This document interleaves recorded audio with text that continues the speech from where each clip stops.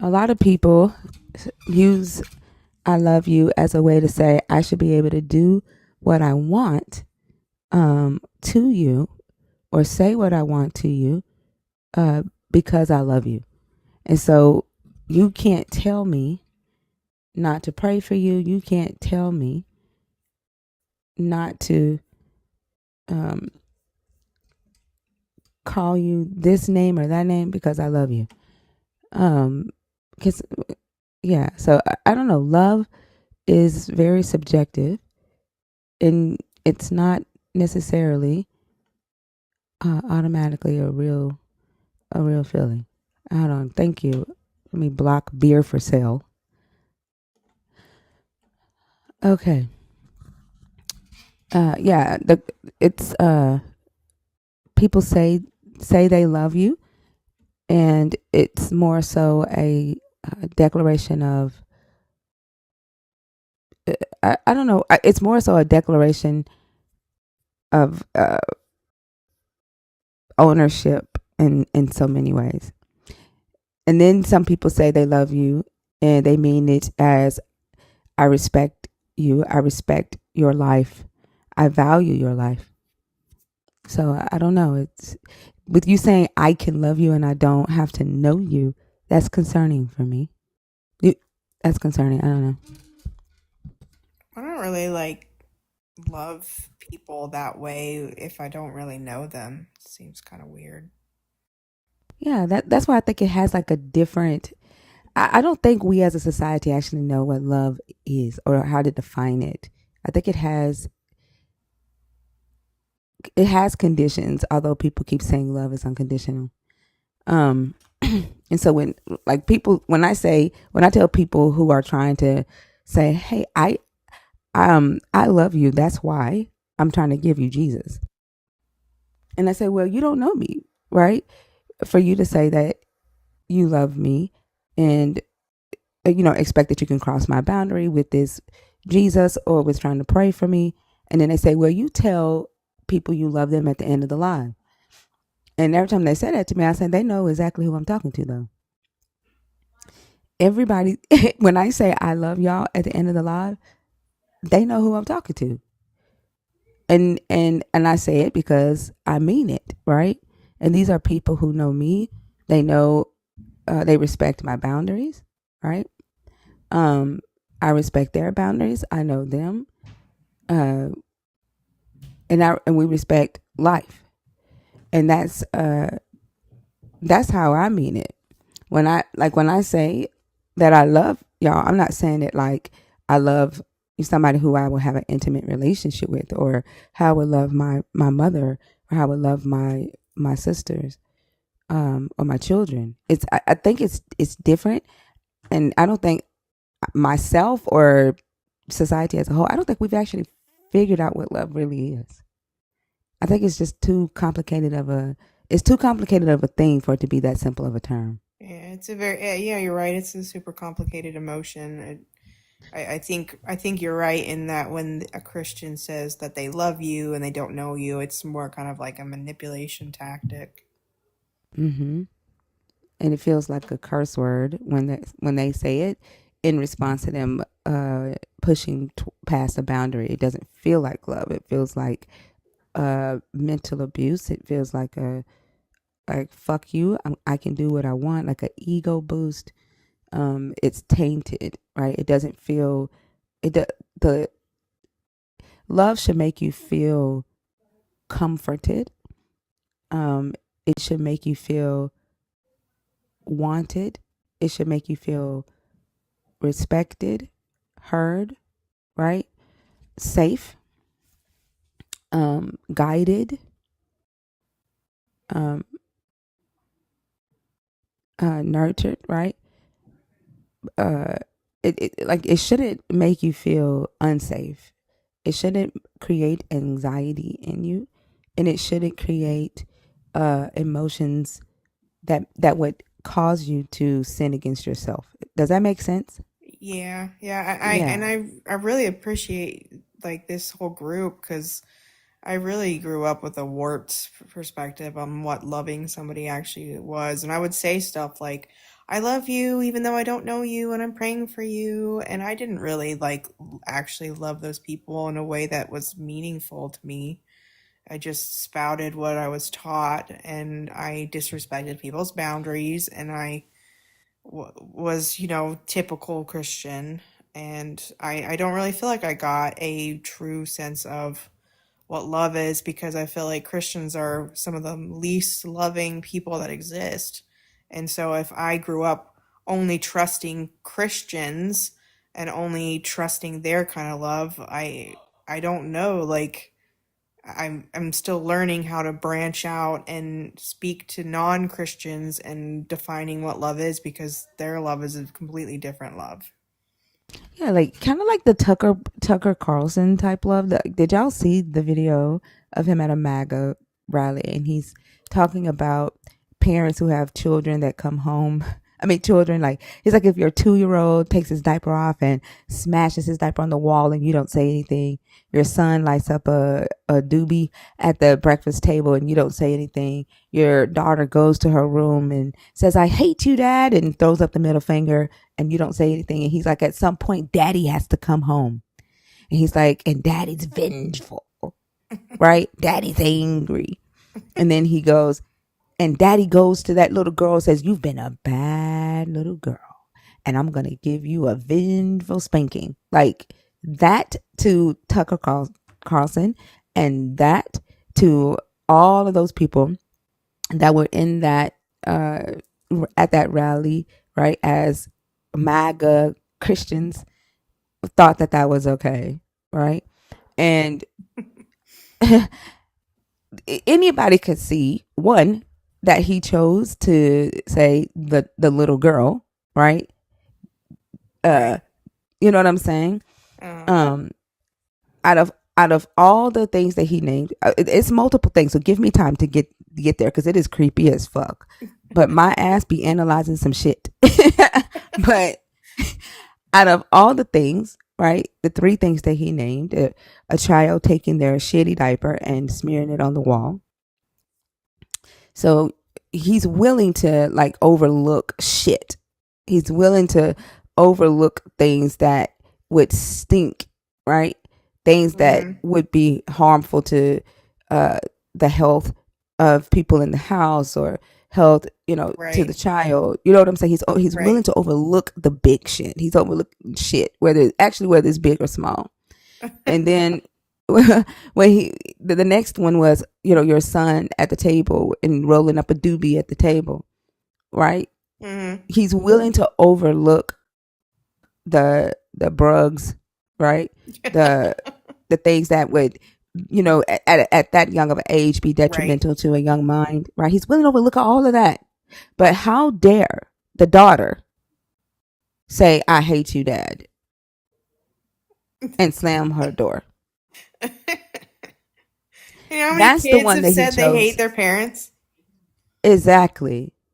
So even in that, oh, she better not use her voice. She better not feel her emotions. She better not say that she don't like me and I'm over her, right? She better not. She better not, right? So And then it's just one ridiculous. second. What? Yeah. Um and then on top of that, she's the one that's getting the vengeful spanking, right? She's the one that's getting beat. And then he says, it's not going to hurt me more than it hurts you. It's going to hurt. It's going to hurt you. Right. And then he's, "Daddy's home. Daddy's home. Daddy's home." That's The whole fantasy of you and your daughter. Right. Whatever fantasy you have about you, I don't know. It sounds sexual. And then it's the misogyny fantasy, the patriarchal fantasy all in one on your daughter, on the female um uh figures in your life, like just breaking it all down, right? And then they call that love. That's what they call love. that's a I very like, warped view. yes, like, ugh. That it just almost feels like sexual, kind of gross. Like I want to like, ugh. that the worst thing was saying she hates her daddy. I think the worst thing was that one that she was a she to him. Yeah, yeah. Oh, I see what you're saying. Yeah, definitely. I mean, I just feel like that's a part of the Give whole me, give me thing just, where give me just a second, Tina. no problem. King Webb, you are more than welcome to come over to TikTok and shut me up. Other than that, typing "shut up" on a YouTube channel, knowing that you can't enforce that, is a waste of time. Javon, can you mute for me?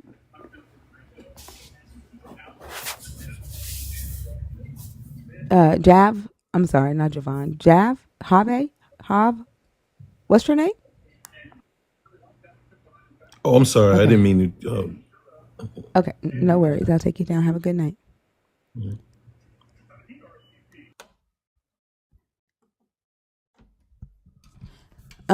Go ahead, Tina. I lost my train of thought. I'm sorry about that. That's okay. I have Uh, I have super ADHD, so my thoughts just disappear out of my head. yeah, I know how that feels. That's how I be as well. Hey, Nelly, Hey, thinker. What's how going are on? you? I'm Not good. I'm good. much. Go ahead. I was saying not much. Just trying to get Freeform Friday started. It always starts off kind of slow to get people to come on stage and join the conversation.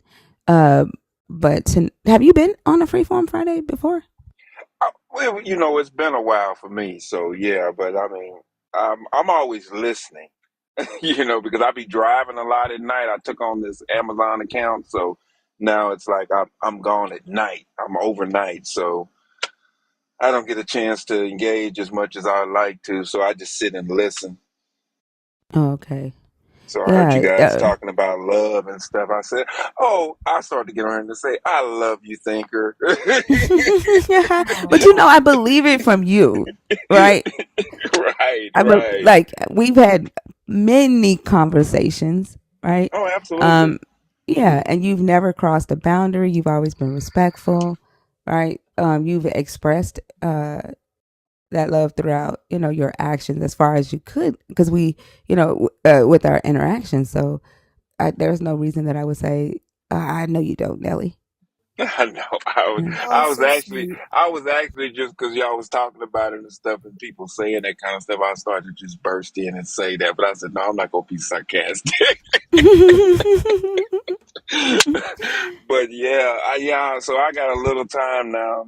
Hopefully we'll get some good conversation going on. I got a couple of hours before I have to pull out of here again. So, but I'll be Awesome. listening. Awesome. Sounds good. So, for those of you in the comments, we have one spot left for a non-believer to join the panel tonight, and then 3 spots for 3 believers. If you want to come up and fill the stage, tonight is Freeform Friday, and it's you all that have the conversations with believers, and believers, you have conversations with other non-believers instead of one-on-ones with me. You get a break from me and my thoughts and my voice. But I do chime in sometimes in order to like trying to help move the conversation forward or regulate. If somebody come here act like they ain't got no damn sense. But if you are a believer in the God of the Christian Bible, if you are deconstructing, there are 3 boxes open on stage for you right now. Hey, But in the everybody. meantime, I really hey like. Mazo, how are Oh, you? sorry. Go ahead. I'm good. Thinker, I got a new Bible. I got myself an NRSV UE. Really? In NRSV what? UE? The Did you say? updated edition? Oh, I thought you There's said we. I thought you said we, so I thought you were being funny. But we. okay, so you're No, gonna no, read this, it? I really have it. No, yeah, let's start from the beginning. No, because when I read in my debates, I like have this King James and I can't get through it. Like I'm like, okay, let's read the verse and I try to go to it and there's too many F's and outs and stuff and I just like stumble through it. And so I got this one that's easier to read and I got some like reading glasses. So I'm ready to go. Awesome. Yeah, I love it. And it's an interesting book to read without the thouists and the doesists. It's an interesting book to read. But okay, so I'm gonna go back just for a second, and I asked Dr. Bowen this question this morning, but y'all, okay, in reading the Macklin Bible that Joshua put in the chat, S used to be F, and I'm trying to figure out how they talked back then that made the S the F and the word. So rivals would have been rivalf. Syria would have been Fyria. Stories would have been fories. Like, why does it? This is why I don't like the English language. I thought it was shaped like that. They said it like that too. I don't know. That's what I'm trying to figure out. Like, if it's shaped like that, and we still say the F sound like f, like, did it have a different sound and they changed the F, the sound? Like, it was like a long F too. Like the way it looked was like taller. yeah. Hold on, let me mute this person. Yeah, so I'm trying to figure out in my head. I'm sorry, did I mute you? Are you there? Okay. Do I need to take you down?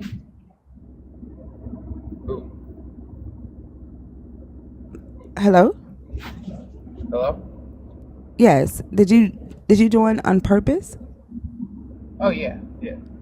Yeah, but if I muted you and you keep unmuting, why is that? Oh, sorry. I apologize. Okay, no worries. I'm gonna mute you and then I'll get to you in just 1 second, okay?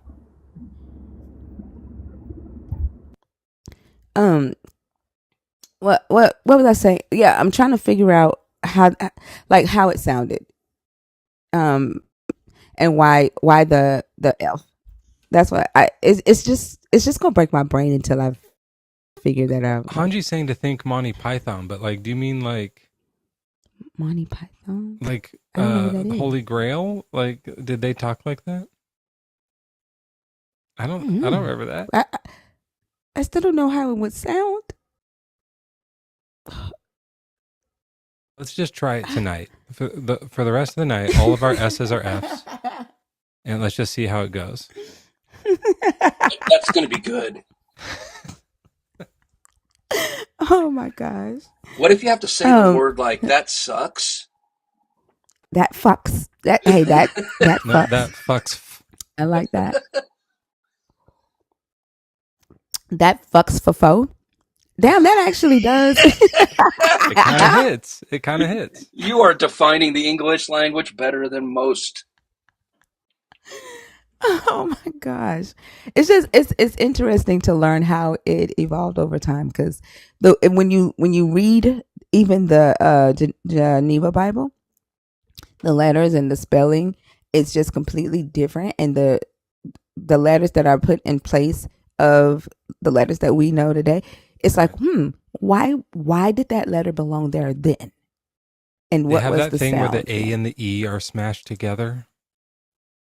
In the Geneva Bible? I haven't seen it yet. No. Okay, maybe that's just in Latin. They do where it's like A and E. Like, that's just ego there. Mashing letters together. Who is Ra? Oh, Tashanga. Yeah, I'm familiar with Tashanga. G-Spot's live. Yeah, I'm familiar with Tashanga. He's been in here before. I don't know, but we'll see. That's something that I'm gonna study. The evolution of the language, and then also when I began to study Hebrew with Dr. Bowen, the evolution of the Hebraic language. He has I put the books in the Discord. Like, he also teaches Akkadian and Sumerian. So just want to see how these languages evolved over time, and that's going to be interesting to learn. Mental health matters. How are you?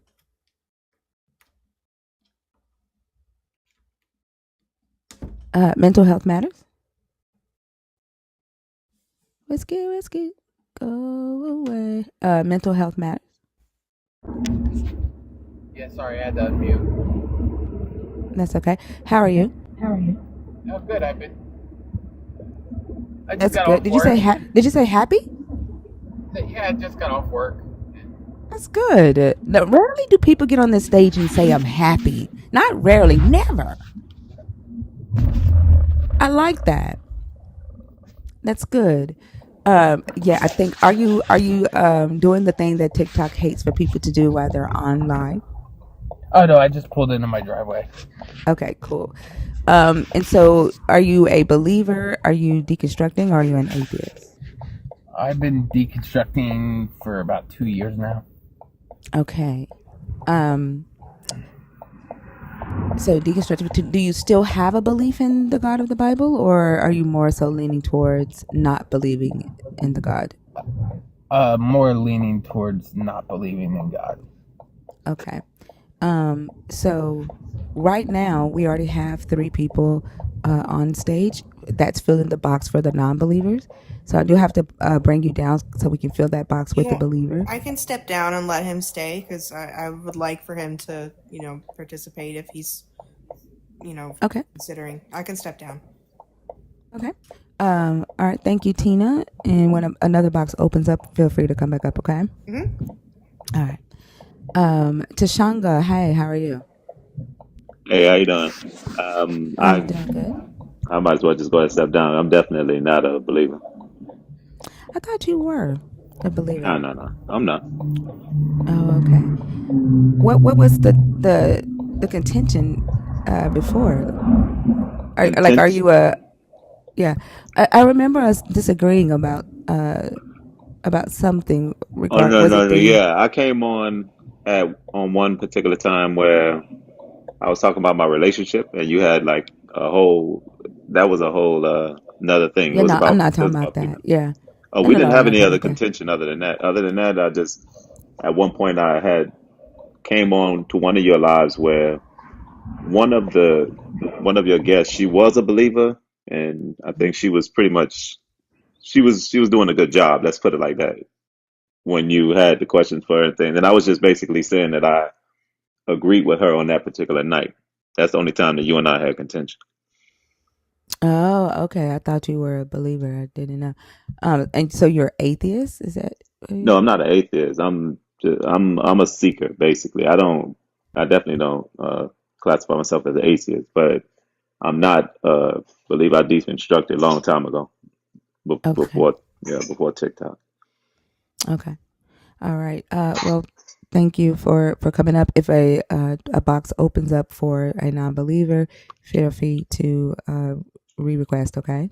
All right, appreciate it. All right. All right. So to the believers, I know y'all are in here. I've already seen y'all telling me to repent. Y'all come in here every night to tell the witch to repent, to tell the Jezebel she's going to hell. Ooh, damn! That sounds like the start of a rap song. Want a beat? I don't think that I can do it in real time. I'm not you, man. So, oh my God. I'm just kidding. Go ahead. Look, I'm not as talented as you, Menzo. Um, but I know y'all are in here, so come on. Yeah, Mezzo can write a song on the spot. Come on up and join the panel. This is the kid that keeps. Is this the kid that keeps joining the panel? No, ma'am. Okay. How old are you?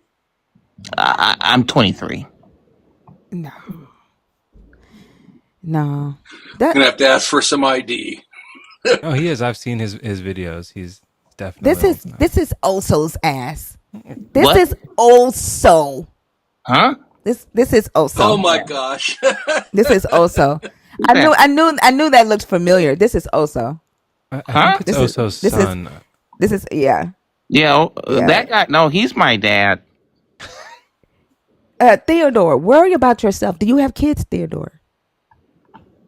Do you have kids, Theodore? Can I If you start my do, phone? Why do I if feel hold like the on, voice you're doing is appropriating my culture? I just want to know what your morality is based on. well then go get you some kids, Theodore, and worry about putting their asses to bed and leave me alone. Okay? I'm sorry. Go ahead. Yeah, what's your morality based on? You talking to Mezzo? Any of you guys, you're toxic to the belief. I mean, I'm starting to lean towards basing mine on the Red Sea Scrolls. I don't know about the rest of Oh, a believer. Thank you. you. Indubitably.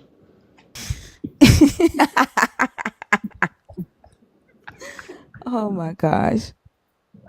Oh, so you have no sense. We need to get I am his pastor in here. He's also been touched by the word.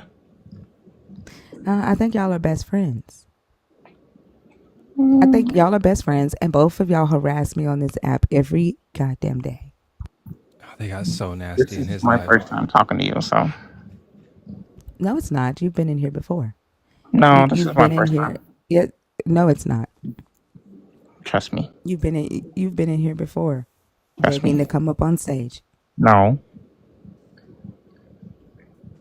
Mm-hmm. Prove it. Yes, you have.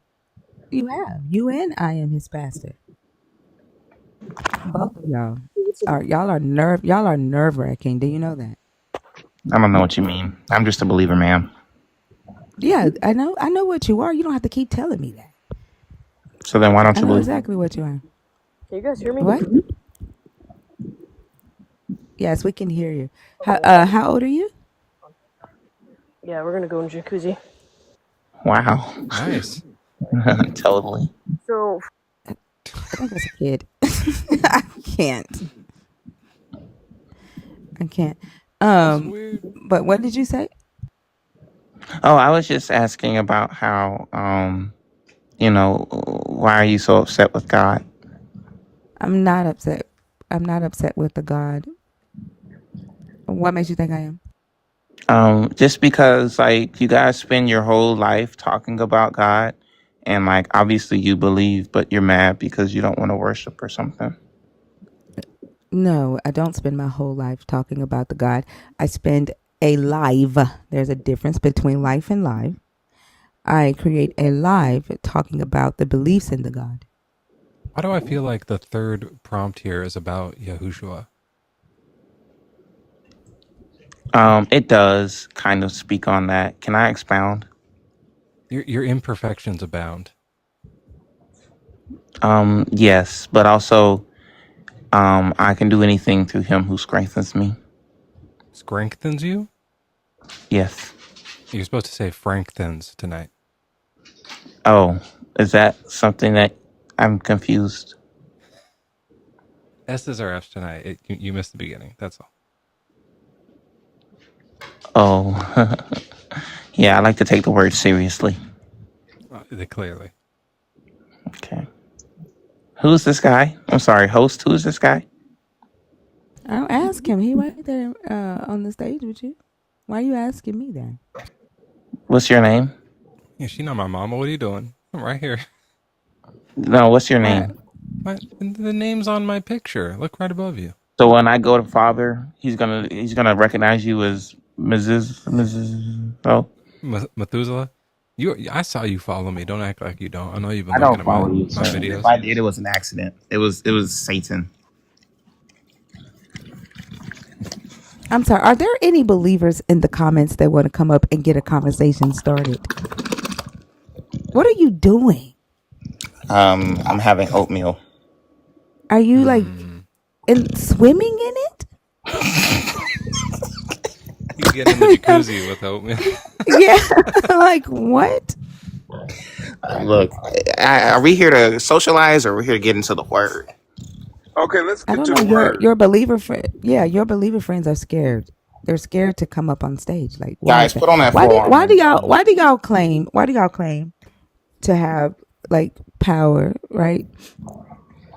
Y'all claim to have so much power, and that it gives you the right to tell other people that they need to repent, and that you have the power, right, to force them to repent or to cast out demons or witches or Jezebels or whatever. But like, a lot of times y'all be scared. Why? The Bible calls for bravery, and that's just being bold in the face of fear.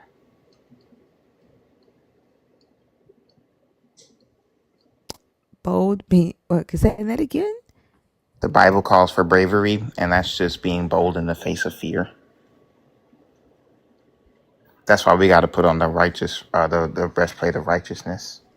Yeah, but if you're really scared, you're not being bold in the face of fear. You're running from it. No, David was afraid of Goliath, and he didn't run. I said you're running. What the hell? You ain't David. Exactly. You don't know that. I'm a Does descendant. that even make any sense what you just said? Okay, say it to me, and then I'll show you how it means. What? You're Exactly. not David. You're not David. You run. I'm You are scared. I'm a son of Hey, David. Y'all are scared of the devil. Like y'all are so scared of Satan. Like Okay, please don't say that name any louder. here is what? Don't say that name any louder. I don't want this. I don't know if you're in cahoots with him or something, but I don't want to summon that. What exactly do you think Satan's going to do to you? His two He's going tongues. to eat me like a lion. hey, Have you thinker. heard? Huh? I'm so sorry to interrupt you. I feel kind of gullible here. Is Yahoo? Is he Oso or is it? I feel kind of gullible because I'm sitting here listening to him, and I don't know if I take this serious or not. I'm the biggest believer you've ever met, sir. Honestly, whether it was Oso or not, like nothing he said has given you any reason to take it seriously. I, I, I, Yeah, I like honestly, Okay. I've heard him talk. I've heard believers talk this seriously about it, but I, I just don't know. I don't know Oso that well to be able to judge he's not. one He's or not. the other. He's not. He's not Oso Dex. Okay, He's not Oso. Yeah, thank you. I'm sorry. I just had to get clarity. Troublemakers. that's okay. Well, I'm Um, thank. Dex, Go ahead. I'm gonna also message you on Discord. So look out for that. But Okay. go ahead.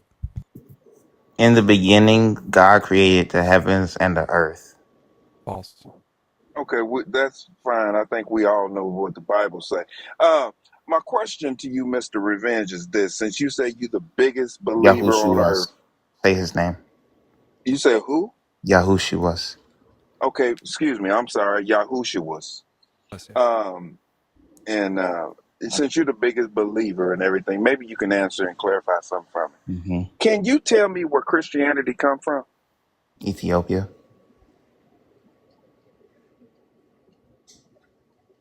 Is that your final answer? Antioch. Is that your final answer? Did he say Uh, Ethiopia? Yes. the Bible. Kind of true. Mess up. I mean, we getting a little lukewarm here. He's. You really don't know, do you? What do you think it says? And give It, me the it, it, context. it's not about thinking. It's not about thinking what it says. I asked you, where did it come from? How did Christianity originate? Jesus. So Are Jesus you was a call? Are you Christian. calling? Are you wait? Are you calling on Jesus for help, or are you saying that it originated from Jesus? His name is used for like curse words and all that stuff. So I'm not sure. Were you calling on him for help at that moment, or Well, was you actually, answering? the letter J wasn't created until after the Romans got a hold of the Bible. His name was actually Yeah. Joshua in the Bible. That's fine. Hold on, Let's not Theodore. deflect. Yeah, hold on, Theodore. You're going to be on Yahushua's team, and then Simone. Are you a believer or a non-believer? I am. Simeon, you are Yes, what? ma'am. I'm a believer. Yes, ma'am. What? Okay. So you're going to be on the team with Yahashua and Theodore. Okay. And Okay. then mental health, Mezzo and Dex are on one team. And then me and Nelly are the host. Okay. And so the only people that Okay. can interrupt or change the course of the conversation is me and Nelly. Okay. But go ahead and go ahead, Nelly, continue. Okay, so I'm asking you, where did Christianity originate from? That's what I'm asking you. You're a Christian, right? Oh, well, technically I'm a believer. Okay, so you're not a Christian though. So it's a difference between a Christian and a believer, right? Kind of, sorta. What? Explain. So, like, Christian Christian was a religion. slur, and Please, That's right. please remember the rules. Don't interrupt when someone else is talking. Okay. yes, ma'am. Go ahead. Go ahead. Yes, Christian was a slur that they used to pick at people, and I don't like that, so I'm a believer. Okay, that's anybody want to help him on his team? Yes, Christian was used as a slur in Antioch. But Christianity, the religion, I believe, was started by Constantine during the Council of Nicaea Did the to bring teachings change everybody under together. did yeah, okay, did the Jesus change under Constantine, or is it the same Jesus? It's the same. During Constantine, he wanted to bring everybody together under one banner. So Yeah, he I know brought that. the believers at that Simeon, time. that's not the Simeon, Yes, that's not the question yes. that I asked, right? What I asked, Okay. is it the same Jesus, right? Or did the Jesus change under Constantine? Jesus never changed. Just okay, so it's the No, same it's the Jesus. So same Jesus. it doesn't really matter. There was the, Right. So it doesn't matter, Simeon, it doesn't matter, right, yeah. if Christianity started under Constantine or if it started with Jesus. It's the same Jesus, same stories, same message, right? What does it matter what y'all fighting about, what y'all call yourselves? It has changed because Constantine, he didn't just take the word. He took the word and he took heathen customs and then he mixed it together because he wanted the So it people to come together under one so it's banner. okay, so it's not the same Jesus then and not the same It message. has Am I nothing to do understanding with you? not the same Hey, Jesus. Theodore, don't interrupt when I'm talking, okay? All right. Thank you. So it's not the same Jesus, not the same message then, Simeon. What do you mean by not the same Jesus, not the same message? Because you Like the said white Jesus? Constantine changed the under and used his customs, his Constantine, message. So if you no. allow me to speak, if you listen, this is how conversations work, and then you will understand what I'm asking. I won't have to keep repeating myself, and the conversation can move forward. Right? If you allow me to speak and then you speak, even exchange. Okay? You said that Constantine changed the customs, like he added his customs and changed the message. So either, and then before that, you said it's the same Jesus. So, and the same message. So you're saying two different things. Either when Constantine started Christianity, it was the same Jesus, same stories, same message. So nothing changed. Or you're saying, oh, it's different because when Constantine got the stories, he changed Jesus, he changed the stories, he changed the messages. So it's two different things. Which is it? My turn to speak now?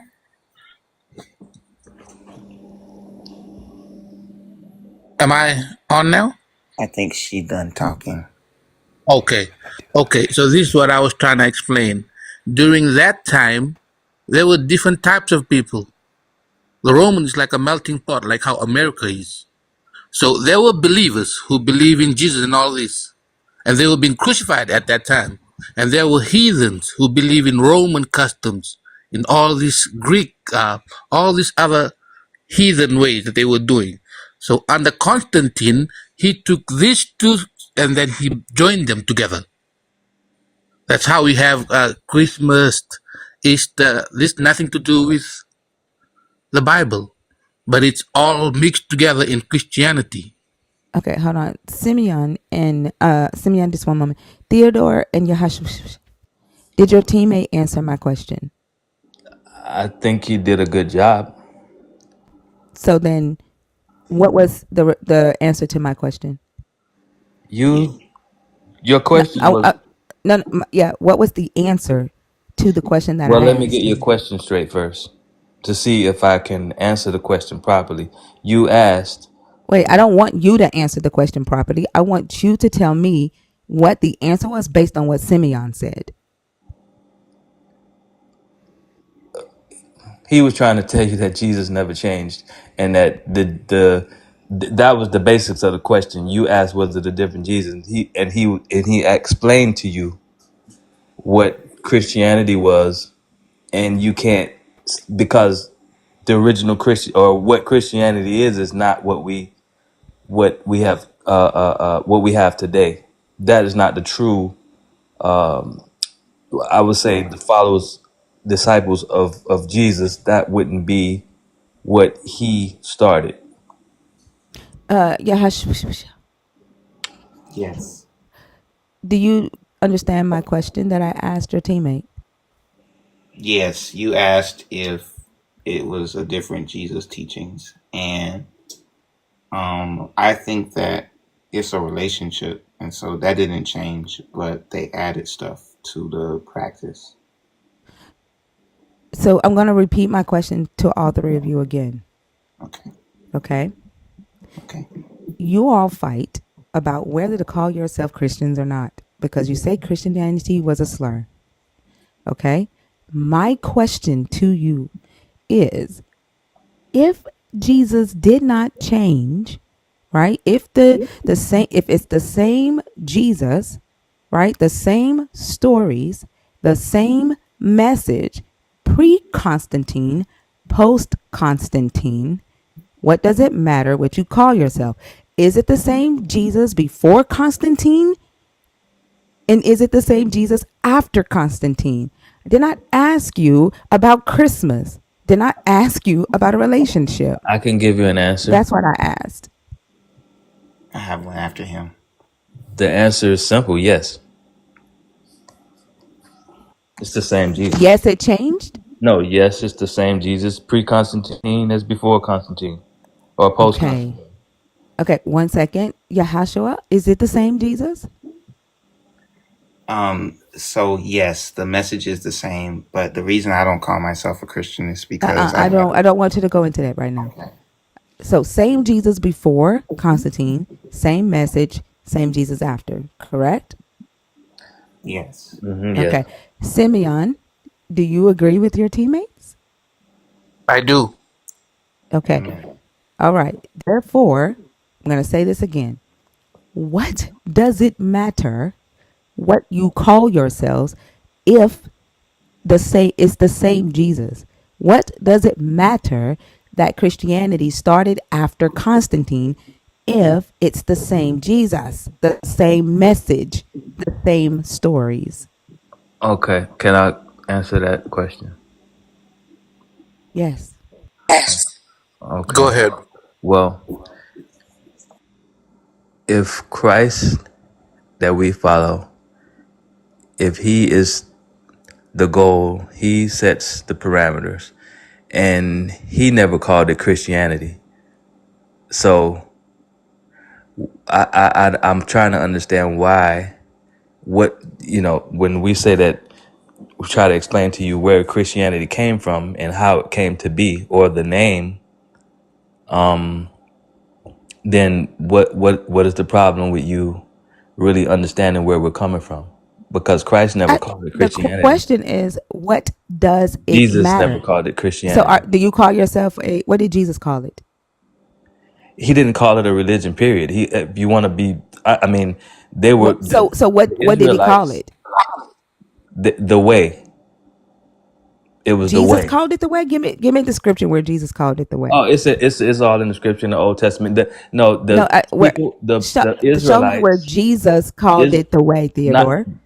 He said, "I am the way, the truth, and the life." And when he said that I am the So way, the truth, and the hold on. life, He's saying that he is the way. yes, Where he is did the way. Jesus say his teachings, Theodore? Where Yes. did Jesus call his followers and his teachings the way? That's what I'm I asking you didn't say for. Jesus called them that, but they were called in the Old Testament the people of the way. What you call Israelites, which is an ethnicity, they were called people of the way. So what I'm trying to explain to you is that it was no religion. They were followers of the way. The way Theodore, was the way of Christ. listen. I Okay. understand, right? I understand that. The Okay. question that I have for you, right, Yes. Yes. is today, right? You all fight about what you call yourselves, and you say it's because Jesus never called himself a Christian. Jesus never called his disciples a Christian. Jesus never called his disciples anything, right? But by their names, right? He never addressed them and said, "We are the way. We are the right, the wayans." Never, Well, he right? did say he was the way, and he was talking about he was the way to the Father. But that doesn't mean that he was calling his disciples the way. No, I didn't say that's what he called them. Exactly. So what we're talking about is what you call yourself, what you identify as yourself, and Well, this belief. there is no. Can I ask something, Okay. Theodore? Sure. When do you think? And Wayne's is crazy. Just to be clear, that is crazy. When do you think like the word Christians did come about? Was that not until Constantine, like the year was like 500 or something? Yeah, I mean the guy explained to you like down in Antioch when it was basically a slur. It was Can I take you to a scripture real quick though? sure. I'm in First Peter, and I don't know shit about the Bible, so if I'm wrong, someone please correct me. But I'm looking at First Peter, chapter 4:15, and I got my new Bible here, 15 and 16. But let none of you suffer as a murderer, a thief, a criminal, or even as a mischief maker. Yet, if any of you suffers as a Christian, do not consider it a disgrace, but glorify God because you bear this name. Sounds to me like Peter is saying, call yourself a damn Christian and respect it. I don't believe in Peter's doctrine. I mean Paul's doctrine. You don't like the New Testament. That's fair. Isn't Jesus in the New Testament? I'm okay with Jesus. It's just I don't think Paul had his best interest. Yahushua liked the Old Testament, the What was that pre-old. again? Master, what scripture was that? Did you pull? First Peter verse or chapter 4:16. It's page 1040. And look, like I Okay, said, I that don't know the page. Bible that well, so if someone knows it better, like this verse, look, I know I invented the term Sadakmak. This verse destroys it. It says, "Do not do that. Call yourself a Christian. Bear the name to glorify God." Okay, so it says that, but in the Great Commission, he doesn't say go and make more Christians. He said go and make more believers, right? He says disciples. No, I think when he was saying that, because they were calling them that and they were mocking them as that. So he's saying, okay, if that's what they are calling you, naming you that you are this, so be it. Turn the other cheek. That's what he's saying. Yeah. So So be that, so do but it. follow the way, follow Christ. Yeah, Well, because hold on, hold it on. was a We mock. have a problem. They were calling him that. We have a problem. And then I'm gonna tell you, we have a problem because I have a problem. The problem I'm having is this, and I want to make sure I pronounce that right. Did you say Yeshua? Yahushua. Y'all, okay. I have a problem with words, man. So please forgive me. I'm not trying to make fun of your name or anything. Okay. Turn the other cheek. The problem I'm having is that it sounds like to me that you are picking and choosing what parts of the Bible to believe and what parts not to believe. Now, as a believer, you're supposed to believe the Bible in its entirety. Am I right or wrong about that? What are you Right. supposed to believe? What people call you? That's what we're supposed to believe. No, that's not what I said. Well, you're talking about the. You just said out of your own mouth that you don't believe in Peter's teaching, but Peter is in the Bible. So you're So is picking and Satan. choosing. Well, I heard him say Paul, but either way. Oh, Peter, Paul, Mark, Luke, John, whatever, it That doesn't matter.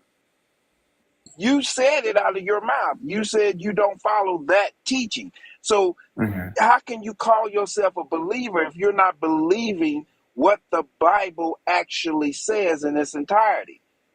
If you don't believe in it in the entirety of the Bible, then that means you're picking and choosing what to believe. Just like I said, isn't Jesus in the New Testament? Oh, I'm okay with Jesus. I just don't like so and so. Okay, well, That's whoever said allegory. that, I disagree with him. I believe the whole Bible. Oh, Theodore, Yes, I'm Theodore. I like believe that the part whole from Bible. Peter is, yeah, we believe in the whole Bible, everything.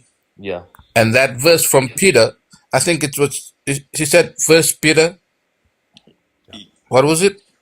4, chapter 4, 4. Yeah. 4:16. 14. 16. 4:16. Chapter 4, verse 16. Yeah. See, because let me read it from 14, okay? It says, If ye be reproached for the name of Christ, happy are ye, for the spirit of for the spirit of glory and of God resteth upon you. On their part he is evil spoken of, but on your part he is glorified. But let none of you suffer as a murderer or a thief, or as an evildoer, or as a busybody in other men's matters. Yet, if any man suffer as a Christian, let him not be ashamed, but let him glorify God on his behalf. Like, basically what they're saying is, because people were mocking them for following Christ, so so be it. If they mock them, let them mock them. That's what it's saying. I That's the agree. context of it. Can I say something? Can I say a scripture? Can we look at Go ahead, Matthew sir. 13:10?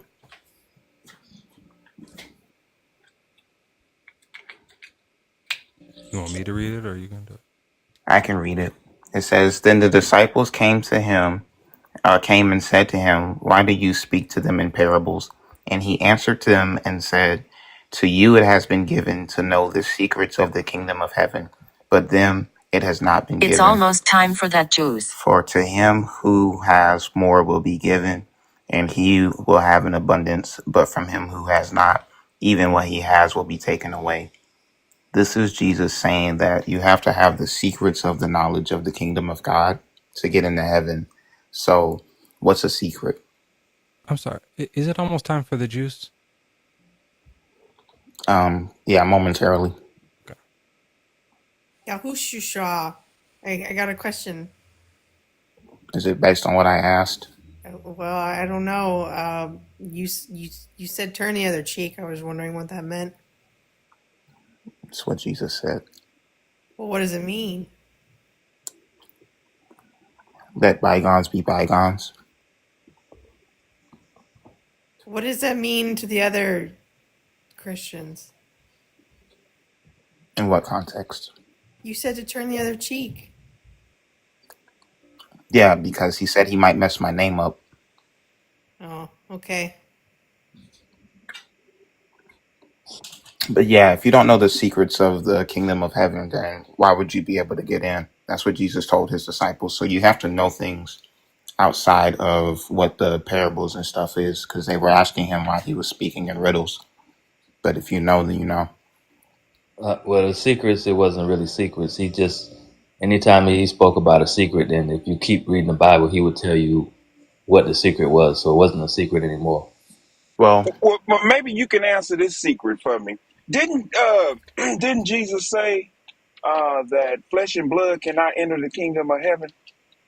mm-hmm. Yes. Okay, so I mean, how did Jesus get there?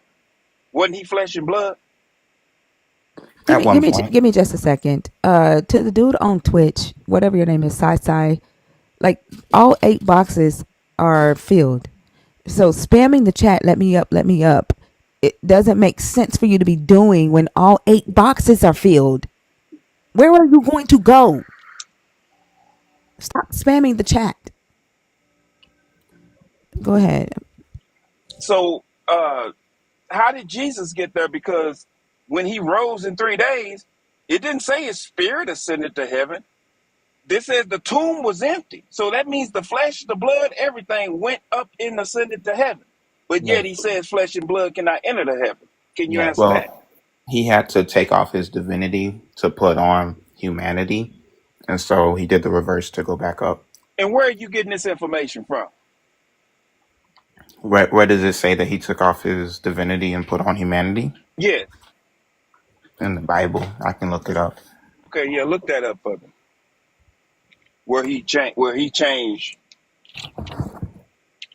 Well, when he changed, he had a resurrected body when he came from the grave. So he had a different.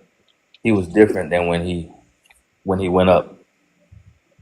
A resurrection Okay. body is different from the body that we presently live in. Okay. Listen to what I'm saying. Jesus hung on a cross, right? Right. He bled on the cross, right? Right. He unalived on the cross, correct? Yes. And they took his body and put it in a tomb. And 3 days later, angels come and remove the stone and all of that. He walks out of the tomb. He does some other little things in between time, but then he ascends to heaven. How did he do that in flesh and blood? So it's in Philippians chapter 2. Okay, read it. But he emptied himself, taking the form of a servant, being born in the likeness of men. And being found in human form, he humbled himself and became obedient unto death, even death on a cross. Therefore God has highly exalted him and bestowed on him the name which is above every name. That does not say his body changed. It says that he had to change out of godness to turn into humanness. So you have to do the reverse to get back. He had to change out of godness into what? Humanness. And then, does it say he changed back? This was talking about how he came down. Exactly. How he came down once he got here. Once he got here, he was a human. He was flesh and blood. He bleed, he hurt, all of that. Right? But at the same time, he was 100% God. Man, y'all making up stuff. You're making up stuff. That's what it says. No, that's not what it says. It tells you how he got here. It doesn't tell you how he got back up there.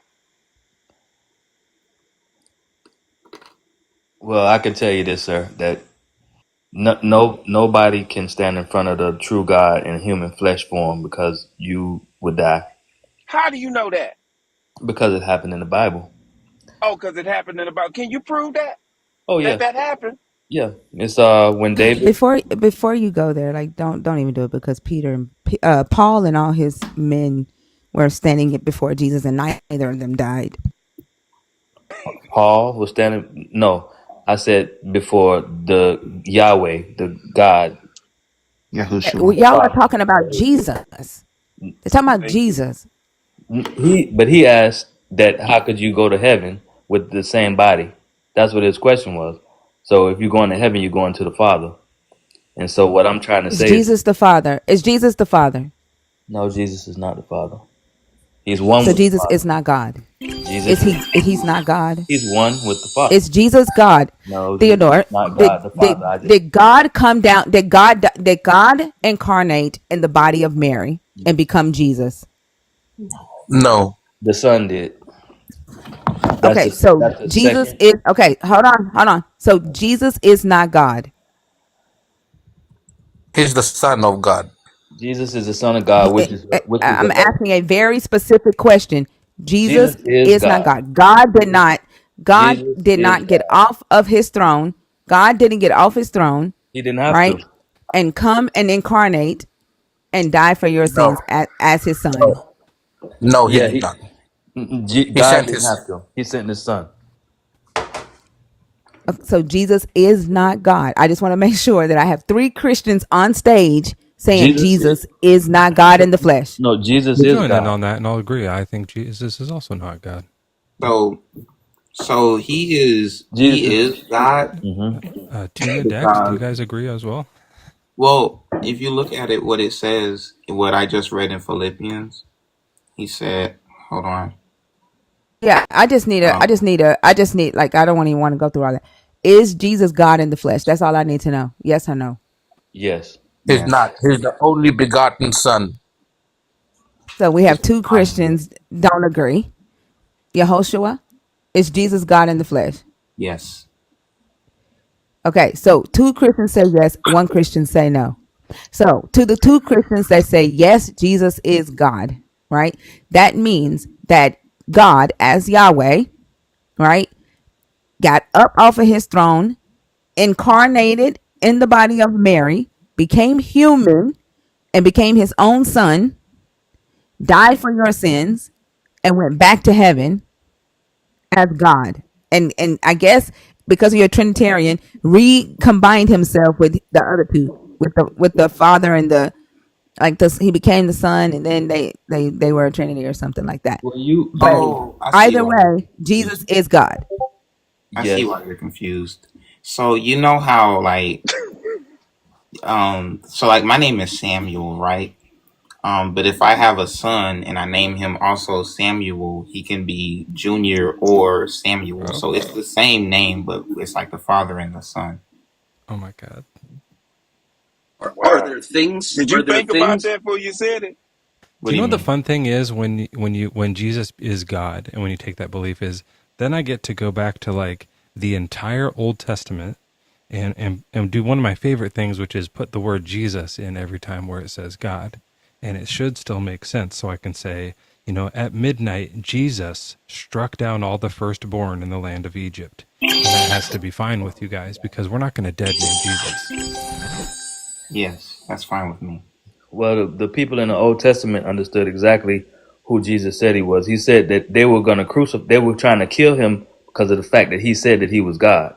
Can Right. we Okay, just one more okay, stop time right in the there. Old Hold on, Testament? hold on. Stop, Let me hold just on, hold correct that. on, He didn't say that hold he was on, God. hold on. He said that Stop, he was the Son of God. stop. That's all. Listen. Oh my fucking God. Okay, what I'm trying to figure out is when you say that nobody can stand before God, right? Hmm. And then you go, oh, I'm talking about Yahweh. Either Jesus is Yahweh, right? Like Mezzo just said, it was it was Jesus, right? Who freed them from captivity. If Jesus is God, it's the same, right? So when Paul stood before the light, this big bright light, right, and went blind to mimic Moses' face shining when he was up on the mountaintop, right? Hmm. Okay. That's So crazy. Paul stood before Jesus and did not die, and so did the men who was with him. Moses talked to God and didn't die. Abraham sat down, Abraham fed him and sat with him and walked with him and didn't die. No, Abraham didn't sit down and talk to him. He I said saw. walked with him. Abraham fed him. Abraham stood there with him while they ate and then took a walk with him, talked about That Sodom doesn't and mean Gomorrah. You mean when they ate when they okay, that was the angel of the Lord that you speak of? It angel was of God. God. It was God It is the angel of God. came down. Simeon, I'm going to remove you if you keep interrupting. Don't I, forget I the can rules bring the of the live. scriptures up. Don't for Simeon. Okay. The fruit of the spirit, brother. Yeah, I'm very neurodivergent. Please. All I'm trying to do is clarify where y'all's understanding is on this. You correct. Abraham, I'm just trying to clarify the point that nobody can stand in front of him and live. Yeah, These people did. yeah, but he was in the flesh then. Remember, he transformed. Angels have transformative abilities. So, but I'm talking about the God that sits on the far north on the throne. You can't approach him in human flesh and blood. That's what I'm saying. Can I But read a relevant verse for didn't that? Moses sit face to face with God and talk to him as a friend in No, Exodus? he remember he told Moses to go under the bush and turn his back. He sent a No, no, sheep. no, no, no, no, no. In Exodus, it said Moses would talk to God face to face as one would with a friend. And then there's also in Exodus a group of many of the elders came up and dined with God. They all saw him, 70 some In the Old of You the are Testament. mixing. elders. In the Old Testament. Yeah, I in have a New Exodus. I Testament think verse here, if I could just. Dax, it was Abraham that God saw as a friend, not Moses. Right, and he still didn't speak to him face to face. He, Right. he that was talked a to Oh, both of person. them face to He didn't face. Yeah. speak to them face to Face to face. face, it doesn't matter. It's not who it is. Face to face, He as a did. friend, he said He you didn't couldn't do speak to that. them face to face. He Absolutely, it didn't did. speak to anyone face to face. The only person that To spoke to him Moses, face to face Moses was asked Adam, to the see first him. man. Adam spoke to him face to face. He walked with him in the cool of the garden, in the cool of the day. That was Yeah. the only one. And after Right.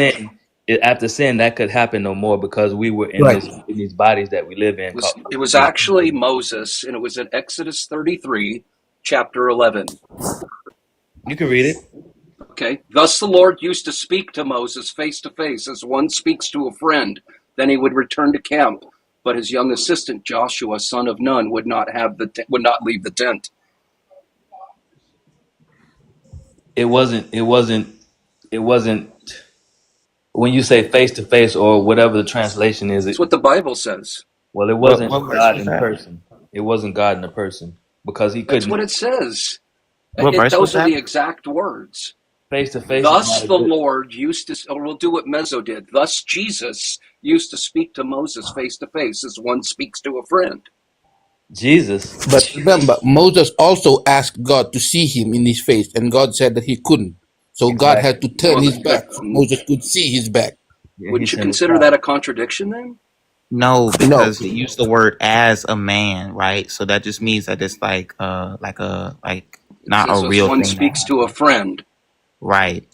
Like it's like you know how like when you FaceTime or something, it's like you're speaking face to face as you would do with a friend. little little FaceTime with God. It's a euphemism that just meant that they were close. Ah, what about the elders that went and dined with him? All the elders that dined with God and Moses. I never read that. Yeah, where's Okay, it's that? in Exodus 24, verse 9. Okay, Then Moses and Aaron, Nadab and Abihu, and 70 of the elders of Israel went up, and they saw the God of Israel. Under his feet there was something like a pavement of sapphire stone, like the very heaven for clearness. God did not lay his hand on the chief men of the Israelites. They beheld God, and they ate and drank. what So Bible is the that? Hebrew word is Elohim there, and it could mean like rulers or judges or angels or divine ones. So I don't know if that necessarily means that. Who's the God of Israel? Yahweh or Just Okay. Elohim or the And they Father? saw the God of Israel. in the Old Testament, they were referred to as the Elohim. So Was that otherwise, it Exodus would say 24? Yahweh. 24. 24 verse 9. It was in chapter 24 of Exodus, verse 9. Right. So it would have said Yahweh because it says Yahweh in the Old Testament when it's referring directly to God. It says God. Yes, but what I'm saying is the Hebrew it says Elohim, which could be other deities aside from God, Who do you like think that angels. the elders and Moses and Aaron were talking to?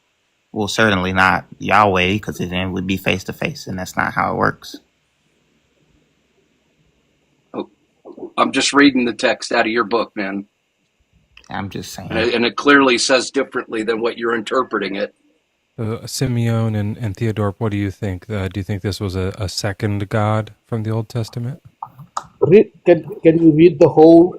Yeah, I would have to hear it again because I don't have my Bible in front of me. But Read the whole thing. I can read the whole verse if you Send wish. me what Bible are you reading from? I'm reading from From the NRSV, updated edition.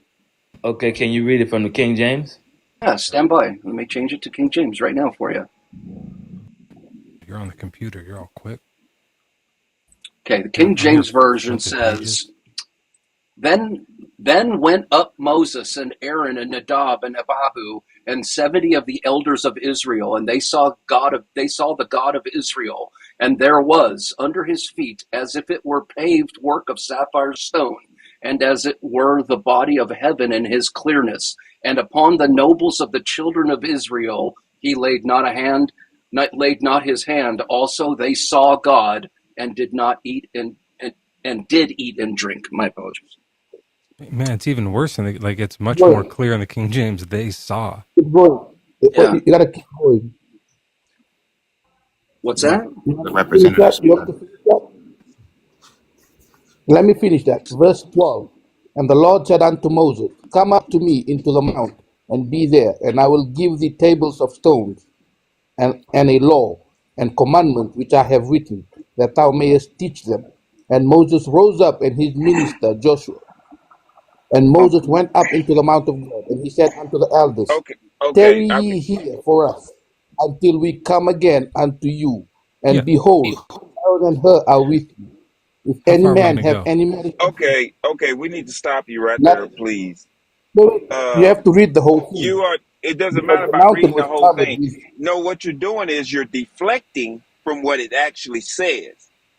Well, you have to read the whole thing so you can understand Okay, it. it doesn't matter. Did it say they saw God or not? Did it say No, that? listen. Okay, let me read it to you.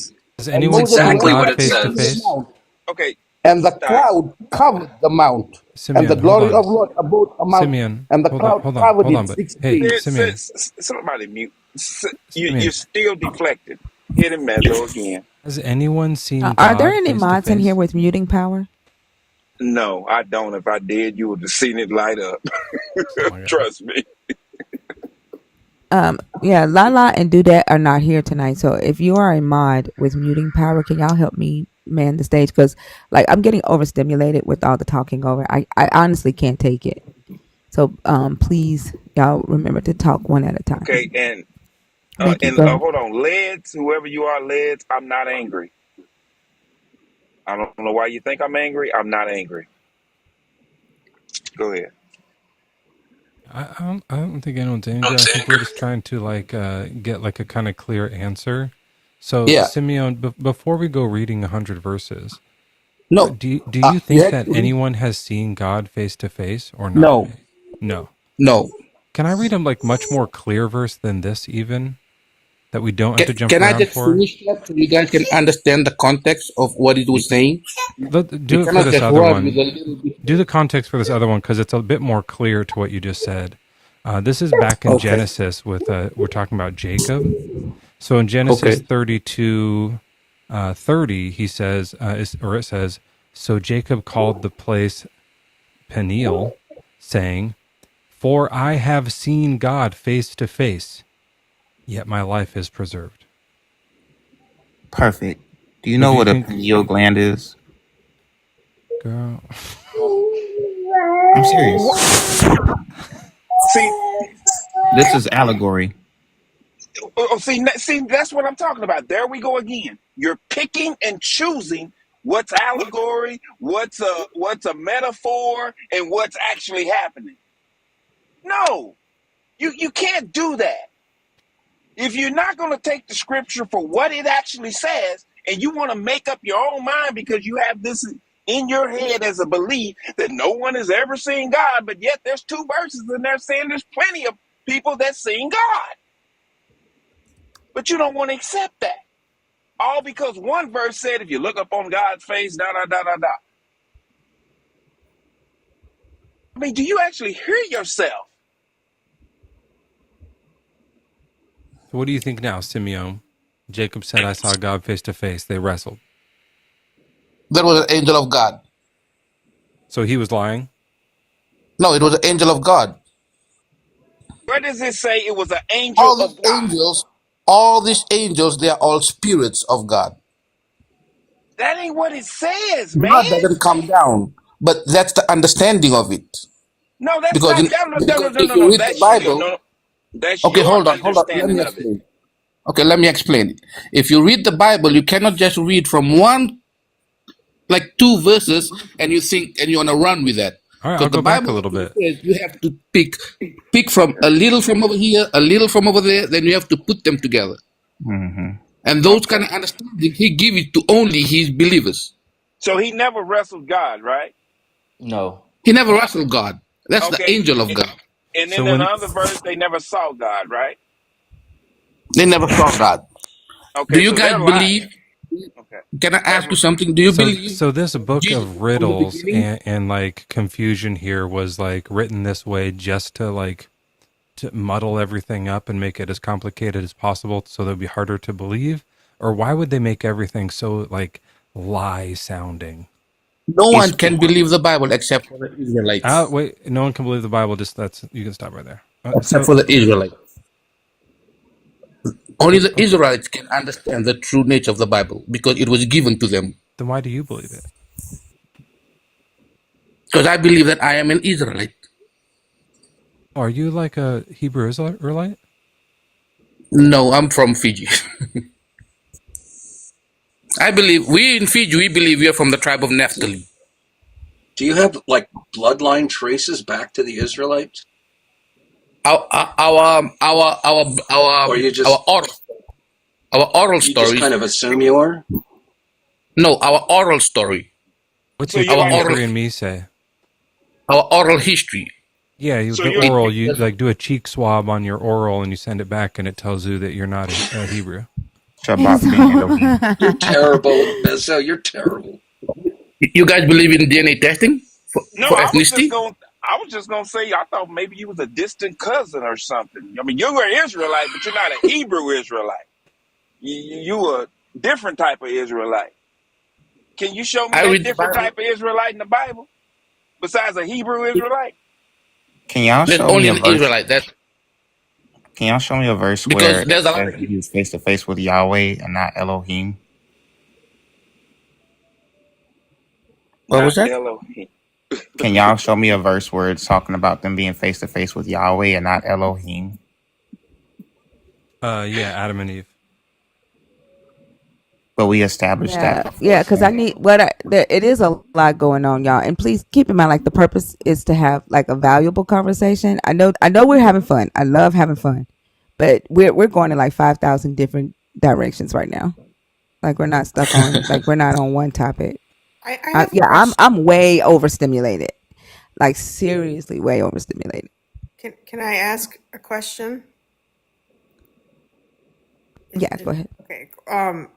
I don't remember who said it, but someone said that in like regards to the Bible that you have to pick and choose different verses and different locations and put them together and have some sort of Christ-like God knowledge to coordinate all these verses together. Why is it that way? Why isn't it not just like written out in plain text for us to understand? And why do you have the ability to interpret which verses to plug together next to each other? Well, can I speak on it? Yes, go ahead. Well, I think that I believe the gentleman name is Simeon, but he was trying to tell you that the Bible was written to a people, which were the Israelite people. So at the time, they wouldn't have had all these misunderstandings about what it was saying about face to face and thus and so, because it was written to them, and they knew certain things that I guess from we're in the Western Hemisphere, we have a Western mindset when we read the Bible a lot of times. So we we don't get into deeper understandings of what it's saying, or maybe what the translation is saying, or even if you know certain things about the Bible, you can kind of dispel other things that it looks like it's saying. Like we having this instance about face to face, but for example, when King David, one of his men, when they had the Ark of the Covenant, that was where God would the Most High God, he was living in the Ark of the Covenant at the time. He was right there. All of him, all of everything of him was right there in the Ark of the Covenant. And the people had him there with him day and night. The Israelites, when they were free from Egypt and whatnot. So anyway, the Ark of the Covenant stayed with the Israelites even when they went to Israel. David had the Ark of the Covenant, and they lost it to the Philistines. And Hold on, Theodore. I just want to make sure I understand okay. Tina's question is what gives you the authority to decide what scriptures go with what scriptures? Am I right, Tina? Yeah, that was one of my questions. Are we talking about the Ark, No, the no. I'm not covenant, and saying all that that? what scriptures go. What I'm saying is that if one thing is true, then it's not going to contradict with another thing. So this, and I was trying to explain that the Israelites didn't have that issue back in the times. We're the ones with the Western mindset that have a lot of these issues that we're speaking of, and so I was trying to help clarify. Like he was saying, like if I was trying to say that nobody can speak to God in human form or see God in human form because we're he's pure and we're impure with sin in our Okay, you're mortal still body. not answering my question. Okay. Can I jump in? What is your Uh, question? yeah, Oh, go like ahead. the question is, what Mm-hmm. gives you Theodore, Mm-hmm. you the Yes. right to decide what scriptures go with what scriptures? That's her question. Like y'all are That's what talking about the Ark of the Covenant. I'm You really not talking Theodore. about the Ark of the Covenant. I was trying to explain to you that one of David's men died when he touched the Ark of the Covenant. And the reason why he died was because he was in human flesh and he had touched where God was. Theodore, we asking about you. You. Did What that not answer gives the question? you the So, right? sometimes I do this and it helps. Like, let's just recap the Q&A. The Q was, what gives you this special understanding to be able to tell Which like is what also parts of the the Bible Israelite. are real or not? Sorry, one second there. And the answer was someone touched the Ark of the Covenant and died because they were flesh. Does that sound like that answers the question at all when you hear them next to each other? Can I answer that Well, question? well, I was just talking about when we were talking about Give me someone just a to see God second. face to face, Sync. right? That's where it One moment. came from. One moment. One moment. Sync. One thing. You're not going to be able to join no matter how long you wait. You're down there screaming that no one will let you up because you're more knowledgeable than the people on the panel. Yet your ass can't read. It literally says 21 and up. You are 20 years old. You will never get on this panel until you turn 21, and even then, it still ain't a guarantee. So stop spamming my chat. Go ahead. And I told you, like, you keep doing it, I'm going to block you. Go ahead, Theodore. I'm sorry. No problem. Yeah, I was just only speaking about that part when he was saying no one could see him face to face, and I was just trying to clarify why or one instance that that happened, that death came about. So we can't see him in our mortal bodies. So that's why I'm talking. So if you understand that, and then when you come to a scripture that says you've seen him face to face, either it was an angel of God or Are you somebody. answering my question? I'm sorry. I'm sorry. Well, Is this an answer? well. What is your question? Because I answered one You question. said the question many times. You saying that what gives me a Is it special because I'm a interpretation? woman? Do we No, need to no, have a no, man to no, no, no, no, ask this no, no. question? It has nothing to do with woman or man. No gender or nothing. I just want to understand what you're saying or asking. It's been asked me several times. You want Okay, me to one. repeat Can you it? one more time? Okay, so what gives you the right to decide what parts of the Bible are relevant to each other and what passages need to be cut and paste together in order for them to make sense? All right. My answer to you would be the Bible doesn't contradict itself. So if there seems to be a contradiction, then I have to look at it again to see where I made the mistake, or whoever else made the If mistake. you saw contradictions, would you then start rethinking about the verses? I do all the time.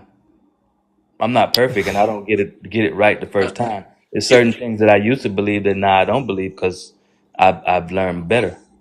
if It just if sounded like he said the Bible doesn't contradict itself, and then Dex said, "If you saw some, what would happen?" He said, "I'd see them all the time." So Yeah, like it but sounds like it does no, contradict itself quite a lot. well, sometimes it can be a translation. So we will have to understand etymologies and certain things. I mean, everybody doesn't study. Some people just read, and some people don't really try to understand. I have a question. A question. Can Does I answer the does lady's question? can you be quiet for a minute, please? Thank you, sir.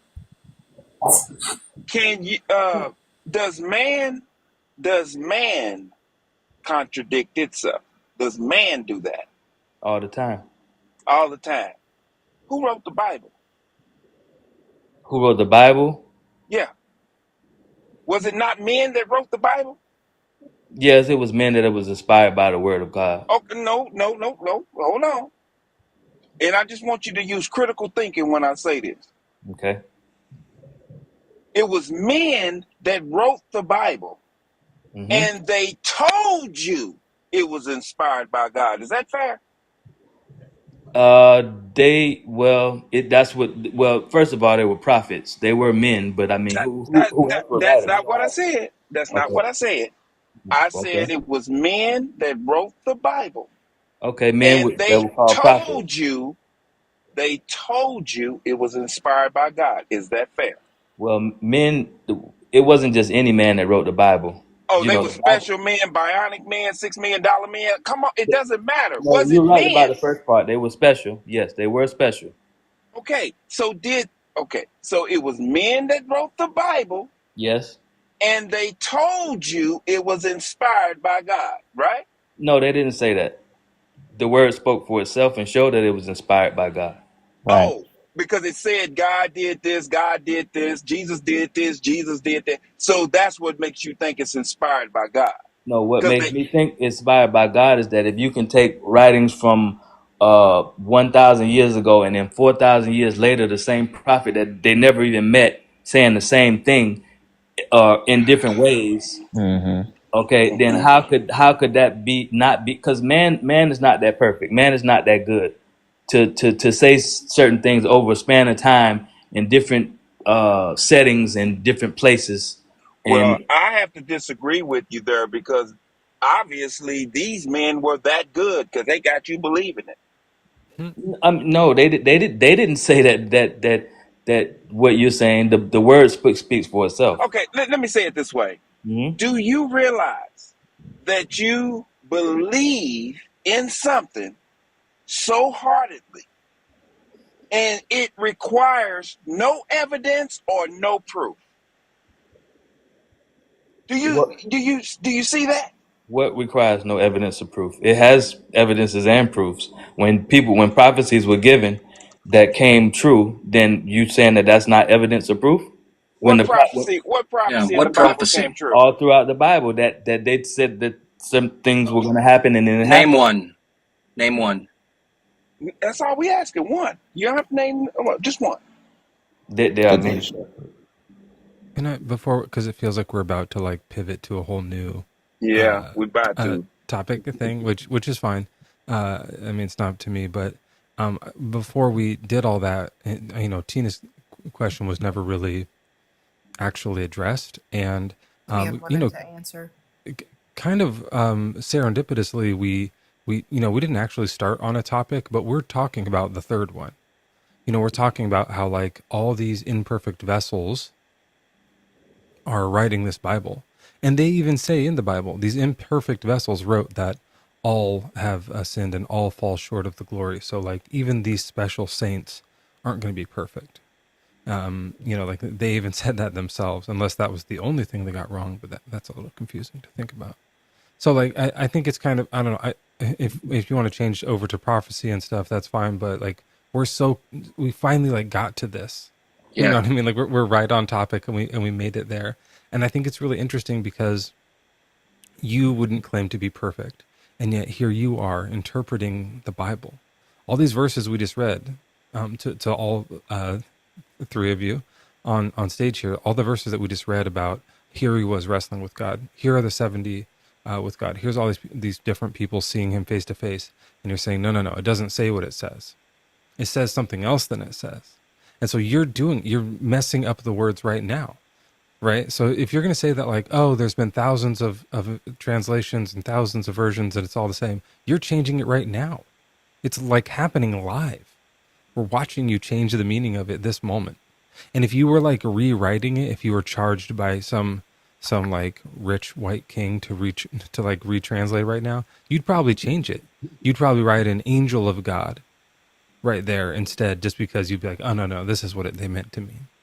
Like you're doing it right now. Of course, it changed over the years. And if you have all these That's a these great contra, point, I'm Mago. sorry.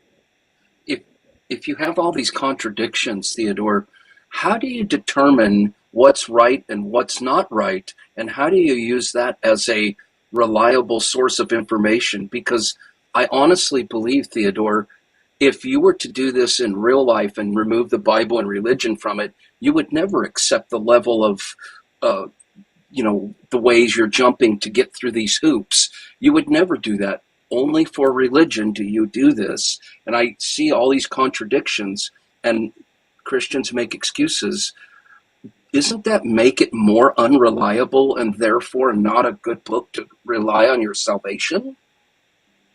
If you study it out, I'm pretty sure you would get a better understanding. That's why they have um, other books and that you can go to and get definitions out Are, of. are, are you saying I haven't read or No, studied? no, no. I'm not saying. I'm just talking in general. We're in a Bible study. Look at the screen. Like this is it. We're doing it right now. Yeah, yeah. You know what But, I mean? but but just like a dictionary, if we were reading a book and you came across a word and you read the word and you said it and you pronounced it correctly, but you didn't know what it meant, so you I have know exactly what dictionary these or a words mean. thesaurus or or an extra biblical source to see what the word meant. You didn't just do that No, about I these didn't do that, verses. You didn't do it. And so Tina's but that's what question I do. stands. That's what Why I were do. you able to, like, what kind of gave you this special insight to change the words of the Old Testament just now? It's not changing the words. That's what I'm telling you.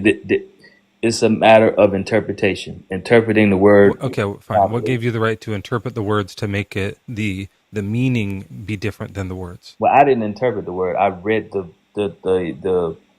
what the meanings of the words or the That's a phrases. straight up lie. We read the words to you and then you changed the meaning.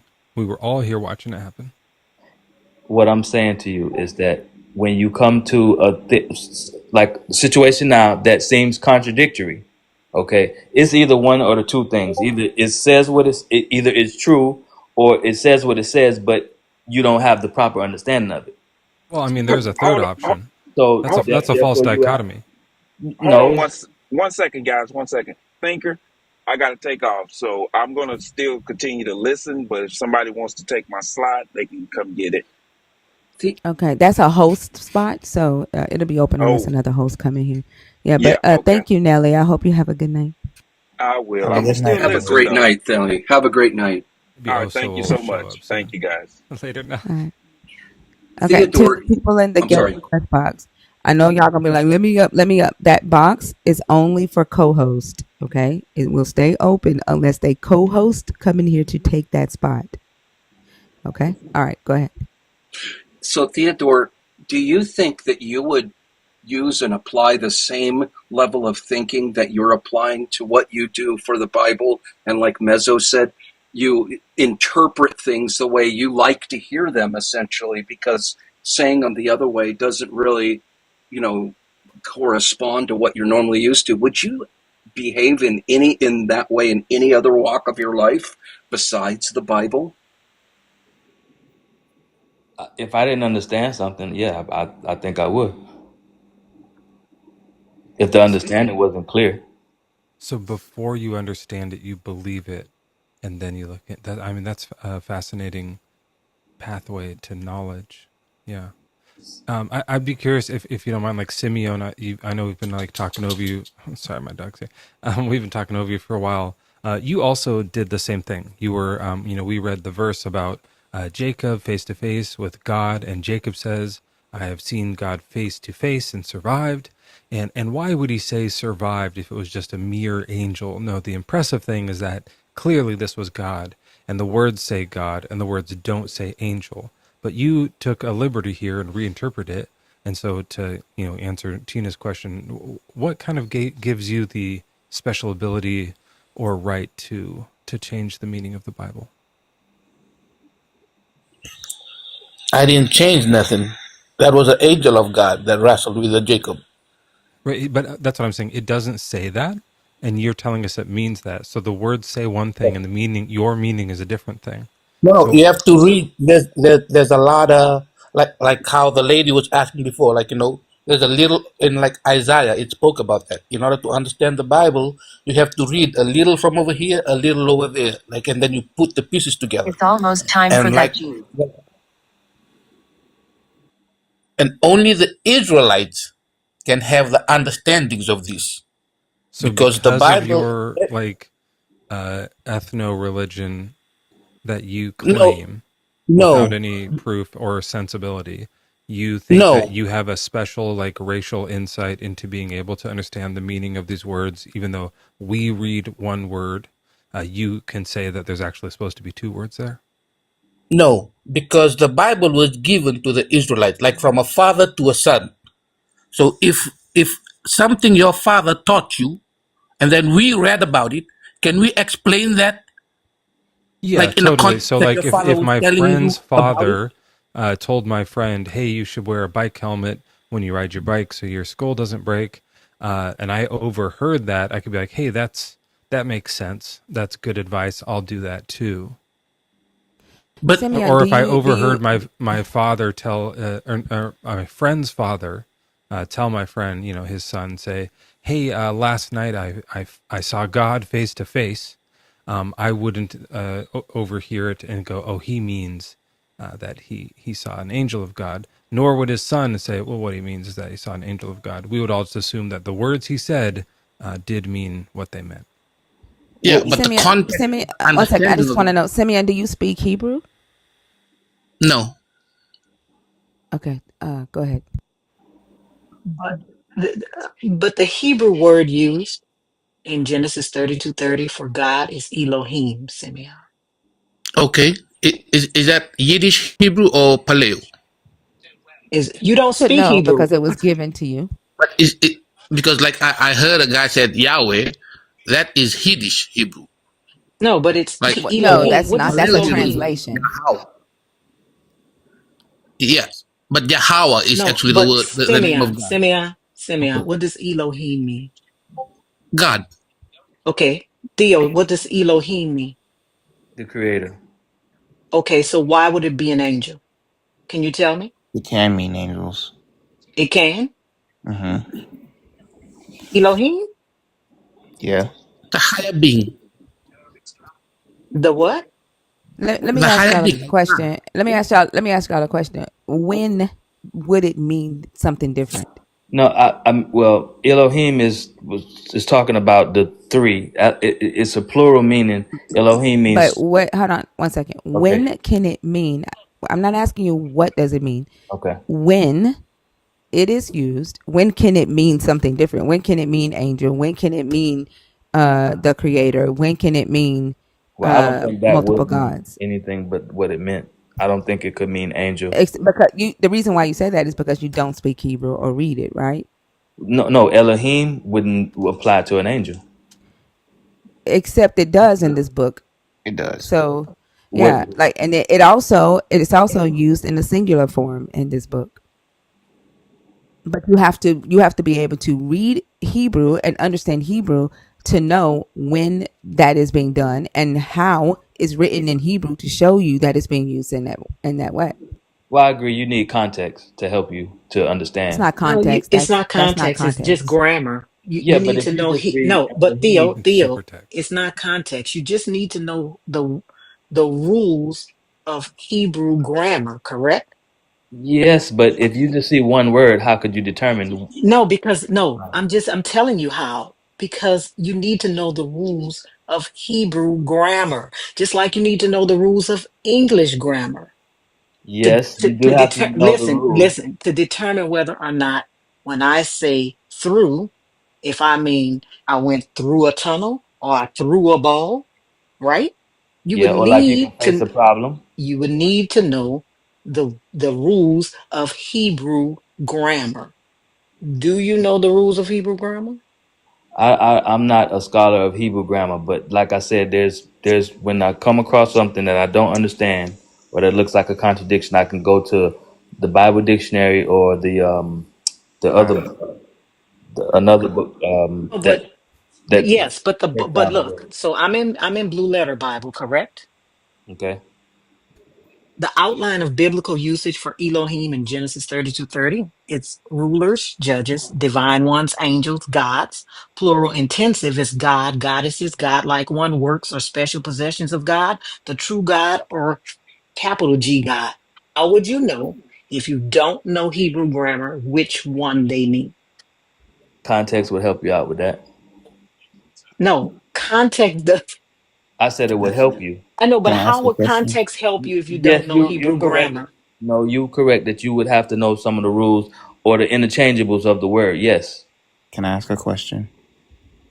Yeah. If it says in the Bible that no man can see God's face and live, and y'all read other stuff where it says they saw Elohim, would that not be the context to say that it wasn't God, but it was the angels or a spirit of God? It's still a false dichotomy. Like that's what he was saying before. Is like, well, if you find a contradiction, it means that it means something else. It has to, or you just don't understand it. But like, there's a third option. It's just not true. Like none of this stuff So happened. when it says trust in the Lord with all your heart and do not rely on your own insight, aren't you relying on your own insight? Or are you asking God? Do you think God would tell us that it wasn't him? He told me. When? When you read it,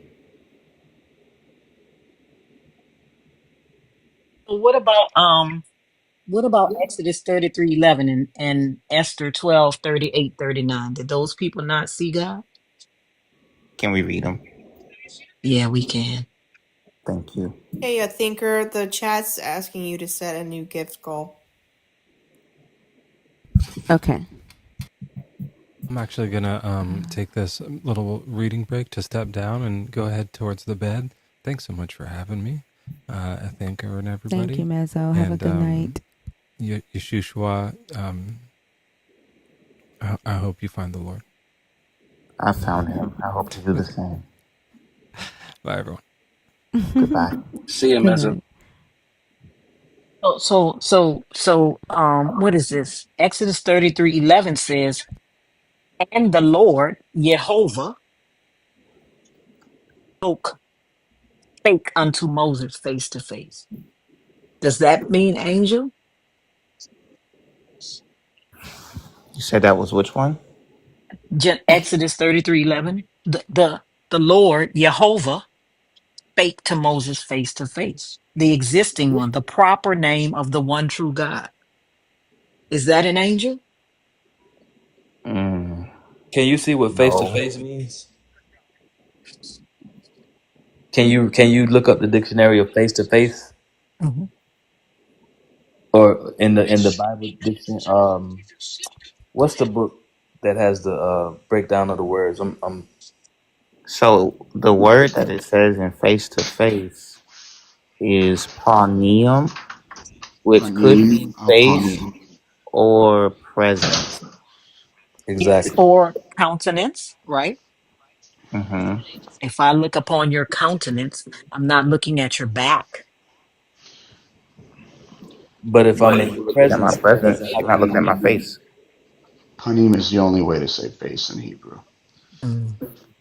Presence is not doesn't have to be physical face.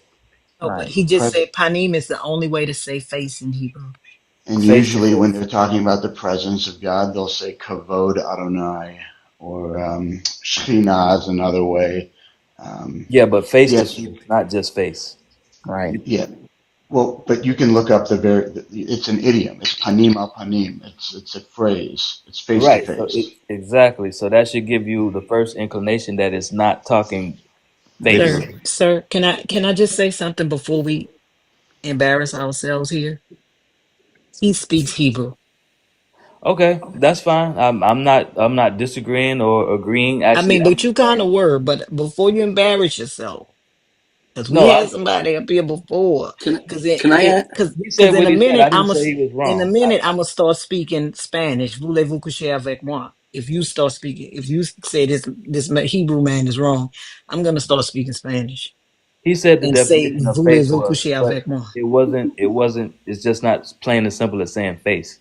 No, it Like he is. said, He's telling you it is though. The man no, that he didn't. speaks He Can to I just said read it you. was that an passage idiom. again?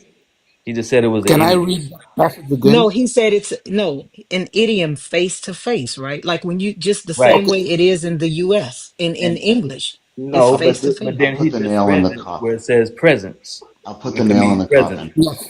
Just If like you you Yes, just that's the Please, told hey, me. hey, present. hey, hey, please do not talk all at the same time. Please, the Okay. only person up here that can interject is Lords. Okay, please remember that. Thank you. Yeah. if you read the last three verses of Deuteronomy, maybe the last four, you will see that it says that never again did a prophet arise over Israel who spoke face to face with God. It's like the last line. Like, I mean, I hate to break it to you, that's just like, it's panim al panim. It's a phrase that's used.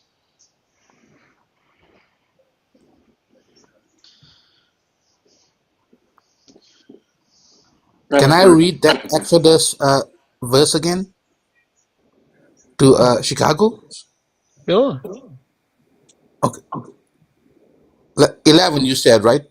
And the Lord spake unto Moses face to face, as a Yes. man speaketh unto his friend, and he Yes. turned again into the camp. Okay, Yes. let me just read the whole thing to you, okay? Yes. But his servant Joshua, the son of Nun, a young man, departed not out of the tabernacle. And Moses said unto the Lord, See, thou sayest unto me, Bring up these people, and thou hast not let me know whom thou wilt send with me. Yet thou hast said, I know thee by name, and thou hast also found grace in my sight. Now therefore, I pray thee, if I have found grace in thy sight, shew me now thy way, that I may know thee, that I may find grace in thy sight, and consider that this nation is thy people. And he said, My presence shall go with thee, and I will give thee the rest. And he said unto him, If thy presence go not with me, carry us not up hence. Simeon, can I ask you a Yes. question? Do you Yes. think that changes the meaning of the word face to face? I am so confused. But okay, I let me am just read. you speak you are you're from Fiji? Yes. Do you guys have a local language that's not English? We speak English in Fiji. Okay, Yes, we so have local you languages also. okay.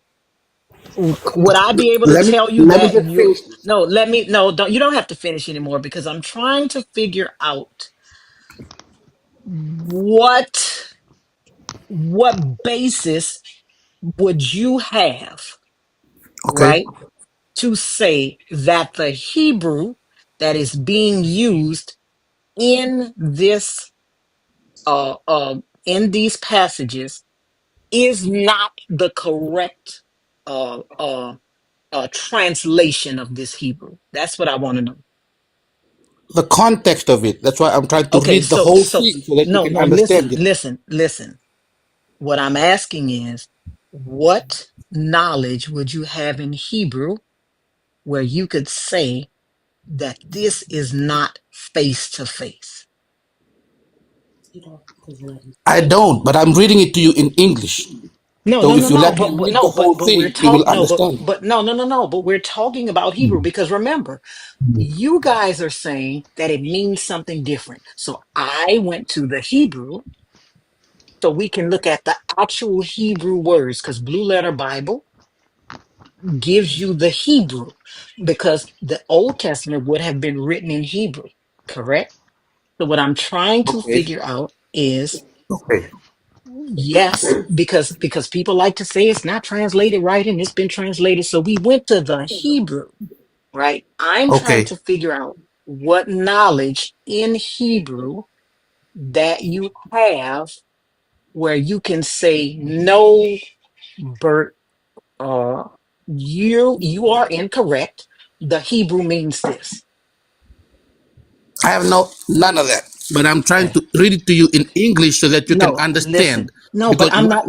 Listen. can you let me We talk? listen. No, because we don't agree on the on the English. That's why I went to the Hebrew. right? Okay, then You let me don't talk. agree because initially you said it was an angel, and then when I read where it said Jehovah, Theo had to then go back and say, well, it can't be an angel if it says Jehovah, right? But now you're saying it's something else, and I'm trying to figure out what is your background for you to say no. This guy that speaks Hebrew is wrong, and I am right. And I didn't say I want nothing to about comment. speaking Hebrew or anything. I All know I'm trying to do is explain because you're to you. not paying attention to what I'm saying. You I'm, don't get my point at all. no, what I'm saying is you took a snippet of the conversation that God was having with Moses, like that face to face, and then you ran with No, that. but it Let me means tell you face. the whole conversation No, but sir, it so that you can means understand face it. to Simeon, face. Simeon, you're focused on Okay, interpretation and she's focused on translation. Two different things. It was okay. written in Hebrew. Stop talking while I'm talking. It was written in Hebrew. If someone writes something in Spanish, you have to translate it to English. We're not talking about your interpretation. Do you understand that? Yes. I Then want let me Okay. just say, with that Simeon. same No, chapter let where Bert he said speak. he Let spoke Bert Simeon. speak, and to then Simeon. you can face, speak. and he I said want at the to. bottom, Simeon. "Thou No, cannot Simeon, see my let face." Bert speak, and then you can speak. I'm also neurodivergent with ADHD, and it takes. I'm like with all my power, not trying to talk over people, so I apologize.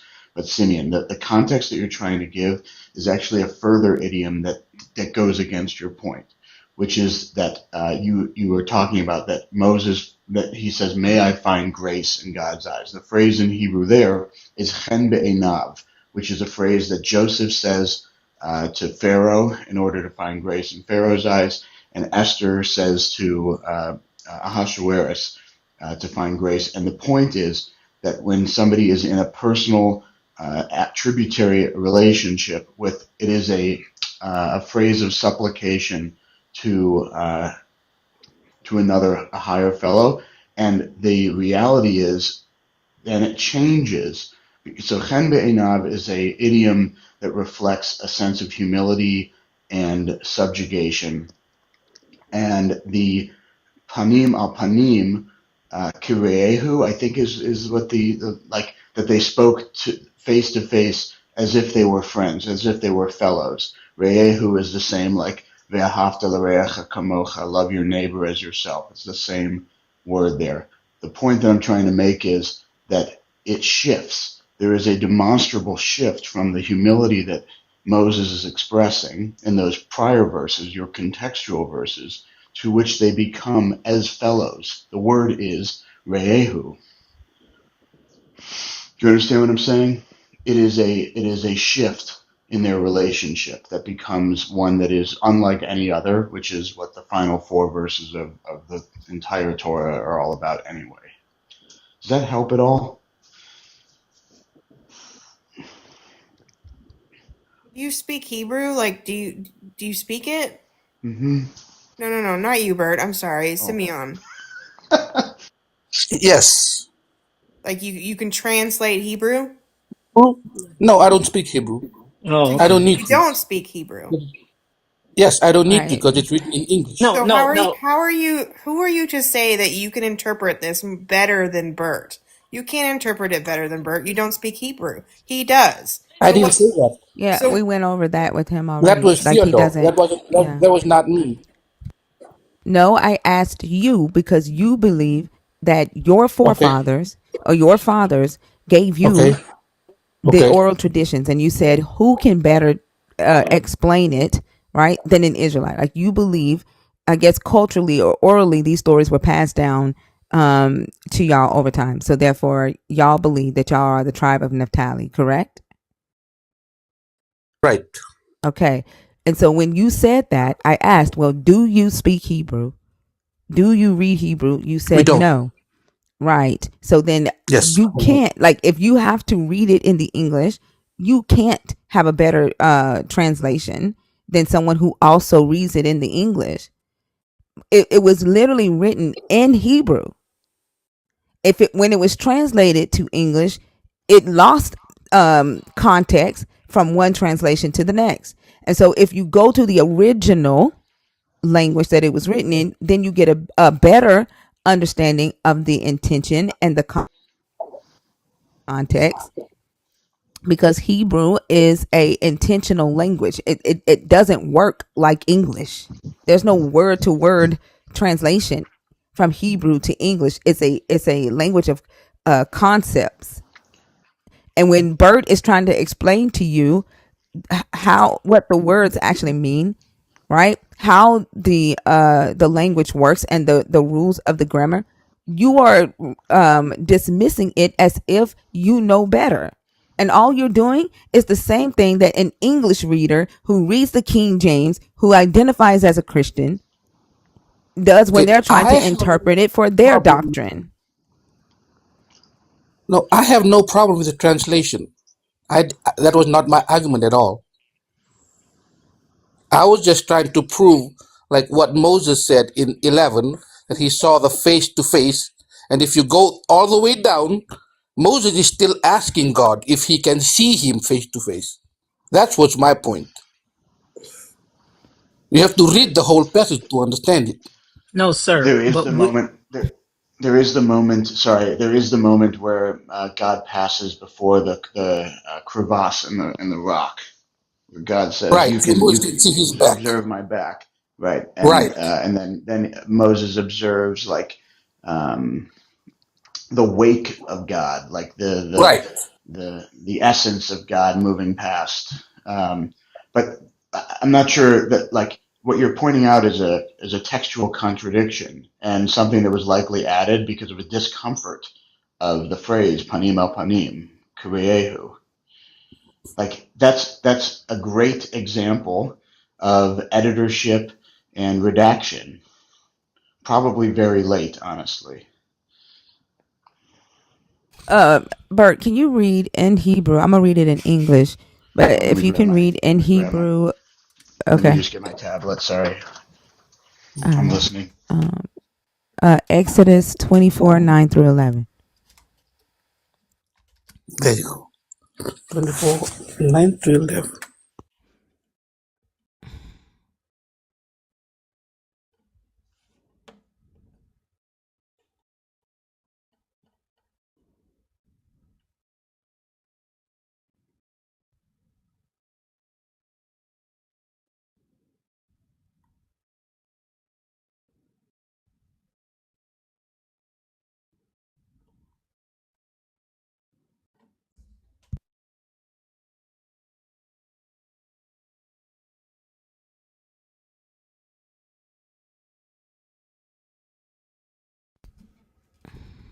It's Exodus 24:9-11. For those in the comments asking. Just 1 second. Okay.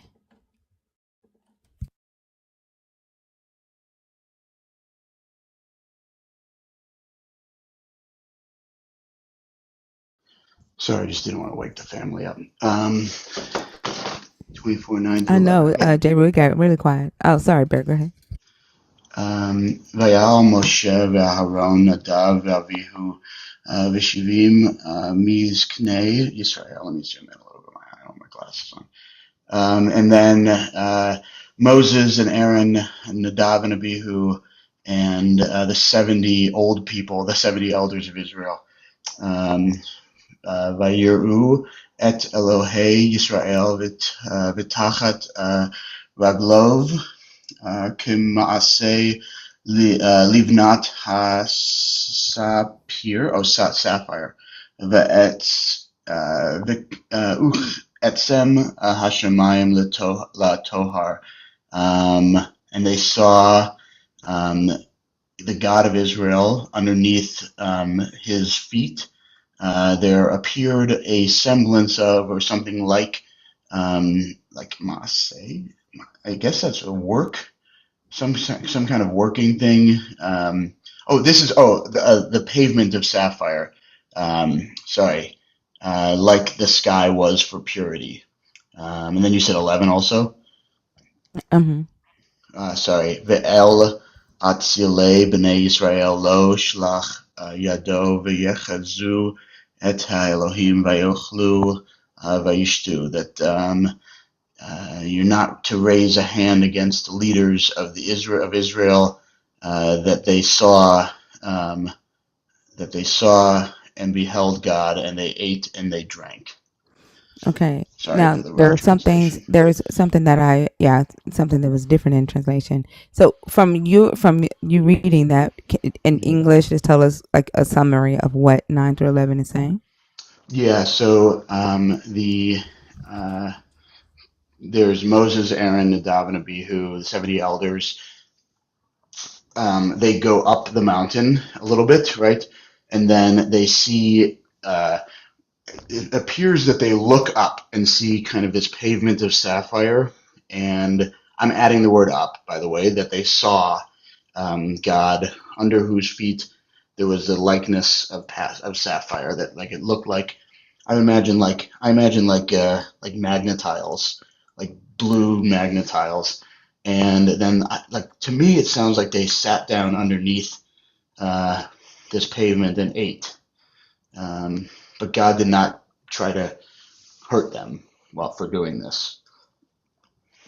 I mean, Okay, it kind of thank feels you. like a little bit of it's a theophany is what you call it. Yeah. Okay.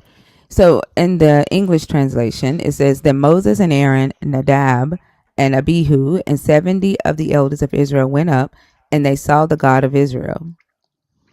So what I didn't hear you say in your summary is that they saw the God of Israel. So does the Hebrew say they saw the God of Israel? I think I said, yeah, Vayiru. I thought I said that Vayiru et Elohei Israel. They saw the God of Israel Okay. underneath, underneath and under his legs. There was the pavement. It says maaseh, but I remember it as translated as pavement. Okay.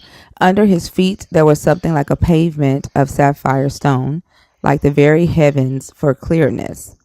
God did not lay his hand on the chief men of the Israelites. They beheld God and they ate and drank. So, one thing that I heard you say when you got to 11, you said, and you shall not lay your hands on the Israelites. Does it read that way in Hebrew? Yeah, it's Ve'el et Sileh. It's the same form as like in the Ten Commandments. Thou Like you shalt shall not not. lay a hand on Yeah, the Israelites. yeah, yeah. And And then, but it doesn't say that here in the English. Do you see how the translation is different? In the Hebrew, it says, "Thou shalt not lay a hand on the Israelites," but in 11, it says, "God did not lay his hand on the chief men of the Israelites. They beheld God and they ate and drank." Under the Hebrew is the understanding that the 70 elders saw God and they ate and drank with God at this time. Bert, yeah. is the understanding after reading it in the Hebrew is that Moses and Aaron and Nadab, Abihu, and the 70 elders saw God and ate and drank with God? I don't know if they ate and drank with God, but it seems that they definitely did some seeing. That Okay. they, But they ate and drank. They either ate and drank with God or they ate and drank after they saw God. yeah, the word is weird here. It's chazeh, which is like to perceive, to see or behold. Seeing in ecstasy is the second, to see as a seer in an ecstatic state. Like it's not the normal verb for to see. Like vayera, like in verse 10, it's vayeru et Elohei Yisrael, which is and they saw. But then here it's that vayechezu, which is I don't know that word. I had to look it up. So Let's see. yeah, It is let's see the masculine plural. 1 second.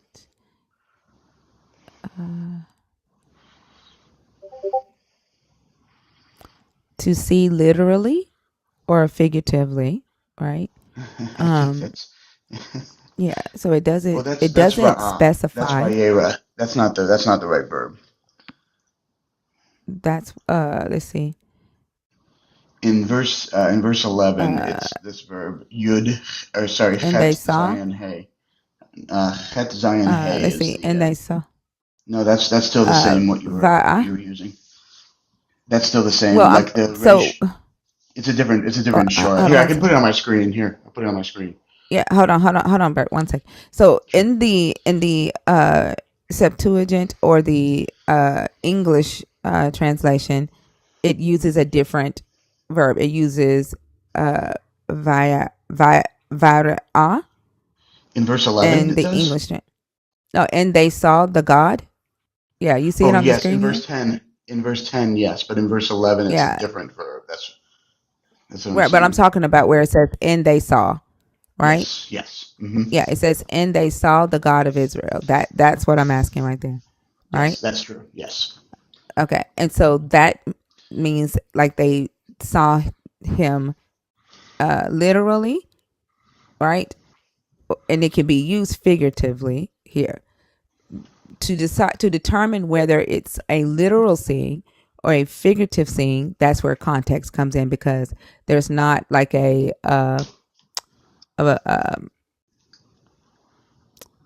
what would y'all call it? A simile or a analogy or Yeah, a metaphor. no, like you know how bara Elohim, Hmm. the bara lets you know that Elohim is being used as singular. Right. So this is being Grammatical alignment. yeah. So there's not one here. So the only way that we can determine whether the seeing here is a literal seeing or a figurative seeing would be the context, right? There is one indicator that it is like a physical seeing that's being Okay, proposed and what's here. that? And the reason is it's ke ma'aseh livnat hasapir, which is like, so if like in Ezekiel, when he says, and it looks like there was a wheel and it looked like it had four faces, this letter kaf means like. It's a prefix Okay, that means like. And so up until it says, Vayeru et Elohei Yisrael v'tach, and that is a phrase. That's a right here. sentence. Vayeru et Elohei Yisrael, and they saw the God of Israel. Period. There is an etnachta You talking about underneath this right this. here, as it were? This is the like. Yes. So when it's talking about it was like that, Are you talking about this? yes, that's when the Okay. metaphor begins. Mm-hmm. That's a simile. Yeah. Okay. Okay. And so so everything above this is Correct. literal, and then the metaphor begins here, as Correct. it were. It's explaining. Yeah. Okay. So that means, right, that this text is saying that the 70 elders, Moses, Aaron, Adab, saw the God of Israel, correct? Is that what it's saying? Yes. Yes. I would say that. I think I would. The only thing is, I would say that they didn't see God's face. It sounds like they're seeing a lot of leg. Well, it says that and under his feet, right? It doesn't say that they didn't see his face. It says, and there was under his feet. So it says they saw the God of Israel, and it says, and under his feet, right, as it were, paved work of a sapphire stone. So it's just saying, oh, they saw him, and then they noticed like under his feet was this paved stone. So it doesn't necessarily eliminate whether they saw his face or not. It just says they saw the God of Israel, right? But still, they saw the God of Israel. Whether they saw his face, whether they saw the sapphire feet, they saw the God of Israel. Yeah. Yeah. Agreed. So, okay, Simeon, Theodore. I feel like, oh my God, Yes, I've been waiting to I explain feel to like I you. need to say Alvin next. That's good. I Hold think on. that's good. That's not my name. It's Samuel. Oh my God, it need to be. But Okay, okay, can so I explain? hold on, because I got to get us back on track because we are like everywhere, okay? And I got to get us laser Okay. focused on what it is that we are trying to figure out. All right. So this all started with whether a person can see God and live, right? And then we just started bringing up random scriptures and then arguing what those scriptures mean. So to get us back on track, to answer the question that started all of this, can someone see God and live?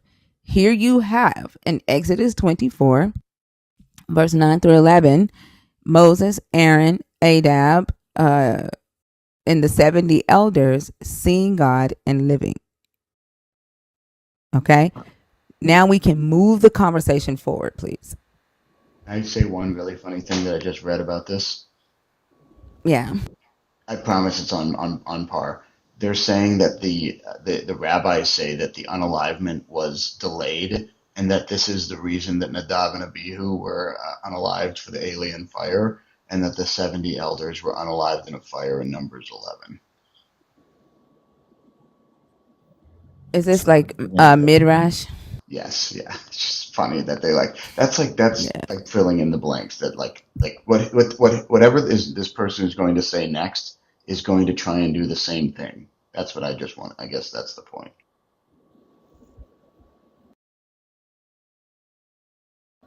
Like, I think it's funny. Like, the thing that irritates me, or that, let me say, confuses me, is that we can read the text, we can go through the context, like we can do all of that we just did, and someone will still say Moses didn't see God. He viewed the promised land. Like, this is the thing that makes me question the effect that this religion, this belief system, this story has on the minds of its believers.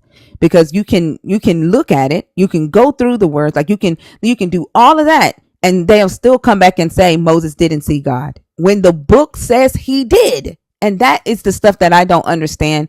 That's the purpose of these conversations. Like, what the entire fuck? And what's making you do that? I think what I am more confused about is how someone that doesn't read, write, or speak Hebrew can argue about Hebrew. The words Like, are That rare. like part. at what point, what are you arguing? Because if that's the case, I'm just gonna start putting on resumes that I speak Spanish, and when somebody asks me about it, I'm just gonna say voulez-vous coucher avec moi? Because who cares, right? Who the hell Right. cares whether I speak Spanish or not? Is it written on your heart though? Yeah. Spanish? Yes, it is. Voulez-vous coucher avec moi? That's French. No, but for all intents and purposes, Yeah. if we're talking about the God, it's Spanish. So can we agree that they saw his presence but not necessarily his face? No.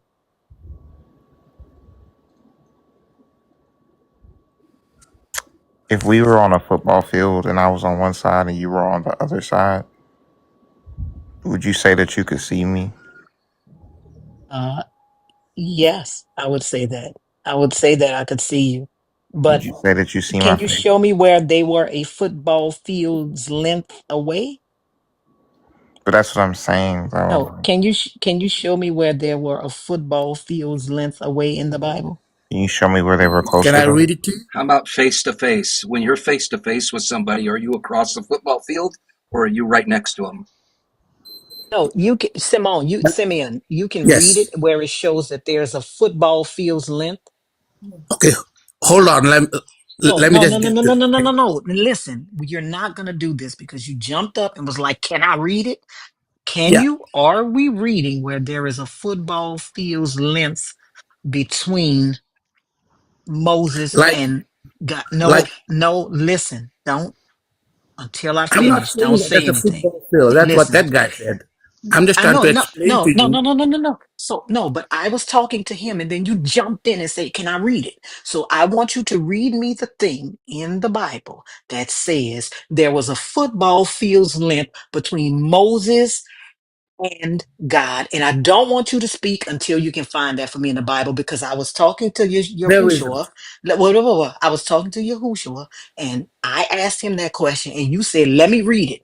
So what I want you to do is go find it, and don't you say a word until you can find that and show it to me in the Bible. There isn't. Let me just show you what they said that they saw No, God, but no, they no, no, didn't no, no. describe his But face. listen, but that's not what I was asking. I was asking Yahushua a question. Right? And you're getting frustrated because you just want to talk and say shit. But I was asking Yahushua a question, and you said, "Let me read it to you." So I want you to find in the Bible where it says there was a football field's length of distance between Moses and God, and I don't want you to say another thing until you can find it. Okay? I want you to stay muted until you can find that.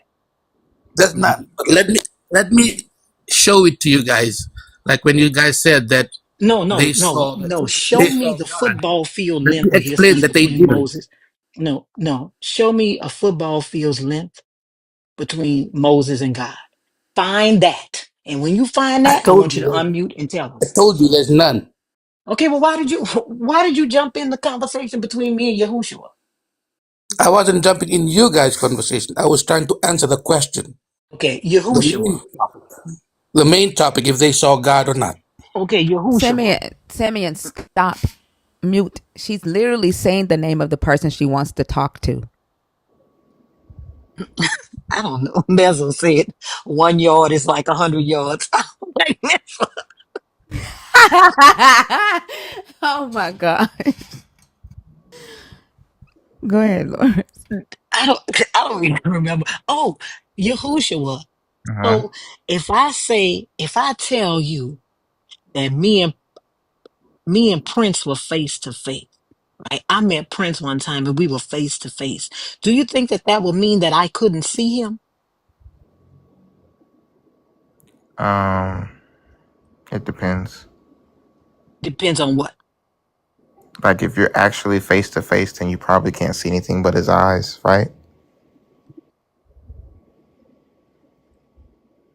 The eyes are part of the face. But are they your face or just a part of your face? So Oh you my think if god. I'm face to face with someone, I can only see their eyes? That's what face to face means, right? Like, are your noses not touching, or what do you mean? No, if I'm face to face with someone, I can only see their eyes. I'm not able to see their face. I'm asking, like, do you mean like what's the distance that you're trying to qualify it for, Or right? what does face to face mean? When I hear What do that, I you think think of face to face means? like your noses are touching. Okay, so if I was doing an Eskimo kiss with Prince, wouldn't I still be able to see his face? No, you'd be able to see like part of it, some of it maybe, but not the whole face. No, but I would still see him, right? Partly. If I had a Right? face-to-face interview at a job, how close do you think we would be sitting to each other? Well, see that's why context is important because you probably wouldn't be doing nose to nose. We would be a football field away. Sometimes like You would virtual. interview someone a football field away from them. I don't think this is funny, but Thinker, like I would you said, it's mind? So context. if you follow up with your examples and say you take a boxing analogy, Mike Tyson was face to face with his opponent. You don't think he'd be across the arena facing him? He would be in the ring with him, right? Don't they start off in opposite corners? Oh my God, Well, this if is. they go and face to face each other, don't they part right next to each other, not a football field away? But that's why I said it depends on the context. Because Ah, forgive me if I'm wrong, but I think Chicago likes Prince. So why would she not be Yes, in but his face? Yahushua. Let me ask you Yeah. a question. Okay. At what point is face to face a football field away? Can you tell me what context would I be saying face to face, but meaning somebody that's a football field away from me? So I don't know if you watch football, but let's just say if the Saints were playing the Cowboys and you start off the kickoff right, one team's on one end of the field and the other team's on the other end of the field, and they're going head to head, aka face to face.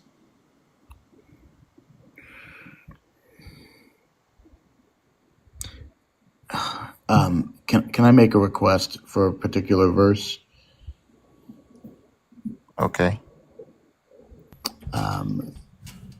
Deuteronomy chapter 34, verse 10. And it says, "Never again did there arise in Israel a prophet like Moses, whom Yad O Adonai Panim El Panim, whom God knew face to face.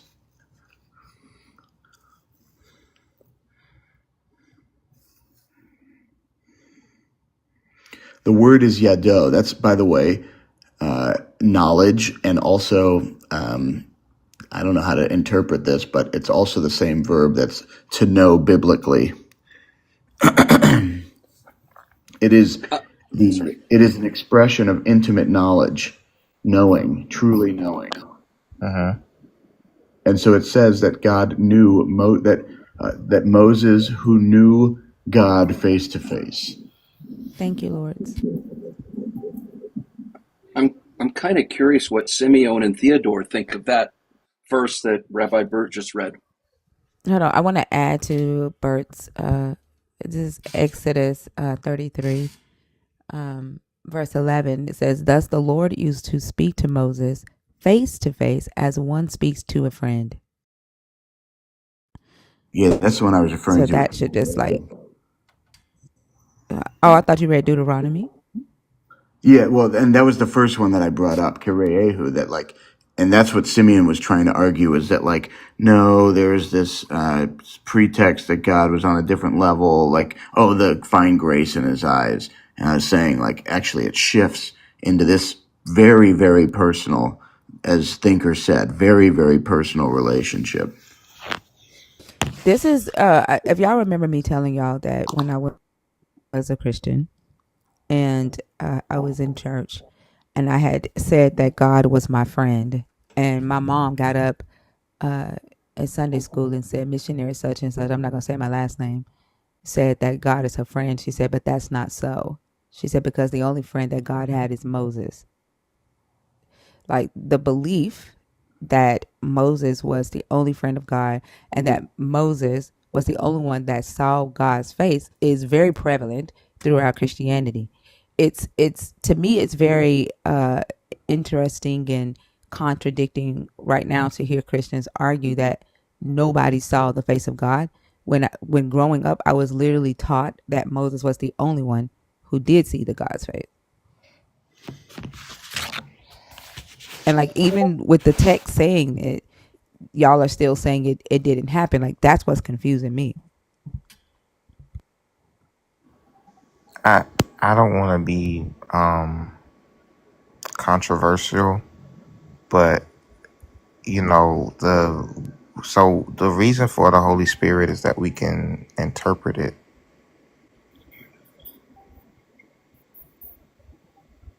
Does that make sense?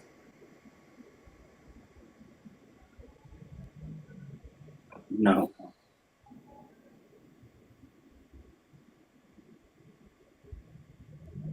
Are you talking to me? Yes, ma'am. No, that doesn't make sense. So like, because it's about a relationship, and like, so when you read it, he tells you what it means. I don't. No. Seriously, I'm asking this question seriously though. It doesn't make sense to me how believers now are saying that this didn't happen.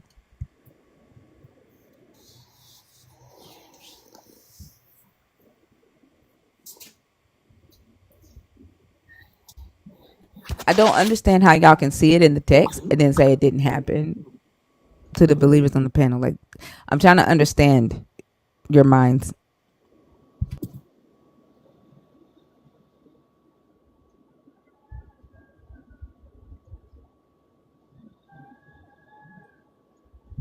Simeon, Theodore?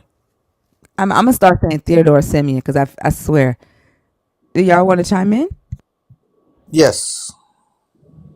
You brought up Exodus 33. Yes. And what verse was that? Verse 11. Did you hear my question, Simeon?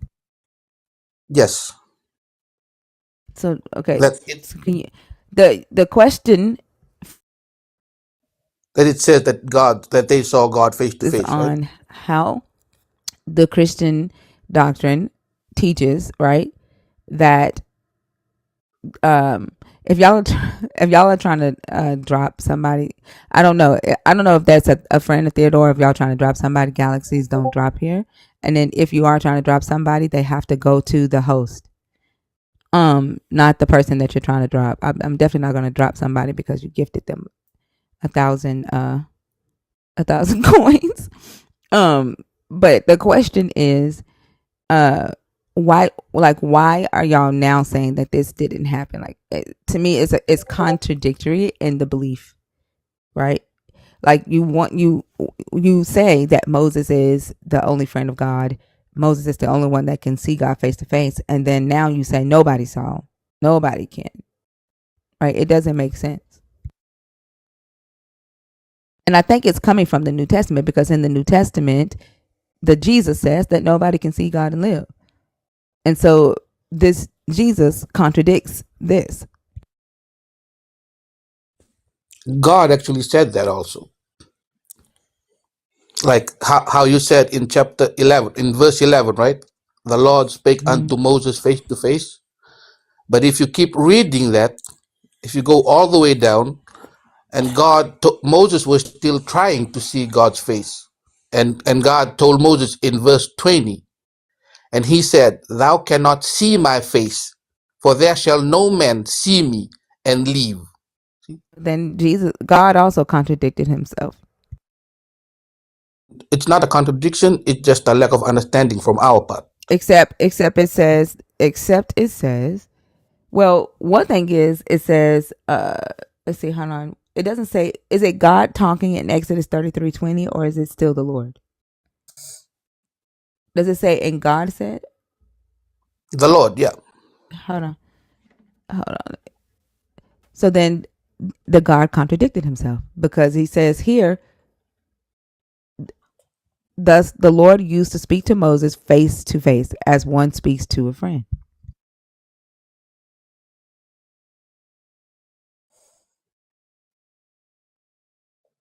This is not God saying it.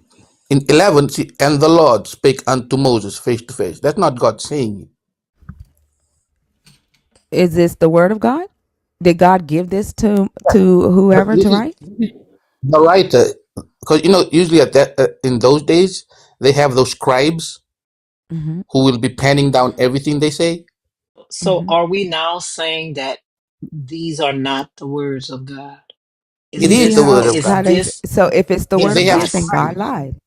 if this is this what we're It's not. saying now? It's a Like I just said. It's a lack of understanding on our part. No, no, no, no, no. No. Because when You it said, and no, the Lord listen. spake unto You just Moses face said to face, I that was know. So verse so no, 11.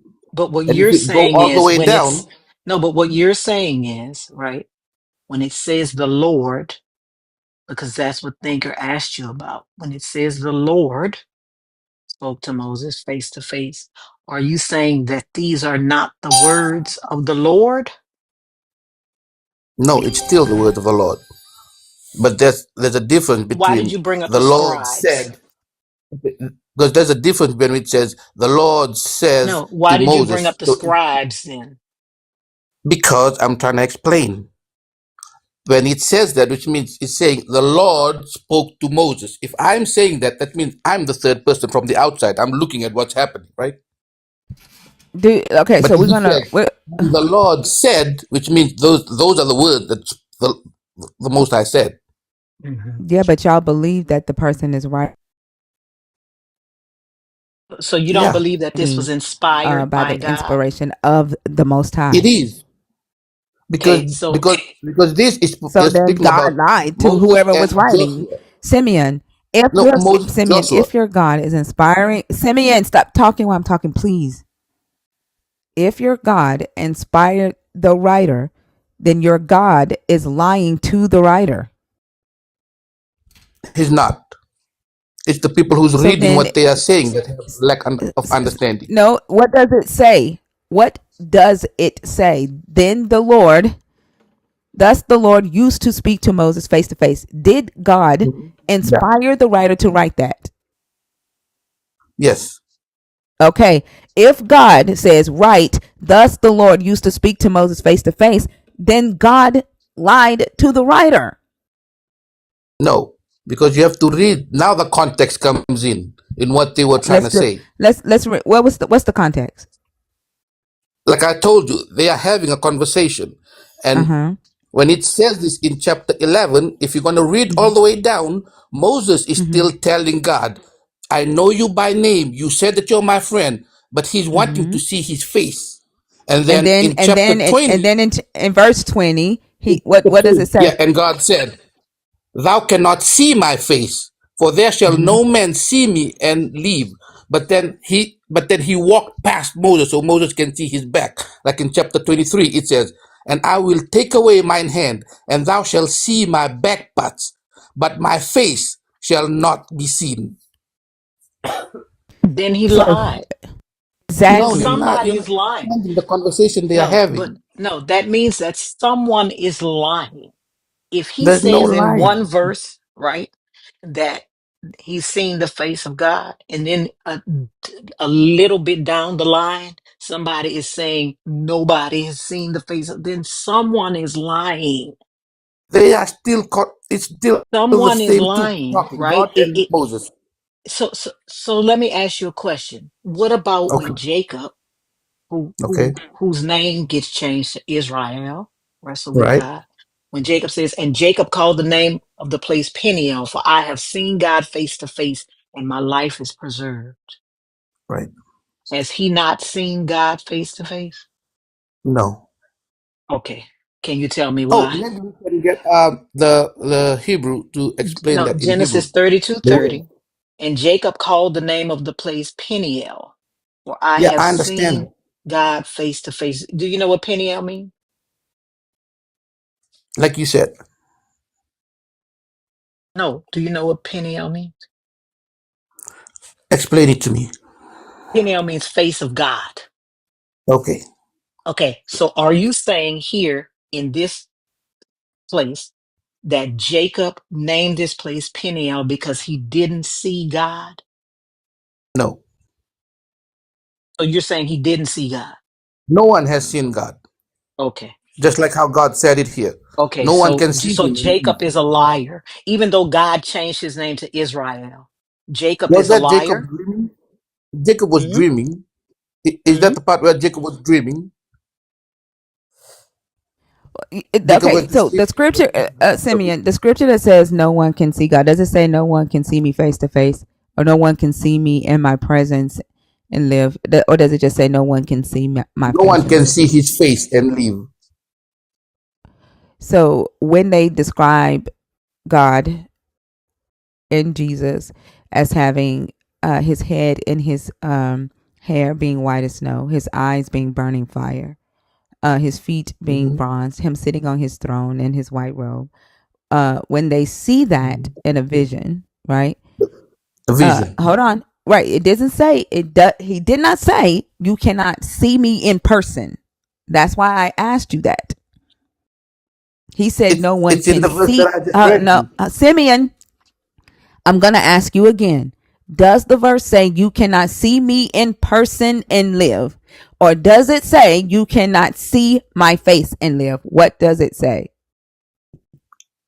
And he said, and God said, Thou cannot see my face, for there shall no man see me and live. Does that That's say you cannot see my face in person and live? yes. So It can says I? in person. It says in It doesn't person. say in person. Thank you. It just says you can't see my face, right? You Because cannot in the see my context of face. this, okay, the context is Moses is talking with God. They're Okay? sitting and And they he were said, talking "Let to me each see." other. And he's saying, "Let me see you. Let me see your face." And he says, "You Yes. can't see my face." Does he say you can see Yes. my face in a vision? Does he say I'll show you my face in a vision? Does he show None Moses of his that. face in a vision? Right. So The none of that. You context of can't. how when he said it Simeon, is they were sitting with each Simeon, other. Simeon. Does he allow Moses to see him in a vision? That's something you should ask God. Oh my No, I'm God. asking you. Wait. Well, how can I know? I can't think for God. It's in the book. In the If you can book, show a Simeon. scripture, In Wait a the minute, book, Simeon. Simeon. Simeon, see now you're there's being no, like I disingenuous said, because no no no no like no I no no. said, Now you're it's being not in the book. disingenuous But because something you should ask him. now you can't speak Mhm. for God. You've been speaking for Exactly. God since 11 o'clock. Now you can't speak for God. I wasn't speaking Now for you God. can't. I was. Now, listen, Simeon. Now you can't speak for God, right? You want us to believe that everybody in this book that said they saw God face to face was lying, except for the part where God says nobody can see me face to face, right? Even when he wrestled with somebody. You ever wrestled with somebody, Simeon? You ever, even like when you were a child, have you ever wrestled with somebody? Have you ever wrestled with somebody, Simeon? Yes. Okay. Have you ever not seen their face? Well, everyone I wrestled with were Can you human tell me beings how would I wrestle with somebody and not see their face? It, because everyone I wrestled with were human beings. but What? None of them were God. So What? so are you saying God can hide his face? God created the heavens and the earth. No. What else can He not do? So you're saying that Jacob was wrestling with a faceless God. No, with the angel of God. He had a mask Oh on, my like god. it was like a Yeah, he was like a luchador. luchador, a celestial luchador. No, it was an Exactly. angel of God. So he was wrestling with an angel of God. Right. Yes. Okay. The way Okay. the way the way y'all just like make up shit as you go, the dishonesty, like you're incapable of being honest with yourself and being honest with this text. Like it's so contradictory that you don't even see how your thoughts are just moving backwards, forwards, up, down, and all in a circle, all at the same damn time. Oh, You My thing, none of Simeon, what you say goes in a straight line. Simeon, does that None of mean it. you only believe the parts in the Bible that God said? You don't believe anything else? I believe again, everything in the Bible. I just What? want to Wait, well, stress. I believe hold up. Wait a everything in the minute. Bible. Wait a minute. You said you believe everything in the Bible? Amen. That's what you said, Simeon? Yes. Wait, how do you believe everything in the Bible when you just told us you don't believe this stuff in the Bible? When did I say I don't believe what stuff? Sir, you just said the Bible was a liar. You just said that. You literally I just did not explained to say us that. for hours how the Bible was a liar. That's y'all. We are on the side of the Bible. Isn't that how you, me, You Theodore, haven't and you haven't Yeshua, told the are we truth. for Like the that Bible? like the Bible makes you lie. That's the thing. That's the thing that I find disturbing. I find it disgusting. And quite frankly, like I feel like there's like something like a pin going through my brain right now because you're incapable of telling the truth. The Bible keeps you from telling the truth. Simeon, you wouldn't do this kind of logic in any part of your normal daily life except for this religion. You wouldn't buy a car. You wouldn't do any kind of things in life and use this kind of logic. Actually, I do. I live according to the Bible. That's what I Man, try I'm to teach sorry, my You a man. kids. damn liar. You sitting up I here try to teach lying. my kids that every day. So you mean to tell me you go buy a car with this kind of logic? You do not. Stop lying. Stop lying. You know what? With what I kind of don't logic? listen. This is my thing. This is my whole thing. Okay, if you lie to yourself, right? But you not telling me that you bringing this kind of crazy logic in to sign contracts that promise you to pay something with an interest rate. Can I Because if ask that was, logic?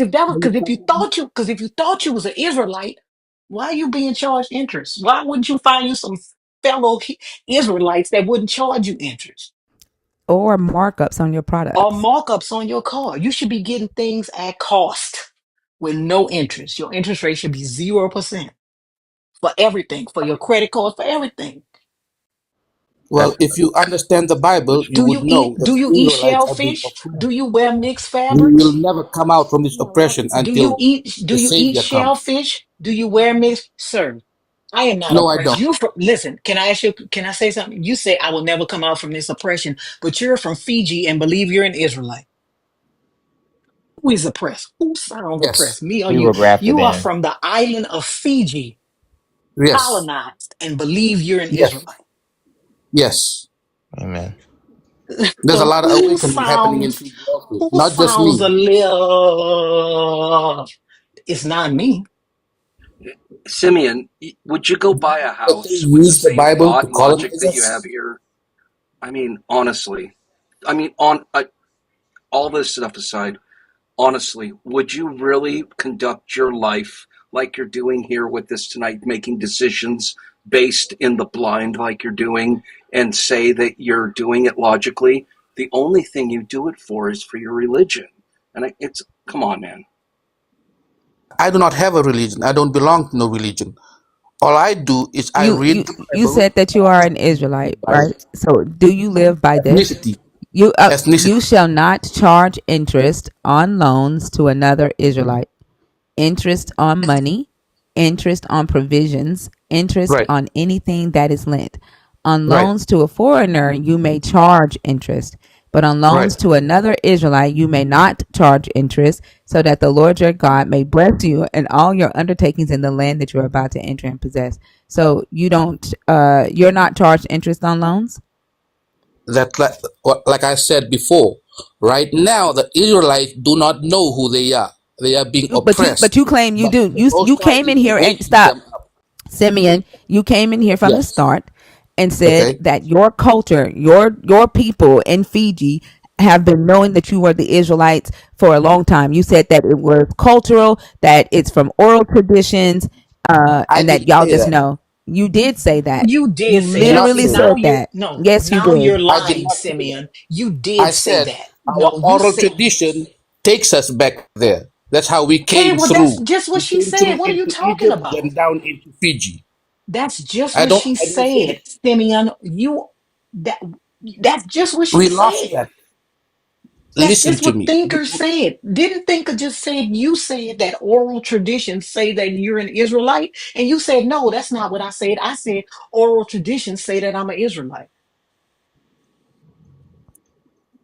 I think What I she's said getting out of was our context. oral tradition takes us back there. That's why I believe we are You from the said tribe that. of Naphtali. Wait, so when you say that's why you believe, do all of the people in Fiji believe that they are of the tribe of Naphtali, or is this something that No, you have come up with? no.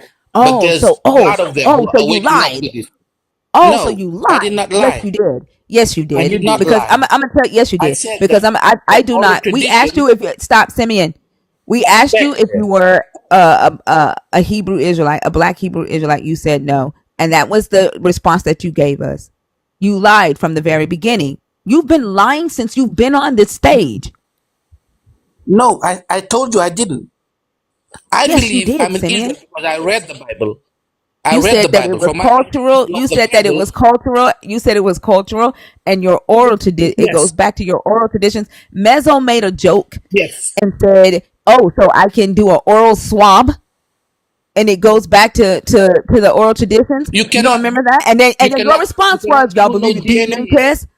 Your ethnicity. response was, "Y'all believe in DNA tests." Tina, I'm gonna take you down right quick. I'm Yes, gonna bring Bash up, and then I'll bring you right back up. yes, Okay? yes. So yeah, What I Is you your said is lied. DNA testing is for relation, not Simone, ethnicity. Simeon, your old lady or somebody's in the comments, baby, going off. They want us to let you talk. Uh, y'all got the same last name, so I figured you're somebody you know.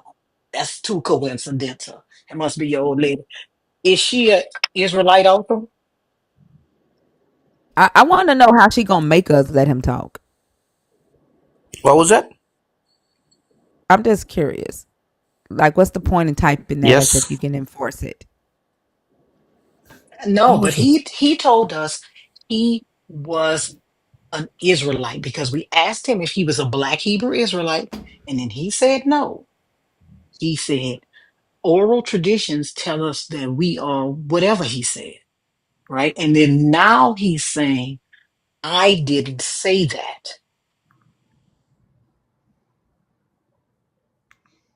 Now he's saying that he didn't say that when everybody on here heard you say that.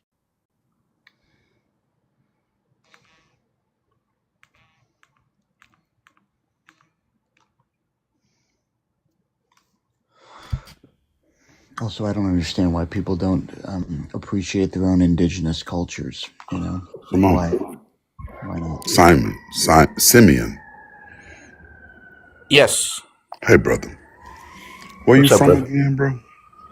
I am from Fiji. Fiji. How'd your people get to Fiji? That exact good question, brother. Yes, sir. From our oral history, 3,000 to 3,500 years ago, we came through Egypt down into Lake Tanganyika, which is Tanzania today. And then we sailed. Tanzania. And then You we still sailed from? down Okay. south, went to the Indian Ocean, sailed into the Indian Ocean into the Malayan region, which is Southeast Asia today. And Okay. down the Melanesian Strait, right into Fiji. Okay. Okay. And what part of that history relates you to Israel? You just started at Egypt through Tanzania Okay. to Okay. Fiji. Yes. Yes. So, from my understanding of the Bible, it was around No. that time But also. before we start with the Bible, you Okay. just gave me where your people came from. You Right. didn't mention Israel, right? Right. You said from Egypt to Tanzania and from Tanzania to We came Fiji. through Egypt. Okay, where'd you start? That's what I'm trying to get to. From No. my Well, understanding of start the Bible. off. Let's start off again. Okay, how did your people get to Fiji? I just explained to you our No. oral You history. started in Egypt.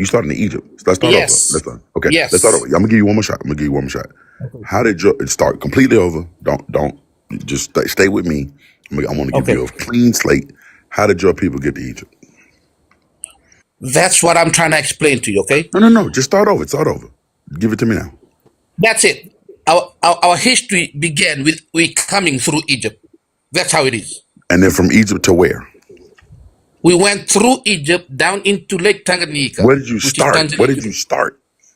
Exactly what I'm trying to explain to you if you let Start me. over. You starting at Egypt. Go back before Egypt. Where were you before I Egypt? know. Let me explain it, please. Okay. Okay. Our oral history, it starts from us going through Egypt. That was it. We came Through through Egypt Egypt. from That's how it where? started, okay? Okay, Through let me Egypt explain. from where? Let me explain that. Yeah. Now I'm going to go into the Bible. This is why I No. believe that I don't from want the to hear tribe. the Bible yet. I want you to tell me your oral history first. Then I we already can told, corroborate it with the Bible. I Don't do that. already, That's not fair to me. I already Don't do said that. that. Don't do that, Simeon. That's not fair. That's not fair. Think about I what you're already doing to me. told you. It No. started with us Handsome. coming through Egypt. Handsome. What you said to me earlier was our oral history says that we are Israelites. You just gave me your entire oral history, and it has Right, nothing to do with Israel.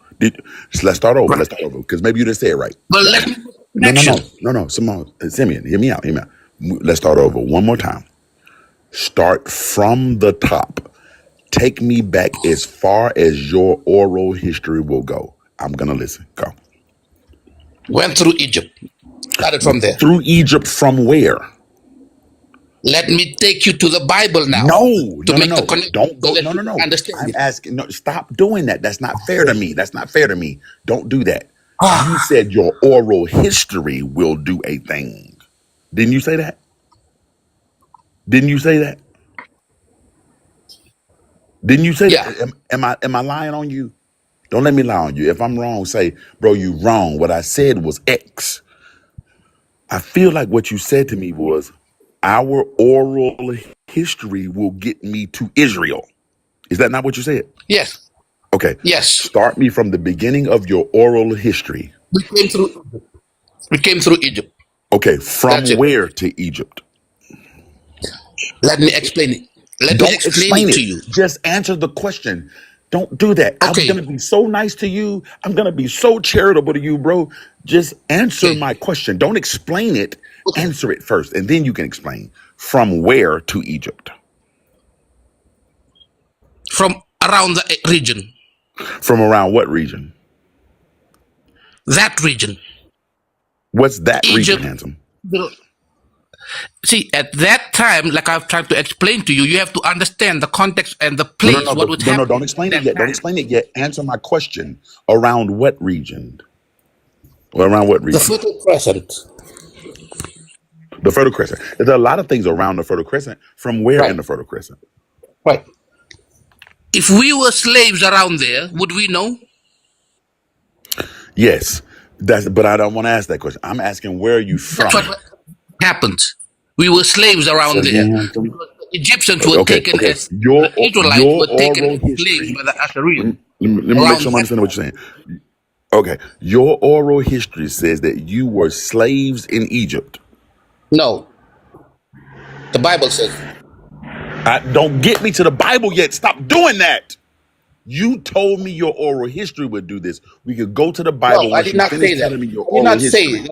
I did not say that my oral history would do that. Did that I man said, not say, am I lying on take me him? from there. No, Am I a but let liar? me tell you Don't something. let me be a liar. But let me tell you something. He lies now. He just told a bunch of lies on here. But am I But a I liar? really Am I a think, liar? no, you are not. But I really think they, it sounds like he's saying they just jumped out of the Bible and sailed through Egypt.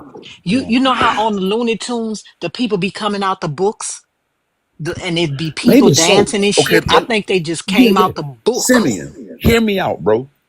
Okay, so your oral history say that your people come from the Fertile Crescent. Is that what you're saying? Yes, yes. Okay. What part of the Fertile Crescent does your oral history say they come from? Nowhere. Just around there that we came through Egypt. So your oral history just says somewhere around. Nigga, what? Start over. Your oral history said you come from where? Egypt isn't the Fertile Like I Crescent. said, nowhere. We just The came Fertile through Egypt. Crescent? Egypt is not the Fertile Crescent. Yes, that's where we are Also, from It because we is not came this. through Egypt. also Simeon, From where, Simeon? Simeon, That's what I'm trying to tell you. Fijians come from the Okay, Lapita people who come from Southeast Asia. there is no Lapita people. Lapita just means clay pot. We did those clay pots. Yeah, those are your Fair enough. Fair enough. No, no, no. Give me 1 second, Bert. I promise I'm gonna let you have this. I want. Okay, you from the Fertile Crescent somewhere. Fair enough. What part of the Yeah. Fertile Crescent, Simeon? Like I've tried to, I don't know how else to I'm explain it to listening. you. I'm Our listening. oral history puts us there. That's where we came through. That's where it Where, started. Simeon? Where? We don't know. We came through there. Okay. That's what I'm trying to explain to Okay. you. So And okay. I'm trying Okay. to So explain to you, if is you it read the fair to Bible, say? you Stop. will Stop. put Stop. these Stop. Stop. two No. No. and No. two No. No. together. No. No. No. No. Don't do that. Don't do that.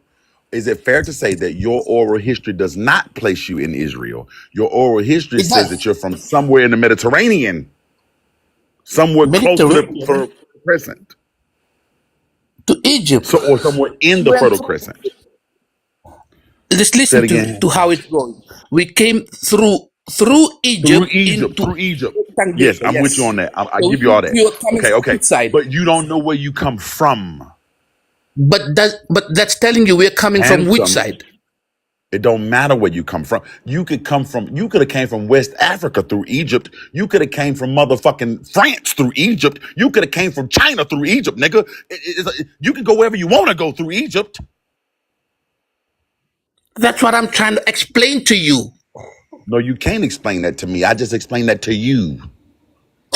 Where are you from? I told you our oral history puts us in the Fertile You went Crescent. through Egypt. Exactly. Where in So the from Fertile Crescent, around that handsome? area, you are trying to. Okay, You're around. asking me to pinpoint it. Wait, Yeah, Simeon, let but me and go you ask can't my pinpoint it. forefathers Well, who no, no, came no, through handsome, this. handsome. Hear me out. Hear me out. Down Hear the me out. family. Hear me out. Hear me out. What you're saying is I can't hear me out, Simeon, and I'm gonna pass it right back over. What you're saying is I can't pinpoint where in the Fertile Crescent, right? I just know we went through Egypt. Is that what you're saying? Right. That's the oral history. Okay, okay.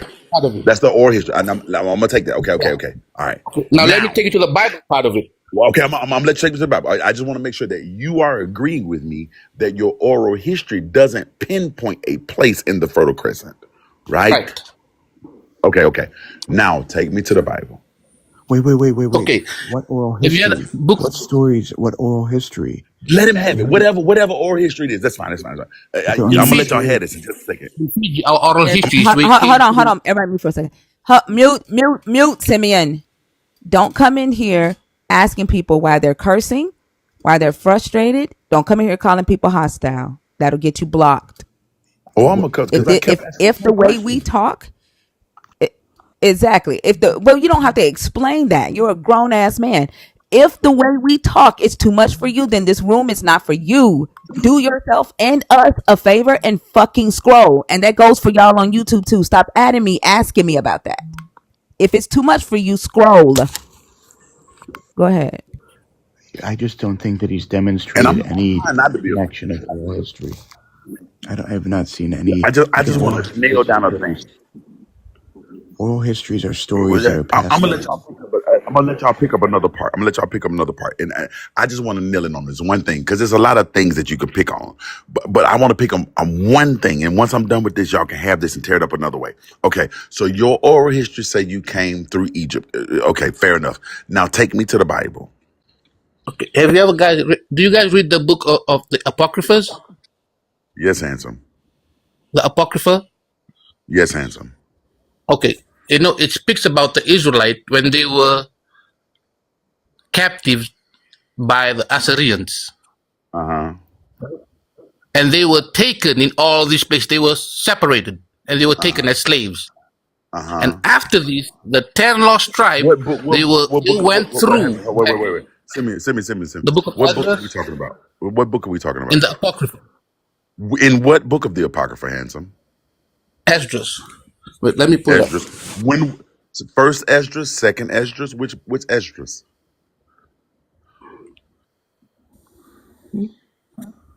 Hold up. Okay, okay. Before you look it up, do me one favor. When did your people leave Egypt and go to Fiji? How long y'all been in Fiji? From 3,000 to 3,500 years ago. Okay. So your people have been in that land since about 1500 to 1000 BCE. We agree? Right. Right. Well, because we are now at 2000 CE, right? Okay. 2024 CE. Okay. So you're saying that your people have been in the land of Fiji since anywhere between 1500 and 1000 BCE. Is that what make sure that you're at? Because once you tell me this number, I'm going to hold you to it, handsome. Are you sure that's the number you want to say? Yes. You can change the number right now if you like. Think about No, what it's you're saying because I'm going to fuck you up with this number. okay. Please tell me you want to change this number right now, okay? I'm Oh, giving it we've to been you. in Fiji I'm going for to give you this. almost around 3,500 years Are ago. you sure about that number, handsome? Are you sure you Yes. don't want to change it? Extremely handsome. Are you sure? I'm going to ask last time. Are you sure you don't want to change that number, handsome? Yes, Sebastian. Are you sure, baby? Okay. All right. Stick to that number. Okay. What y'all heard me. Think of how many times did I ask him if you want to change that number? How many times? At least I five like times, right? 5. Yeah, 5. He said he didn't want to change the answer, right? Y'all, Correct. at least five. Y'all heard me ask him, do you want to change that number? He said, I'm sticking to it between 1500 and 1000 BCE. Are you ready for this, baby? Before you get to the Bible, and I'm going to let you read whatever you want to read. I promise you. I'm not going to cut you off. Do you know that according to people who kind of like try to make chronologies for the Bible, the flood happened around 1440. They weren't even in Egypt yet. You sure you want to stick with that number, baby? I'm gonna give you a chance to change it. Give me one more chance. Last shot. The flood happened around 1440 BCE. Are you sure you don't want to change that number, baby? Because are you sure about that, handsome? You fucking yourself up. I'm gonna give you a chance now. Are you sure you're going with 1500 years? We've been in Fiji for 3,500 You years. sure? Okay, then 3,500. you can't be an Israelite. Okay, that means Why you is can't that? be an Israelite. Why is that? Because the flood happened around 1400 years ago. It wasn't the Israelites weren't in Egypt yet. 1,400 years ago? 14. The flood happened around 1,400 years ago. Okay. Oh, I'm sorry, 3,500 years ago. I'm sorry. The flood Okay. happened about 35 years 3,500 ago. years ago. Yes. Okay. Are you sure Is, you want to stick to that is number? that That's BC? why I kept asking you. Hold on. Is that BC? 3500 BC? BC. No. The flood happened 3,500 years ago. So around 1,500 BCE. Are you sure you want to stick with that number? I keep 1500? asking you. Around 1,500 BCE, the flood Really? happened. If you're going by biblical chronology, are you sure you want to stick with that number, handsome? I'm gonna give you a chance. Do you want to change it? I let you change it right now. I'll let you change it right now. Are you sure you want to stick to y'all been in that area for 3,500? I'll let you change it right now. You can change it. You can pick another number. Are you sure that that's the number you want to go with? You can pick another number. I'll let you have it. Are you sure that's the number you want to go with?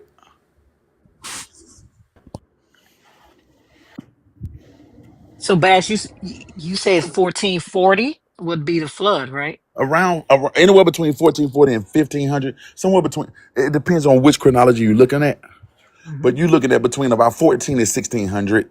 Around that's about when the flood happened. Yeah, between 4,000 and 3,500 years ago.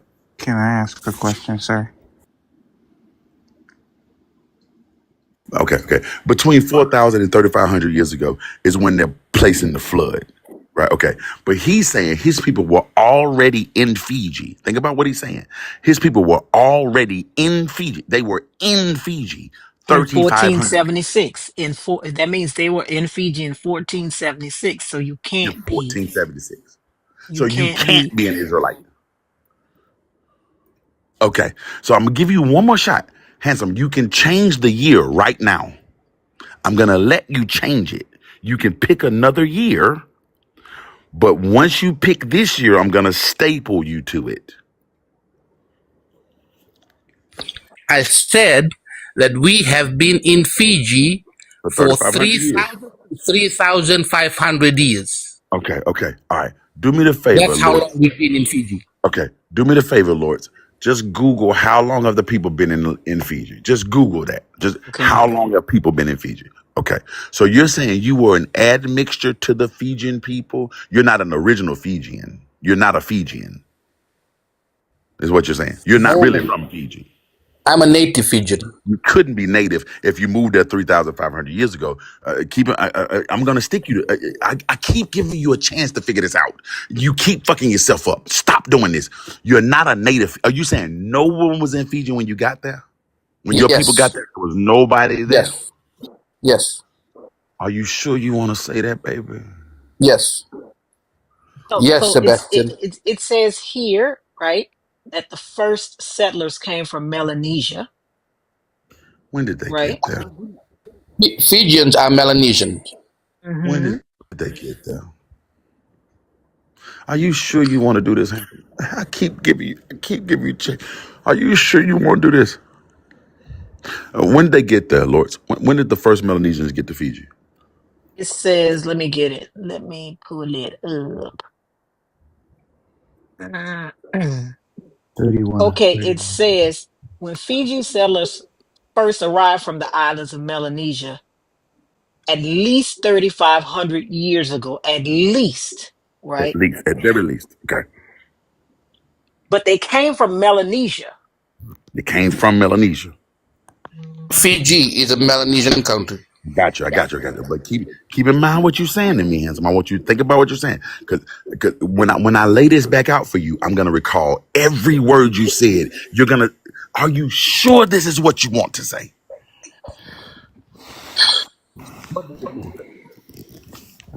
Are you sure? Like just make sure that you're What do you saying yes. I'm sure about every word I'm saying. What do you Are you think? sure? No. I just want to make sure that you're sure. Just say yes. I'm sure. Just say it. I'm okay with it. I, I want you to be sure also of what you think. That's why I'm I asking. What do you promise think? you, handsome. I don't think anything. What I'm about to show you is that this isn't possible. But I want you to make sure. I want you to tell me that I'm absolutely sure. Before I destroy this, I want to make sure that you know that you're absolutely sure. Go ahead. No, are you sure? Are you sure?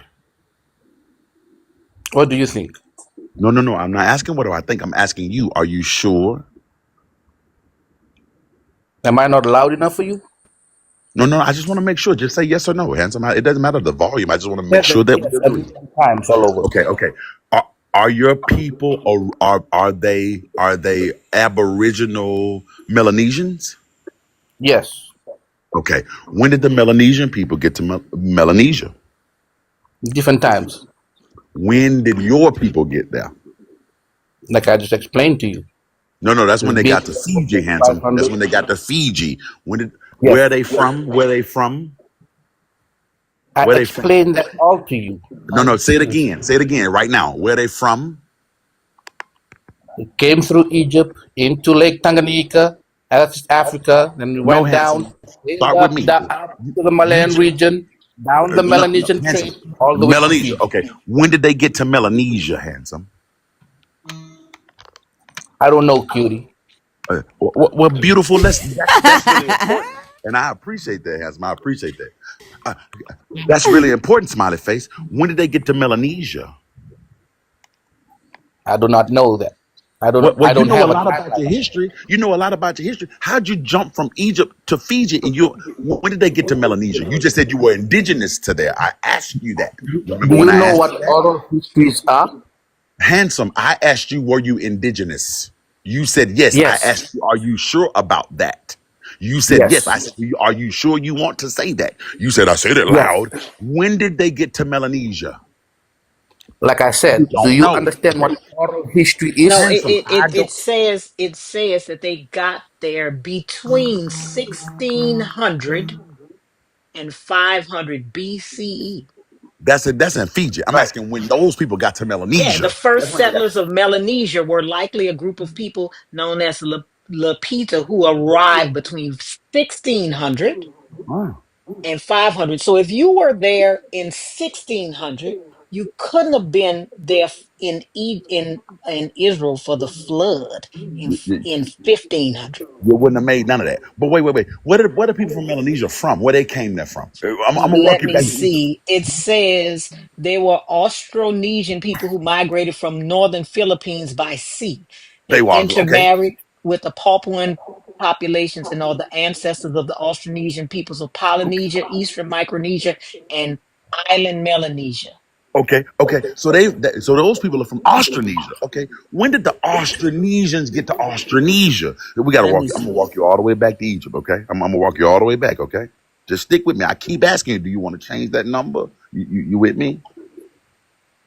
Do Go you ahead. still not, Simeon? Do you still not want to change the number? It's First off, first off, all that Lapita, no. Fuck the Australasia, Lapita. that Fuck the white Lapita. man's history of No, us. no, no, no, no, no. Oh, now it's white man shit. No, no, White men wrote the Lapita. Bible, nigga. No, no, no, no, This no, no, white no, no. man shit. Wait a No, minute. no, no, no. It What said he's that saying is they Lapita and the Austronesian, those are okay. white Let me definitions. say The one it who choose the says word. that they originated from a prehistoric seaborne migration known as the Austronesian expansion from Taiwan circa From Taiwan. 3000 to Right. 1500 BCE. Okay, Right. so y'all come from Taiwan from No. 3,000 to 1,500. Okay, No. where them folk came? Wait. No, no, handsome. I asked you if you wanted to change your motherfucking numbers. You told me no. Motherfucking no. You told me no. Now, all Yes, the no. research we show brought you to Taiwan. No. How you get the info from Taiwan Taiwan? and Australasia. and Okay, let let me me let let me explain this. wait a minute. Let me just say this. Taiwan has been settled for at least 25,000 years, and 25. ancestors of Taiwanese indigenous people settled the island around 6,000 years ago. Okay, so now I'm at 4,000 BCE. Okay, all right, so 4,000 BCE. Your ancestors were in Taiwan in 4,000 BCE. They left No. from nigga. We just No, read they it. won't. Let me We just explain read it it. to you. Hold on. Let me Nope. explain it to you. You can't explain Lapita, that to me. You can't Lapita, explain that to Syria, me. I didn't No, but ask you about Lapita. I didn't ask you about Lapita. Simeon, Austronesian, I those didn't are ask you all about theories of Australasia. white people. I didn't ask you That's about not true. Australasia. Simeon, how can you explain it to him when you just said your people came through Egypt? From, Right. you know, they could have According come to from our people. Taiwan through Egypt, right? No, no, not according to our people. That's according to the white men because of No, our no, language. well, no, They sir. call the language Can I ask you a Austronesian. question? Can I ask you a question? How do you think you know about the Israelites? Why do you think you know that? And you're from Fiji. Can you tell me why you think you know that? Why do you think you know about Colonization. Christianity and you're from Fiji? Wait, Colonization. Who no. colonized you? Did the Wait. Taiwanese people colonize you? Who Hold No. on colonized one second. Hold on one second. Hold on. Send me real quick, White real quick. folk. What Bible do you read? King James Version. Is 1611 King edition.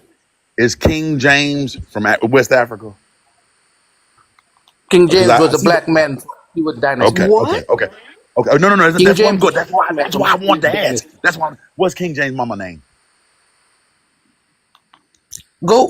Go look up King James from the Stewart No. dynasty You said he of was Scotland. black. No. I didn't. I don't know. Yes. What was his mama name? What's his mama name? Ask his We, papa.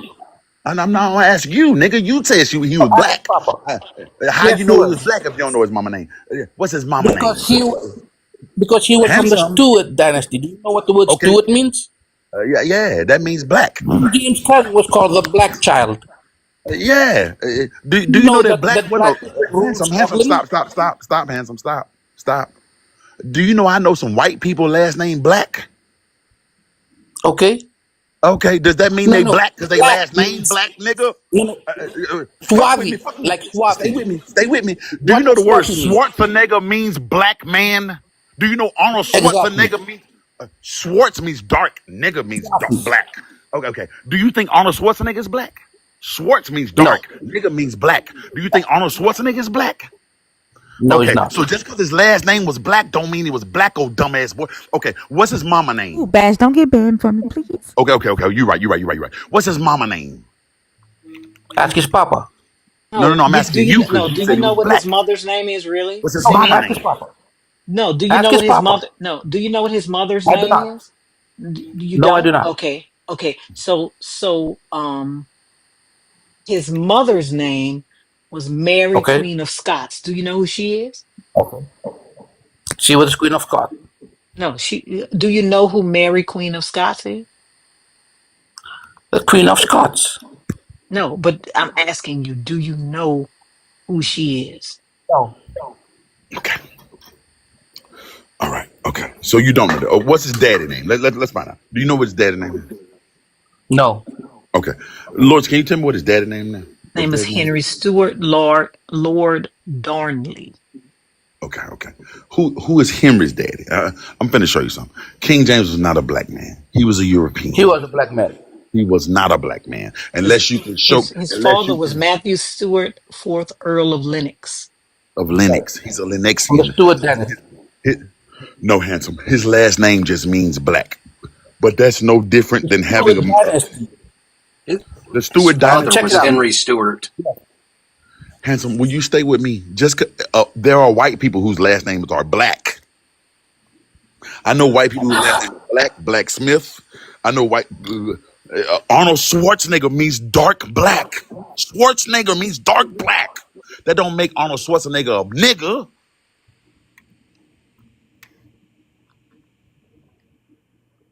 I'm gonna say this one more time.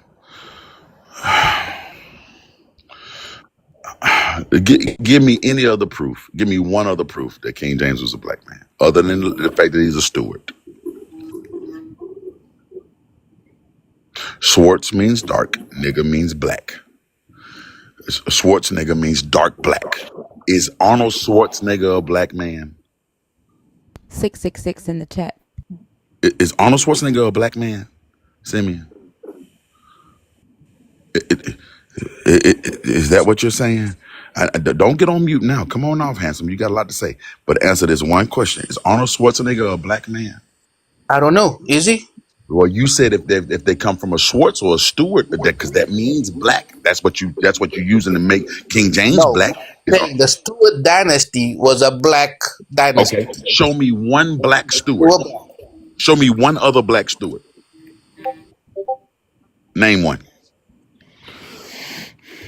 Show me one other black Stewart.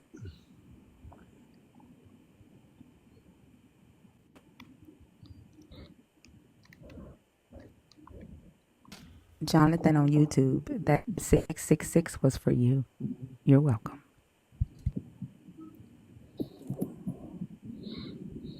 King Charles II.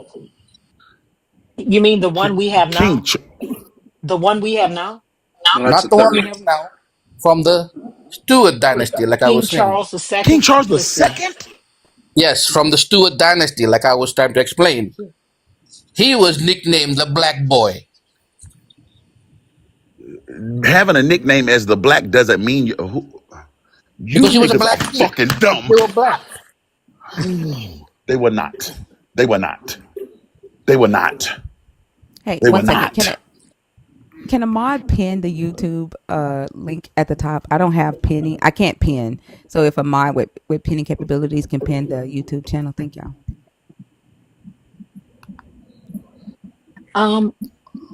Can you tell me how he was black? Can you tell The me crazy how he part was is, black? it's the craziest part about it, Simeon. You really should have just said all of them were black. You shouldn't have been able to point to one of them. Think about what I'm saying. Think of my mama Proof. black, my grandma black, my great grandma Proof. black, my You great asked granddaddy me if black, there's a all proof. them black. Well, I was showing you the No, proof. no, no, They called him the no, no, Black Boy. handsome. No, handsome. No, you're not showing me the proof. All my family black. But I'm black because all my family black. You can't point to one person in my family, call them black because all of them black. Simeon, I Simeon, know they're all black. That's what I'm but saying, that they're Simeon, all listen black. to No, no. this. You pointed to one man. You pointed to one man and you said they nicknamed That's the him proof black. that they have. Simeon, Handsome. You want us who to was go back to Charles the 1600? Second's Simeon, who was Charles the Second's father? Sorry, who was his mother? A white woman. Who is his daddy? A white man. Who was Charles the Second's mother?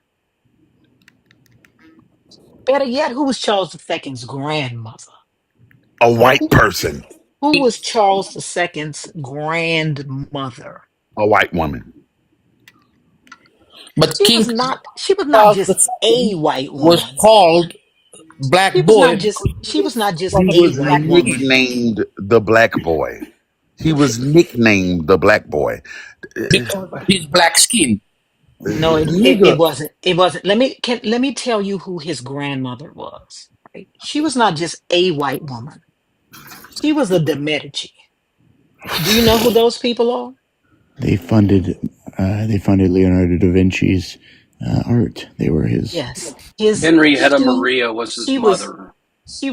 she was Queen of France and Navarre as the second wife of King Henry IV. and King Henry was as white as the driven snow. Handsome, stop this. First off, you lied And her because mother was Austrian. thank you. First off, you lied. You lied because you tried to bring Fijian people through Egypt. Wrong. Secondly, you lied. You lied That's when you not said how. That's our oral wrong, history. wrong. No, How is your it wrong when it's our oral history? That's what we believe in oral Fiji. history can be a lie, nigga. You And the one lied. You lied. history is written rather what? No, no, Rowena? you lied. You lied. No, no, no. You were History. colonized. No, Or no, all no, that no, no. Lapita. You know No, that no. Lapita and I didn't ask you about Austronesia are Lupita. all made up words. Don't say another word to me about Lupita. I didn't ask about that. Lapita means You clay lied. pot. And the white man Handsome. that I don't saw give a that and fuck what heard that it, the word people mean. didn't I didn't call it ask you what that they word thought mean. that it was a people. You lied. I didn't ask you what that word mean. The people are from Taiwan, and No, they've they're been not. in. Yes, they are. No, we're not. Yes, they are. Now Well, that's we can according to you settle guys, this. to what's No, no, no, written no, on no, the no, no, paper. no, no, no, no, no. We can settle Can I this if just? you're willing to take a DNA test. Well, it's already done. The DNA mitochondrial test. brain. The mitochondrial DNA brain. test cannot connect you to a land. DNA Yes, it test may will. be good Yes, it for will. Yes, relations, it will. but not Yes, it. ethnicity. It will connect you to ethnicity. It'll show you No, the it will not. concentration. How? Yes, it will. It will show you the How? concentration. Handsome, if you'll listen to me, I'll tell you. It will show you the concentration of that blood type in an ethnicity. Do you know that people have been moving all over the world? Yes, How will you this is pinpoint which place they came from? baby. Listen to me, okay? So I am an DNA is Enoch. only for relation. baby, listen You to me. cannot pin it to a Baby, land, handsome, to a people handsome, come from over here. pretty boy, All pretty that's boy, all data collecting. pretty boy. Listen to me, okay? I am an EM2Y haplogroup. If I wanted to trace where I'm from, I would just look to where there is the most EM2Y haplogroup. Because you're right. Yes, people move all over the world. You're right. That's correct. But people don't tend to move but about 50 miles away from their actual birthplace. People tend to die within 50 miles of their birthplace. And that's with the invention of planes, trains, and automobiles, which means I know for a fact that if I find a haplogroup in one place and then I find its father haplogroup in another, I can trace that, right? This is really simple. This is not some shit we can't know. Right? But, okay, all right. Yes, people move all over the world. People move all over the world. But concentrations of people don't move all over the world. You can leave Fiji and move to New York. Great. And you'll have a kid and we'll know that, oh, that kid's from Fiji. How will we know that? Because Fijians move all over the place. But we look for where the concentration of their blood type is. Does that make sense? That's why you say you're from Fiji. Because you know that where you're from, there's more of a concentration of your blood type. Okay, all right. So back to what we're saying. You lied. You lied. You said that somehow, or your oral history lied. Maybe you didn't lie. That's not fair. That's not fair for me to say. That's true. Your oral history lied to you. Your oral history said Okay. Do you believe in what your grandfather and all that told you about your oral history? no. I believe in what's fact. Hold on one second. Jonathan, whatever your last name is, come over to TikTok and put me in my place since that's what I need. And I'll be Okay. waiting for you. I'll clear a box. Why the I will fuck is he clear a putting box. you I'm in pretty your sure place and I'm somebody will talking? step down. Exactly. Come to TikTok and come put me in my place. I'm waiting for you.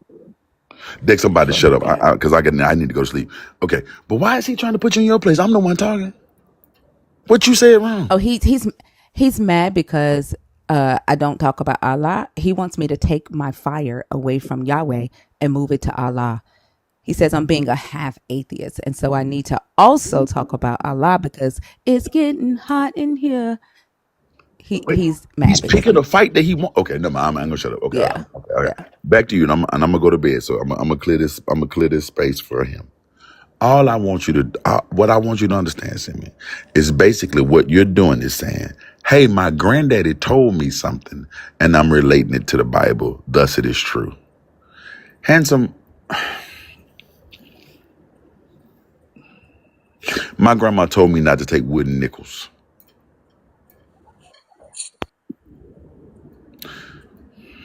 What about if it's the whole nation that tells you that? Handsome, there's a No. whole nation. There's a whole nation of Americans right now trying to tell black people that slavery was beneficial for them. Does that make it true? Well, that's different. This is Well, tell me the we difference. telling us where we came from, that was passed down to us from our ancestors. Listen what I just said to you. There's a whole nation of people here that's trying to tell black people that slavery was beneficial for them. Because a whole nation says it, does that make it true? Those are nations talking about other nations. This, we are not talking about any other nation. We are talking about ourselves. I'm from America. This has been passed down This to is my us. nation. I'm from America. Okay, I'm from here. My nation is trying to tell me that slavery was beneficial for me. Does that make it true? that's between you and your nations. Do you guys Okay. all agree that you can do that, or you So guys don't? in other words, just because a whole nation says Us, it we doesn't make all it true, right? agree that No, that's no, where we just came because we from. all agree that don't make it true. Then, Simeon, Simeon, have you ever heard a woman or a man say, "Oh, that person is tall, dark, and handsome"? Have you ever heard of that? Have you ever heard of that saying? yes, Do you think that means the person is black? could be. Then you've never heard of that saying. It could be. No, you've never heard of that saying What he's because saying. tall, dark, and handsome is exclusively talking about white men. It has nothing to do with black people at all. According to who? On that note, I'm gonna get some sleep. I love y'all. Y'all have a good night. Thanks, Can I say Love you Sebastian. too, something before you Bash. Have a leave? good Hey, night. Never mind. Simeon, I just have one quick question. Based on all of the overwhelming evidence that you threw out to Sebastian regarding King Charles II, and all the lineage that he pulled out and read to you in very much detailed and quite, I might say, painfully detailed it to you. Are you still going to go on to other lives to claim to be a Black Hebrew Israelite and still cling to the information that you think your grandfather has passed down to you, in face of all of the evidence that everybody has laid out in front of you, that is written down and called out in history? These kings that you're calling out, they were not Black people. They very clearly were kings and queens of Scotland and France and Europe.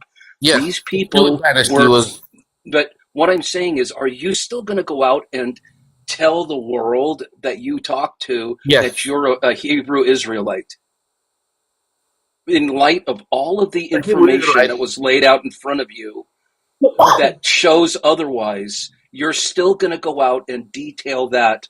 I don't want to call it a lie, Simeon, but I don't know what else to call it. But you're going to be bringing this forth like it's true, and Yes. it's just not true.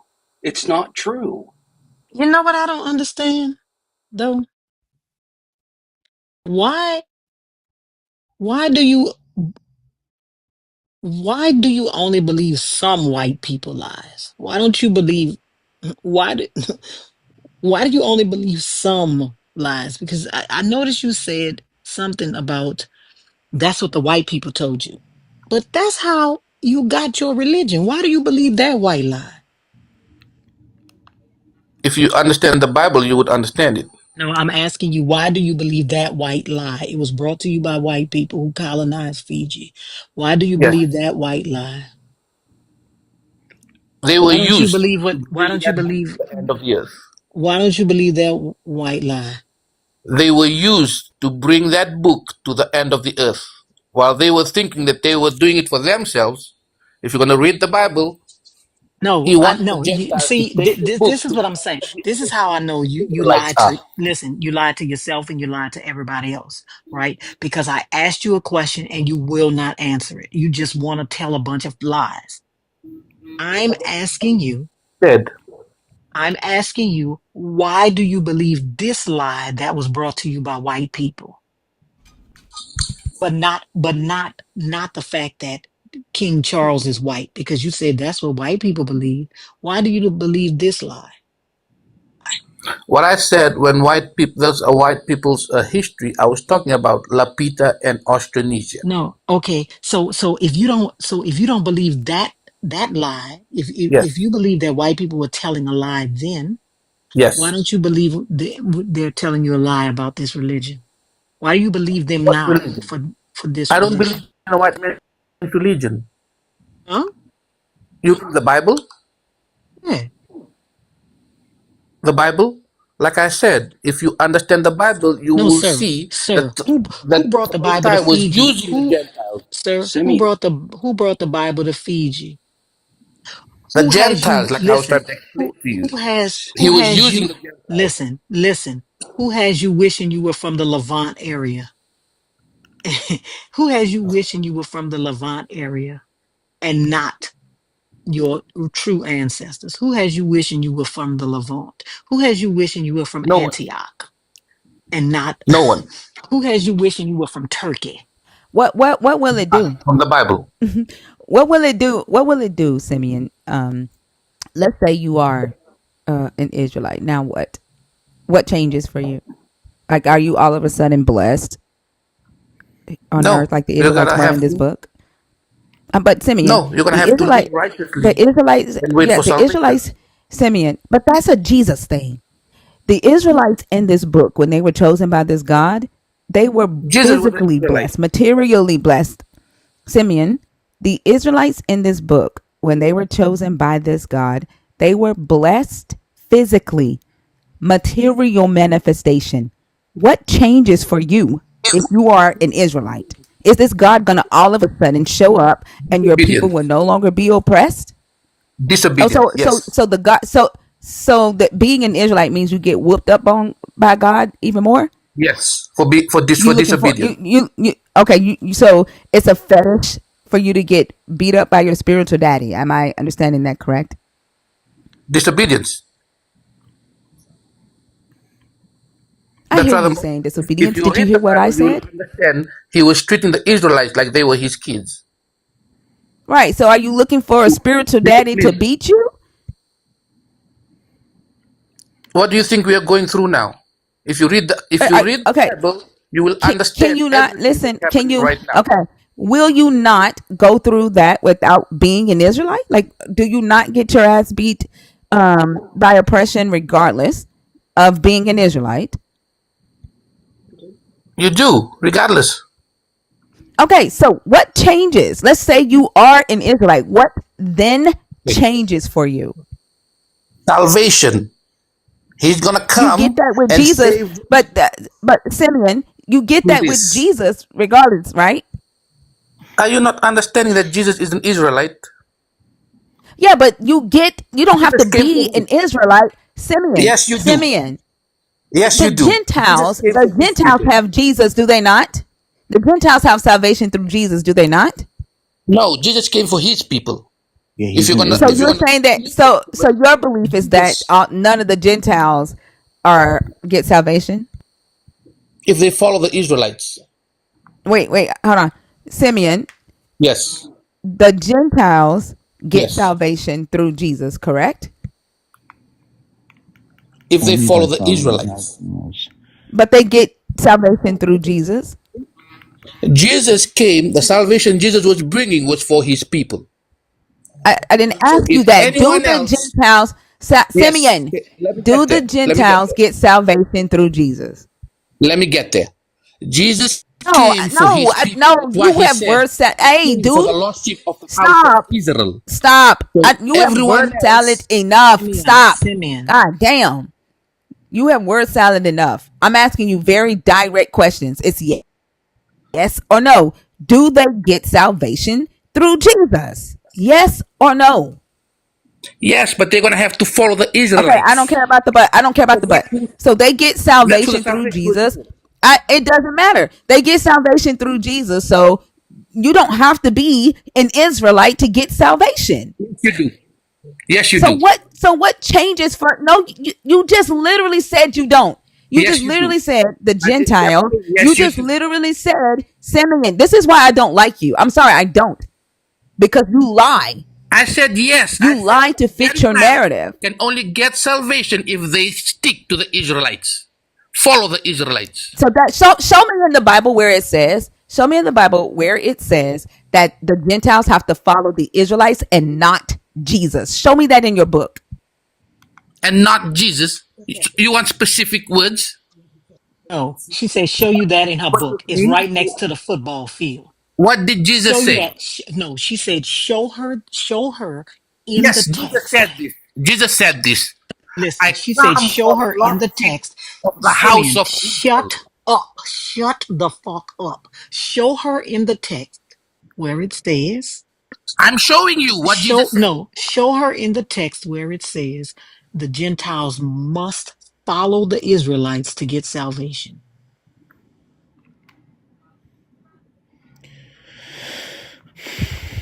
Chapter, verse right now. Chapter, verse. That's all we want from you. He's speaking about the Israelites following the law, and he's saying that like people would need to like join. It's That's complete right. Black Hebrew Israelite. Yeah, it's complete Black That's Hebrew right what he Israelite. said. But their Gentiles don't follow the law. Gentile Christians follow Jesus. Exactly. They don't That's what follow I'm the law. saying. Show So they show have me to where it follow. says Simeon. Show me where it says the Gentiles have to follow the Israelites for salvation. I'm not asking you about what your Jesus said to the Israelites about the law because your Jesus didn't talk to the Gentiles. Show me where it says the Gentiles have to follow the Israelites for salvation. That's what I asked you. That's what I need. They'll be their slaves. They'll be First of servants all, to the I just Israel. want you to know, Simeon. that after you leave here, you're not ever coming on here again. Because you're Okay. a Thank black you. Hebrew Israelite. You're a motherfucking liar. You a black I'm Hebrew Israelite. You a motherfucking liar. You a black. I don't even think you thank from you. Fiji. I don't even think you from Fiji. You lying Yeah, bastard. unfortunately, on Freeform Friday, we can't drop people with the chasing the dream, I don't y'all. even think you from Fiji. Damn. Remember, I really don't. You a black Hebrew Israelite and you lied to fucking get up here and you're gonna be blocked when you leave here. he's You're Simeon, definitely lying. I Thank You're a fucking he's liar. Si- That's all you he's are. Si- You lied to yourself. Si- You lied to everybody else. You're a liar. Simeon, yes. he's I'm sorry. referencing Deuteronomy You 28. said that you haven't read the book, and you say that over and over again. I'm not sure if you're aware who's on this panel with you, and a thinker and Rabbi Bert, the other folks on this panel, extremely knowledgeable in this book, and I Okay. think that you need to In the read the Bible, book a little bit better because these I do folks read the book. understand the book back and forward, and for you to say that's kind of insulting in a way. Yeah, and Like I I wrote my said, Simeon. I you wrote my cannot thesis. understand the Bible if you're not an Simeon, Israelite. Simeon. I wrote my thesis on Black Hebrew Israelites in Okay. America at expressions throughout the world. I think I understand your doctrine even better than you do because I did several Okay. ethnologies on various groups and compared and contrasted. And your claim of Deuteronomy 28 is an absurdist claim, and you're completely undermining uh, your own history. Can I ask you, are you a cousin Jew? And don't type in caps in the comments. Well, never mind. You done got yourself muted. he's saying anti-Semitic things. I just want you to know that Oh no, I'm Judeo-phobic just things. asking. Are you a cousin? Hold on. What Simeon, did he shut up. say? He being anti-Semitic. Yeah, Just don't drop repeat him, it. and Oh no, I'm just so we asking. can block him. No, no, We yeah. don't do anti-Semitic. There's nothing Anti-Semitic. anti-Semitic about that. It was just a question. I was just Yeah, asking. he's Yeah. implying that Jews who came through Europe through the exile are fake Jews. Not they are converts to Judaism. Yeah, I mean, like, I'm sorry, but you're not only culturally appropriating, but trying to supersession. You're trying to be a supersessionist and undermine historical realities of Jewish people going back 3,500 years,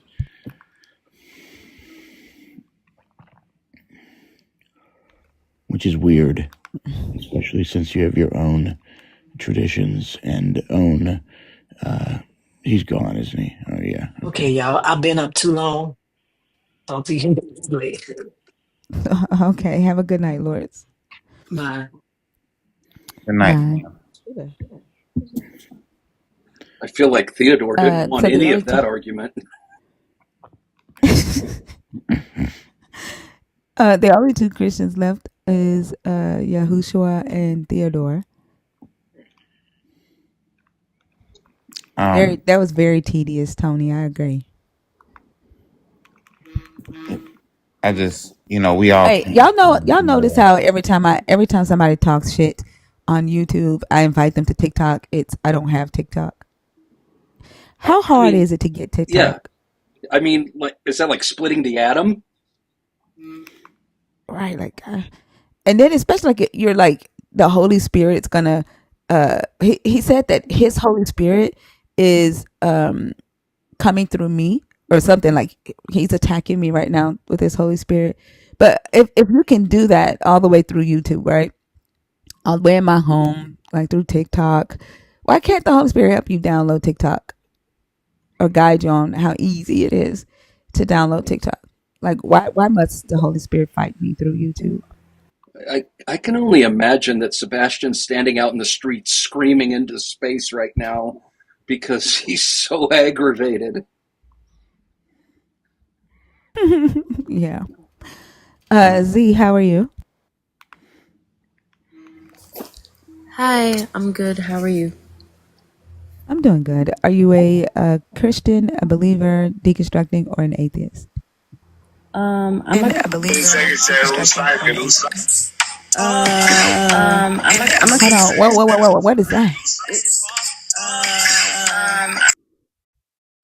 Ooh, Bert, that's coming from your. Wait, I don't know whose phone. Oh, that's coming from your phone, Z.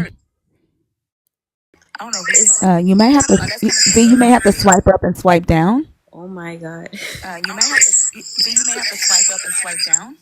Okay, I'm gonna unjoin and then join again really quick. I'm sorry. Okay. What is wrong with TikTok with all these glitches? He doesn't want us to get to the word. I was just going to say, Oh, you know what it is? It's Jonathan's Holy Spirit. I mean, possible. Well done, Jonathan. Well played. I also have to go to bed. I really appreciate your panel, Thinker. It's always a pleasure.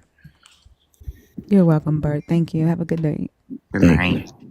All right, Bert, have a great night, man. Take care. Take care.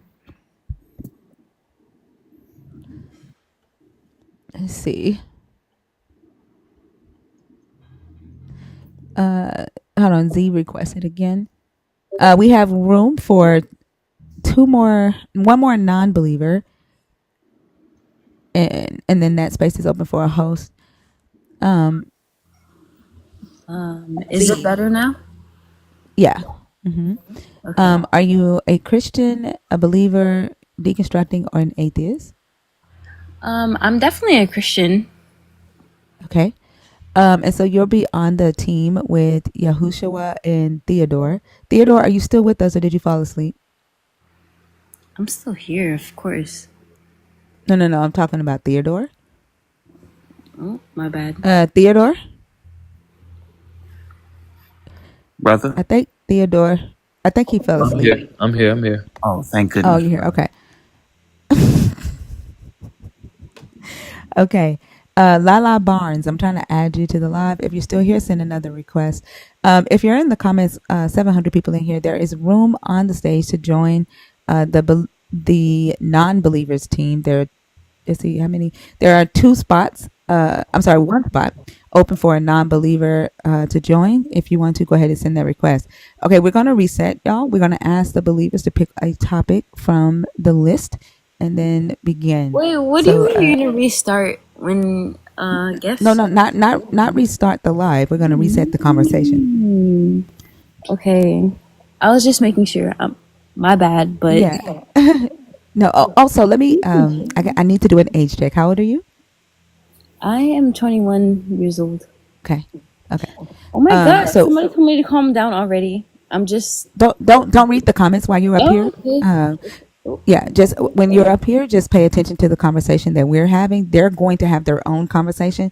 I may respond to comments if they're like disrespectful or whatever, but let me do that. You just pay attention to the conversation up here, okay? Yes, ma'am. Okay, of course. Okay. 1 second. You have a very nice voice, by the way. I just want to let you know. Thank you. I don't know if anybody's told you that, but you have a really nice voice. No one has ever told me that. I love your voice so much. It's so relaxing. I love it. Thank you. I appreciate it. Thank you so much. I appreciate that. You're welcome. I cannot sing. Yahushua, your God did not give me that gift. So, yeah. Okay, so we're going to pick a topic here. One of the believers can choose the topic, and then I will be on the team with the non-believers until another non-believer joins. So Dex or Selena, y'all can come in first after the believer responds. Who's going to pick the topic for the believer side? I love this. Brother, did you want to pick it?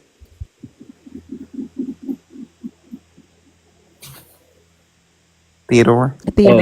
Yeah, well, I can't. You want to pick the topic? I can't see. I'll read them out. I'll read them out. Right. Question number 1: did the message of the Old Testament? It's okay, but if somebody else, I'm going to read them out. It's okay. Okay. All right. Okay.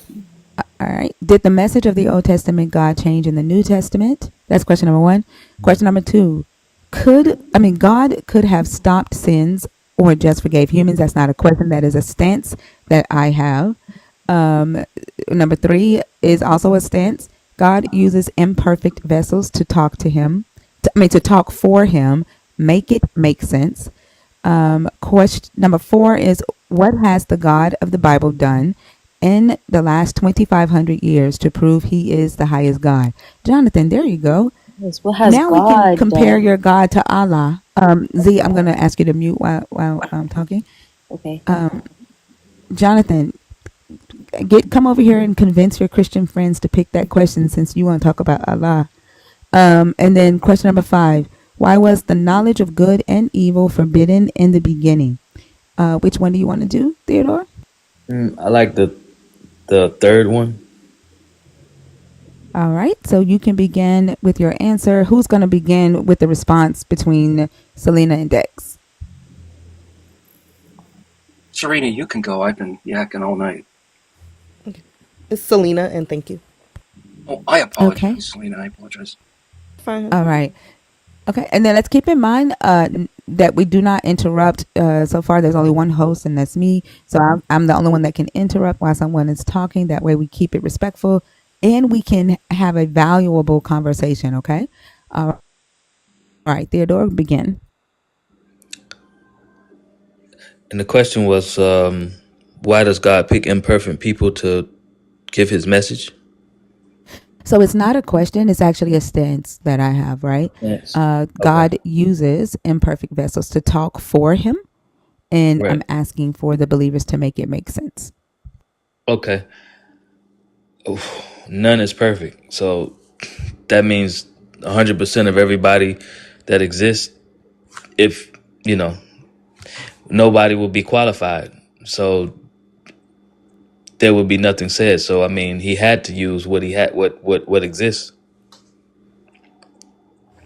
I would also like to add that Jesus, God, he gave free will. So if demons and if anybody else of that aspect is willing to go against God, they also have free will. So if they're willing to say that they have free will to kind of convince anybody to do what they want, then they can do what they destined to do. I'm going to ask you a question. What does free will have to do with people speaking for your God? So Like, if why you're, is free will such a uh-huh. the stance is that God uses imperfect humans to speak for Him. What does free will have to do with that? So if God has to speak for anybody who is perfect, I don't think that the Bible explicitly states that anybody is perfect. But if you're saying that anybody has free will, then that gives the right to demons, that gives the right to devils, that gives the right to anybody who is satanic or anybody who is Hold against the on, will of Z. God to Z. be. Hold on, Z. Yeah. I don't think you understand the question, right? Or the statement. So, if I humans are definitely do. born in sin, I don't think you do. Okay, so that's why I'm going to explain it right quick. Okay, humans are born imperfect according to this religion. Humans are imperfect, correct? Regardless if you believe in this God or not, humans are imperfect according to this religion, correct? But does sin say that H- you're imperfect? Because it hold doesn't on, explicitly say hold on, Z, imperfect. Z, Z, Z. Very basic foundation. According to this belief, are humans imperfect? Yes or no? No, Okay, so because it doesn't you are born. explicitly Hold on, state Z. that you're Hold on, imperfect. Z. Z.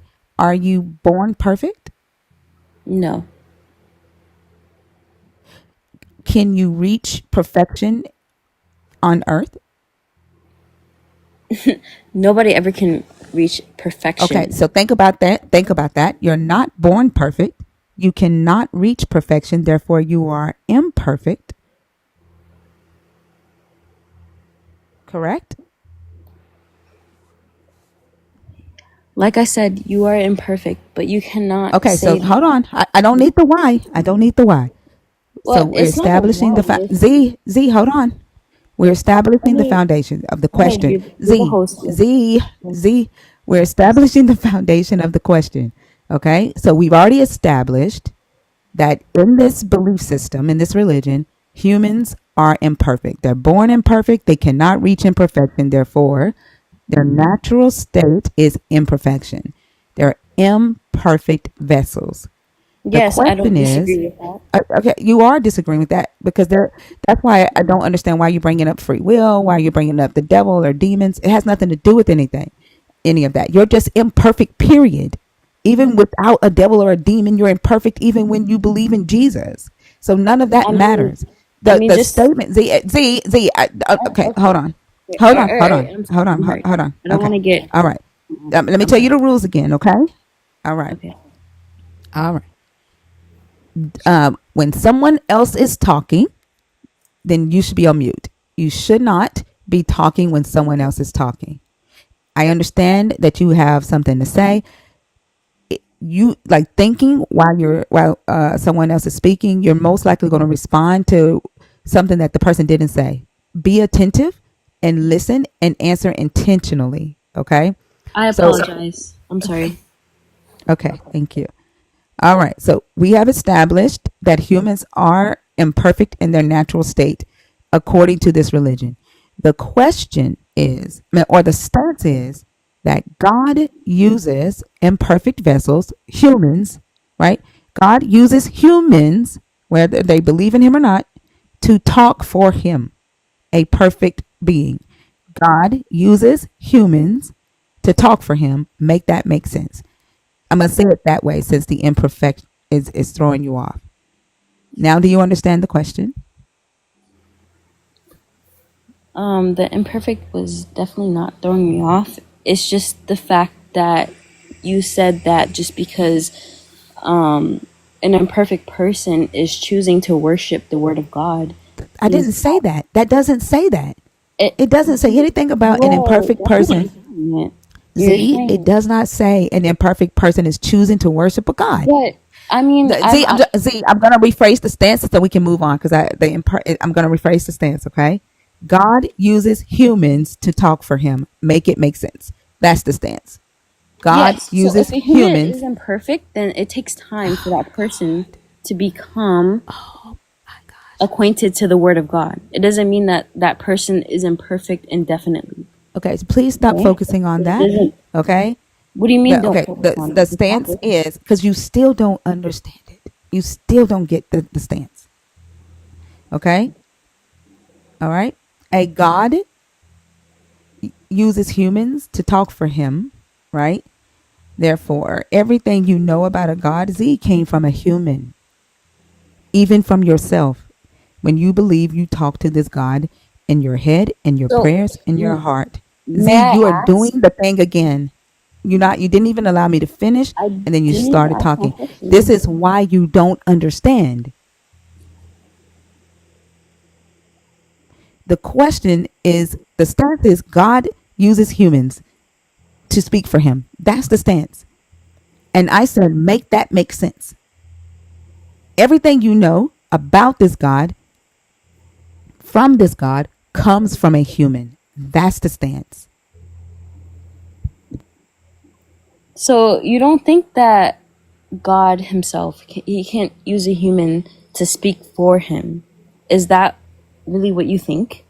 Like you think that, like, the teachings of the Bible, if they are on Earth, and many people follow the teachings of the Bible, you don't think that that teaching can ever relate to a human? You think that everything that Christians know, Catholics know, many other teachings of the Bible are with many other religions like Arabic, Judaism. You don't think that those are legit then? Because they're really preaching the word of God, and there's priests, there's rabbis, there's Did you rabbis. say rabbits? I meant Did you say rabbis. rabbits? Ma'am, I meant rabbis.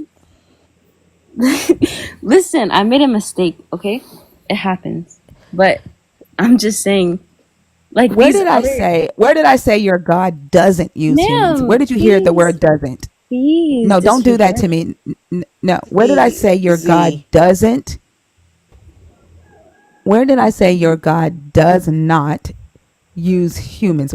How did that become your interpretation of what I said? No, I'm not saying that God does not use humans. I'm saying that he does use them, but there's other religions that do the same, and they are of It doesn't matter. a It's still a God. similar It doesn't, teachings. like, pointing out another religion So, is well, still a God. Hey, that's still not going to change for me by you saying so does Islam, so does Buddha. It's still a God using humans. Everything that you know about a God. okay, well, let me not use Listen, other examples. because Okay, I could you're use taking different up time examples. You and just you're not listening, and I'm having to explain to you okay. over and over and over You and over. you don't have to explain to me. I understand. I'm sorry. Hold on. I To the promise. Christian team, does your teammate understand this conversation? Does she have comprehension? And please don't cap for Christ. No, I Like, promise. hold her accountable. If she's your sister, hold her accountable. Does she understand? I, I wouldn't say yes. Yeah, yeah. I don't think she understands fully the. She's kind of, but not all the way. She just young in the faith. Theodore, I'm Yes. watching you. Okay. You have to, like, if this is somebody that you love, like, this is why I say love is Theodore. very subjective. Theodore. What? Z, I'm gonna drop you. No, wait, I'm wait, trying no, to, I'm hold on. trying because Okay, I know you're young. No, hold on. I'm gonna put you on mute. I'm gonna give you one more warning. Okay. I understand that you are young. That's why the age limit is 21 and up. For the last week, 21-year-olds have come in here and have made me want to change it to 25 and up. Okay, I understand that y'all want to participate in these conversations, but shit, I have a 22-year-old who don't behave like this, a 19-year-old who don't behave like this. They know how to have conversations. Hell, we was talking today about the reason why they have social anxiety because they're too mature. You gotta go. You did it again. Goodbye. Goodbye. I'm sorry. No one taught you how to have conversations. I'm sorry. I can't do it. Okay, I'm gonna get y'all another teammate. Hold on. What's up, God Justice?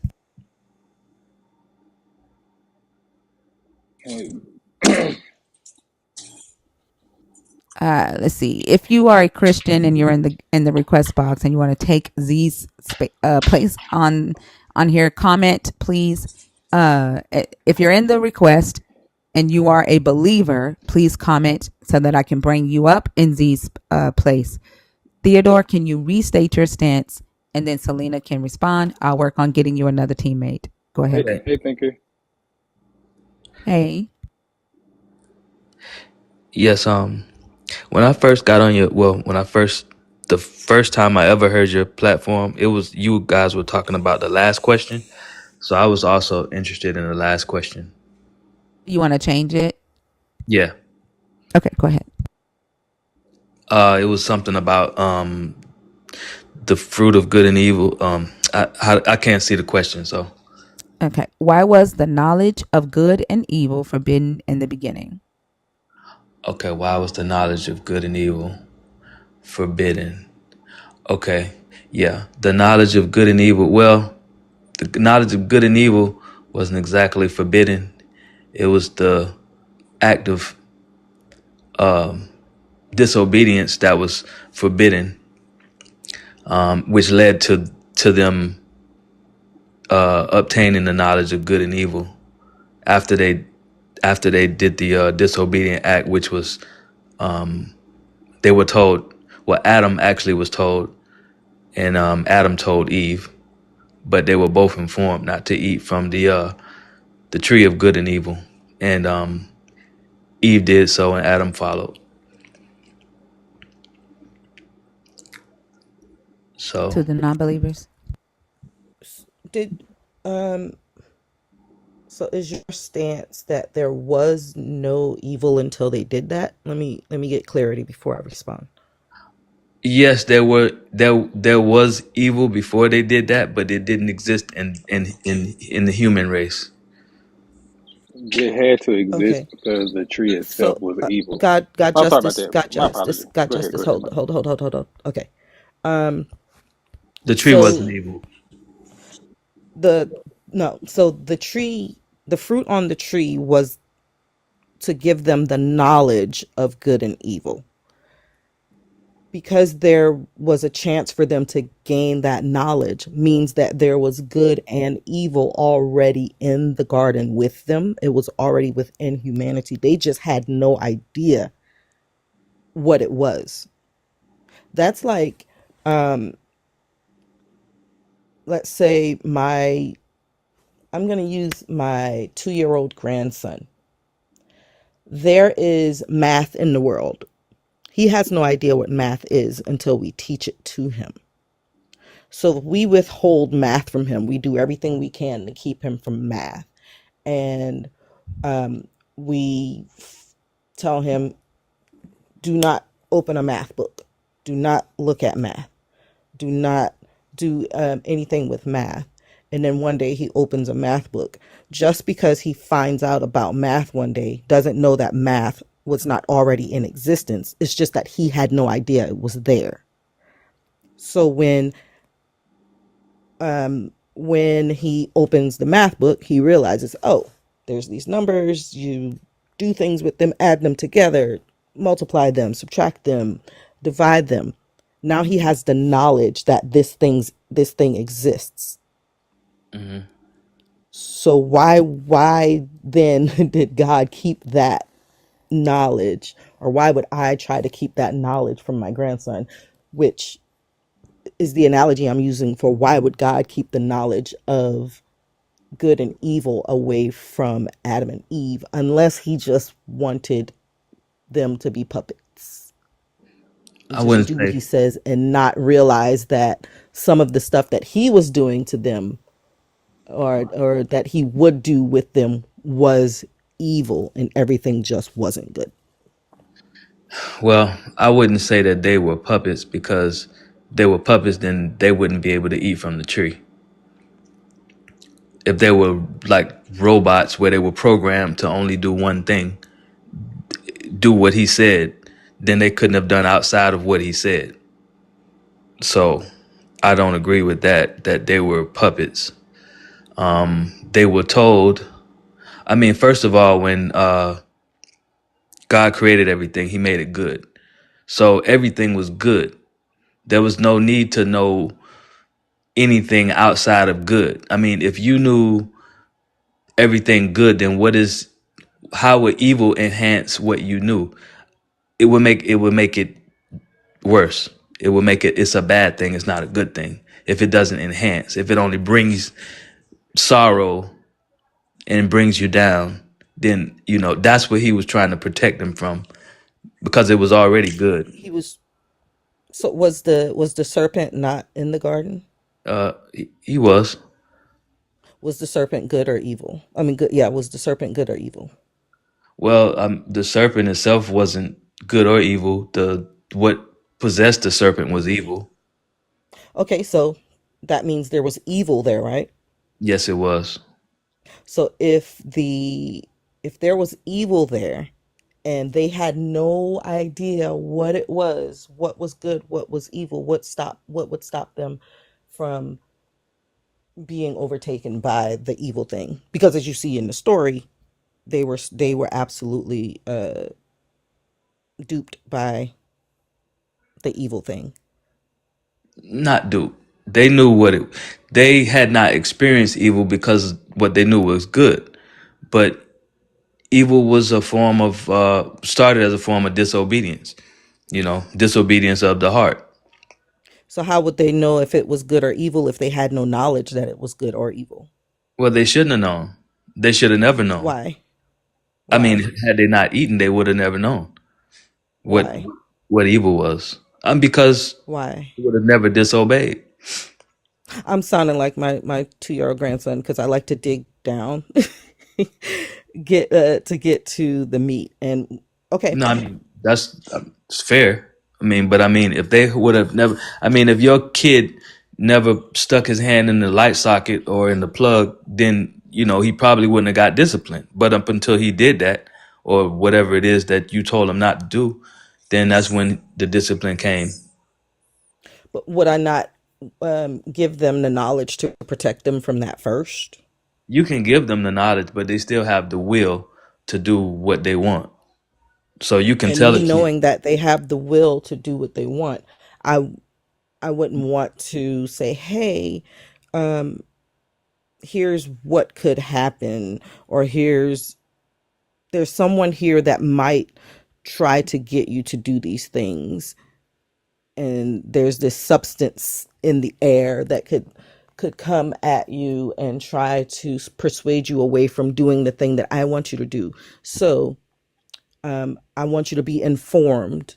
I want you to be fully informed, not just because I said not to do it, or even inflate what would happen to you if you did it. Hmm. Well, you could tell them whatever you like to tell them, but the thing is, you can't make them do it. And if you were to make them do it, then I mean, you would be even doing what God didn't do, because that's a form of control, and control is an evil thing in itself. If you're trying to control someone, so of course, with our kids, we have responsibility to teach them, but they have to go through trial and error also. So So God didn't have the responsibility to teach Adam and Eve that there was a serpent in the garden who was cunning, more cunning than any other creature that was created. Because you mentioned earlier that evil entered the serpent, but the word says that the serpent was created as the most cunning. well, that was the characteristics of the serpent. That Mm.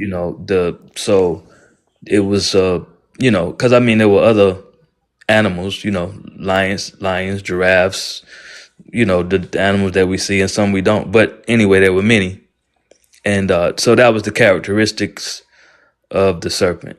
But yeah, so I mean they were told, or Adam was told to protect the garden and guard against and hedge it, which means basically protect it. So if he was telling him to protect the garden, he was telling him that there was something that was there that needed to be watched, that he had to protect the garden from, the sanctity of the garden. But if how would he know that there was evil to protect from if he had no knowledge of good or evil? You get what I'm saying? Selena, Dex commented and said he I'm has so. Oh, something to say okay. too. I thought I saw. No, go Go ahead. ahead, Dex. I'm All right, sorry. I just Let want to me. make sure that y'all are Oh, paying attention to your teammates in okay. the comments when they want to come in. Okay. I'm sorry. Yeah. Let me make sure I'm looking at them. Mhm. So I But just go had a ahead, Dex. couple. I'll Go ahead. mute. Oh, thank you. I just have a couple questions for you, Theodore. Did God know that? Did God put the snake in the garden? He created all the animals. So he put the snake in the garden, knowing that the snake was crafty more than any other animal he's ever made. You could say that. Okay. Did he know before he put the snake in the garden and before he created Adam and Eve that the snake was gonna tell them these things and tempt them into eating? That the snake was going to be used to tell them. Yes, he Did he knew. know that before they were ever created? Yes, he did. And yet he still allowed the snake to do this, so he knew Adam and Eve were going to eat of the tree and gain the knowledge of good and evil. At what point did the snake lie to them? Did he lie to them at all? Um, yeah, he did. What did he exactly lie to them about? I mean, Can he you told. vote? Can you quote that Bible verse for me? I I can read it, but I mean, basically, he told half truth, and if it's Oh, half truth is a lie. okay. Can you tell me what the half truth that he said is? Because I'm at Genesis 3 right now, and Okay. I'm looking at it, and I don't see where the snake lied at all. Well, he said that you wouldn't surely die. Right? And did they die that day? They eventually died, so they surely But died. but it said there were that very day you eat of it, you will die. But they didn't die that day. Well, he didn't say that. He just said that you would surely No, die. that's what God said. No, he didn't God say. said, okay, so let me read it to you so you'll know exactly You, what it says, and we'll you're just go talking to the about Bible and get the in the text. day that you eat it, you'll surely Can, die. can we just read it from the text and then we can all be enlightened by it? Yes, sir. Sure. And Theodore, if you don't mind, I could hop in Okay. as Yeah. well. No problem. Okay. So It's on the screen for you, yeah. Dex. Yeah. Okay. So it says, "But of the tree of knowledge of good and evil you shall not eat, for in the day that you eat of it you shall die." But what did the snake tell Eve? The snake says that you will not surely die. Okay. So who lied? Yeah, the serpent. So it seems like How? I'll explain. It seems like we're doing an internal critique. So Well, if the This is not serpent. philosophy, too. Like, don't do a philosophical argument. I just want you no, to I'm know not. that. I'm not doing the Yeah, philosophy. I just want you to know, like, this is not philosophy. That'll get you kicked. So Okay. Yeah. stick to No. the biblical text. Go ahead. Yeah. So what Adam and Eve do experience death that day, and they How experience so? they That's experience a spiritual death, a separation from Oh, God, which is that's exactly why. what Yeah, does it just mean to be spiritually dead? to be separated from God. So they fall from glory, which is why Eve has a response that she has in Genesis 3. I agree with that. Yeah, so and if Okay, you so go to let's go here. This says in the day, right? mm-hmm, Which okay, so in the day is yom, right? mm-hmm, And it is a masculine singular construct for means like in the day, that okay, day. mm-hmm, All right. So yom, right? A day, mm-hmm. Can you scroll right? down a little bit? Yeah. Yeah. Whether literal sunrise, sunset, or from one sunset to the next, right? Mm-hmm, Or figurative, a space of time defined by mm-hmm. an associated term.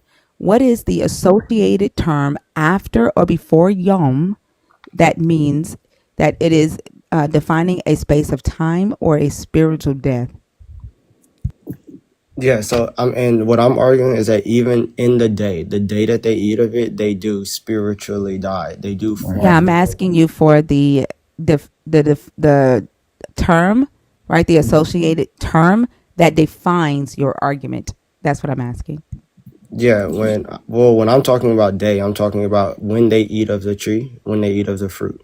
I'm talking Yes, about I'm asking you for the definitive associated term that defines the yom as a space of time and not from one sunrise to one sunset. I'm fine with taking a sunrise to sunset. I'm fine with taking that view. I don't have a problem with that. You do realize that means a 24-hour day. I'm perfectly fine with that. So they did not die within 24 hours. Yeah, I'm Correct. arguing Okay. I'm Hold arguing on. that they Okay. yeah, I'm arguing I that get they it. did. And I'm asking you for the definitive term that says that it is a spiritual death. Yeah, so notice Eve's response in Genesis 3. So in Genesis 3, she doesn't say, "Hey God, you're the one who lied. We didn't actually die," right? She says, um, "What is it that you have done?" The woman said to me, "The serpent deceived me, and I ate." So the effect that she feels after they eat of the tree, which drives them into fear, which is known as a spiritual death, she understands that what happened to her was by the serpent's deception. This is before the Lord reveals everything. She understands that the serpent actually deceived her. That's Okay, so let me show Why you would he something. need? Why? So, Sorry. okay. So in Hebrew, the word die, you see that on the screen? hmm You see that? So in Hebrew, the word die means muth, right?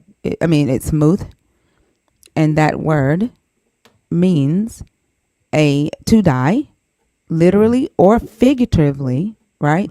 hmm To kill, crying, dead, body, man, death, right? hmm To die, to be killed, right? hmm Very suddenly. And it is a physical death. Where does it say that there You is a li- no, you spiritual, hold on. Where does it say that there is a spiritual uh, death associated with this? This is a Figuratively, physical death.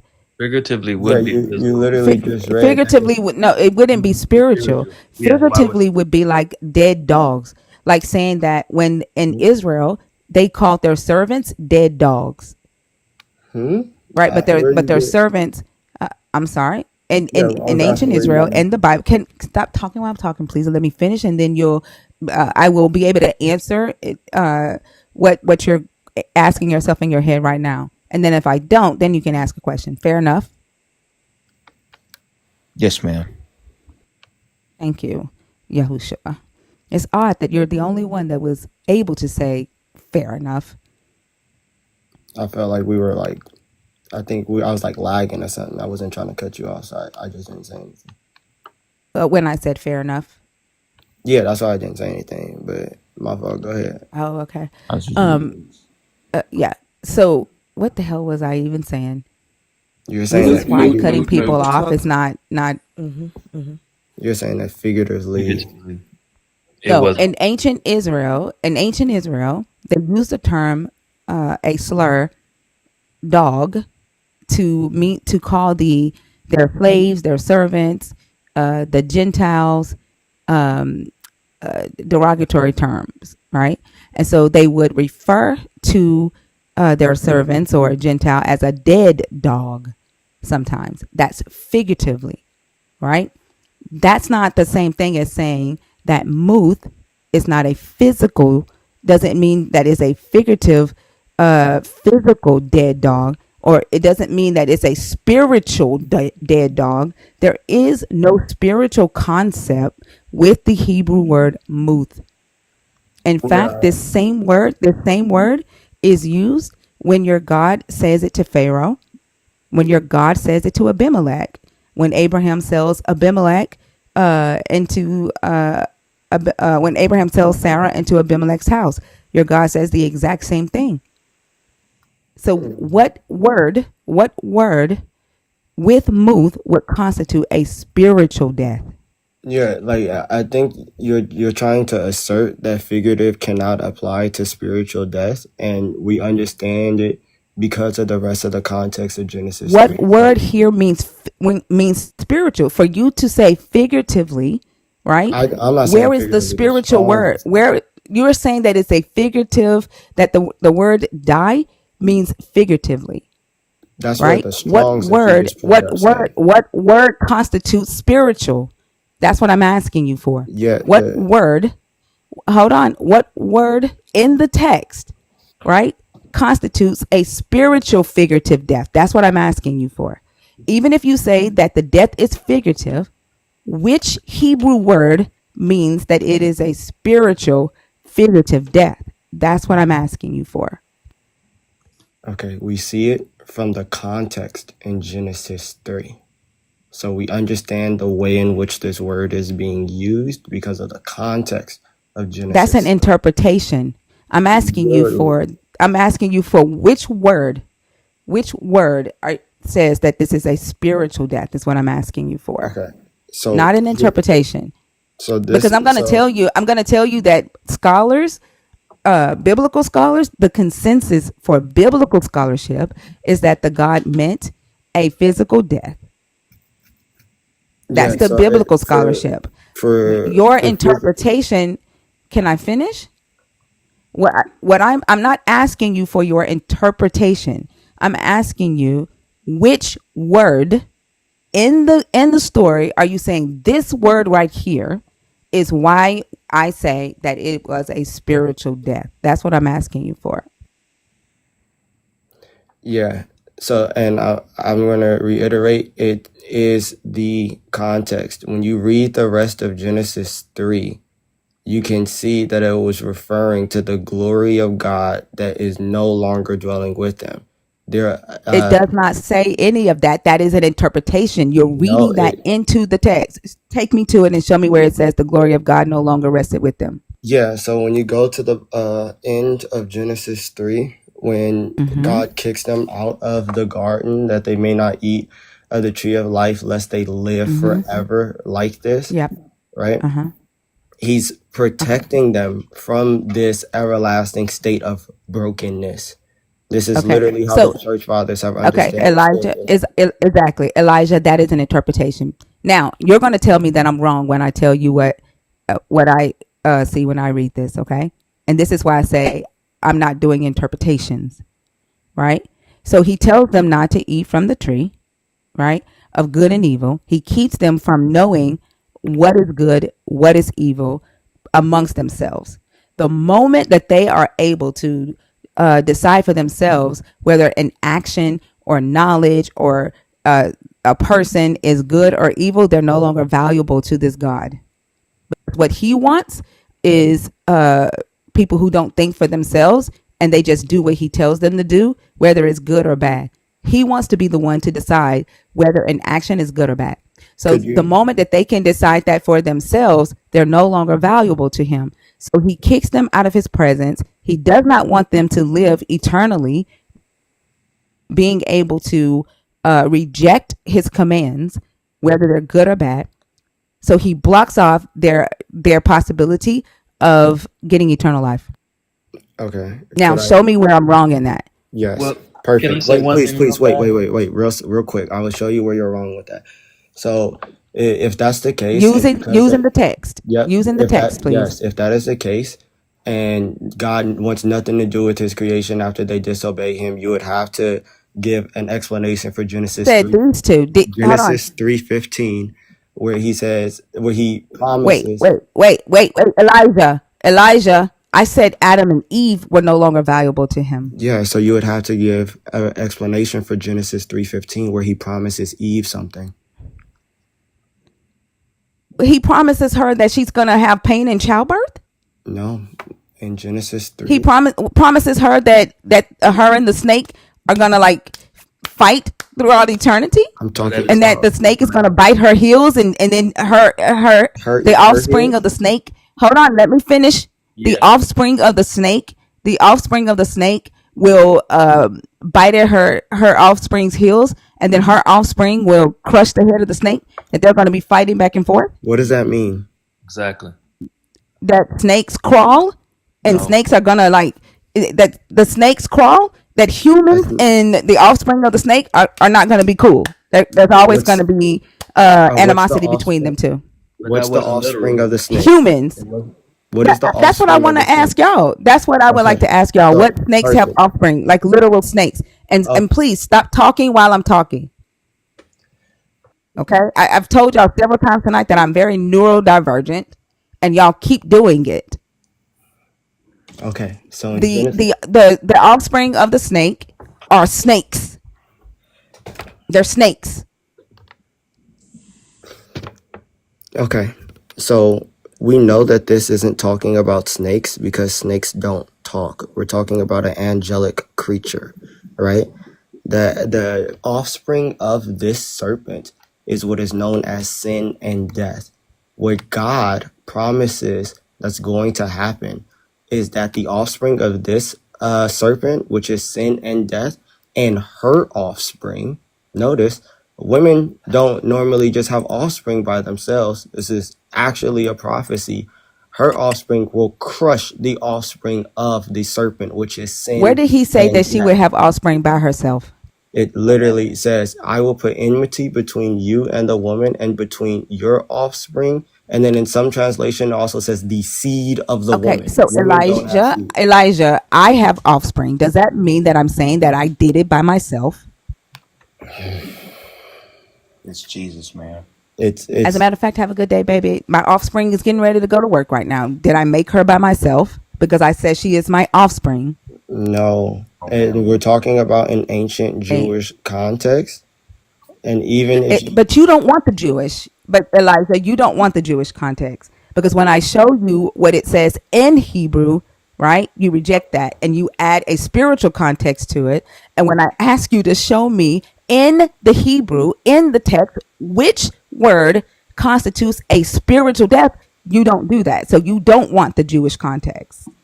no, you literally pulled up the Strongs and it says it's either dealing with literal, as in physical death, Where is the or which word? figurative. Which word leads to a spiritual figurative death? I asked you that like 5 times. And what was my answer to that? You didn't give me one. You didn't give me a word.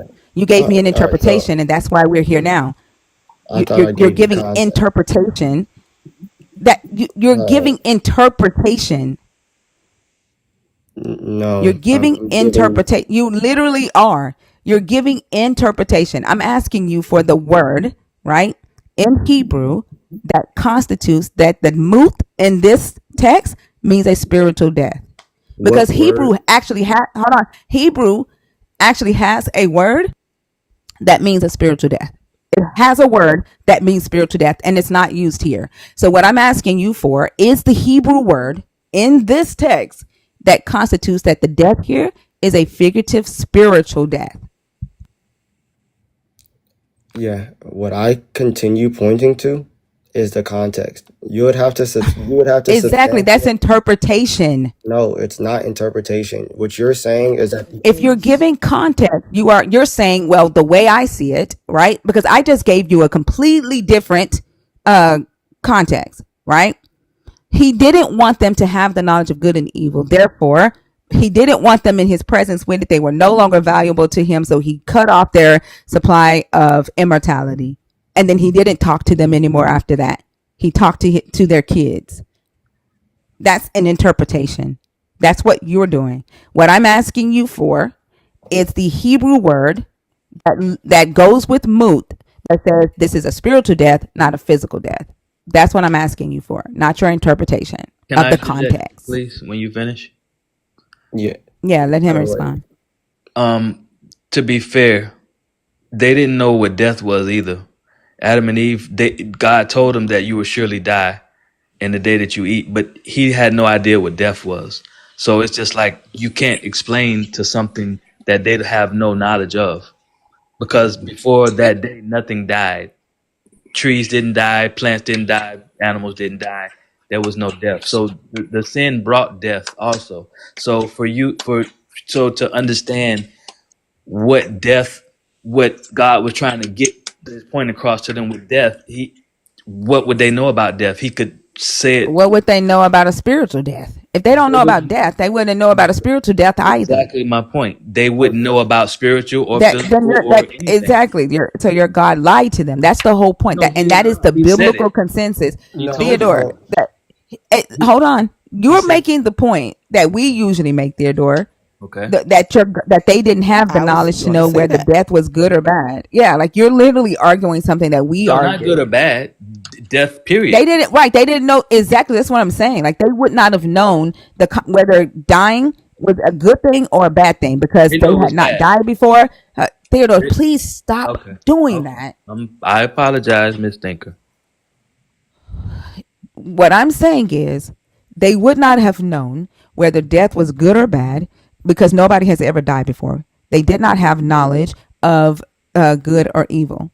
So your God saying, "Oh, in the day that you eat it, you shall surely die," right? He literally was setting them up. They didn't know, and then he lied to them. How? He lied to them because he How? knew they wouldn't. He knew they were not going to die. Yeah. He knew they were not going to die. As the serpent said, "You're not going to die."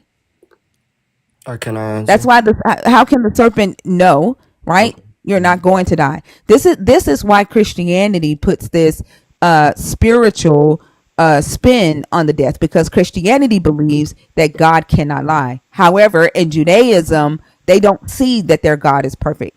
They don't see they know that their God lies and have lied and said that he will lie in this text over and over and over again.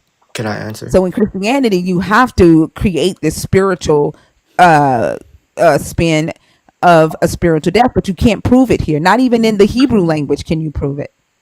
Okay, can I share my Can I add screen? something on top of that Wait, too? one second. Elijah, One Hold second. on.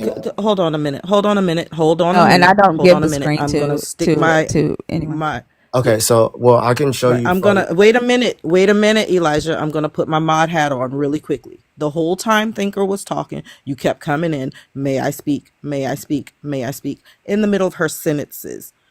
When she's done, then you come in. When she's finished, then you come in. She did not pause. She did not breathe to give you the idea that she was done talking. Y'all have got to stop talking when other people are talking. Otherwise, you will not completely hear the sentence. You are not actively listening to hear what she's saying because she may have given you the point that you are trying to come in and jump in. Your point is so important that you think you have to cut her off. Let her finish. niche.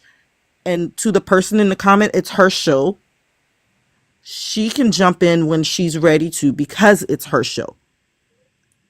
So now, Elijah, I am going to stop. I am going to pause, and then you can come in and say what it is that you wanted to say. I apologize, thinker, but I couldn't take it. You don't have to apologize. I appreciate that. And that's what like gets me overly stimulated when people are trying to talk at the same time. If we are able to do one-on-one, then the conversation would just go a lot smoother.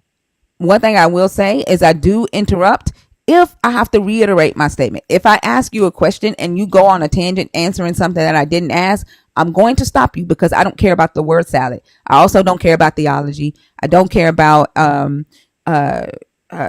guideline that Christianity has for a doctrine. And I definitely don't give a fuck about philosophical arguments. If Go I ahead. might, if I might add I'm sorry. I thought to it was thinkers, my to fault. I thought it was my turn. No, my fault. Okay, go ahead. Okay, thank you. All right, so according to the Lexingham Analytical Lexicon of the Hebrew Bible, that word moot that you're referring to, it literally says with focus on their immaterial substance or to be caused to die. So that word death is literally talking about a focus on their immaterial substance. That day they spiritually die. Hold on. Wait, you said that you're reading the what? Yeah, the Lexingham Analytical Lexicon of the Hebrew Bible. I could share my screen So, if you want. is that a commentary? No, it's a literal lexicon of the Hebrew. So I'm looking at two different lexicons: the Brown Driver Briggs Mm-hmm. and the Strong's Concordance. Yes, Right? this is a Okay. Lexingham Analytical. Hold on. So do me a favor. Go to Genesis. I think it's Genesis 21. Moment.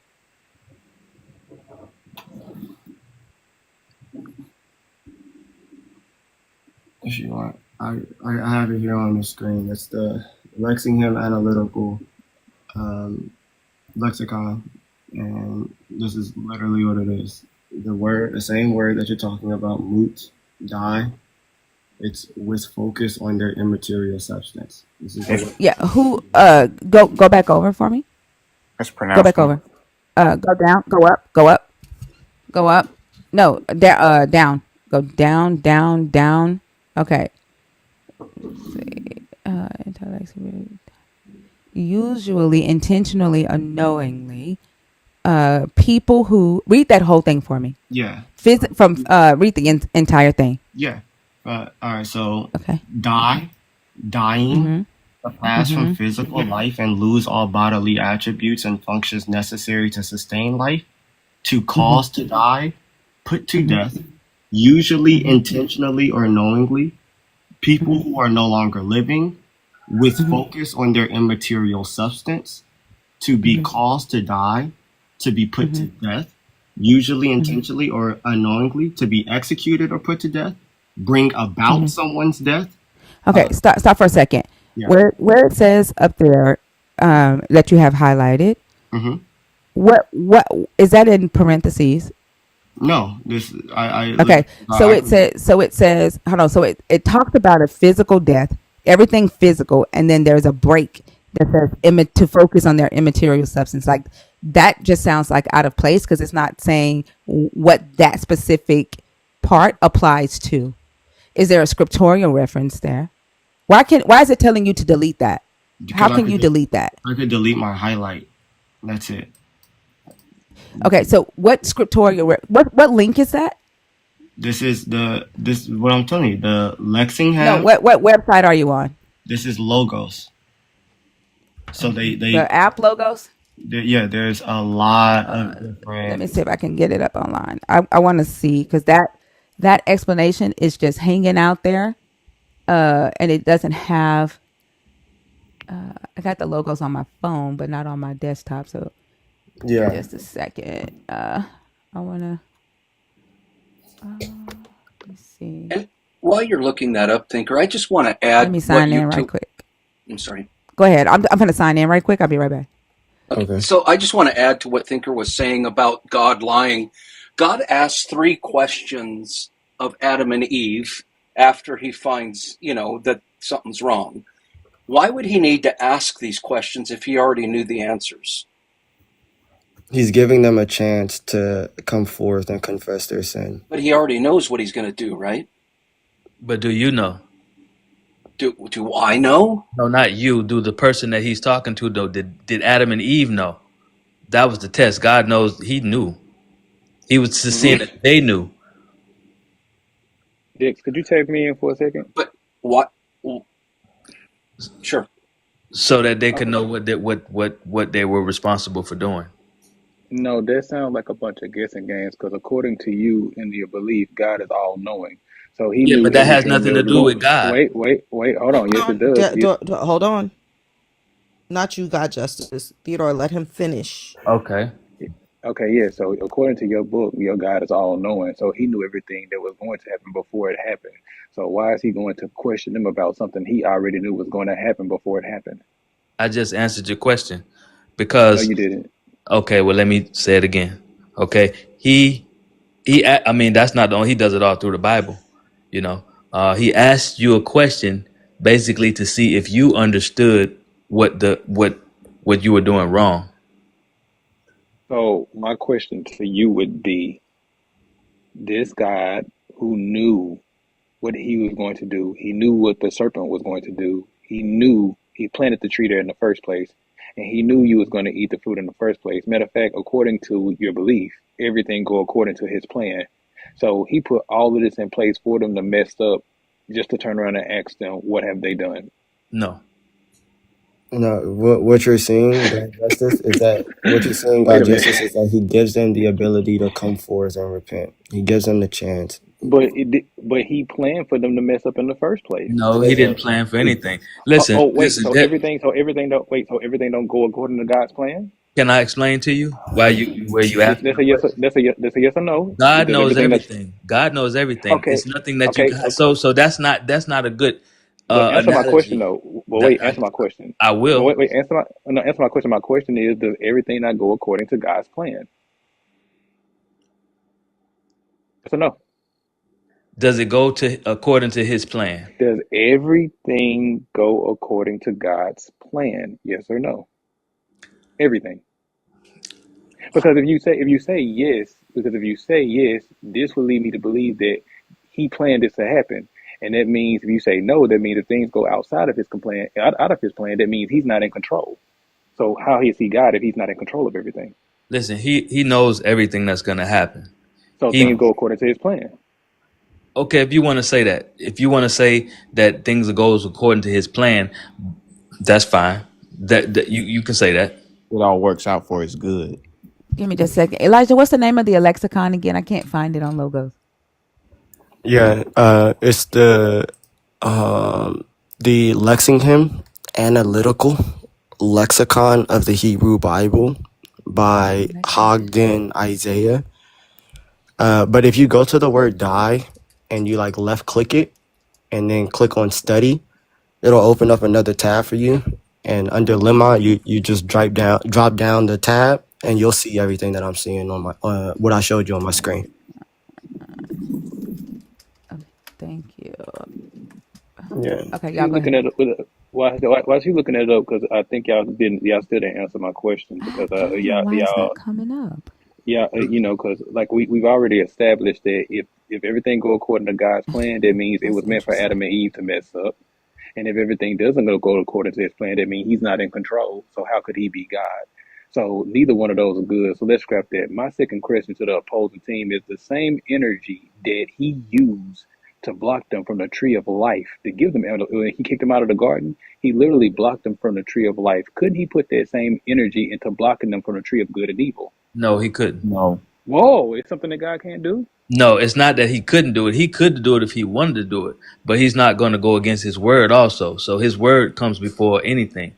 If He Right. says So something, it's not going to change, and He already said what was going to happen. Well, what about when he was talking to Moses on the mountain and Moses convinced him not to punish the people down there for worshiping false idols and such, and then he changed his mind?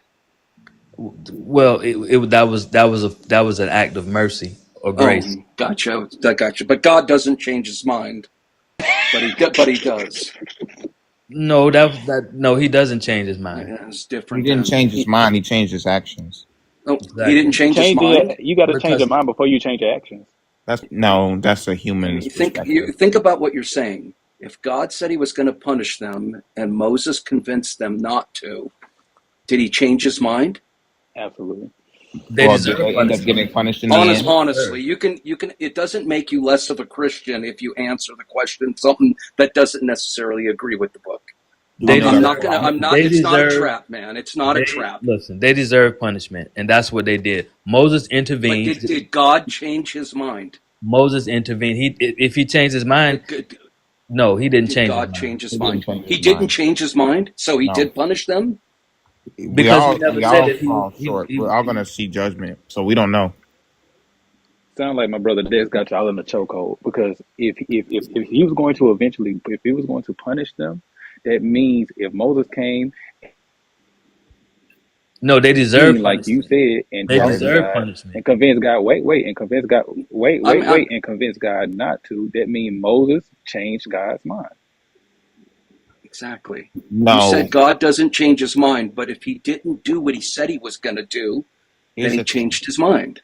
No, see, he didn't change his mind. He changed his actions. So, like, he wasn't gonna unalive them for it, but they will be judged. Like, they deserve punishment. So, we don't know what they were judged after this world, but he is gonna still punish them. So, Wait a minute, brother. Let me ask you a question because we jumped around. I still want to get back to my question, but let's stay on this for a second. If I'm gonna go unalive something and Dex say, "Hey, brother, don't do that. Don't do that. It's not worth it," and I say, "All right, Dex, did Dex not change my mind?" So okay, what happened when Abraham Answer was the gonna question. wait? Well, I'm just give you a similar question. When Abraham was gonna kill his son Isaac, Alive. well, I'm sorry, unalive his son, and then he stopped him. Did God stop him? Yes, he stopped him. I mean, yeah, he Are stopped you him. sure? Well, not well, it's an angel, but yeah, That yeah, was, Thank and you. that's really, So it wait, that's wasn't really God, apples and right? it yeah, was an that's really angel. apples and oranges right there, though. We're talking about something totally different because God was testing him, which contradicts God testing or tempting humans. Okay, so huh? you could say that he changed his mind if from that understanding. No, Okay. he was Thank you. according to you. He was go ahead, Dex. According to you, but that's not necessarily that he just a test. But listen, but let's not jump around though, because that's what I'm noticing y'all doing. If I'm Okay. going to go unalive somebody else, and Dex told me not to do it, it's not worth it, and I said, "You're right, Dex. I'm not going to do it." Did Dex not change my mind? Yes or no? Are you punishing them? Answer the Difference question. does it make if you're not doing something you originally planned on doing? You're changing your mind. Doesn't matter if you're punishing them or deciding to go to Burger King or Because McDonald's. Didn't because you? what I'm saying is that he didn't change his mind. He changed the action. So instead of unaliving them, he's gonna judge them differently in the But did he end. change? So he's Okay, let's punishing them hold on. Let's do regardless. this. Where did that idea come from? The Let's Bible. do this one more. Okay.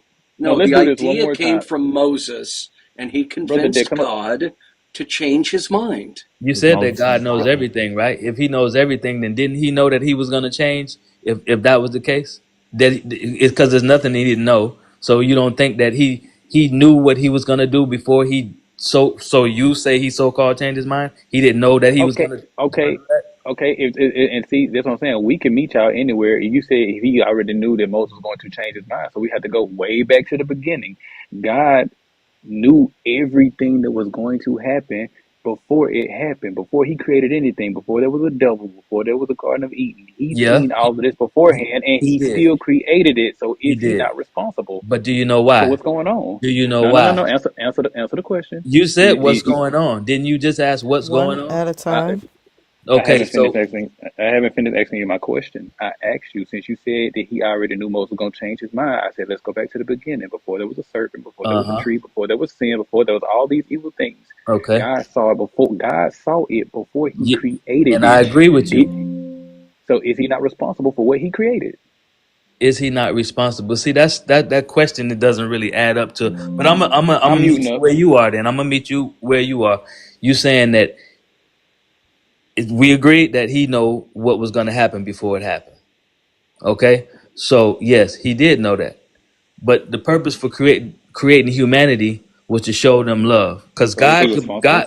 God can be okay all by himself without humanity, without angels, without none of this stuff.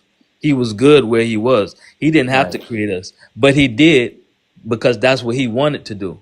Okay, And two but more see, this is questions. the Two more thing. questions. This is the thing. Go ahead. Hold My on. bad. I'm gonna let you ask your question. Just let me just finish this one point. God is the only one that can be God. He's the only one that can be him, the all powerful, all knowing everything.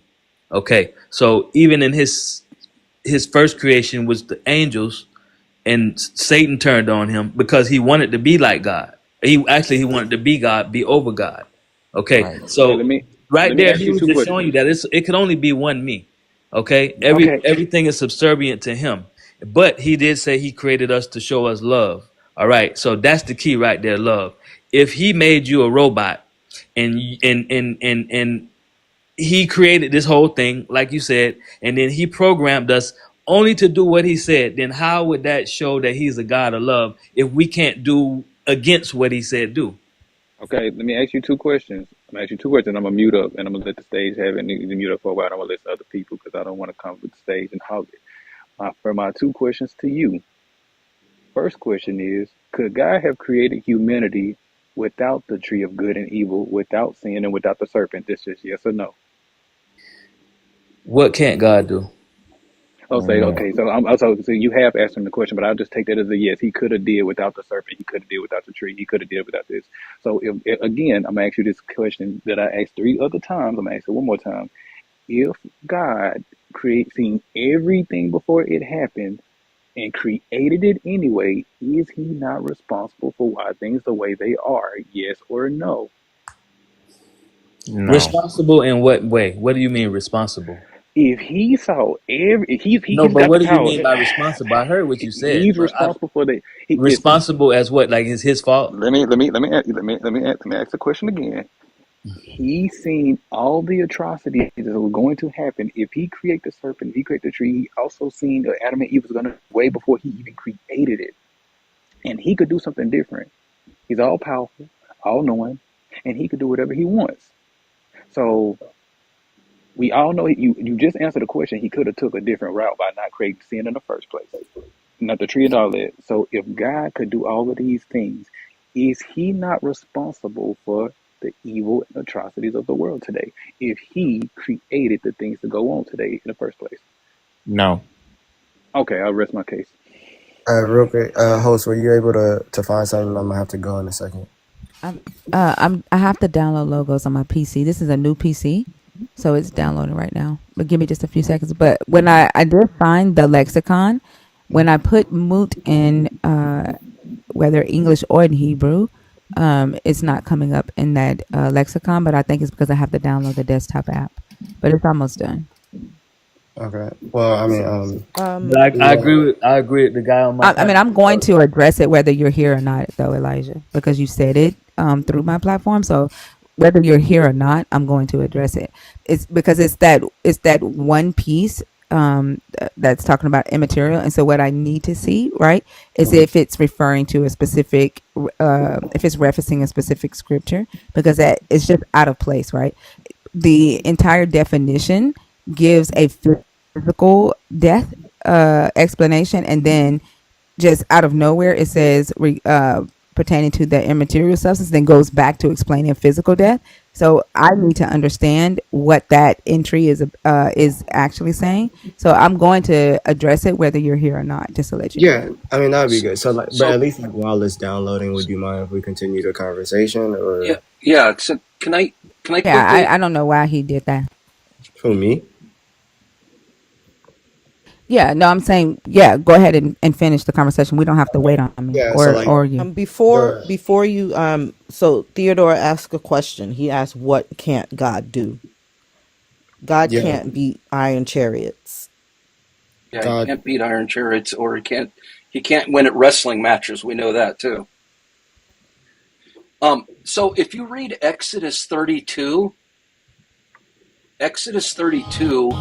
clearly calls out when Moses was talking with God, and and it says, it talks about how he was mad and everything, and what Moses said to him. And it says, you said, I will multiply your descendants like the stars in the heaven, and all this land that I have promised I will give to your descendants, and they shall inherit it forever. And the Lord changed his mind, it says. Yeah, so the way in In which Exodus 32:14, and you said he didn't change his mind. He never When changed he his was talking mind. to Abraham, you mean? No, Exodus 32, Talking to Moses? yeah, Moses. yeah, chapter 32, verse 14. All right, let me read. Exodus 32 and 14. Which version are you reading? I got the King James. Ugh. Okay, let me go to the King James.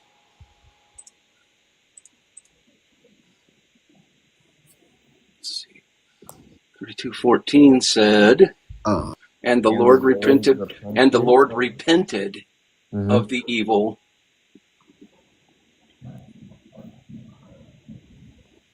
Changed his mind. And I mean, NRSV calls out changed his mind.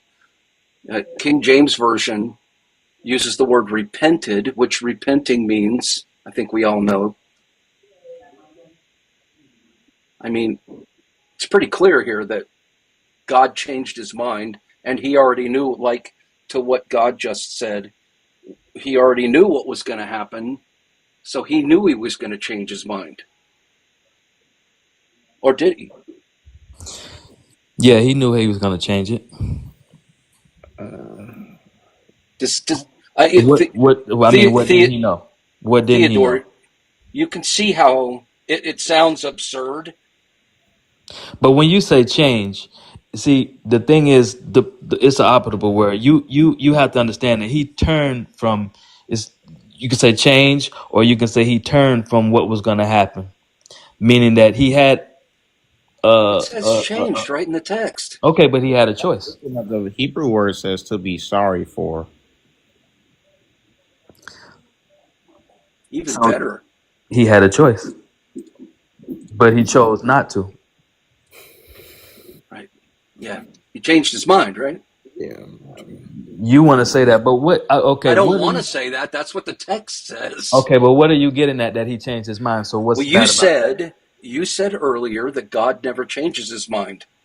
I said God doesn't change. I didn't say he You doesn't said change. God doesn't change his mind were your God does exact not words, change Theodore. I've got it his. written down. I've No, no, got it no. written down, Theodore. God does not change himself. God Yeah, is not gonna never I change being Theodore, God. you said God doesn't change his mind. And I wrote No. it down to be very You did. specific because Thinker was looking into the text that Elijah brought forward, and I had to wait, and I was listening to you talk, and I wrote down that God doesn't change his mind Okay. Well, if you want to catch because me on a that's what you said. technicality, okay, I may have said that, and I misspoke when I said that And like because the I was trying to text, give you to Theodore, the words understanding. like What I was the trying to get. text, Theodore, like the text, Theodore, words mean things. And I know that we misspeak when we talk, and that's perfectly cool. I don't have any problems with that. But do you see how things can get misinterpreted? Yeah, but that And means nothing. well, That means nothing that he changed. That he okay, changed. That he changed his okay, mind. What all does right. that mean? It means that you're dancing around doing mental gymnastics to make the text meet what you want to No, mean. I'm asking That's you. What exactly what it means. if death was if unaliving was the penalty that they had to pay or could have paid, and he didn't? What where are you going with that? He should have did it. That's what you're saying. He should have unalived him. I'm I'm asking following you. up. Should he? May I'm I asking you. answer? What should he have done? Did it make him bad? Does it make him a May I bad God answer? that he didn't do it? Is May I that what answer? you're implying? What I'm saying is, I'm taking you at your word about your God when you Okay. said that your God doesn't change his mind. I called out this verse and had to run through a ton of different hoops for you to finally say you misspoke. And what I'm trying to say is that your God does change his mind. and things do change. And yeah, you may have misspoken. That's fine.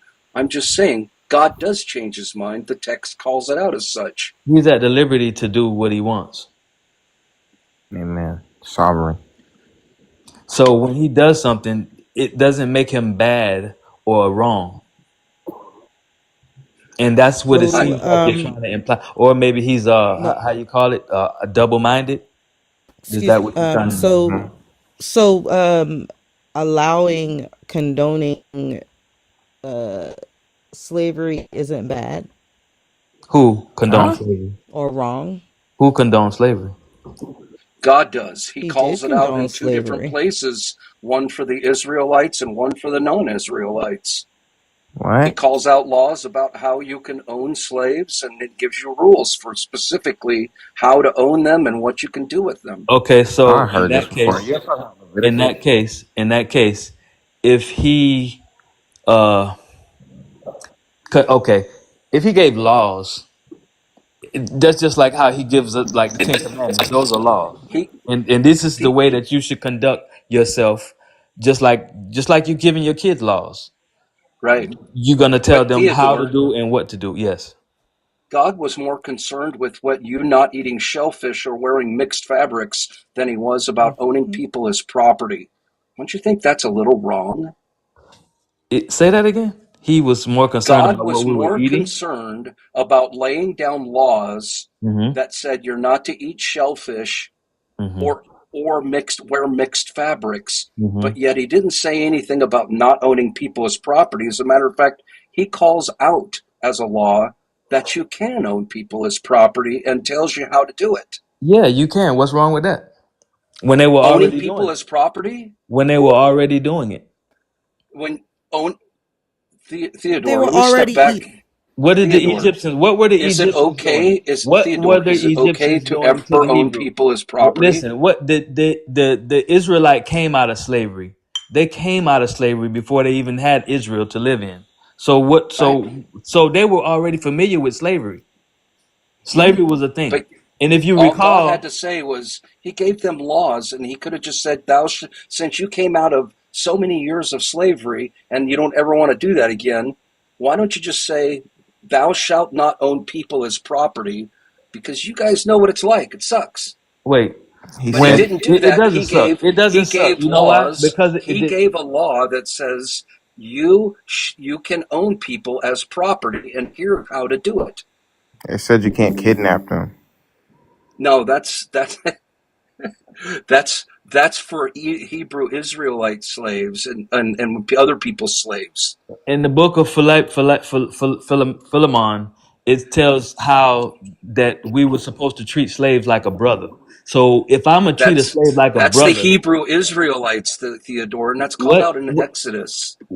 You Yeah, mean no, I said Israelites? Philemon is in the New Testament. It's not in the Old Testament. I'm talking about the laws that are called out in the Old Testament. Okay, the laws that are it goes together. They go together. Okay, well then the laws that God laid out for slavery in Leviticus and Exodus still hold true. Were they not treated well? What do you mean they're not treated well? Were they getting whipped? Were they getting beat? Were they Yes. getting Did you read Yes. Exodus 21? Yes. Have you read Exodus 21 about what you can do to slaves? Exodus 21? But Yeah. so you're trying to say the Israelites could beat a slave? Let me read it to you, okay? Okay, let's read it. These are the ordinances you shall set before them. When you buy a male Hebrew slave, he shall serve for 6 years. But in the seventh, he should go out free, because the Hebrew Israelites they you can't really own them as slaves. They were servants in a way because they were God's slaves, essentially. He freed them. So he's giving rules for them. But it says in Exodus 21, verse 12, whoever strikes a person mortally shall be put to unalivement. If it was not premeditated came by an act of God, then I will appoint a place for which the unaliver may flee. But if someone attacks or treachery, you shall take the unaliver from my altar for execution. And it talks a little bit about if you hit your slave with a rod, if they don't unalive in 1 to 2 days after you beat them with a rod, you're not punished. If you knock out an eye or a tooth, then you're to be punished. The slave gets to go free. So It says So when a that's slave owner, what when a reason would they slave have to hit owner, him with a rod? verse 26 in Exodus 21 says, when a slave owner strikes the eye of a male or a female slave, destroying it, the owner shall let the slave go, a free person, to compensate. If the owner knocks out a tooth, same type of thing. But if the person lives for a day or two, there's no punishment. He didn't tell them to do That's that. under the old. And He I gives can't them find this laws. book These are that he talking about laws. at all. the law was that if they did Somebody in it, the that comments you had to said let them check the free. Discord. Did he give Come them a on. command to take out their Huh? eye? Did Y'all, was y'all give that me a just a sec. command? What'd you say? Someone in the What'd you say, comments said check Yehoshua? your Discord. Okay, thank you. Yeah, Was see, it says, verse 20 says, when a slave owner strikes a male or female slave with the rod, and the slave unalives immediately, the owner shall be punished. But if the slave survives a day or two, there is no punishment, for the slave is the owner's property. That's under the old dispensation, though. We don't have to follow that. Right, but he gives you laws. Wouldn't it have been smarter for God to just say, thou shalt not own people as property? So So I have the paid version on my phone, and I signed up for the trial on the PC. So it should come up, and it's not. It the Bible, the Lexham Bible, Hebrew Bible is coming up, but not this analytical lexicon. So I don't know, but go I ahead. mean, and then if you go to Leviticus, sure you've seen this, Leviticus 25, verse 44 through 46, it starts talking about laws about non-Israelites. So, with the Israelites, you got to treat your Israelites not so harshly. You can only keep them for so many years, and after the 6th year, they're to go free in the 7th. But if the slave master gives your fellow Hebrew Israelite slave a wife, he takes the wife back because you're just borrowing that wife essentially. And if you have kids with that wife during that 6 years, the slave master keeps the kids and the wife, but the indentured servant or the slave gets to go free after 6 years. But that person can say, I love my slave master, my wife, and kids. I want to pledge my life to the slave master forever, and they can do a thing in the town that shows that he is now owned by the slave master forever. But in Leviticus 25, it talks about non-Israelites and how you can own them. And it says, and this is verse 44, as for the male and female slaves, who you may have, it is from the nations around you that you may acquire male slaves. You may also acquire them from among the aliens residing with you and from their families who are with you and have been born in your land. They may be your property. You may keep them as a possession for your children after you, for them to inherit as property.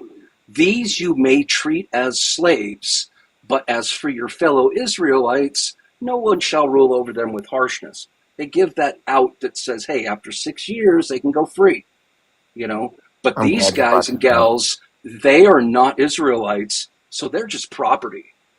I'm glad you brought this up because after Jesus, everybody was able to become a seed of Abraham, so we would all be Israelites. So I'm glad you brought that up. You said that it was said that God doesn't change. That's another change. What do you mean? Okay, you said it was a different prior to this you said it was a different dispensation. That's a Hmm. change. You said that That's not God. That's we said time. that, God is the same today, tomorrow, and yesterday. Right. I'm He is. sorry. Yeah.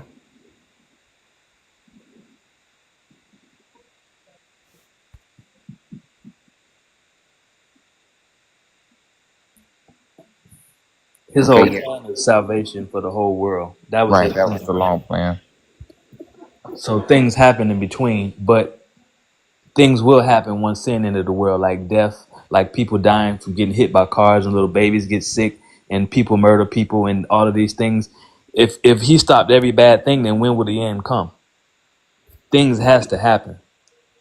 They have to? Yes, things have to happen before Why? everything can play out. Because think just like he had to put Adam and Eve out of the garden, because if they would have stayed forever, they would have lived forever, because they would have been eating off the tree of good and evil. I mean, eating off the tree of life, being evil, and they would have never died, and evil would have never stopped. But this way, it will. It will have an end. If you read Could in God Revelation, could God have created the earth without like tornadoes and see, there hurricanes and you earthquakes? go again. There you go again. He could have did What it. are you talking about? What, there I go again. Because you're saying, could he have done? Could he have? Like, what are you getting at when you ask me that? I'm not getting at anything, You Theodore. must be. Sorry. You must be. He could have made us poop rainbows, but no. Just because he could have doesn't mean it should have. What Exactly. What? what I'm What? trying to say, Theodore, Mm-hmm. is if God created a perfect world or a world that was, designed for man to live on, why would he design it in a way that unalives people, well, over 100,000 people every year with just natural disasters alone? The entire face of the planet, 90 some percent of the water is undrinkable. We have to do kind of water salination and different techniques on it to make the water clean that we drink. And there's just so many things that this earth was created, and it's just an imperfect thing, and God created it. I mean, you know Leviticus very well. It says that when you do well, well comes back. You get blessed coming, going, and the rest of that. And it says it gives them curses too. It says when you do this, then this will happen to you. And Hmm. that's just how it always has been, even with his people and people that are not. But he could make it different, and he chooses not to. Yeah, but see, this is what I'm trying to explain to you. It's been set from the beginning that if you want to call it free will or whatever you want to call it, it was their choice to do what our choice, humans, to go against God. Because if we were not able to go against him, then you would call us robots, not humans. And we're not robots, and we're not programmed that way. Then Okay, so you get the consequences. You get the consequences of your actions. so explain the natural disasters. How did man create natural disasters when they were here before man ever got here? Well, it's the same way that women, when before sin, when Eve was having kids, she didn't have, there was no birth pains. We only heard of birth pains until after the fall. Are So are there's a you lot. saying that there wasn't natural disasters before Adam and Eve ate of the tree? Were there natural disasters before that? Well, Yeah. not in Adam and Eve's time. No. There weren't any natural disasters at that time. Right. No, How do you know not. that? How do I know that? Yeah. Because when he created everything, when he created the earth in 7 days, that it was good, it was perfect. So Hmm. where would a natural disaster come in at? There were none. Can I ask a question to you, Dex? You can ask. What is what is God's law? Would you consider that to be like order, like rules and stuff? You tell me. It's your book. I mean, yeah, like laws would be like rules which create order. So And sin, there you go. opposite of that, which means chaos. So tornadoes and tsunamis and all that stuff is chaotic. It didn't usher into the world until sin was ushered into the world. And that's how you get natural disasters. Where does it say that? I mean, it's just logic, It's not logic. Well, you see the absence of it before sin. So right? after sin, that's when you get to see it. So you can say logic, or you could just say it makes sense. Hmm. It doesn't, though. That doesn't make sense. What doesn't make sense? That natural disasters happen after the fall of man. That everything Yeah. was good and perfect Yeah. before that. That Yeah. doesn't make sense to you. No. But it happened. If it makes No, sense it or not. didn't. You're saying it happened, but that doesn't mean it Oh, happened. It okay. just Well, that's what you're saying. if it didn't happen, then when did that happen before that time? When did disasters and whatever you're saying? Did, I think natural disasters have always been a natural. That's why they call them natural. I think that natural disasters have always occurred since Earth has been in existence. Billions of years ago, I think we've had natural disasters Billions. of one kind. What? how you know that the Earth was here for billions of years? Billions? Billions, 4.7 billion years the Earth has existed, Who told you? Who approximately. told I you don't have that? an exact Well, year. Who told you that? Did they what monkey measure a did you tree? come Did from? they cut into Science, a tree science or told me that through science? Okay. experimentation and what we know about the Earth and different things in space. Hmm. That's what it tells me, Okay. and I it's bet you. testable. It's testable, but as far back as we can go, there's only so far that we can go before we have to kind of guess because, Well, you like just said you, billions of can years, I so that can I means we finish? can go back Okay, you billions go of ahead. years. I mean, you just said billions of years, so that it must mean we can go back at least a billion. We can't even count to a billion. How could we go Right. back like that? That number is just so like out of hand, like a bit, and there's no proof for that. Yeah, Right. there is actually. There's lots of proof for that. Science You says a seen a lot of 3 billion rock? What did you measure it by? Yeah. I'm go, you guys. If you guys are going to interrupt, then I'll just wait, and you No, guys I'm can say quiet. what you need to say. Go ahead. I am quiet.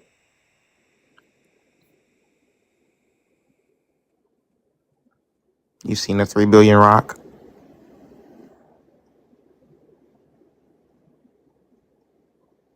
Or a tree?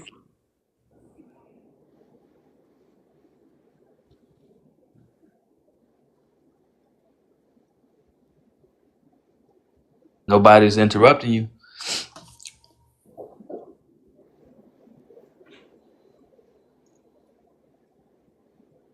Dang, I didn't even notice that 3 people dropped or 2 people dropped. Um, what are we waiting on right now? Well, he was saying that the Earth was a billion years old, and he couldn't prove I it. didn't say the Earth was a billion years You old, said Theodore. billions. You didn't say that, or that's not what I heard. No, that's not what you heard. Okay, what did you say? You said the Earth was Thank here. you. Are you gonna listen now? Yes. Okay, then that's where you stop talking. Okay. The Earth is approximately 4.7 billion years old. The universe itself is approximately 13.6 billion years old, given what science tells us through the testing and the different things that we've done over the years to find out, number one, how the world has come into existence and the most logical theories that we have with the minds that we've been working through hundreds, even thousands of years of understanding how long man has been here and how we got here. And lots of tests over those years have come to the conclusion that the Earth is approximately 4.7 billion years old. That's what I'm saying. Not a billion, Uh, approximately 4.7. I said billions with an S. 1 second. Twin, if You you're said if you're in here, can you Twin, if you're in here, can you let Selena back on stage? The guest box won't open for me. Never mind, it just opened. It took that long to open the guest box. Go ahead. I'm sorry. and no, you're fine. And if you go out and do your searches online, if you love doing those on you calling out different things. I just did a Google search on it. 4.54 billion years old is the age of the Earth. And you don't have to believe that's what it is. This is just what scientists have called out through different tests and things that they can view and see and examine throughout the years of the rock and different layers and structures on the Earth. And I'm no geologist here, Theodore. I'm not a person of science that can give you detailed understanding of how the universe was created. All I can tell you is, given that I hear a God created everything, or I hear that approximately 13.5 billion years ago, the Earth, not the Earth, but space itself, from what they call the Big Bang, I don't call it a Big Bang. It's more like an expansion over a lot of time. The universe started expanding over time, and it didn't happen overnight. It took a long time for this to happen. And throughout that, the what they call the Big Bang, We have our universe today. Can we go back beyond that? No, because we haven't figured out a way to get further beyond that. But people that believe in a God, they don't have an understanding of how the universe was created outside saying God did it all because he lives outside of time and space and he can do that. They don't have any explanation to how that came about. When you say the earth or the universe was created out of the Big Bang, well, who created that? It's the same for your God. We can only go back so far, but the difference is we have scientific theories which aren't exact 100%, but they're pretty darn close from what we can figure out and what we've seen, that the earth and the universe were created a long time ago, not 5,000-10,000 years ago like creationists think. It's a lot further back than that. Dex, do you mind if I just kind of Oh, add? Well, please do. hold on, because you're new. But if you go to Wait, answersingenesis.org, I need to know: are you a Christian, Lamarst, or I are you a non-believer? well, let's put it this way. So I'm raised in the Methodist I just Church, need to know what you are. I don't need to know. I and just need to know what you identify as right now. I believe in God. I don't identify as anything. I just Okay, identify that's as fine. I just need to know what team to put you on. okay. Thank you. So Okay. you're on the team with Yahoo. Yeah, I'm sorry. You're on the team with Yahusha and Theodore. When you come in, don't interrupt anyone. Okay. Wait till the person's finished speaking, and then you can speak. Okay. There isn't any room on the stage right now. Once someone drops on the believer or the non-believer side, then I'll add more people. The box you see open is for a host. Go ahead.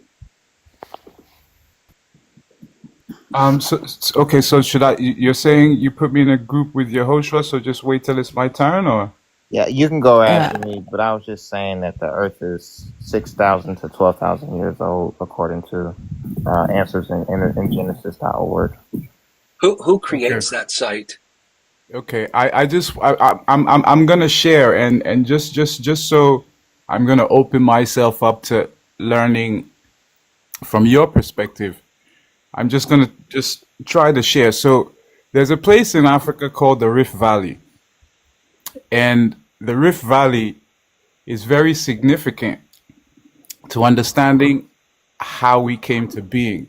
It's significant because the Rift Valley, underneath that valley sits what geologists call tectonic plates. Essentially, tectonic plates sit underneath the Earth's surface. Every time the tectonic plates shift, the Earth's surface shifts. And as a result, oftentimes volcanoes are created. The Rift Valley is one of the most sought after places in the world for anthropologists because in the 1950s, an anthropologist called Louis Leakey moved to a place in Tanzania called Olduvai Gorge. And he noticed, just give me a second, I'm asking for your opinion. So he noticed these fossilized rocks. The depth of the rocks can tell the age of the rocks. The rocks were taken into a lab, and a method called carbon dating was used to date the rocks. Louis Leakey also found skeletons and remains.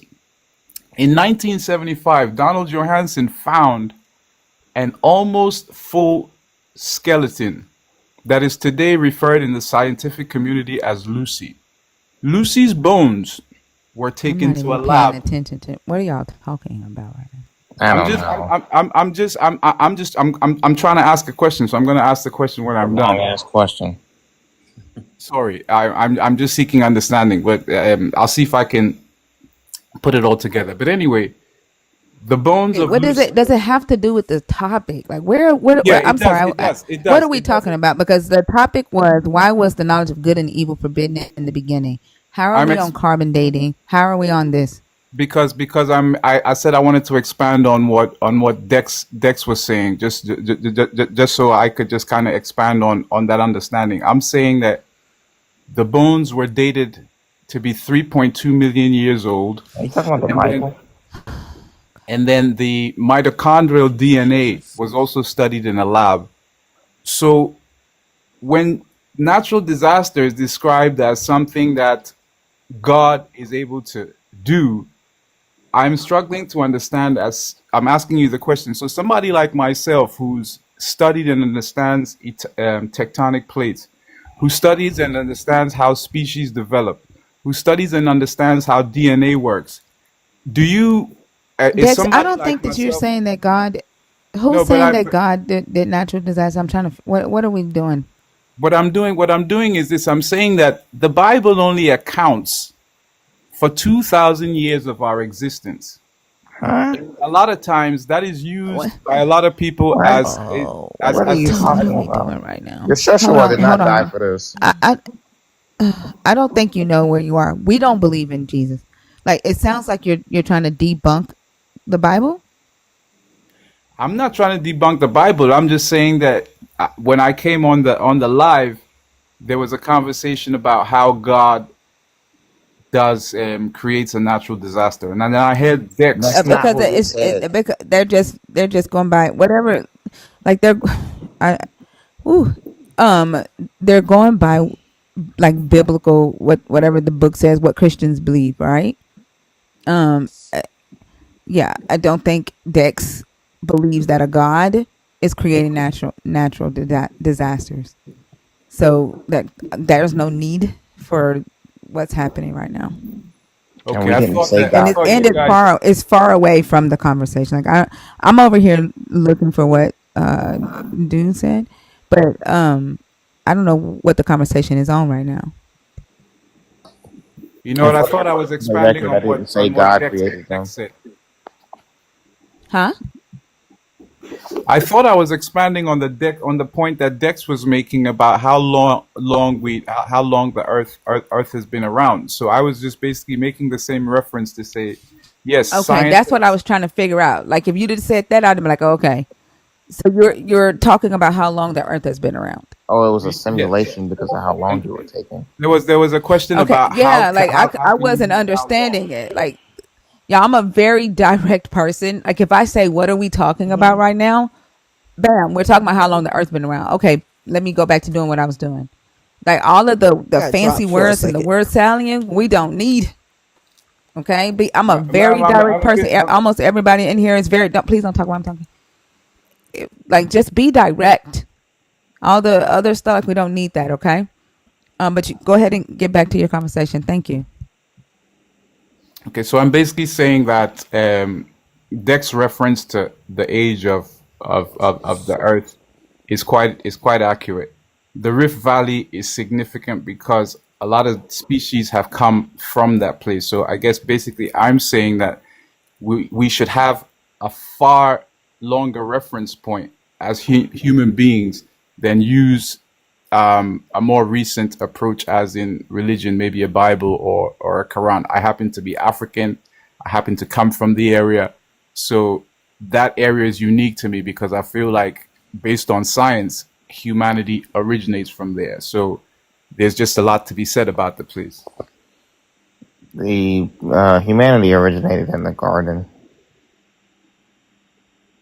Okay, so I guess that's what. So I guess my question to you is: so when you say humanity originated in the garden, are you saying that you don't agree with the scientific research that says humanity and our closest ancestor through DNA was found in the Rift Valley? It didn't happen like how you say it happened. I'm sorry, are you Hey, a I also believer want to in the remind you Bible? that hold on. Yeah, who show up? Hello.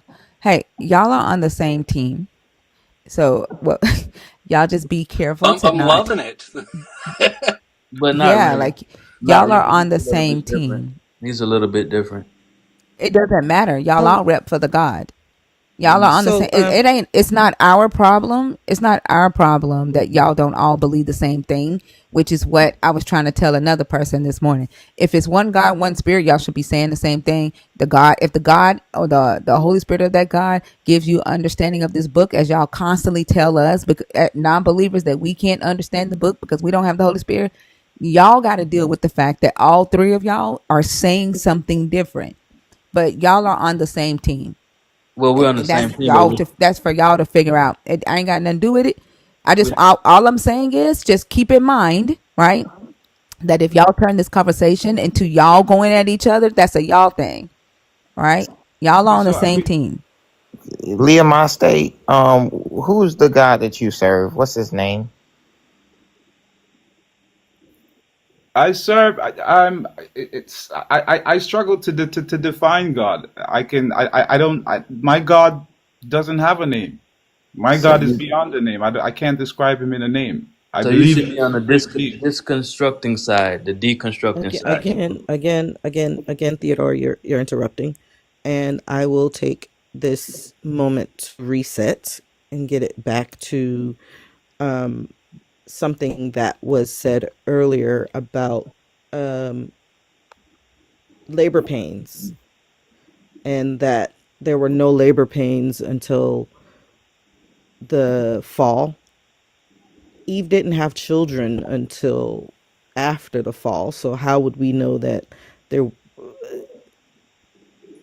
She had kids before the fall. What kids? She had a lot of girls. What girls? Is that in the Bible, or is that Yeah, it's in the a Bible. text that's not? No, it's in the Bible. It's in Genesis. What chapter and verse? Uh, it's at the end of Genesis when Adam dies. It talks about The end of Genesis? Huh? yeah. Didn't it? At the end of Didn't Genesis, they it says fall that in Genesis 3? yeah, but it talks about the kids that they were having when they were having kids, and it said that he had sons and daughters.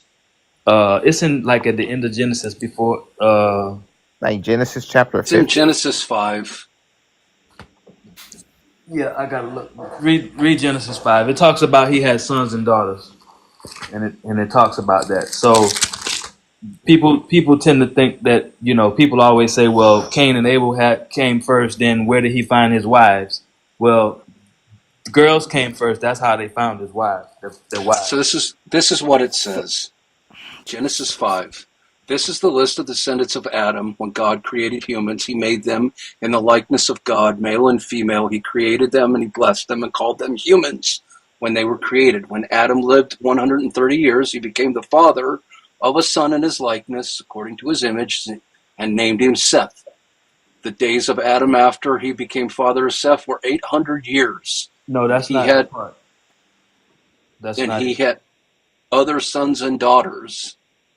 Thus, Adam lived 930 years when he died.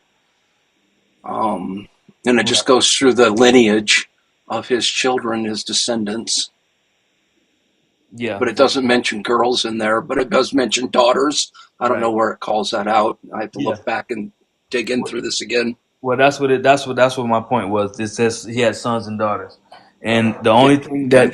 that people normally say is that, well, if Cain and Abel were first, then where would they find their wives? Well, they were having kids before Cain and Abel. Cain and Abel came later. Uh, See, when God said "Let there be," when God says "Let there be," then in an instance there is, because He created this world with a word. He speaks a where word, it does it? happens.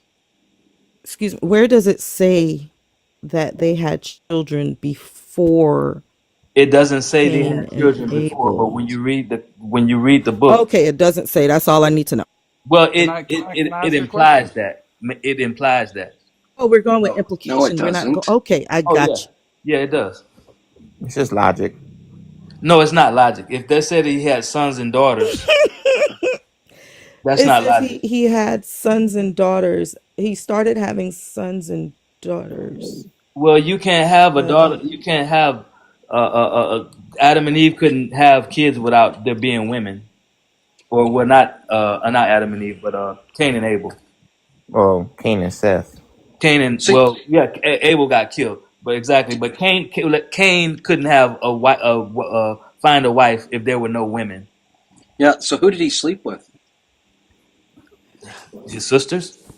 Can I? So if I'm on mm. if I'm on Hoshua's team, does that mean that I believe everything that he's saying You in the have to believe Bible? No, everything. you are a believer in the God. I don't have nothing to do with the fact that this God isn't saying the same thing to y'all. But he's That's not. the He didn't that even say we the name of his and we God. keep he did it. He said he believes in God. Well, We're all of talking us believe about in the God. Bible. Is it the God? Is it the Abrahamic God? No, I don't. I don't believe in the Abrahamic God. I don't believe. I don't. I don't. I. You know. I hear So what he's you're in the saying, but wrong I room, don't. love. I'm in. You're I'm in the totally in wrong the room. wrong That room. I'm in the. I'm yeah, in a I'm totally gonna drop different you room. down. I'm Okay, sorry. that's Thank okay. you. That's okay. Hey, host, can I say something really quick? Opposing to the brother that said that he had daughters before he had Cain and Abel. Actually, it would contradict. That would be a lie because Genesis 4:1 says that Adam laid down with his wife Eve and gave birth to Cain first. And with that being said, if he had daughters before that, that means these daughters were without sin. So they didn't eat from the tree; they would have had to live forever. So it contradicts his claims all across the board that he actually had daughters before he had Cain and Abel. It didn't say that he had Cain and Abel first. Never said that. What the thing is, I have to ask you a question. It Question I would absolutely ask did you. say that. Yeah. Yeah, Dude, it Yeah. didn't say Show me that, the but Bible Cain verse. was the firstborn son of Adam and Cain, Eve. Uh, Firstborn hold on son. one second, Dick. One second. I got him, Dick. Check this out. Okay, Oh, I'm so sorry. after no, you good, brother. We on the same team. See, the Firstborn thing is, son. Let's keep that in mind. yeah, he is the firstborn son. But let's just say if he wasn't, that means if he had, because he had Adam and Eve had Cain in Genesis chapter 4 verse Hold 1. on, God justice. Mhm. You're an atheist, right? Yes, I'm on that Okay, team. you're Yeah, on Dex. Okay, I'm just trying to make sure. Okay, go ahead. yeah. So with that being said, according to Genesis 4 verse 1, he had Cain, which is the firstborn. But if he wasn't the firstborn, that means he had to he had to have had daughters before they ate eaten out the tree after they left the garden. So they have had to have daughters before they've eaten out the tree. So with Hmm. that being said, these women have had to be perfect. So these women should still be alive according to your logic because guess what? They're never experienced sin. Adam and Eve have already eaten the tree after giving birth to these daughters, according to your logic. Everybody fell into sin from when they ate off the tree. right. No, it can't be no, because they couldn't have possibly inherit the sin. They were already born according to your logic. These daughters are already here. Humanity inherited it. You All can't the Say, you can't inherit sin listen, if both my parents are perfect and they give birth to me, if I'm in the Bible time, if my parents are perfect and then they gave birth to me and I'm here and then they eat the tree, then their descendants are with sin because it's the disobedient with them. But guess what? I was born without sin. That's according to you, according to what you believe. That's why they needed Virgin Mary to ransom sacrifice Jesus, who was without sin. He's perfect. So well, with that Mary being had said, sin. according to you, yeah, but Jesus is still was without sin Why was because he? because he's not descendant of Adam, right? So No. according to you, so wait, so One see, not second. this. Nobody. You are on the team with Yahusha and Theodore. Okay, Yes. all three of you What's up, believe in the y'all? God of the Good. Bible. I All right. really Remember just the wanted rules to of the say good live. morning to Thinker. Good morning. Um, remember the rules of the live, y'all. Don't talk while other people are talking. Go ahead, God justice. Yeah. So before I give it back to my brother Dex, it clearly states right after they left the garden and things like that in Genesis chapter 4 verse 1, they laid down with each other and they gave birth to Cain, which is their firstborn son. So you saying this, the first thing I would agree with the host and the moderator when they said this, they said you can't just use interpretation. There's no scripture that backs up the claim that there were already daughters being born already from Adam and Eve. There's no scripture that make that claim. And I'm gonna give it to my brother Dix. What version says firstborn son in Genesis 4:1? Who are they firstborn son and daughters? Yeah. No, I'm firstborn. No, you said in Genesis 4:1 it says firstborn. I'm trying to. Who? Okay. What Who are they version were you firstborn? using? Okay, that's why I went back to my logic. When were they Because it firstborn? doesn't say that in the Who? book. Is that why you're When? saying that? Okay. Oh, no. I'm asking you when did they have their firstborn? Because you make the claim that they had children already. So if So with I'm that reading being said, Genesis when 4:1, it says, "Now Adam knew Eve, his wife, and she conceived and bore Cain, saying, I have gotten a man with the help of the Lord." Hmm. A man, okay, not his, okay, not her oh, first child. Exactly. okay, okay. So with that being said, when was it? Okay, according to you, so when was their first? When did they have their firstborn? It didn't state when they had their It doesn't firstborn, say but the whole firstborn at thing, all. Okay, it so that'll says be that you they were trying. born because it says at the end of Adam's life that they had sons and daughters. But before the first kids that you ever heard of was Cain and Abel, if you judging from the beginning of Genesis. But Where in is the scripture? Where is it? And, Where, because and, and according to this book, this was right after they got kicked out of the garden. That's why I referenced the fruit. well, see, Because this guess is what because hold on, because this happened right after they ate the fruit. But the thing is, if you're going to make the claims that he already had children before Cain and Abel, then you have to have scriptures to prove that, and you don't have any. so. Here's the thing: you don't understand the context. If you read the lineage of Jesus Christ, it mostly names men. There are three, I think maybe four women listed in that whole lineage. Do you think that all those people were born without women? No. The Bible just neglects to talk about women that aren't important to the narrative. Okay, can you find any scriptural text, anything, manuscripts, anything that said they had children before Cain and Abel? Can you I just find the lineage of all of Cain, or all of Adam and Eve? Don't try to prove a double negative. See, this one the thing. Every time I ask y'all a question, y'all ask a question with a question. Just answer the question. Is there anything written down that said they had children before Cain and Abel? Is there It's a yes anything or that no. said that they had daughters after Cain and Abel? Stop asking the question with a question. I'm asking I'm you a asking question. you if it says that they had children that were boys and girls, and the only thing that you said was in Stop Genesis asking four that one where it question. says they had a son, not even their first son, just a son. Why is it that when I ask you if you can find Stop something asking the that says that they didn't do it, because right now I'll answer it because the thing is you're asking a non-believer, but I'm asking you who well, believes what I'm this saying book. is I'm it doesn't asking you. explicitly state that, but it also doesn't explicitly state the other thing. I'm asking you a question. It's just a yes or no. Is there any scriptures that back up the claim that he had children before Cain and Abel? Yes or no? There It's are yes as or no many question. scriptures backing up that claim as yours. So none. Thank you. Right, So none for yours. we can just make up what we want to make up in the scripture then. That's So not making it up. uh, uh, I can say that um they didn't have any other children because it's not in the book. Just like y'all what? can say That they is in the had book. other children So who was prior Cain's to wife? prior to them having Cain, because it's not in the book. Okay, so if they had Cain and Abel first, and then so when were the girls mentioned? When he was 130 years old, that's when it said he had sons and daughters. He had Seth, and then he had other sons and daughters Exactly my point. He had between sons and daughters. 130. No, it's not. But It's you not. said, It's not between don't, 130. Theodore. You've Yes. been doing it the entire time, and I've been sitting back. Other than the first time I said for the interruptions to stop, I am trying to finish a thought before you jump in. So let me finish my thought. As the host has a rule, do not interrupt. I wasn't trying to interrupt you. I was just You did. going back and Okay, forth. you did. You're doing it now. You're interrupting now. While saying you're not trying to interrupt, you're interrupting. Not on Ha- purpose. Bruh. Theodore, just One more mute. time. One more time. Like, yes, like, stop. Like, y'all, a lot of us in here are neurodivergent. The rules in this space are for a reason. Play gifts.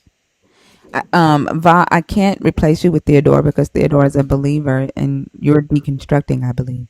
So there isn't any spaces right now on the board for any body that's deconstructing or any non-believers. Those spaces are all taken up. We have to wait until a non-believer drops. Go ahead. Okay. So the scripture that you brought up was Genesis 5. Genesis 5 reads as such. I'm sorry, not Genesis. Was it Genesis 5? Um, yeah, the list of the descendants.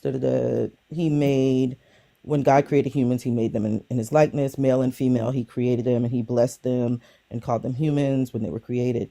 Adam lived 130 years. He became the father of a son in his likeness, according to his image, and named him Seth. The days of Adam after he became the father of Seth were 800 years. He had other sons and daughters. Thus, all the days that Adam lived were 930 years, and he died. Okay, I just want to announce a host has now also entered the conversation. That is not that fee, and she can interrupt whenever she pleases. Go ahead. Good morning. So, Good morning. Yahushua, you on thin ice, sir. Sorry, ma'am. Don't do this. You know the rules to the live. All right. So we can just say at any time we want to, that's when Adam had daughters. So I am saying that he didn't have daughters prior to him turning 130 years old, because that's the only time this book right here mentions it. The days of Adam after he became the father of Seth were 800 years, and he had other sons and daughters.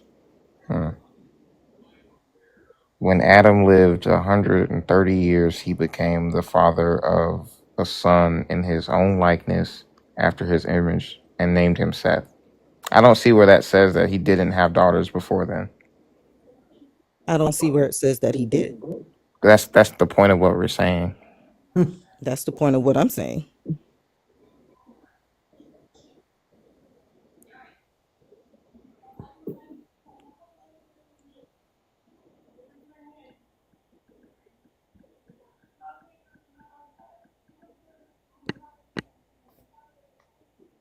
Nobody, you can go ahead. I see you lighting up.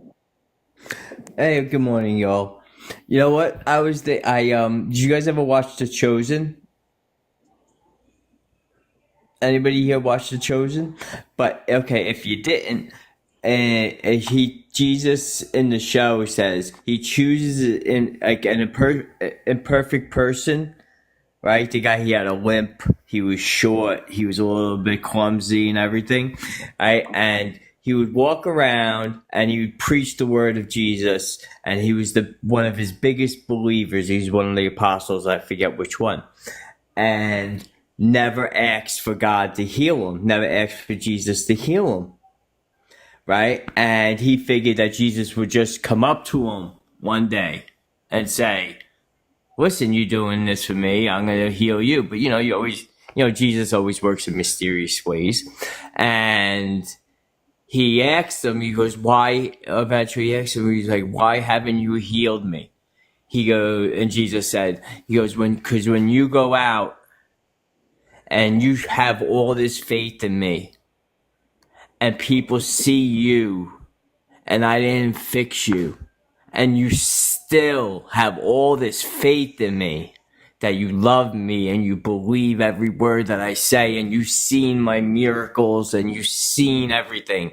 And that's why, and then Jesus eventually heals them, but that's why Jesus chooses imperfect people, because sometimes, and also imperfect people, sometimes the worst of us, like myself, had to hit rock bottom Hey, for nobody. Jesus to raise me up, Can I ask you a question? Yes, sir. Are you aware of the topic we're talking about? Well, I was talking. I when I came on, it was a different screen here. But what's the, it was like, it was a couple questions on there, and I just We wanted chose to we chose a question, and we're talking about one specific question right now. I'm sorry So about that. no, you're fine. You're fine. We were What talking was the about question you were asking? why did God Why didn't he want them to have the knowledge of good and evil? That's where we were. All the knowledge of good and evil. I don't. That question weighed on me for a long time in my life too, and God gave. So we're talking about Adam and Eve in retrospect, or everybody in itself, because Adam and Eve had no evil, really. When they first, like, God gave them a utopia where they didn't have to worry about even there was no shame, no guilt, no sorrow. They were never hungry. And maybe God even saw a mistake because first he had Adam there, and it took a while for him to put him with a partner, right? So he was like, okay, so even God in itself might have been learning, like, how people need other people, and then eventually they both didn't listen to him, right? And once they said she bit into that apple and she passed it on to Adam and he bit into it, they were gonna learn that life isn't God giving you everything, So God had and to learn, and all-knowing God No. had to learn. Maybe God foresaw it coming, and he foresaw it coming, but I don't know. I can't think of what God was thinking. I can never. I couldn't say God was wrong. Who am I to say God was wrong? I'm not that guy. Do you ever question?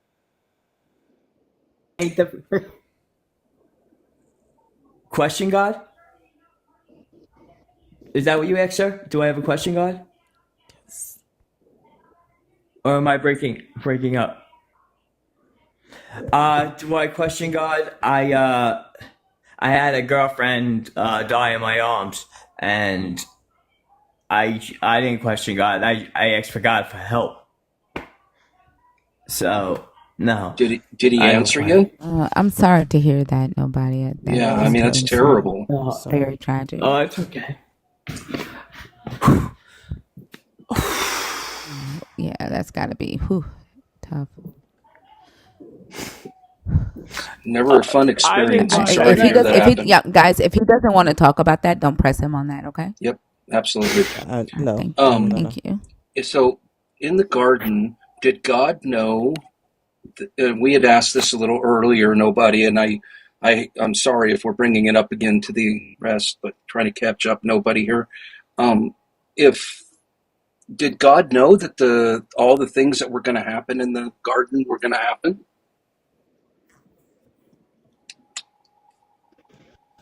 I don't know.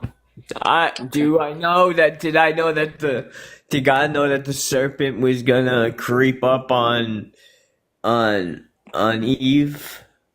Yeah. Maybe he knew he'd be there, but he had faith in Eve to deny him. Or it could have been a test, right? Maybe it was a test. God tests us every day. He tests me every day. Yeah. I'll defer to the other non-believers. Yeah. Oh, I'm a believer. I'm sorry, sir. I'm a believer. No, I was talking to the folks on my team. Nobody. I'm sorry. Yeah. Okay. I'm gonna pause for a sec. I need you. You want to take a break? I'm sorry. Nutbug, I'm gonna take you down for a second. I want you to collect your thoughts. Take a deep breath, okay? And then when you're ready, I'm gonna bring you back up, okay? Definitely. Are we good? Nobody? I'm gonna take him down. It's okay, bro. Yeah. I mean, that's just awful. I hate to hear those kinds of things, that people have to struggle through those things. It's tough. I hope you find comfort, bud. That's got to hurt like a motherfucker. I know. I wish he was here so I could give him a hug. Yeah. All right, y'all. Uh, all Can right. I bring it back Go to the ahead. topic? Yeah. Don't Because we've been apologize. kind Oh, of go jumping ahead. around. No, we've been jumping around, but the essence is what my brother Theodore said early in the conversation, which is that it's not necessarily that he didn't want us to have the knowledge of good and evil. He just wanted us to obey. Um, I feel like we would have come to the knowledge at some point, but the point of it wasn't that you couldn't have the knowledge. It was just that you're supposed to do what you were told to do because, like that's the Father.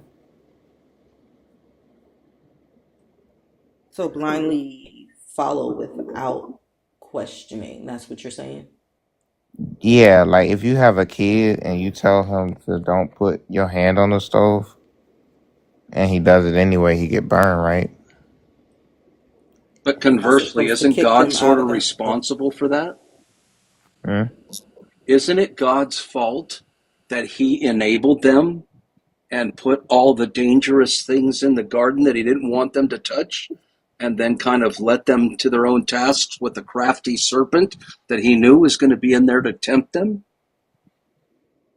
I mean, how else would a test work if you didn't have wrong options and right So, options? so are you saying that if a parent put a loaded pew pew on a table and told their kids who's never used one before or seen one, said, "This is really dangerous, don't play with it," and leaves the room, do you think the parent is responsible in any way if one of those kids grab it and use it? With the I parents love how you, in the hey, act? hey partner. I love how you use my analogy.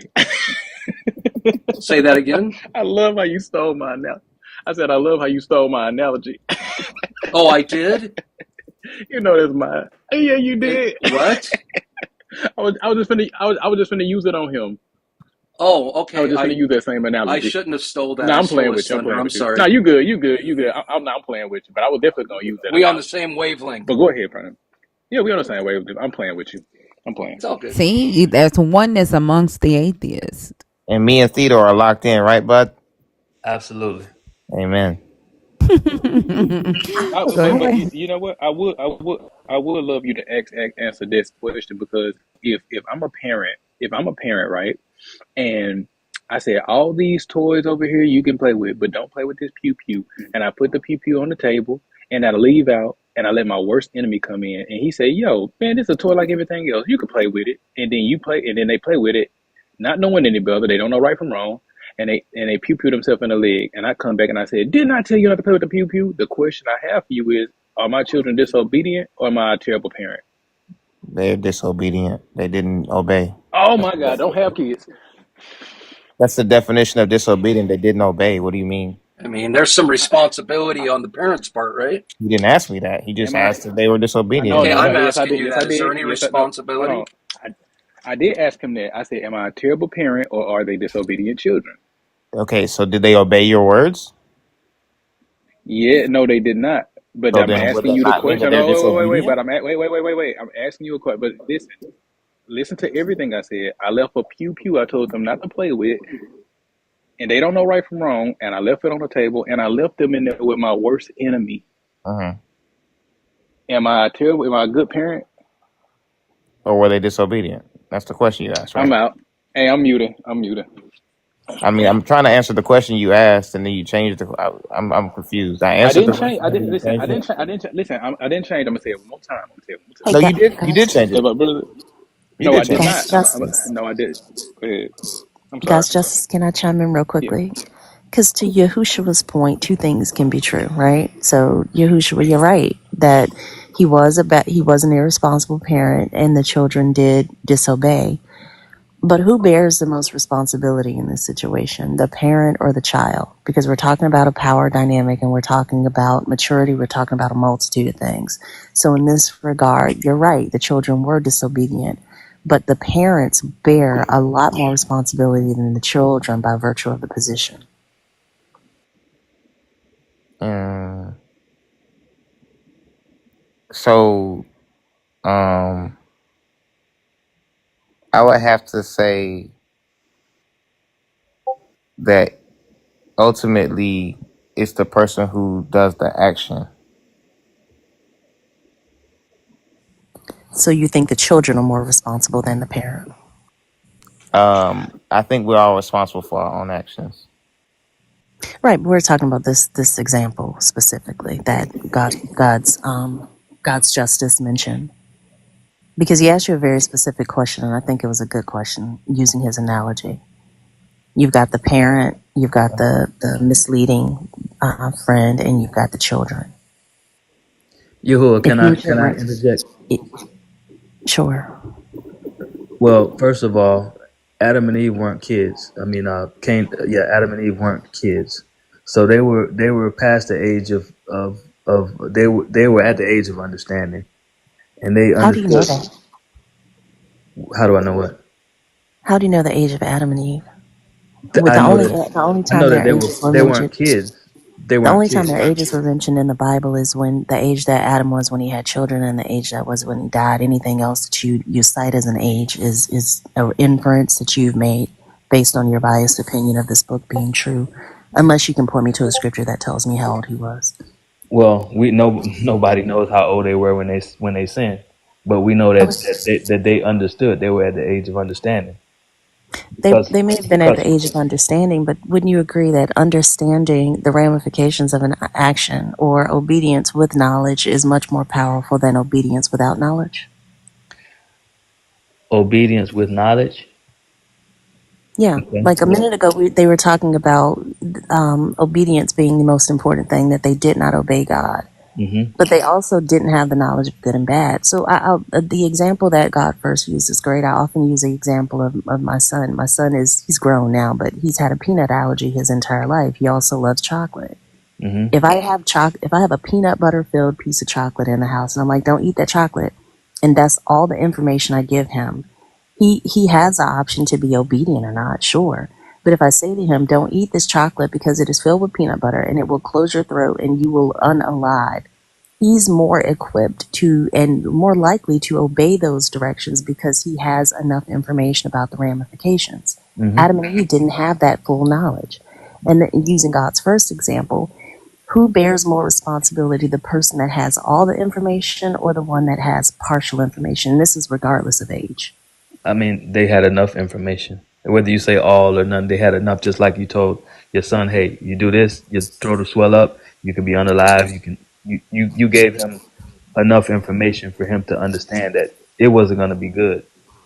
And Yeah, that's but you're answering a question I didn't ask. My ultimate question that from the beginning that's deviated a little bit was about who bears the most responsibility in this regard. they do because they understood, just like your See, son I would would. like to add, I, Fee, I would like to add that there is a third party in the house who tells your child something contrary to what you said, and you did not tell that child that there would be some type of opposition that would get them to stray away from you, or that could get them to stray away from you. Absolutely, and that's another variable that I think is extremely important because it seems as though all the blame is being put on the Adam and Eve in this story, and we've moved away from the analogy, which is fine because I know what we're talking about. All the blame is being put on Adam and Eve in this story, and a lot of assumptions are being made about what they did know and what they didn't know. But the book tells us the pertinent details, and it left that out. And I believe that would be a pertinent detail if it was had that much bearing on the story. If we were looking at who's accountable and who's not accountable, just to be fair. Okay, so are you saying that they didn't know enough to not do I what don't they think did? I don't think we know enough to say that they did because the book doesn't state it. So What does that? so if we're trying to stay on level on even footing where you're not adding anything to the story, I'm not adding anything to the story. I would look at this story and say they didn't even know right from wrong. How is it that they would know to resist that someone how would they know to resist or to even question what someone else told them, let alone a snake? Like if we're looking at the information provided in this book alone without adding any inferences, any preconceived notions, any biases, no, I don't think that was fair to them at all. Well, I mean, looking at the book, they knew right from wrong because he told them what was right and what was wrong. Well, I mean, your response just now completely ignored everything that I just said. Because if we're looking, yeah, they did. How did they know not right from wrong if they had not even eaten of the tree of knowledge of good and evil? You're saying that you're talking about the consequences that they suffered, but before the consequence, they were warned.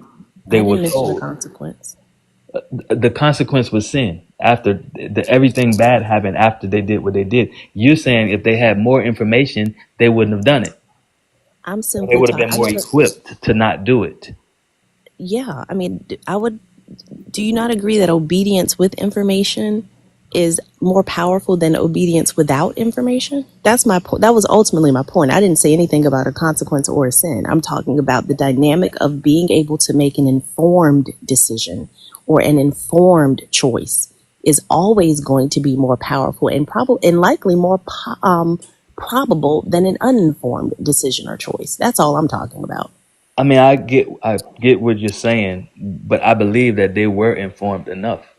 So when you say that there could have been more added, yes, there always could have been more added. But if you know enough, then how much more do you want to be added? You're saying that you believe that they were informed enough By because what you the book believe. said. No, what did the book say to indicate that though? And that's the piece that you're missing. I'm saying this. If you and I read this story and we consider the words that are in the details that are included, you come to the conclusion that they were well enough informed because you believe this God is fair.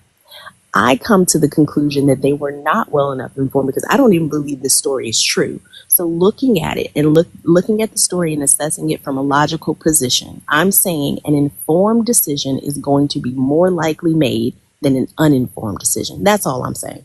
I'm not talking about consequences. I'm not talking about sin. I'm simply talking about the point that was being made in earlier. Yahushua was talking about who was more at fault. I can't even remember where the conversation was at that point.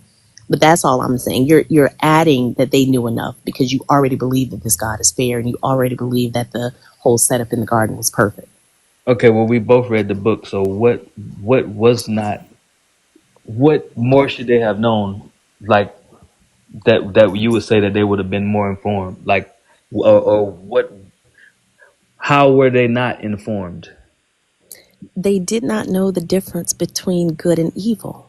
But that's The not being informed, though. That the being informed is don't touch it. That's a Or directive, yeah, but then it wasn't. That wasn't the only thing he said. Don't touch it. He said don't touch it, least you die. right? Which wasn't true, but that's also tangential to the point. Information is the possession of knowledge. Would you agree with that? Yes, but that he gave them knowledge that you'll Oh, die, even though you know it's that's not a true. consequence. That's It's not knowledge of. good. It's a That's bad knowledge. consequence. It's a bad That's knowledge. consequence. But you know, right? You're informed.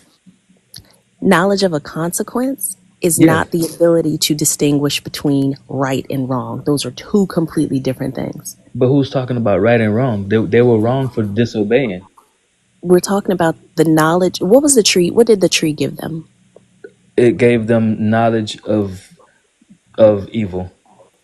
No, it gave them not. That wasn't. It wasn't the tree of knowledge of evil. It was a tree of the knowledge of good and evil. Correct. Yeah, that's what it. Yeah.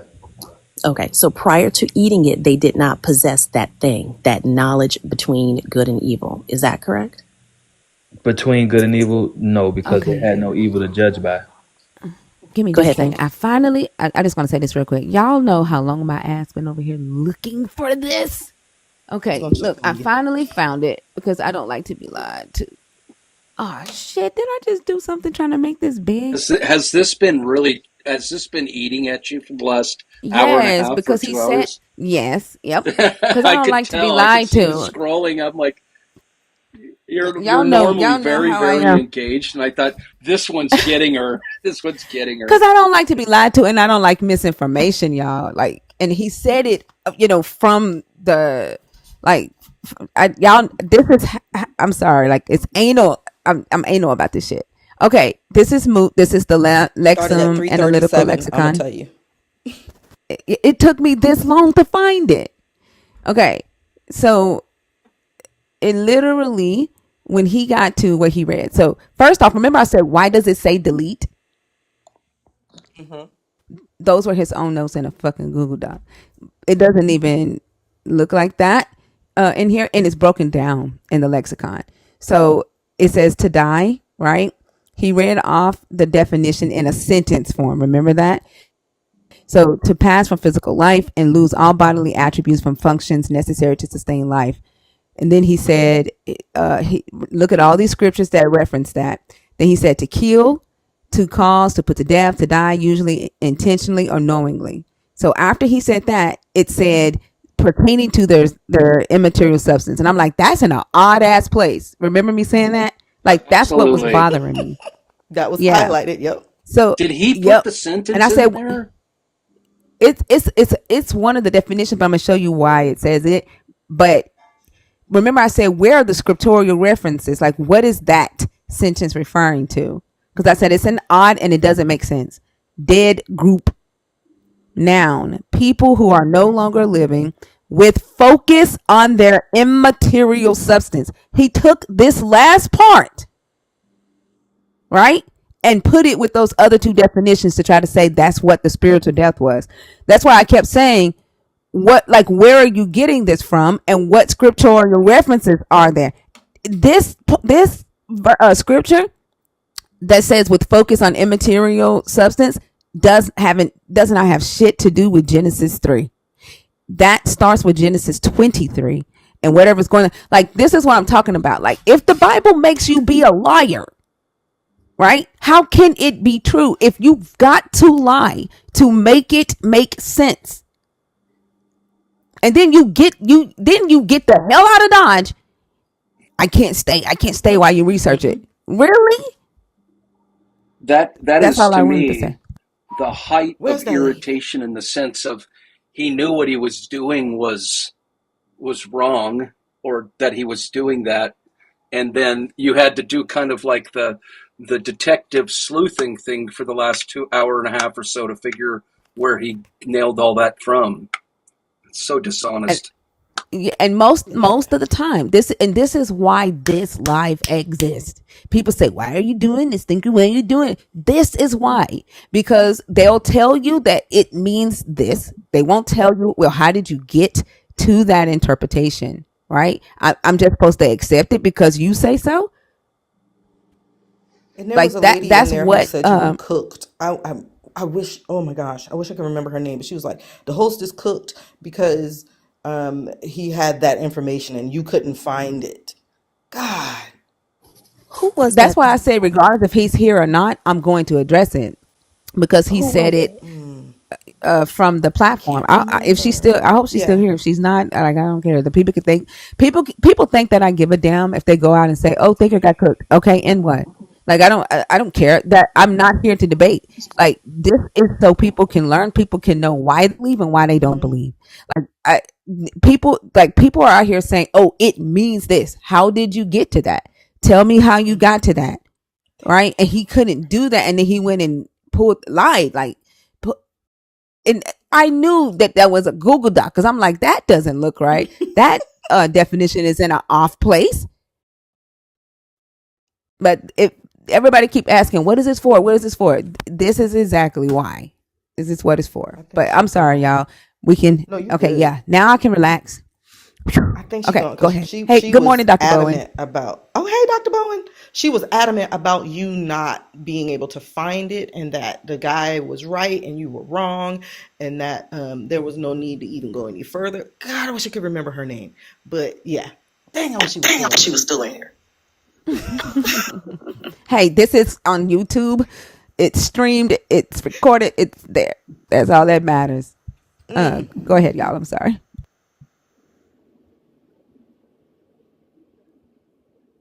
Was that Dr. Bowen echoing? Is that why he dropped? Looks like he Yeah, that's why dropped. he dropped.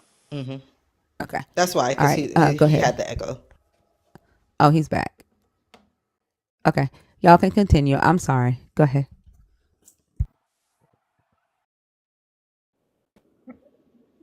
I think not that fair was talking to Theodore.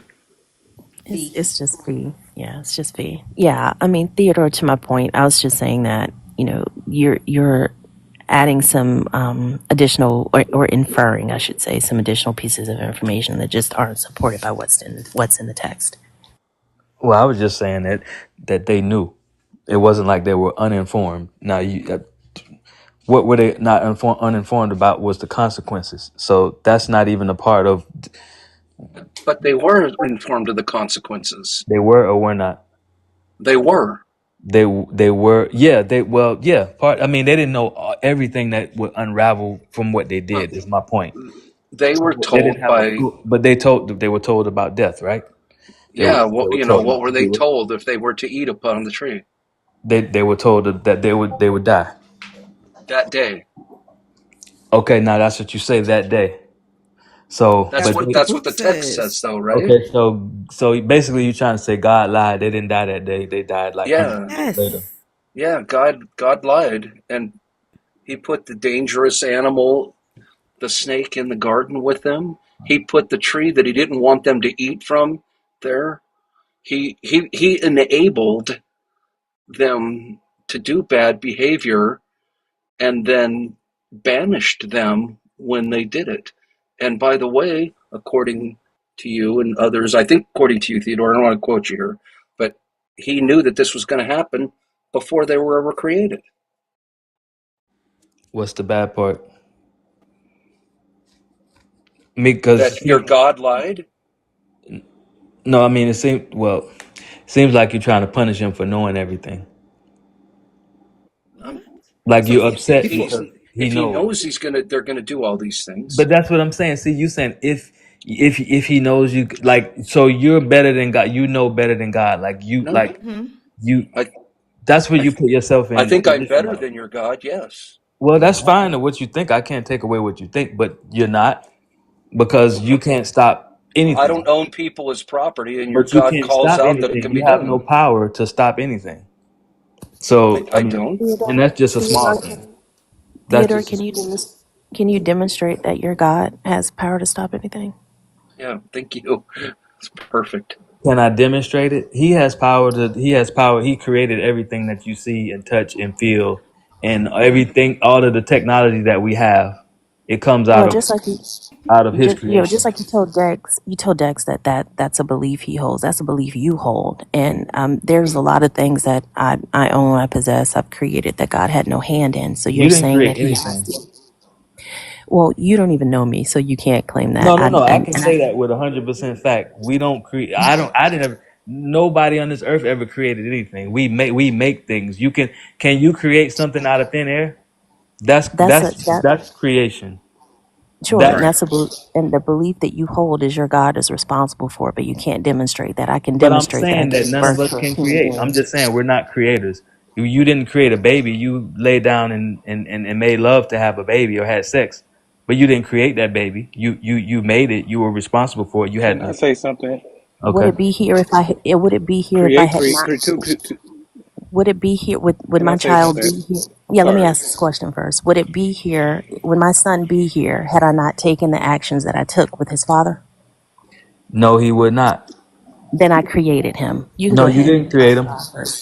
The Okay, sperm and the sure. egg did their job. Yes, no, no, wait. Yes, you did. Wait. Let me say this. Uh Wait. Let me oh. say this. Okay. The definition of create just simply means the definition of create just means to bring something into existence.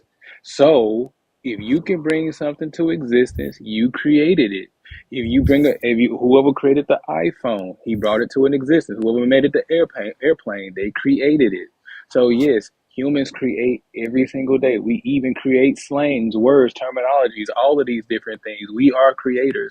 And if you reproduce and make a baby, you brought that baby to an existence. You created that baby. That's the core definition of create, to bring something to existence. So yes, she did create. That's the way we use it. That's not Oh, that's not a creator. Creator is creating something. Can you create something out of thin air? We're not even. That's not even the topic. I Well, mean, no, and no, we're no. talking That's very semantics, much right? the topic. I, You I, can make. I, I'll Listen. indulge. I'll Okay, okay. indulge. Let me put it this way. I'll Let me indulge. put it this way. I'll indulge. Let me put Go it ahead. this way to you. Go ahead. Go ahead. Go ahead. Okay, whatever you've created, where Hmm. did it start? What? A car, a computer. You said something about a computer. Whoever Don't made the matter. computer. It Yeah, don't listen. It What? let me break in here for No, a second. the So computer no, came from. hold on, hang Josh. on. Wait, Josh. No, no, Wait, let Josh. me Go break ahead. in You a a moderator. second. You a Theodore, moderator. Theodore. Yeah. I was So Talk talking. look, mute. yeah. Theodore, he has the right to do that. Mute, please. So look, Thank you. I feel like the burden has been shifted here, right? Because the challenge that was made was demonstrate that your God has the power to create something. And what you did was reassert the claim and then say, do you have the power to create? Well, that's not answering the question. So if you'd like to return to demonstrating that your God has the power to create, we'll listen. Thanks, It's because already demonstrated. exactly what the, We're living in it. that is exactly Theodore. That's Fee is restating the talking. claim. When You just hosts asked me a talk, you question, mute. When hosts talk, she's a host. She can interject. but he asked me a Okay. question. I was answering. It I didn't. doesn't matter. It doesn't matter. She has rank over anybody else on this stage. Okay, well, Mute. okay. I'm listening. Mute I'm when listening. she speaks. Please Yes, mute. You know the rules. yes. I No, said I that as do. soon as she I came on wasn't. stage. I was asked the question. I started, and she came But in. and she came in after him. That's no. She while I was speaking, It he gave me doesn't. the platform. Theodore. I'm quiet Let now. her say what she has to say. Mute. Okay, mute. Like all the argument back and forth. You know the rules of the space. Go ahead, Fee. Sorry about that. No, I'm sorry about that. And I honestly didn't mean to interrupt you, Theodore. I apologize for that. I just wanted to say thank you to Dr. Bowen for clarifying that, because that was my question. You believe that God created everything. That's a belief that you hold. And my request to you was to demonstrate that your God has the ability to do anything. That was literally what the question was.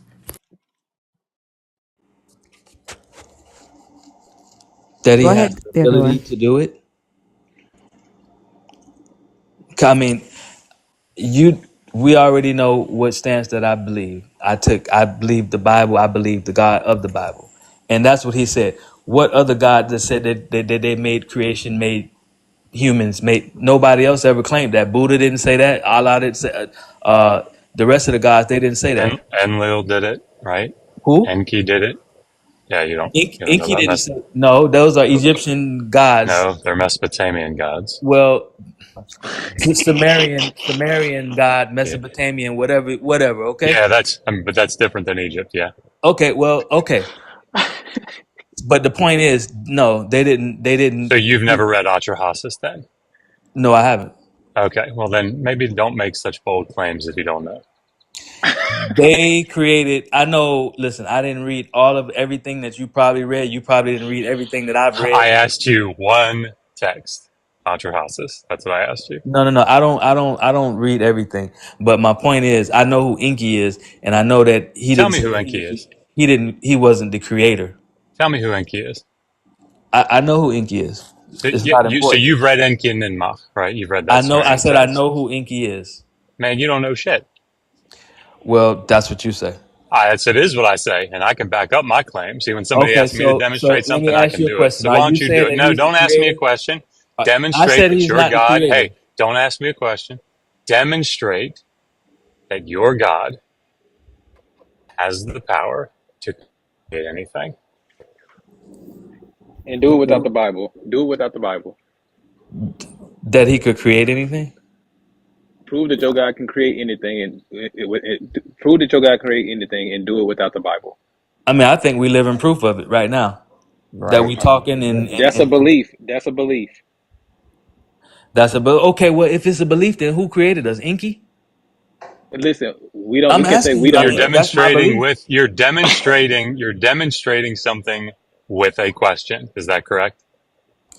Just say you can't. No, I Just say didn't. I that. gave you my answer first,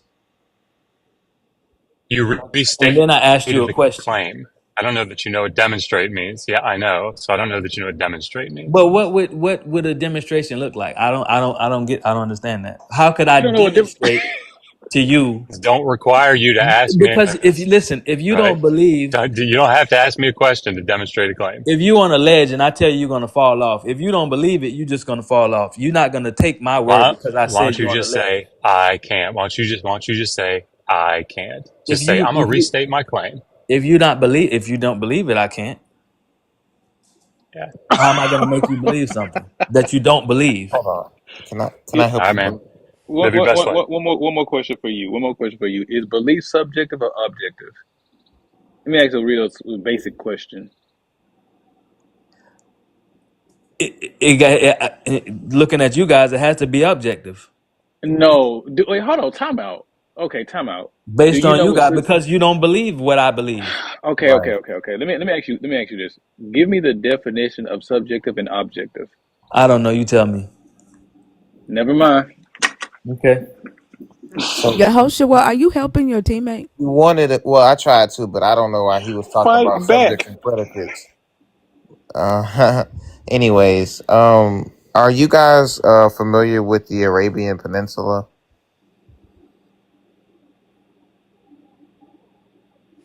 What? Do you guys know about the Arabian Peninsula? What about it? There's a sea that runs in the Arabian Peninsula. No, nope, no. The question is demonstrate how your God can create anything. We're not going to talk about the seas. Well, it was split for Moses did it with a staff, so that's one. Um, Jesus What was wrote. it? That's a story. That's two. No, Those we're are two asking y'all to claims. demonstrate. I Yeah, mean, the we know claim that about a it all thing these years later. happened, the claim that a thing happened, and your belief that an invisible God did it is not demonstration of its truth. And that's the thing I think you guys are missing. Any book can claim a thing. That doesn't mean that the thing that book claimed actually happened, regardless of how strongly you believe it to be So, true. so if you look a word up in a dictionary, that means it's not what it means. Words are descriptive, not prescriptive. It's language is based on use. It's fluid. Like if you ask a person, I'll give you the example I've used before. If you ask a person the definition of a cookie, the answer will vary depending on who you're asking. Is it a person who's a baker or a person in the IT world? Language is fluid. Words are descriptive, not prescriptive. They mean what we use, what how we use them. Their meaning is based on how we use them. We see that in various languages all over the world. And I mean, that's a good point because if you think about it, the word is like that because we can see some Christians that get up here and they don't have the fruits. And then some of us, like me and Theodore, we stand the test of time because we show patience and long suffering and kindness. Mm, that's not where I would have landed, Yahushua, but I think you have a right to see it that way. Sure. Thank you. You Can I too. say ask something, please? To the host, to the thinker, you just read the definition of death. Now I'm looking at it in the Strong's Concordance in the Hebrew, and the word muff. How did you pronounce it? Muff. Die. Moot. Moot. Moot, Moot. Okay, yeah, moot, moot. That moot, that. I'm reading it. It's in the Strong's moot. Concordance. Yes, the moose. Because it has it in the Greek and then it has it in the No, Hebrew. hold on. Not moose. Look, Spell it. it's Muth. Spell it. Look, it's right there on the screen. I Muth. can't see the screen. From however my phone is Oh, set. Muwth. Yes, that's the word. That's it's spelled MUT, but it's pronounced Muth with an Yes, TH. Muth. I have that word. Okay. I have that word. I have the Strongs. Right. I have it pulled up in the Strongs on the screen as well. Go ahead. Okay, H4191. It says the Hebrew word Mm-hmm. muth die means to die and can be used literally or figuratively. It can also mean to kill or have someone executed. Right. But do you remember the entire discussion between me and the liar that stated where is the word in Hebrew to go along with Muth to that signifies that this word death means a spiritual death figuratively. That's why he lied. Yeah, but I'm saying if We it already says went through this. You're getting ready to have the same conversation that I had with him. yeah, but I I mean it took you an understand. hour and a half. Hello, hello. Can you speak? I mean, can you listen? Okay. Okay. Okay. The reason your teammate lied is because there is no Hebrew word along with muth that symbolizes a spiritual death. If you're going to say that muth here is being used figuratively, where is the other Hebrew word that signifies a spiritual figurative death? That is the same question I asked your teammate 2 hours ago, and that is why your teammate lied and made up a definition that I had to take 2 hours to find. Is okay. So it's not the The word definition alone that is he not good used, enough. no, because the word alone means a physical death. If you're going to apply a spiritual death to it, right, it means a physical death of the body. And if you want to talk figuratively about the body dying, right, Mhm. then you have to have a a Hebrew word, an adjective to go along with that to signify the figurative spiritual death. I kept asking him for the other Hebrew word that means a spiritual death in this context. And that's why he made up this. That's why he took this half of the definition where it says with focus on their immaterial substance. He took this from muth, that means dead group, right? And the scriptural references for muth when it's used in this context begins with Genesis 23. There is no reference to Genesis 2 and 17 or Genesis 3 18, Genesis 8, none whatsoever that means a focus with their immaterial substance. Okay, That's so why I spent 2 hours. Yeah, Theodore, that yes, is why I spent 2 hours trying to find the definition he provided. Okay? right. So we understand what literal death is. What is figurative death? A dead dog. When they use it in Israel and they say they call themselves dead dogs, Right, but they're right? not dogs. They're people. Figuratively, they are dead dogs. Right. It was used as a slur. A dead dog. Where does it say a dead spirit? What word in Hebrew in Genesis 2 and 17 means that the spirit will die? That is my question. All you have is the word die. There needs to be another word there to make it figuratively, to make it figurative of the spirit dying. But you just gave an example of how it could be used figuratively. So if it could be used, Are you not understanding that there is a dog after the word dead? yeah, huh? That so therefore, if somebody say if he says, "I am a dead dog," Mm-hmm. okay, that's the human saying, "I'm a dead dog." He's figuratively calling himself a dead dog. The word "dog," right, is the additional word that symbolizes that the thing that is dead is symbolic or figurative because the human is the one saying that he is a dead dog, but the human is not a dog, right? Right. There is no additional word for die here that symbolizes figuratively that the spirit would die. And then here's the thing, okay? Mm-hmm. Did the spirit die literally or figuratively? Please tell me. Because if y'all are doing all this shit over a figurative spirit dying and your spirit actually did not die, that's some bullshit. Well, it wasn't. The spirit was. They were separated from the spirit was Literally or figuratively? Literally or figuratively? literally So separated. then you can't say that the die in Genesis 2 and 17 is being used figuratively for the spirit if you believe that the spirit literally died. It didn't die No, I didn't say literally figuratively. died. I said it Did was they have a separated. literal, did they have a spirit? Oh my God. Did they have a literal spiritual death? Yes or no? The death in which we speak is a separation. It's not like a when you die Why and do you you go to keep sleep. defining? Is it called a spiritual death? Yes, that's what we Okay. call it. Spiritual death. Was it literal? Did it happen literally or It's did it happen figurative. It's figuratively? figurative of So speech. then y'all were never really separated from God. No, we were separated from God Was because you it, can were see y'all it in the literally text. were y'all I literally mean, not like separated we from were God Siamese or twins figuratively? separated. We weren't Siamese twins with God, but Was your was yeah. your spirit literally separated from God or figuratively separated from God? Whatever connection y'all had with God, was it literally severed or figuratively severed? Okay, in that case, it would be figuratively severed. So then all of this shit is for nothing because they were still connected to the God. No, we're not connected. I'm just saying figuratively, like you said about the dog, right?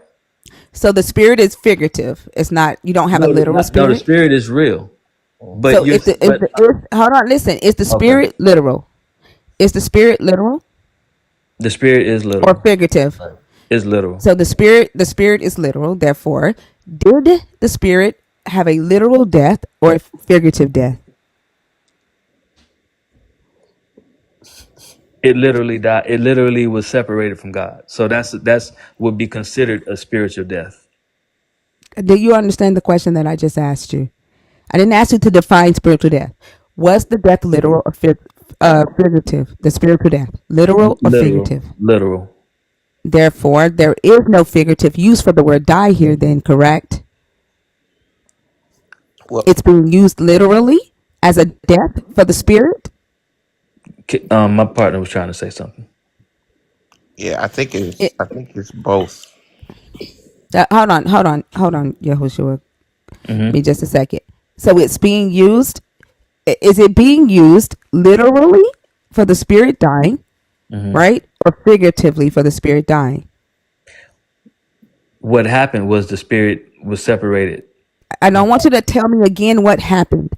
What Okay. I'm asking you is, Yeah. right? Hmm. Is it? I'm not asking you for a definition of spiritual death. I'm Okay. not asking you to tell me why Adam and Eve's spirit was died. What Okay. I am asking you is it a literal death It is of the literal. spirit It or is. a figure? It is literally. It is. Therefore, the use of the word. Okay, so therefore, the use of the word. We're going to go to the use of the word here. It's being used literally for a literal spiritual death. Correct? Not Yes. not not figuratively. All right. Now we have established that the word die is being used literally, not figuratively. Where is the word for spirit to constitute that it is the spirit that died? It doesn't have another word. Therefore, if it does not have another word, when he says, in the day that you eat of it, you shall surely die, the word die is being used literally to mean dead, body, man, one, death. It's not being used figuratively. There is no word for spirit. Therefore, it means he's telling the man that he will die literally. Well, why did he say surely? Well, he could have just said you will die. Because But that's he, the but he use of said the Because it leads, infinitive go ahead. absolute. but he said surely die. That's the infinitive absolute. Okay, and it was absolute.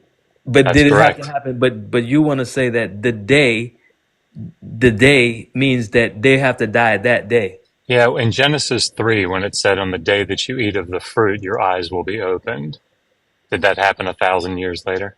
No, it happened Same immediately. exact Hebrew construction. They didn't die immediately. It Yes. said your I, eyes will I, be I open. It thank you didn't for say your making eyes my will surely case. be Yes. open. It says, in the day that you eat, and it says, in the day that you eat, in both places. It's the same temporal construction, right? If you're going to make an argument for one, you have to show why there's a disparity. You have to show the symmetry breaker. Why is it that in the day that they ate of the fruit of the knowledge, of the tree of the knowledge of good and evil, that their eyes were opened, just as it was stated, and yet the day that they ate of that fruit in chapter 2, when it said that temporal construction somehow means 1,000 years later. Go ahead.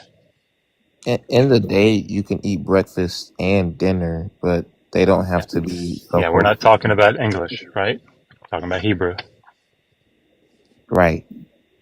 So if you wanna, you guys want to answer my question there.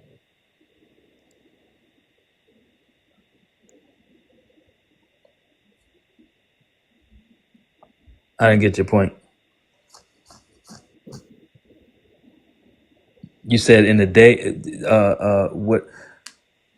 Okay, there's a Hebrew construction at play here, right? It's bayom with the infinitive construct. And the way that that is used in Hebrew, and you can just do a search on it, Yeah, I know you'll you don't see. mean to say. Yeah, I didn't say yom. I said bayom plus the Okay. infinitive construct. It's a Hmm. temporal construction.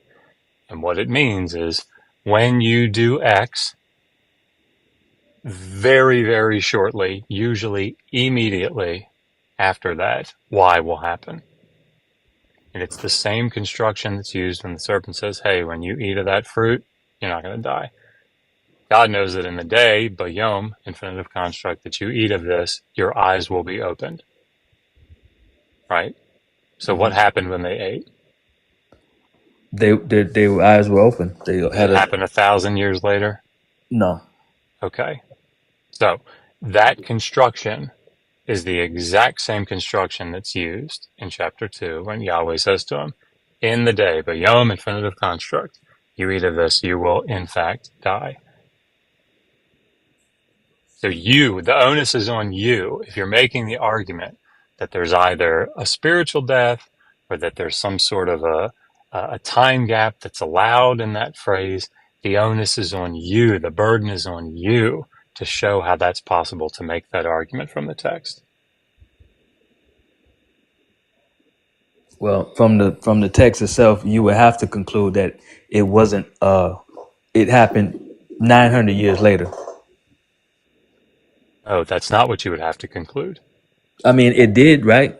What you would have to conclude is that the statement that was made in chapter 2 did not come to pass. That's the conclusion that you have to make. Can I Now, ask you a question? please. It says that a day is like 1,000 years, right? And 1,000 years is Yep. like a day. Yep. So then, like I said earlier, you can have breakfast in the day and you can have dinner in the day. Why couldn't it be that one thing happened early and the other thing happened later in the day? The burden Let is me on get that. Let me you. let me let me The get that. burden, Let me the get that. burden, Let me get that, please. the, I the burden. want I want to tackle the 1,000 years like a day, if you don't mind. Oh, please. That's a metaphor. That's just like saying, "Oh my goodness." If I've been out here seeing like a million days. Oh my goodness, I ain't seen you in forever. It's a metaphor. So when you hear somebody say, one day with God's like 1,000 is like 1,000 years or something like that, whatever the scripture you just read, because I'm very familiar with that. That is a metaphor. It said what it would feel like. It is not literal. I make that term. You know what I'm saying? Like, come on, man, you take a, you could be your wife could be taking a shower or whatever. Come on, man, she been in there like forever. She been in there for hours. It only been a couple of minutes. That is a metaphor. I love when y'all go use that scripture, but that's not a literal scripture. That is a metaphor. Yeah, to show you that his view of time is not necessarily ours. It's not. It's not ours because he doesn't live No, in it's that time. again. He doesn't live in time. Again, Right. it's a metaphor. But he doesn't Again, live in it's a. time. But Go if ahead, we could Doctor. come back, to the text, because look, let me see if I can refocus here. The interpretive crux here is why is it that the deity says, when you do X, you will die. They did X, they didn't die. That's the interpretive crux. There are answers to this. I don't think they're compelling, but they're there. One of them is not that they died 1,000 years later, right? And that somehow answers that. That's not a substantial answer to that. I mean, if you want to build a case for that, go ahead. You've yet to do that. But you have to show what the symmetry breaker is between in the day that you eat of this fruit, you will die, and the serpent saying, in the day that you eat of this fruit, your eyes will be opened. That same temporal construction is used in both places. And in chapter 3, the thing that the serpent said would happen happened, and it happened immediately, just as the text said it should. And in chapter 2, what Yahweh said would happen did not happen. Right? That's the interpretive crux. And by appealing to your theology, like that's just begging the question. It doesn't work that way. So when I was a kid, and my mom would say don't eat ice cream or your arm's gonna fall off. Do you think my arm was literally gonna fall off? Unless you're going to make an argument from the Hebrew here, it's not really going to work, right? Because Let I me would let me turn make an around and announcement. oh, please go. Let me make an announcement right quick. To all the Christians, Erwin Wilson said it is time to leave. This space is blasphemy. Get out before the devil gets ya. Okay, go ahead. That's all. That's weird.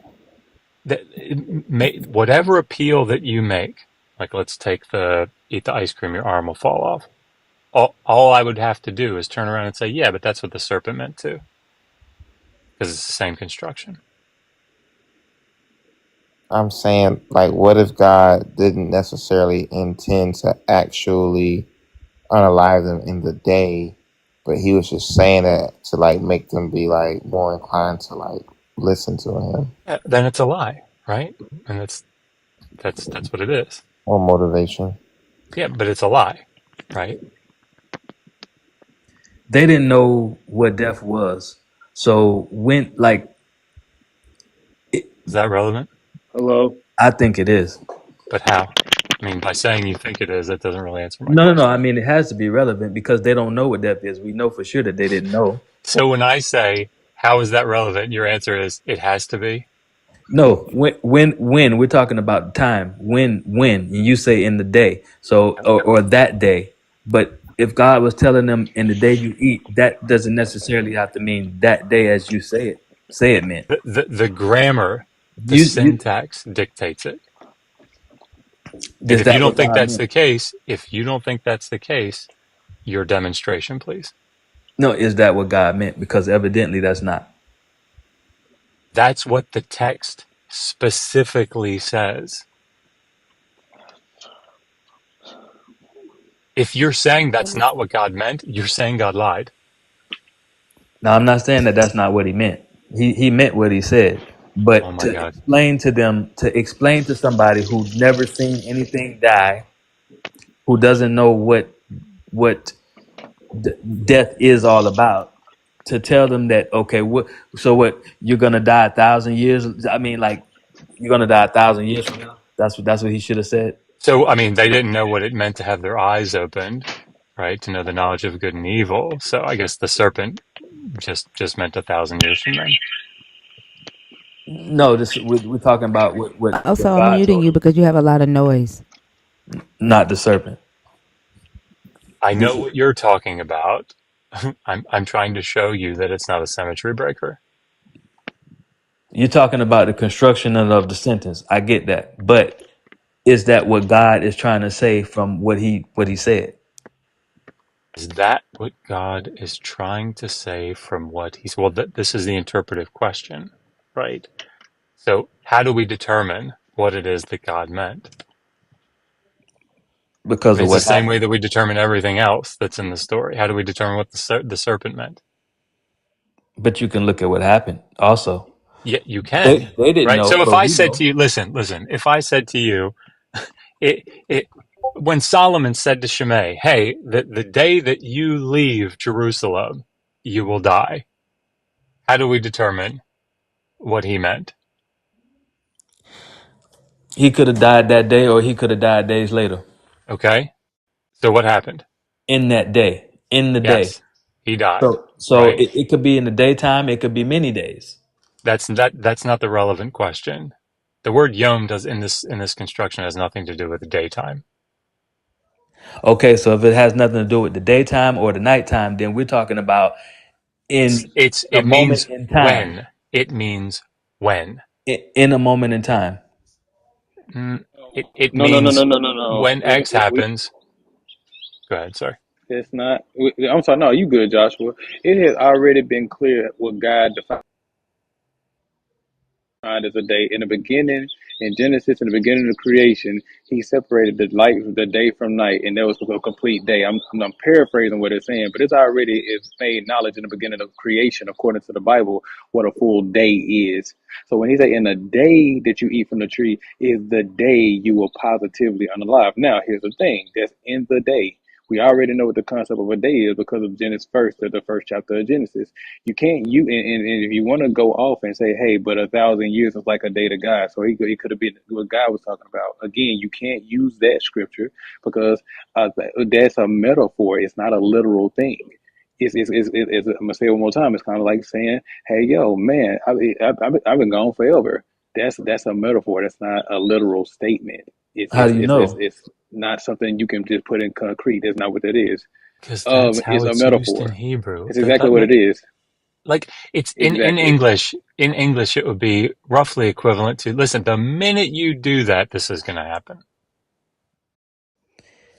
But a day is like a thousand Question. years, and a thousand years is like a day. How do you? Okay, it's a whatever you call it. But No, read this. No, read that scripture. Read that scripture right now.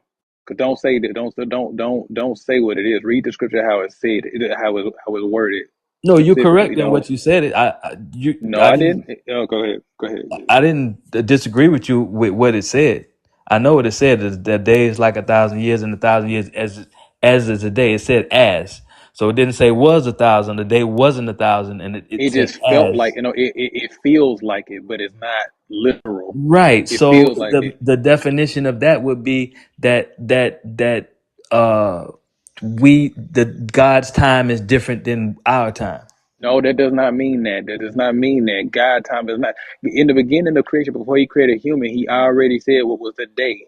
In the beginning of Genesis, He already said what a day was in Genesis, which corresponds to what we think a day is. So our time is the exact same. It is not saying a day with God feels like this.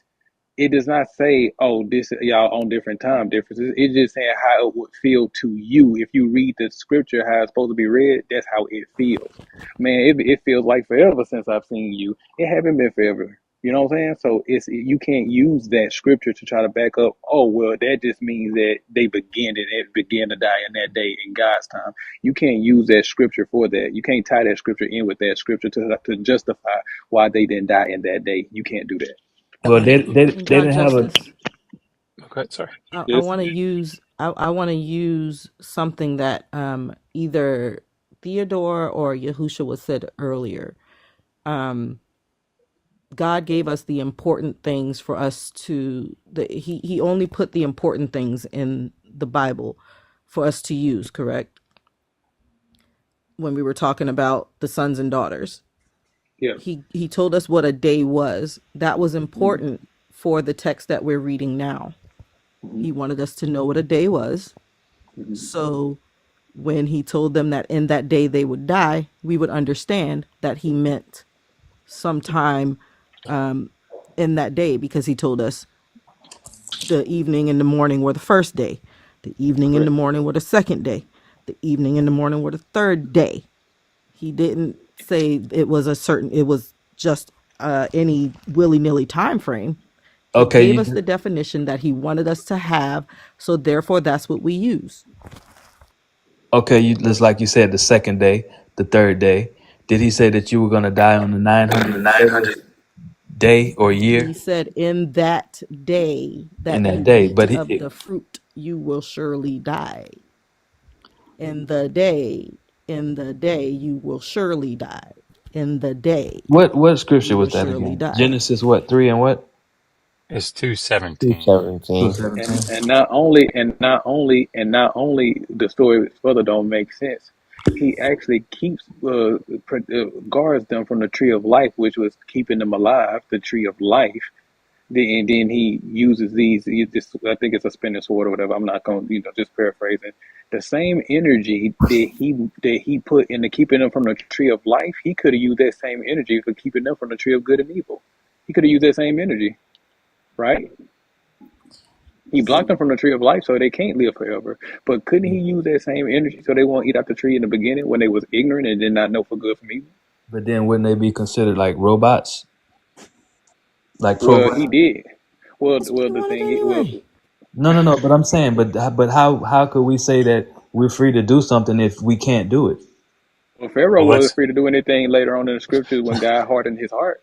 Yeah, he was able to do it. He just Before didn't like we, God. He wasn't worshiping God. I feel like we're gonna let them slide on this if we don't hammer this down. I really don't want to let them slide. I got pissed off this morning, so I want Go ahead. I'm gonna mute up. I'm gonna mute. I'm I mute. mean, I'm a you mute. know, when he Go said ahead, about Dr. Bowen.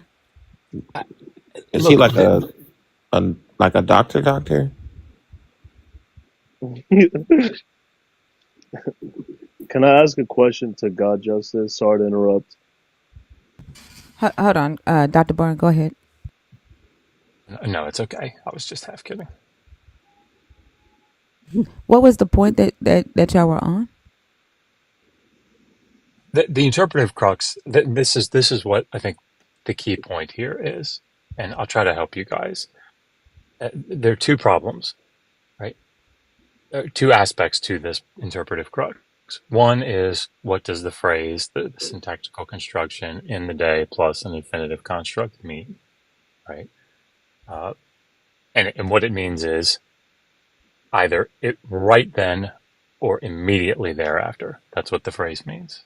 And believe me, I have a spreadsheet that I did like 3 weeks ago where I just went through every occurrence. That's the list. So the other interpretive problem you guys were discussing is what the word lamut means. What does it mean to die? And but the reason that these two things come up is because from a theological standpoint, nobody wants Yahweh Elohim lying, right? Or being wrong, maybe worse. I don't know. I don't know which one would be worse. And so that's what these are the two pressure points that people push on. Well, maybe a day means more than just a day. Maybe it means a really long time. The problem is that you have the exact parallel with what the serpent says. And that one it means precisely that. Whereas what Yahweh said, you'd have to explain why it doesn't. So that's the interpretive crux with the temporal construction. With the word mut, I mean, just look up the phrase, mot yumat or mot tamut, that construction. I mean, it's crystal clear. This is a death sentence, physical death sentence, not a spiritual death sentence. Like you're going to physically die. The answer, one of the answers that I think is, if I didn't hold to the one that I hold to, I think this would be the one that I would probably go to, is that God was merciful, right? And this was a maximum punishment that he could inflict upon them. Like the maximum punishment, or maybe what you should get is death, but I'm going to have mercy on you and not kill you, right? Like that's one that fits with the text reasonably well. I don't think it captures what's going on in the text, but as far there are good scholars that hold to that position, right? But this thing about like, oh, maybe it means a million years or whatever, like Miss Smith, that shit. well, don't we speak of the day like we say back in the day, or like you could say like in the Bible where it talks about Like the things I with just worry that you don't listen to anything that I Not say. hear It you no, doesn't no, so no. matter what we clearly, Even in say in the, sis. English. even in the Bible when we talk about in that day, back in the day of the Egyptian, or back in the day, it's not necessarily talking about That's one not day. this It's talking about a construction. time. Oh, But it's talking about a scheiße. time. It's But using it's day. not this construction. But you said day means day. My God. May I ask So a It's question how not to is it not this constructed? construction. Well, what construction is it? If I Oh use, my God. Do you I'm not asking listen you. to what I say? All right, I'll say it What you again for the said. sixth time now. Biome, infinitive construct. Right. So if I use it in another, in it like it has been used in other parts where it's talking Can about you show back me a in. place where biome infinitive construct means, yeah, like way back Well, in the day? I don't have No, you can't. Spoilers. no, I can if I No, look. you I just don't. can't. Yeah, Spoilers. You yeah, can't. yeah. All I right, I tell can. you what, I will sit here and wait, right? And No, I'm like not gonna. edge of my seat, I'm gonna sit here and wait for you to show me one. Dr. Bowen, can you ask him if he knows what an infinitive construct is? Because I'm wondering if Oh, that's the difference. That I'm wondering if that's the disconnect. Because Theodore, Dr. Bowen is talking about linguistic structures of languages, not colloquial usages of words. Those are two completely different things. I understand. I understand what he's meaning by what he's saying. But what I'm also saying is because we're still trying to sort out, was it a little was it literal? Was it literal? What is once upon a time? tell you if I say once upon a time. That means a time frame in around that time. It wasn't like a day. Once upon a time. Like Right. what's following that?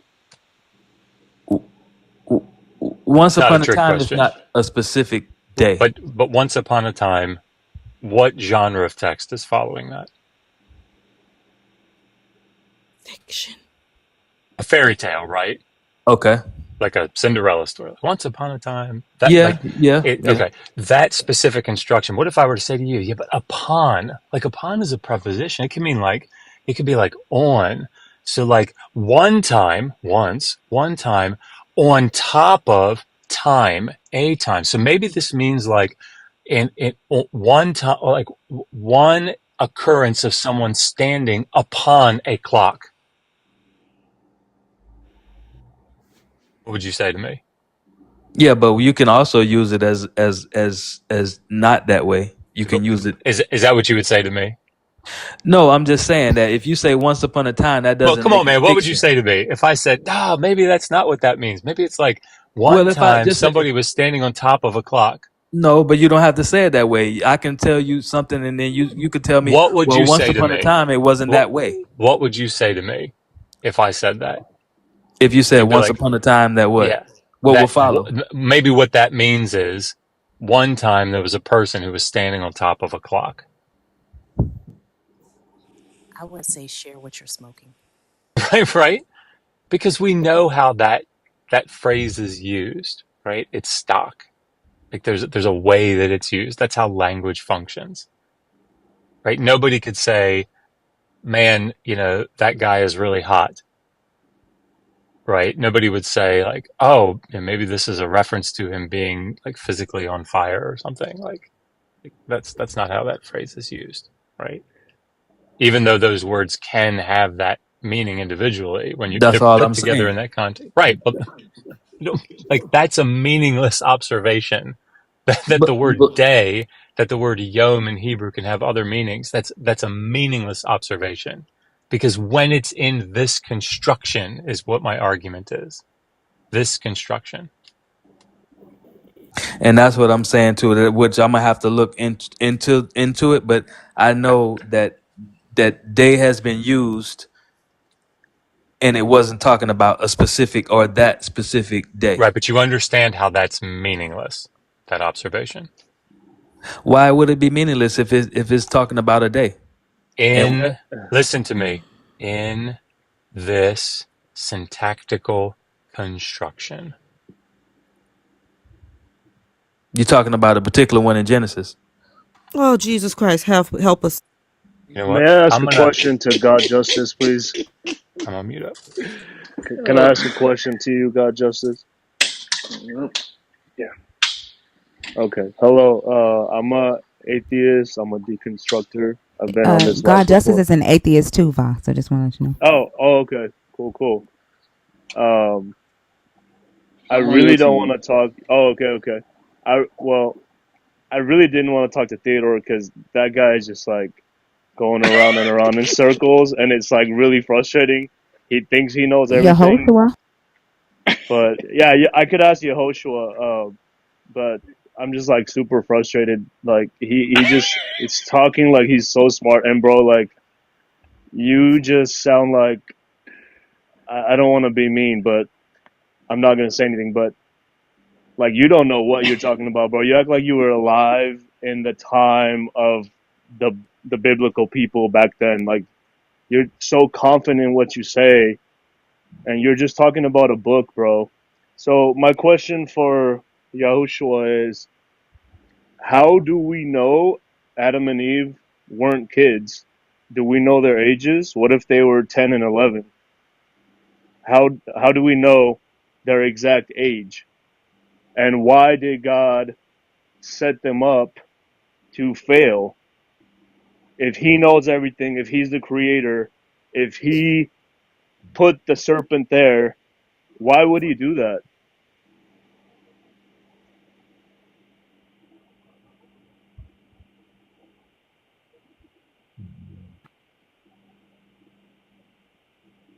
Yehoshua. buddy? Maybe he fell asleep. So while we're waiting for him Yehoshua, to did you answer fall that asleep? question, he probably did. He's been up all night. You guys have had a long While discussion we're about waiting for him this. to find that answer, um, I wanted to revisit, just to give Theodore something else, because he said that the devil lied because he told a half truth. Then we can posit that God lied because God told a half truth. Well, the devil said that you will not surely die. Well, they died. He didn't. They didn't surely die in that day. Well, they died. Also, Second, David Mosley, are you a Christian, atheist, deconstructing? Which one? I'm a Christian, but I have Okay. deconstructed my faith, so I feel like I have some Okay. decenter answers. Okay, that's fine. You're going to be on the team with Theodore, and actually only you and Theodore right now. Okay. God, just I might have to drop one of you, you or Va. I think we're outnumbered right now, but keep going. Go ahead. because my question to what Theodore just said would be, how then do you reconcile Genesis 3:22, where God confirms that everything the devil said was correct? You don't have a scripture where God's prediction was confirmed in any way about Adam and Eve dying, or the thing that he said would happen when they ate from the tree. So what do you do with Genesis 3:22? Are we talking about Ignore it. like are we talking about how we interpreted the death still or no? Like Well, like there's spirits of only death and all that type of stuff. yeah, there was only interpretation done when you're trying to insinuate that it was a spiritual death. If you read the book for what it says, it means what. But my question to Selena's, I'm sorry, to real estate agent for Jesus's point, was that the God said one thing would happen, the serpent said another thing would happen, and then God in Genesis 3:22 confirms that what the serpent said was true. And I'm saying, how do you reconcile that? Okay. So this is from my personal thing, how I reconcile it, right? Is Genesis and the whole Bible itself is still being told from man's perspective. So in this story, let's say it's literal or figurative, whichever one we want to take, right? In this perspective, we're hearing from Adam's perspective. So he's hearing God say, "You will surely die." Now, God has a different understanding of it, of what he's saying. Let's say that he didn't explain it very well at this point. Fault on God, whatever. And he didn't explain it well, but he meant whatever spiritual death that goes into the 1,000 years and all that type of stuff. It's not written like that because it's being told from Adam's perspective. He's seeing it as, oh, I think I'm gonna die. Then the serpent comes in. No, you won't die physically. Expounding on the difference in God's understanding and man's understanding. That's how I reconcile it. Okay, so there is one spot open for a believer to join the stage. If you are a believer and you want to join the stage, please send a request. And I don't think that's a reconciliation more so than a justification. Like you're choosing to see it through a specific lens. I think a reconciliation would be to resolve the conflict, and that doesn't resolve it. It just resolves how you choose to see it, because ultimately you're still left with the same. Oh, sorry. I didn't mean to cut you off. But I believe it resolves the You don't say I didn't mean to cut you off and then keep talking. oh, I didn't know Yeah. that you weren't finished. I'm Yeah, sorry. no. And if I'm not mistaken, somebody tagged me and said you were in the comments complaining about me interjecting. My bad. All I'm right. sorry. Yeah, I can do that. You can't. Okay. She can do that. You can't. Go ahead, Fee. Thanks, Thinker. But he threw me off with, I completely forgot what I was going to say. So I have a question. How do we know David? Do we know the ages of Adam and Eve? Were they kids? Were they adults? Were they 20? Were they 5? So we have to remember that God gave man dominion over all of creation at that time. So if you're going to give dominion You're giving responsibility and control to that thing. You're not going to give an infant or a toddler or an adolescent dominion over all of creation, all of the animals, all of everything, all of the plants and How do you know organisms, that? because that's not logical. It doesn't make sense. It You sounds Not say, like only you that, little the baby, you go ahead. Genesis 2, I'm sorry, Genesis 2 was written before Genesis 1. So how do you reconcile that? That the God in Genesis 2 did not give them dominion. Genesis 2 existed hundreds of years before Genesis 1 did. So reconcile that. Doesn't Genesis 2 state that man was placed in slavery and servitude, where it says, David, Hold on, David David. A. Hold on. David A. Don't cut her off, please. Oh, God, we got two I'm Davids up here. listening. Oh, Yeah. shoot. Yeah, David. How do you reconcile that with Genesis 2 being written first, hundreds of years before Genesis 1? Me personally, I haven't done enough study to actually give enough information on that. I apologize for No, that. I'm asking like in Genesis 2, if your reasoning is that they were adults because the God gave them dominion over earth and the God wouldn't give them dominion over earth because, to kids or to young people, without Genesis 1, that explanation doesn't hold up. What do you mean? So Because where did Genesis. the God give them dominion over the earth in Genesis 2? Oh shoot! I did not know we close out. Am I still up? Hmm. Yeah. All right, let me go ahead and just grab my Bible right quick. Gotta bust out the old pages. Thank you for having me on, Thinker. I appreciate it. You're welcome, Bob. All right, so we're going to Genesis 2.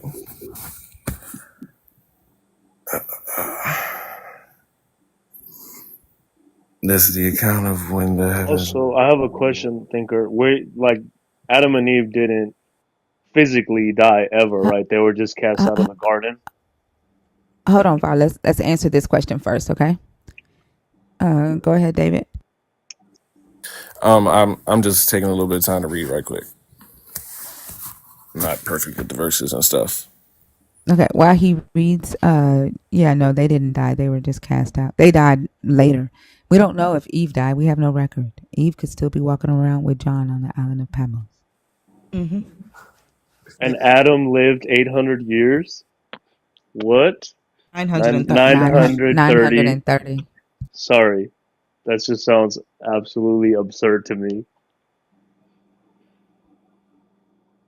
There are some Christians that believe John is still alive because Jesus said that there will be people still alive when his kingdom comes.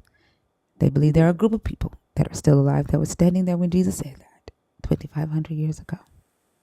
Yeah, that's not a good interpretation. Those are kind of wild Christians. It's interesting that Theodore isn't saying anything anymore.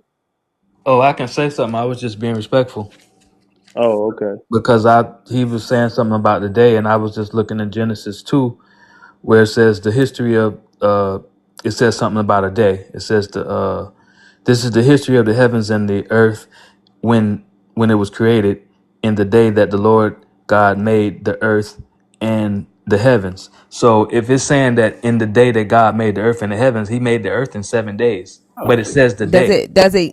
it then give a chronological time frame to represent what that day means? No, it just says the day. It does. It Actually, says, it literally does. It says, then he created this and that was day one. Then he created this and that was day two. But It in gives Genesis, a yes. chronological timeline in Genesis. No, It you're right. it But but not that in. starts. Listen. Uh-huh. In Genesis 1, right? In Yes. Genesis 1, it tells when the Lord God created the heavens and the earth, day 1, day 2, day 3, day 4, Yes. right? In Yes. Genesis 2, the understanding is that he did that all at one time because he created the garden and the man on the same day. All right, but listen, and I hear what you're saying, and I know that has been outlined day 1 to day 6 and day 7 he rested. But here, like the doctor was saying, he was saying that the construct of the word day, and that's what we were talking about. And it says here, this is the history of the heavens and the earth when They were created in the day that the Lord God made the earth and the heavens.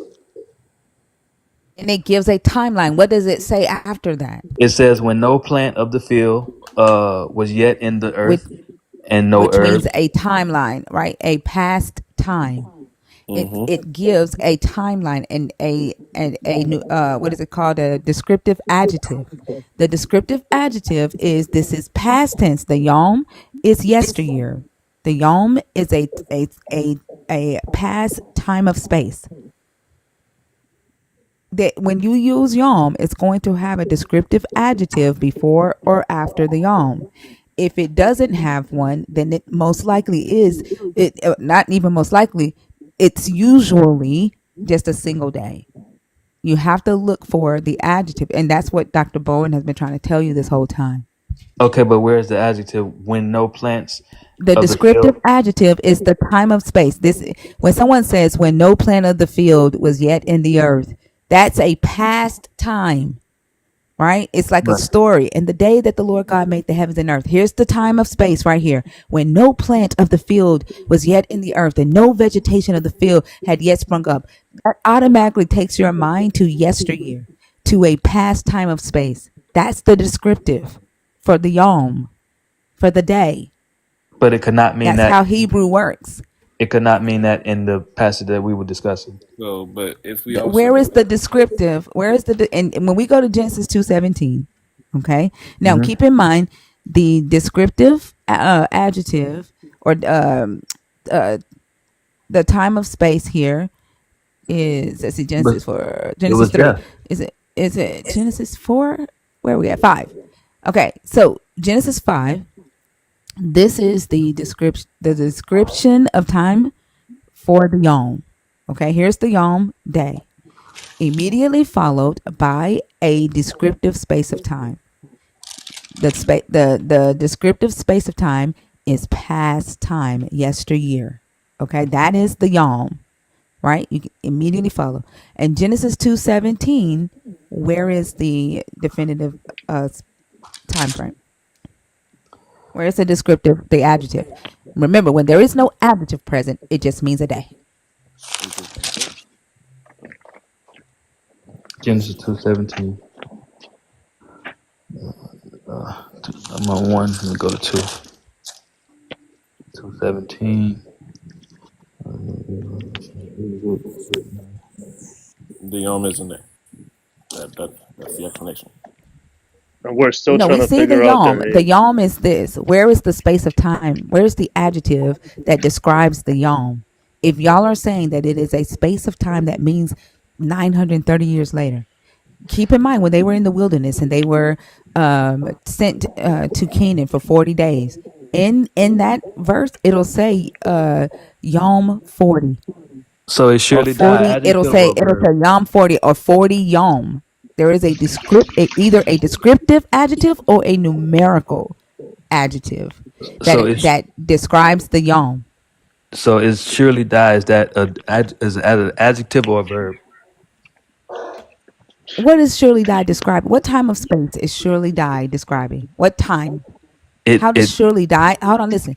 How does surely die describe a space of time?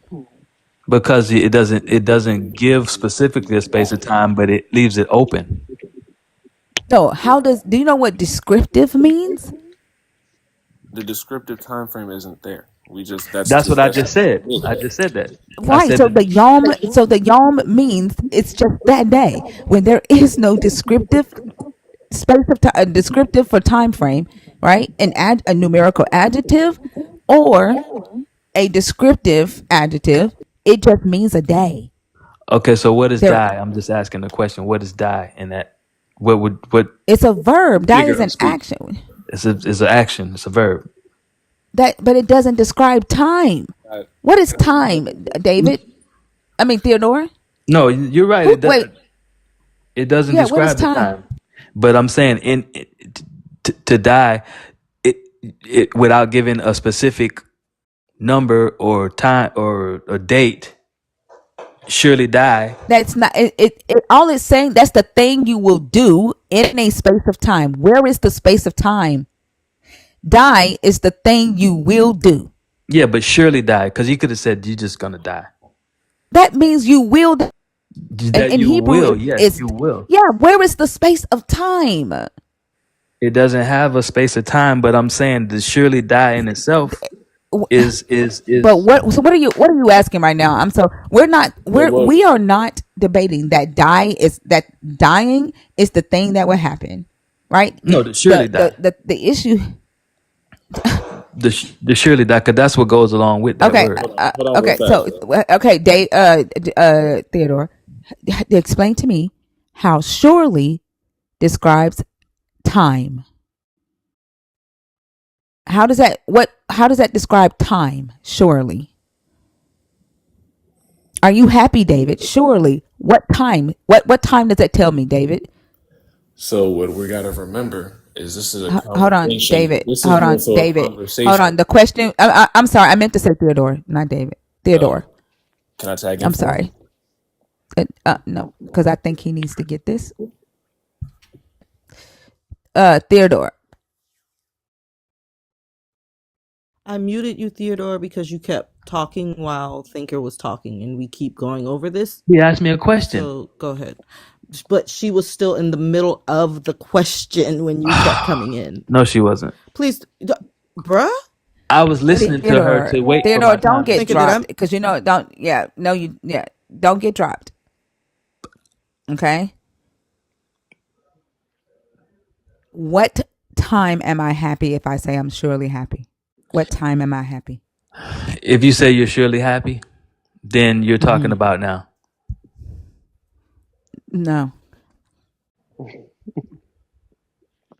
If you just told me right now that I'm surely happy, I wouldn't. Does that mean that I won't be happy tomorrow?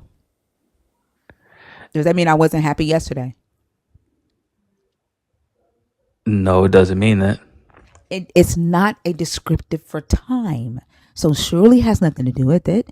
Die has nothing to do with time, right? The only thing that has to do with time right now is in the day. There is no other descriptive adjective for the yom. There is no numerical adjective for the yom. Therefore, it means a day. Thinker. Go with Huh? surely being now. Go with surely being now. I thought about it. But I needed him to yeah, also see that it could mean both. But yeah, I thought about it. yeah, Surely but doesn't surely mean meaning longer, now definitely. that surely being now, when they ate it, they would surely die means they would now die. Based on what you just said, Theodore. Yeah, but it could also mean not now. That's not what you said. You No, said that's it what I was means implying. now. That's what I was. That's That's why I brought the no, whole surely thing up. okay. There Linguistically, goes that your doesn't make sense. implications. That's what I was saying. For as the time frame, she said there was no adjective after it. And I'm saying that sure. That's why they put the surely in front, because it doesn't have to be right now. That was my whole point. And when she just asked you, you said now that She she's just made happy a right now. right. No, I said, but she It's said, not a time. It's not a descriptive for time because surely does not tell you what time something will happen, Theodore. would you agree with Like me the that it's fact that absent? no, I do not. No. It means certainly. Surely means certainly it will happen. It does not say when. The descriptor for time, Theodore, is in the day. Correct. The thing that the thing that I don't understand is that we literally we got to pull out 5 books, pull up 3 websites, and have 3-hour conversations with y'all over simple logic, simple conversations that we use every single day because of what has been done with this book, and then the interpretations. Words don't mean words anymore. Can I say something now? Yes, go ahead. Okay, so it goes back to what I was first saying. This is a conversation between God and Adam. When their conversation is happening, they're not using yo's and all that. They're just having a conversation. So how Adam is interpreting it is like, oh, I'm hearing in this day. Oh my goodness, I'm so You scared. don't know how Adam is interpreting because Adam Well, never we says have that anything in here. because No, no, you right, don't. Adam doesn't even say anything here. exactly. That's how we know that So he's you don't interpreting know in how that way. You don't know how Adam interpreted anything. Yeah, That's why David, the You're like, literally just content adding. is Hold on, the David. Stop. goal. No, stop. I don't do theology in here, and you're adding to the confusion. You can't point to Adam interpreting anything here. What you're getting ready to say, what's going to come out your mouth, is getting ready to add to the confusion. So okay, let's just take it as again. What I'm saying, it goes back to you not having to, we not wanting to go to other books and all that type of stuff. It goes into Second Peter saying the day in the Lord and all that type of stuff is like 1,000 years. Blah blah blah. Damn, we just had that 3 hour I know we conversation just about we that. just had that 3 hour conversation, right? And so it goes into that. We ain't got to go into that, right? but David, like, what you're doing though is you're saying I have a rather unique interpretive framework that I'm approaching the text with. I think that this is a description of, from a human point of view, from Adam's point of view. This is not an interpretive model that anybody that I know of holds to. So, I mean, it's fine if what you're saying is that if you adopt my interpretive framework, then this is how you should think about it. That's fine, but I don't know if that's relevant here, right? It would be the same as if I said, well, I think this was ancient aliens writing this, right, from their point of view. Well, like if you adopt that, then my explanations might be meaningful, but like nobody's going to adopt that, right? Okay. I mean, unless you have some really good reason that you think that this is, from Adam's point of view, other than it addresses this particular interpretive crux, it opens up a flood, no Well, pun one, intended, of other problems. sorry. Okay. Go ahead So and give your reasoning why you think this is from Adam's point of view. on that one, because Genesis was written by Moses, it's a So story. if it was written by Moses, hold on. First, it wasn't written by Moses, but let's say it was, okay? If it was written by Moses, how is it Adam's point of view? Because it's being told through a story. Is it being told through a narrator's perspective or Adam's perspective? The narrator is telling the story. The Through reason the why we're narrator's interpreting, perspective. yes, that's why we're interpreting. Not through Adam. Do you know how to tell when a story is being told through a character's perspective? Yes, How? when the character says it. And therefore there wouldn't be a narrator. There wouldn't be a third person narration, would it? Right. Is there a Okay. third person narration here? No, there is not. So then it's There being is. told from the perspective. Oh, he said there's not a third person narrator? Yeah, I mean, it's clear. Like this No, no, isn't. no, no. I'm saying no, no, no. Wait, my bad. No, there is a clear narrator. I'm saying it's not from the like the actual Okay, I got Adam you. thoughts. Blah blah blah. My bad. Right. It's being told from the perspective of the narrator. Because the narrator says, then Adam said, right? This is bone of my bone, right? Mm-hmm. So it's not being told from Adam's perspective. Adam is a character in the story. Correct. Right. So we have no idea how Adam interpreted Genesis 2 and 17 because Adam does not speak after that, does he? We do because it didn't happen in that exact day, and then in later books, in later books, we find out a day is like 1,000 years to the Lord, or 1,000 years is like a day to the Lord. Oh my Okay, God. look, so, sorry, let me say it like Because this, God because is not bound by maybe this will time. be helpful. Look, if I say, and this is a perennial problem that I have with my 5 children, I'm not exactly great on following through on things that I say they will be like punished with, right? So if I say to my 3-year-old twins, if you eat another piece of that Halloween candy, you're going to your room. Like you're immediately going to your room. And then they eat a piece of that candy and I turn on Paw Patrol for them, right? And then 18 hours later, 18, like 12 hours later, I take them up to their room to go to bed.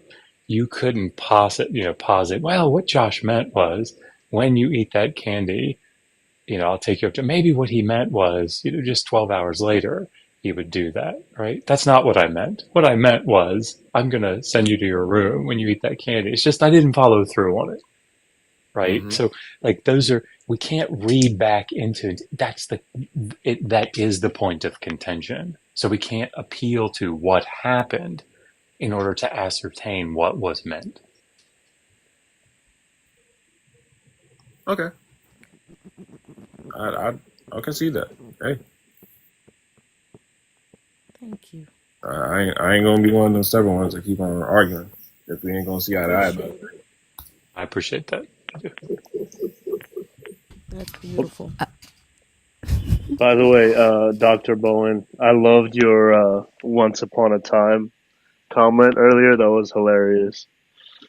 Like the man standing on the clock. I have problems. That's what we learned from that one. That was I have great. problems.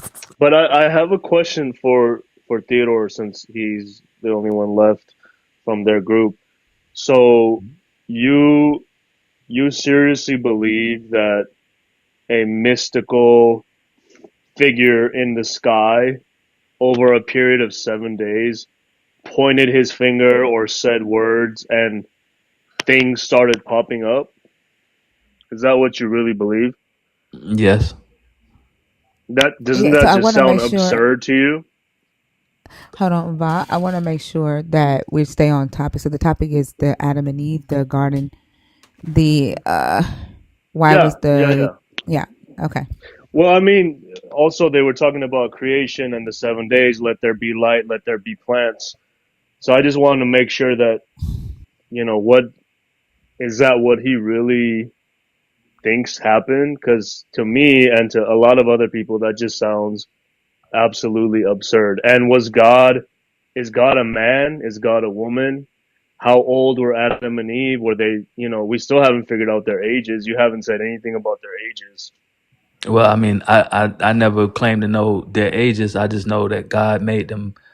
Uh, they were never born, so it's not like us when somebody's born. We know that they're born at like 0 days old, 1 day old, 2 day old, three. They didn't go through that. They were made. They Adam. had to be a certain age. What Well, age were they? One, they were just created. they were They exactly. were They were created as created fully formed humans. fully So And there's were formed, so they they like will be. 10? Were they like 12? 20. Were they 20? I Whoa, don't know whoa, the whoa, age. I would whoa, just have to whoa, say. whoa, One whoa, little that whoa, looks like a whoa, 20-year-old or whoa, something like whoa. that. Hey, hey, hey, hey, hey, hey, hey. Real quick. Let's reiterate the rule. One at a time. If there's already a box being lit up, no one else should have their box light up. Maybe I should say it that way. So if you see someone's box lit up blue, then your box should not be lit up blue. Okay? Okay, thank you. Go ahead, y'all. Look out for that 007 account. If they're spamming the account over and over, talking about Jesus loves you, please block them. I think that's that Angel S lady who I warned last time, and I think she made a backup account. Go ahead, Joe. Well, he was asking me. Basically, they were created. Adam was created, and Eve was created after Adam. Out of Adam's rib or his side. So both of them when they were created, they were basically full grown. Whatever age you want to call it, doesn't give an age. And That's important to me. I mean, they were of age to to tend to the garden, to take care of the garden, to have kids, to reproduce. A girl can have kids at age 12. What is like you got to be more specific. But Did like they I said, have knowledge? Did they have reasoning abilities between right and wrong? yes. Would a 12-year-old know what's right and wrong? I don't know what a 12-year-old would know. Some 12-year-olds do. A lot of them do. But I wouldn't assume that she was 12. You don't know that. No, I don't know that, but I know that she and he were of uh understanding. They were understanding. They had knowledge of everything. God wouldn't tell you something that you couldn't understand. So Theodore, he does it every day. Y'all been up here for 3 hours trying to figure out what the fuck are y'all missed. yeah, no, Theodore, you know what I Theodore, mean. Theodore, Theodore. Let me ask you a question. Yes. What was the age of rite of passage for young girls and young boys in ancient Israel, or even just the ancient Near East? 12. When were 12? So why would it not be that is also the age of understanding here in this garden for this God, if he saw it fit to tell the Israelites that it is okay to sell their 12-year-old daughters into slavery to marry 50 and 60-year-old men? Well, I'm not saying that they weren't 12 or were 12, but all I'm saying is that if a 12-year-old can understand, and they were of understanding, whatever age they were. Do you hear yourself right now? Because you are like really on, like you are I, like I thought I was right answering. there. No, do you hear what you're saying? Yeah, I think so.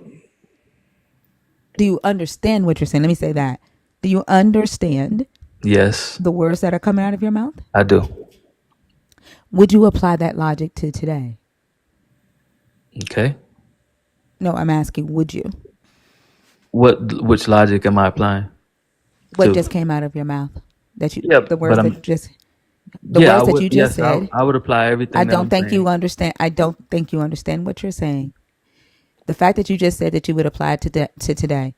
So you're telling me that you would allow yourself to marry a 12-year-old? Me, no. You didn't understand what was coming out of your mouth. Do you see what I'm saying? You're saying things But that and that you was a don't different time. understand what you say. What did I'm I going to say? say I this just. again. Listen, Mm-hmm. this is why you cannot talk at the same time, No, I'm listening. I'm right? trying to listen. Theodore, you're Okay. doing it again, sweetie. I promise you are. I'm not making this up. She got you in the trap. In ancient Israel, the age of maturity was 12 to 14 years old for young girls and young boys, Okay. right? The young boys were given to older men of high status in Rome, and then the young girls were married off to men of all cultures at between ages 12 and 14 years old, some even younger.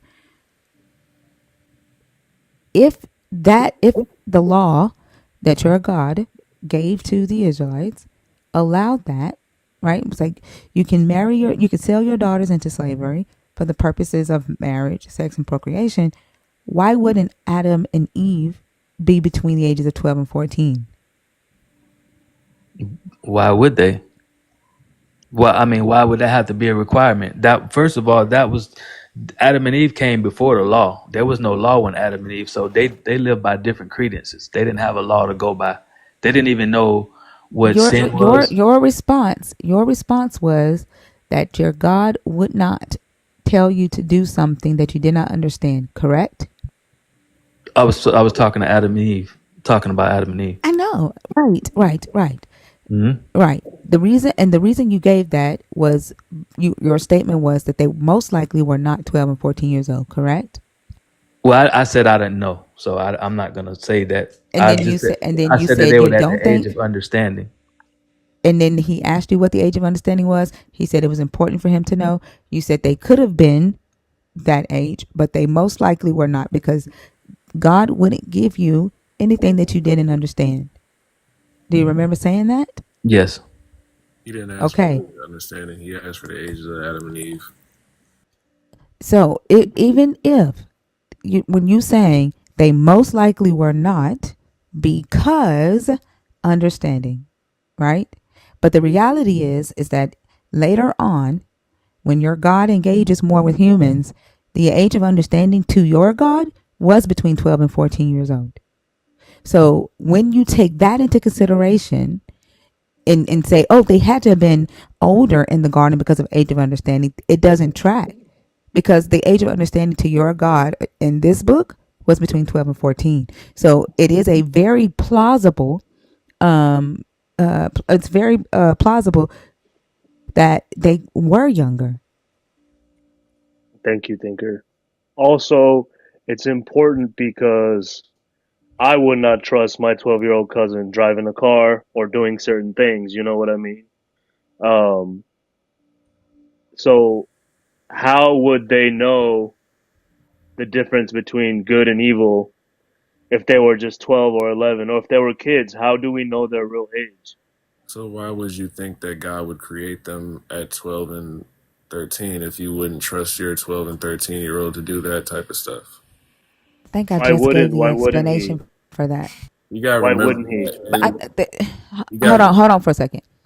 Hold on, David. I think I just gave the explanation for why we would think they were 12 and 14s in the garden, and then to come back and say, why would you think like they were you think 12? that, just like Why how would you ask that I question? interpreted it also He like he the other way. he David. literally said, thank you, thinker. He said, thank you, thinker. Why would you ask that question again when I just gave that whole explanation with Theodore, and you turned and asked Because the that's also same your question? interpretation, just like how you were saying that how I was trying to read That into. that was Va's answer. Va said, thank you, thinker. That means he agreed. That means that's what I was looking for. And then he proceeded with his question. And then you turn around and ask Va the same question. It doesn't move the conversation forward. It keeps us in a circle. Jeez. And also, David, kind of, you came in like an hour and a half into the conversation. I don't know if you were listening the whole time, but they've been talking about this for like 3 hours, I think, right, guys? Yeah. Yes. We Yeah, started at 3:37. yeah. See, And and I and only remember that because my husband was leaving out the door when I And we started this haven't conversation. moved a freaking inch. That's why I'm so frustrated, y'all, because like what? We that haven't just moved goes an to inch. show. What did hold on, Bob. What did we learn tonight? Can anybody tell me, did we learn anything? Yeah, we What did talked we We about a learn got lot of tonight? things. reasonably We weren't just on snarky. one subject. Yeah, Hold on, talked about a lot of things. Hold on, I ain't saying what did we talk about. I I mean, said we what learned did we about it. learn? We learned. What did we learn? we learned What about did you learn? yo's and days and all that type of stuff. What did you learn? Because y'all rejected all of that. What did y'all learn? No, we didn't. I didn't Again, reject. I mean, I didn't reject it. I conceded. What? So what did you I learn? gotta do more info. I gotta do more research on linguistics, on ancient Israel, and all that type of stuff. I get that. That's What did cool. you learn, Theodore? Well, I was very open to what the doctor was saying. I'm weak. I was open. You know, Well, I didn't ask if you were open. What did you learn?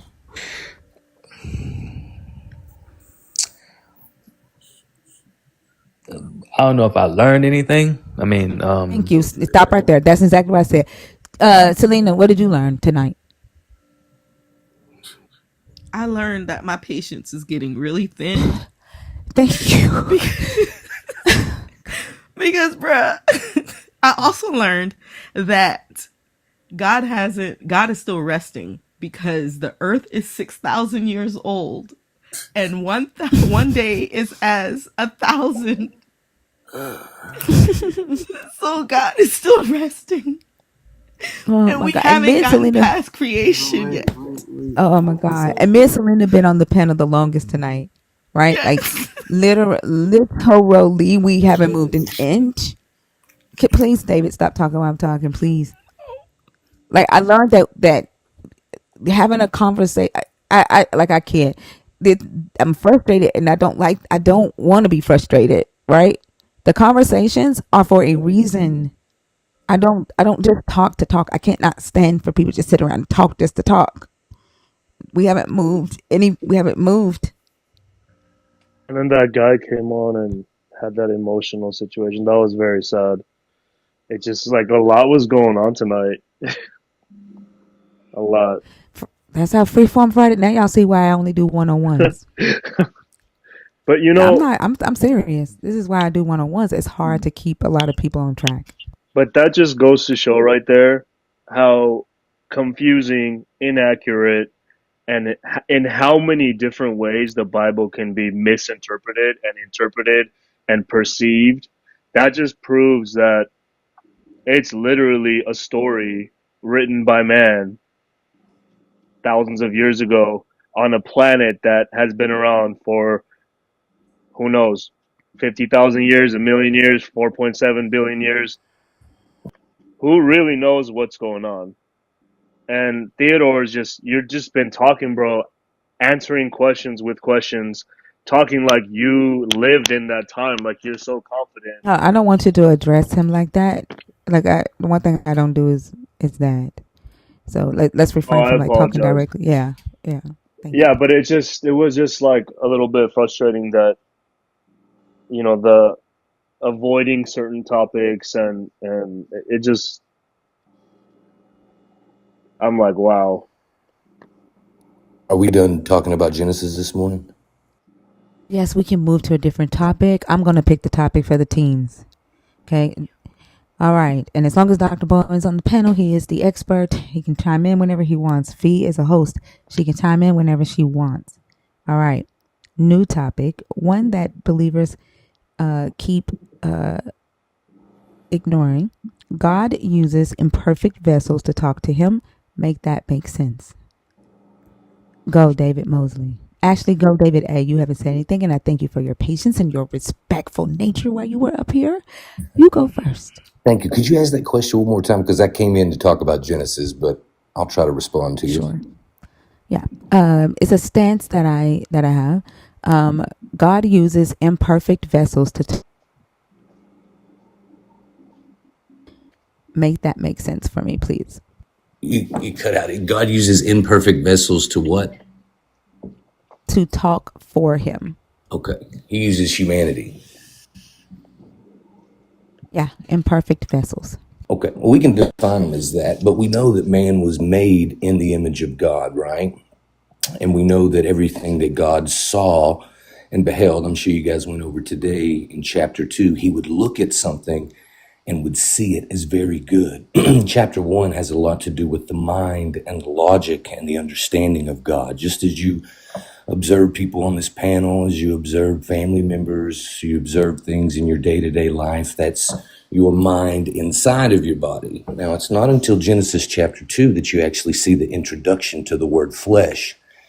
That's where we became physical form. And so that's why when Eve looked at the fruit, what did she do? She had a desire. That desire came from her physical Okay, stop form. for a sec. Stop. The question is about your God using humans to talk for him. Now, not Adam and Eve again. Okay, I don't know why y'all won't get out the damn garden, but Well, I'm that's going to where the snatch y'all humans out were the garden. made. I'm not asking about humans being made. I'm not asking about that. But you're asking why God uses Nope. humans. I said he uses humans to talk for him.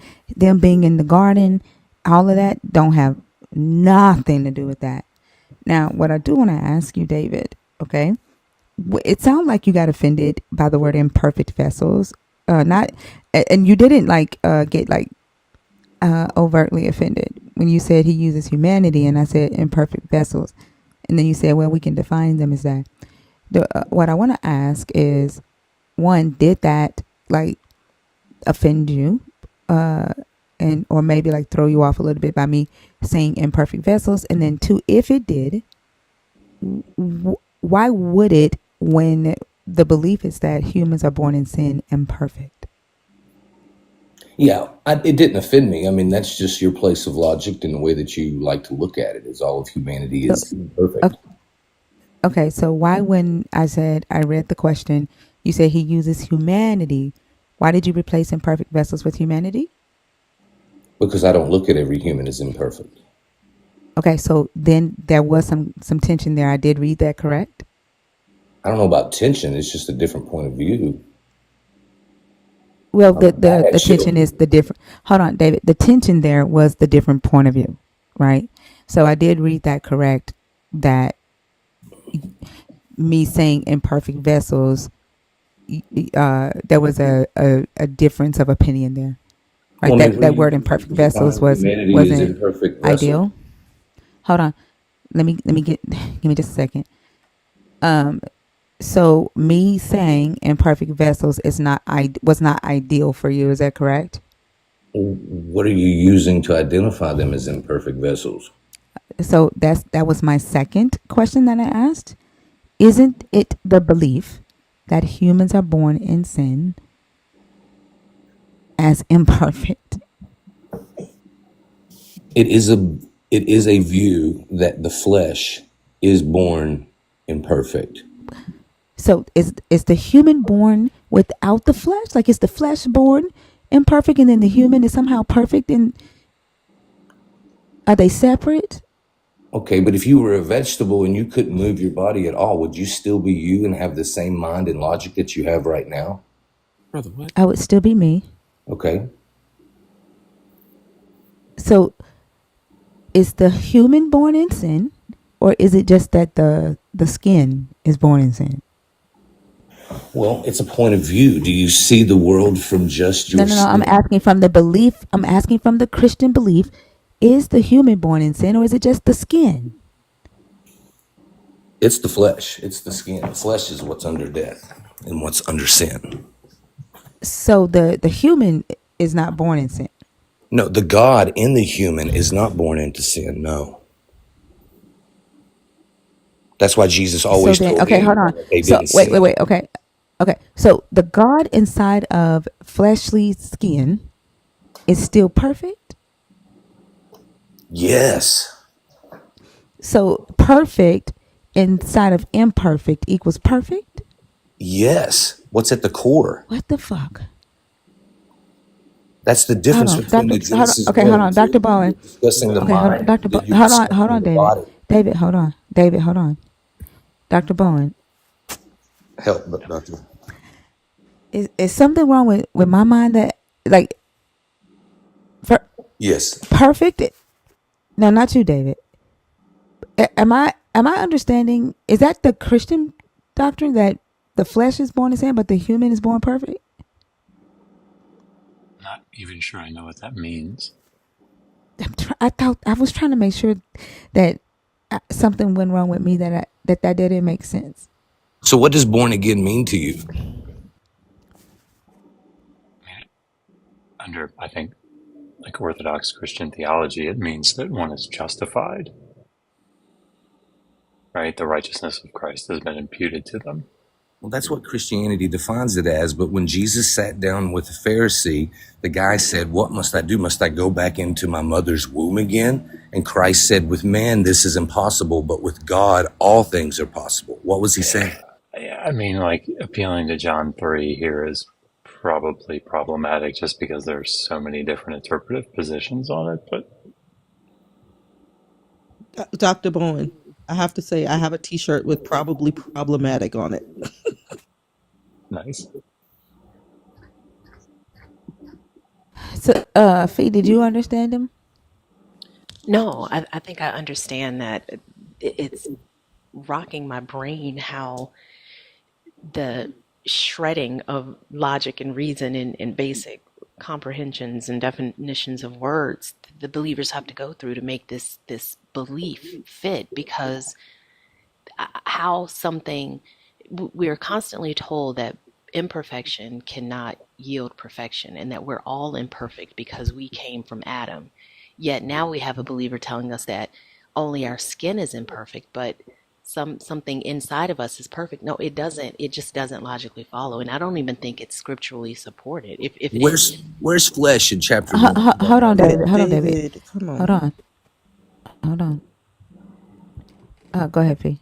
Yeah, I'm gonna say that I've not read that in scripture. I mean, if you could point it out where that's indicated and explicitly stated, then sure, I'll read it. But it doesn't make sense to me at all. I can. Yeah. And let me say this. This is David, you are the second believer tonight that did not like being called imperfect vessel as a human. And what that's telling me is, like, after being told over and over and over again that everybody are sinners, that Jesus had to die because everybody's a sinner, nobody can live a sin-free life. Adam and Eve sinned, therefore humans have fallen from grace, like all of this, right? And then as soon as I acknowledge the imperfectness in humans, there is a problem. And the Christian wants to be imperfect and perfect at the same damn time. And that shit to me doesn't make any sense. Wanting to be perfect and imperfect at the same time. You're the second one tonight. When we tried to have this conversation earlier and we couldn't. So can you explain the need to be perfect and imperfect? That's not scriptural. It's not scriptural. His belief. So what are you agreeing with David or disagreeing with David? I'm disagreeing with him. It's not scriptural. Okay, go ahead and tell why you disagree. I just said it's not scriptural. That's you just explained it actually perfectly. Jesus had to come because we are imperfect, that we are sinners. That's the core belief that you have to be a Christian. May I ask a question, Thinker? Or follower of the way, false. Yeah, as long as it's on this topic. Yeah, it is. I'm definitely okay, on the last topic. Just to break down the question, do you mean imperfect vessels, meaning human beings today, or like the prophets and Abraham and all the people back then as well? Humans, period. Period. Okay. So why does God use imperfect people to speak for him? Not a why. My stance is that he does use them. Yeah. Sorry. Yeah. I'm sorry. I added that word into the question. God uses imperfect people to talk for him. Yes. Bye, Shibba the dog. I'm going to figure out how to say your name right. But for right now, it's Shibba the dog. I'm going to get it right. Don't be mad at me. I'm gonna get your name. I gotta hear you say it a couple of more times. Look, I can't add you to the live because there is no room. But I'm gonna get your name right. But I hope you have a good day. Go ahead, David. Me? David A. Go ahead. Va, I don't know if you asked the question or not. I know you were talking about it. And then the one lady that asked a while ago if I could show her where that scripture was about the flesh or the spiritual man. Again, I don't mean to keep going back to Genesis, but if you do look in Genesis 2, after it says all of the host of heaven and all of the host of earth were completed, that means they were finalized and it was finished and it was all just seen. It was all beheld as very good. And then it says, these are the generations, as David read a while ago, which every time we see the word generations, that would be like the generations of Adam, the generations of Abraham, the generations of David, like the procreation. It says where heaven meets earth. That is literally humanity. Our feet are on the earth and our head is in the heavens. To an ant, our head might as well be scratching the atmosphere. This is where man was formed of the dust of the earth. It doesn't say created. That word formed in the Hebrew means to be pressed and molded with the hands. And that's where you don't see the meaning of the word flesh until actually the rib was removed from Adam and Eve was formed. Okay. So this is where flesh enters into the picture.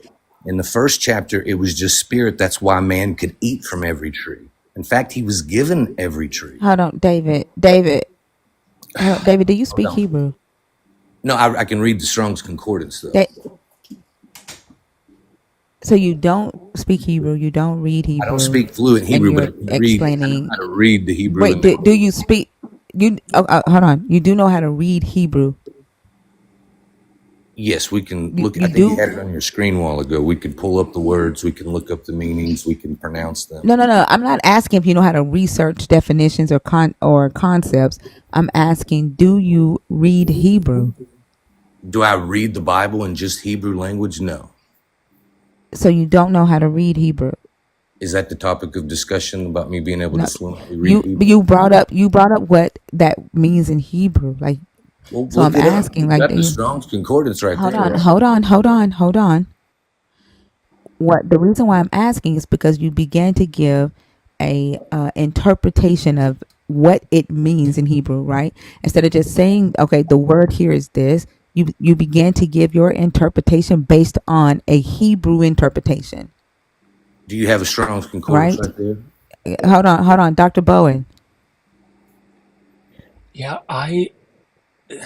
just so that I understand your position. So you're saying that in Genesis 1:26 and 27, when God creates humanity, he's just creating them in spirit, like they're spirits. Yes.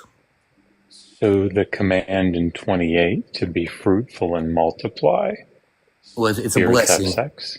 It's a blessing. It doesn't say God commanded. It just says, and God blessed them. Well, Elohim. they're imperatives. They're imperatives. But they're not in Eden. Do you know what an imperative is? Oh, I thought you said in paradise. I'm sorry. I didn't hear what you said. No, I'm sorry. No, imperatives like Okay. Johnny, clean your room. Right, an imperative. So when it says be fruitful and multiply, it's not like a. Well, it says have dominion too, right? Like have dominion over Yeah, they're all imperatives. So do this. Right. So can spirits have sex? Can spirits have sex? I mean, is that what you're saying here? That humanity was having sex and having spiritual babies? I don't understand. Can we still be fruitful in our mind? No, not in the sense of these words. In a sense of reproduction physically, no. But can our thoughts right, which is what this means. Can our views of this that's not what this in the means. Bible and God, can that change? Oh, I'm sure you can take whatever interpretive framework you want and put it over the text, right? But if you're asking what the text meant. Can we even go from seeing ourselves as imperfect humans to perfect? Would that not be a form of fruitful look, man, thought? you can live your best life, right? You can think this means I should, go make fruit into McDonald's, right? Like set up fruit in McDonald's because it says be fruitful. So I go to fast food restaurants. That's what Genesis 1:28 is commanding me. But I mean, like that's going to be you. Yeah, but do we have to mean only an interpretive framework that you? Do we have to define that as only fruit? Can you hear me? Is this like is my mic working? Like you can do whatever you want with the text. But if you're trying to make an argument that it's in its original context, it meant X, I mean, you're going to have to establish that. And that's why I'm pushing back on you. Right? What it means here, pru urvu, this means like have sex and multiply physically and fill haaretz, fill the earth, right? Like this is to physical beings. What's the meaning of the word fruitful? Pru, it means to like multiply, like to have sex and reproduce.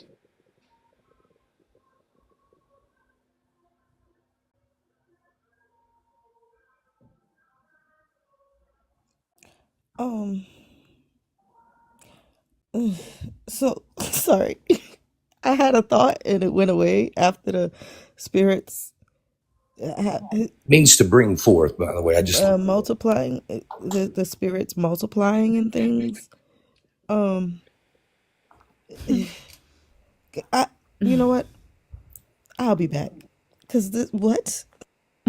It's like the angels, who multiplied with human. But they still need immaterial flesh, angels, right? They still need flesh to do that. It's like the whole thing, right? Well, yeah, that's true. I'm still trying to figure out how that whole thing happened, but I get it. There was flesh there. I mean, it's all a journey.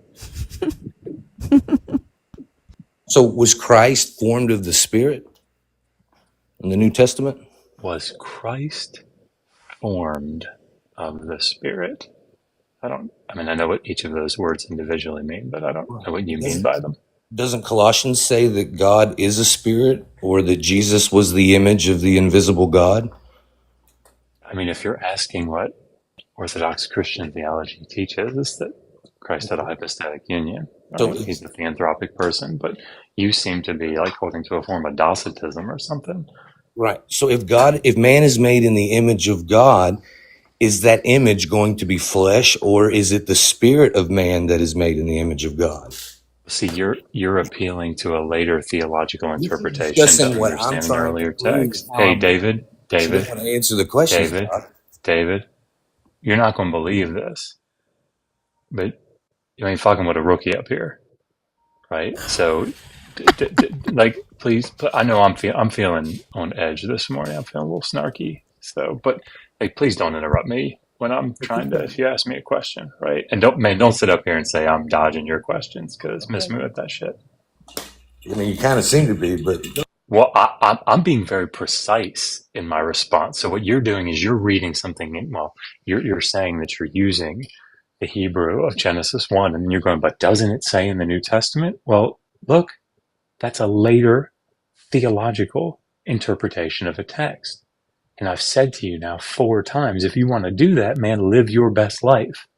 But those are different questions. so God.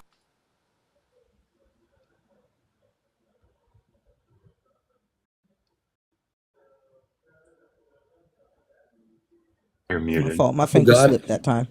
so God of the New Testament is not related to the God of the Old. Is that what you're saying? I'm not saying anything about it. It depends on your interpretive framework. So if God came to save the Spirit and came to give the Spirit and came to give new life, why are we not reading about the Spirit in the Old Testament? You can. That's your interpretive framework. Do you know what that means? But are you refusing to look at it from that interpretive framework? Like, fewer fucks I could give. So why are you up here? Well, because I'm an What? Old Testament specialist, so I'm here to correct you on your dumbass arguments about Oh, you're a Genesis 1. specialist, so you couldn't go and actually see what that word meant to be formed. I can read it to you in Hebrew Okay, if you'd read it to like. me. Just let's look up that word because I mentioned one Hebrew word, we've But is changed it? the entire discussion. No, it wouldn't change the entire discussion if you're trying to make an argument from Yatsar as opposed to Bara. Like, you can read Okay. Dennis Pardee on that. Please let me know what formed means in Genesis chapter 2 in the Hebrew. I'll wait until you come back. Well, there are several words for create, right? If you're talking about Yatsar, that's what I just said, Formed. right? Which He's word? giving it to you. David, stop. David, stop. Thinker, I knew it was too soon for you to congratulate, but let me go back Yeah. on. Well, for a while he was okay. He deserved it then, but not now. Sorry, go ahead, Dr. Boyd. Which word are you referring to, David? Either give me the word or give me the verse. Formed, Genesis chapter 2, verse 7. 2:7. And the Jehovah Elohim formed man of the dust of Please the don't ground. pronounce it Yehovah. That's silly. Yahweh, Thank Yahuwah. you. I don't know what that Yahuwah is, but so the term there, Vayitzer, is Yatsar. It's like what a potter does. So a potter uses their hands, right? Nope. So that's not speaking into existence like we saw in Genesis chapter 1. That's true. Now, how can you form something with your hands unless you actually have a physical form? I agree with you. Okay, but now why are we seeing a word Elohim, which you know very well means the plurality of God? I don't know that very well. In fact, it's a singular verb in Genesis 1:1. Actually, God means Elohim. You might want to look that up real quick too. Thanks for telling me, like, first semester Hebrew word meanings, right? Sick flex. Do you understand what I just said to you? There are 2 meanings to Elohim. Yeah, there are like 4. No, So, 4. David, listen, I don't usually say shit like this, but if you come at the Wait a doctor, minute. you better not miss. Like, fuck Please. around and find out, man. Like, You're I'm just in. trying to argue blindly. You're not trying to accept anything Yeah, that I say. that's what I'm doing. So So read Genesis 1:1 for me. where's the word Yahweh in chapter 1? I didn't say anything You about didn't say Yahweh. it. The fuck are you talking about? You refuse to let somebody make a hey, point because you're trying to stay on the English language here. yeah, that's what I'm doing. So can you read Genesis 1:1 for me? I don't have to read it. In the beginning, God created the heavens and the earth. And the earth What's was the word for God? What's the word for God there? Elohim. What's the word for create? I don't Bara. have I'll help you. Is it in the singular or the plural? God is in the plural. I asked you about the verb bara. Is it in the singular or the plural? Created? Yes. That's singular or plural? I mean, it has to be Yes. plural because it talks about heavens It's and earth. not. It's singular. It talks It's about two singular. different things. It's a cow perfect third masculine singular from bara. Why do you think And that is? what is your point in related to the topic we're discussing? Well, because verbs are governed by nouns. Oh, so the English language controls your spiritual beliefs. I'm talking about the Hebrew, you dumb fucker. Calm down, Doc. Don't get Oh, I'm calm. don't get too I'm triggered. calm. I'm just calling you names. I'm calm. I can do both.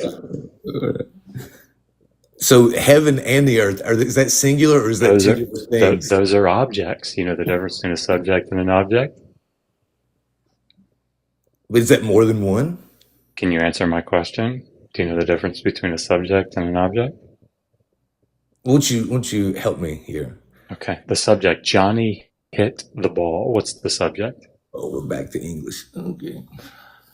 I'm trying to meet you where you are, my guy. Actually, You couldn't do it in Hebrew. There. You keep wanting to change the subject. Can you answer my question? Johnny hit the ball. What's the subject? Johnny. Thank you. What's the ball? The object. Okay, so I'll go to Hebrew for you now, since you got the English. Bereshit bara Elohim et hashamayim ve'et haaretz. So what is Bereshit? Created. No. I think the sound of him speaking the Hebrew kind of shocked him for a second.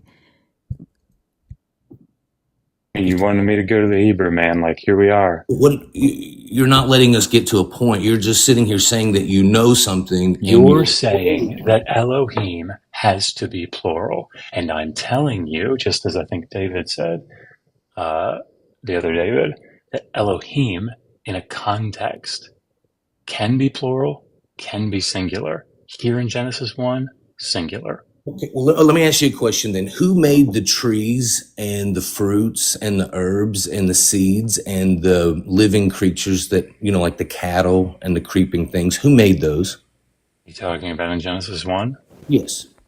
Elohim. Actually, no.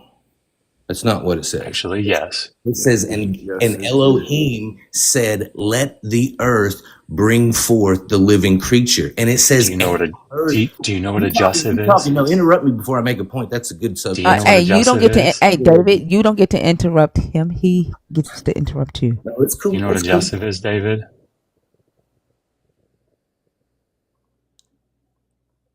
Look, man, if you're going to come with all this flexing, like, you need to know the data. Do you know what a Joseph is?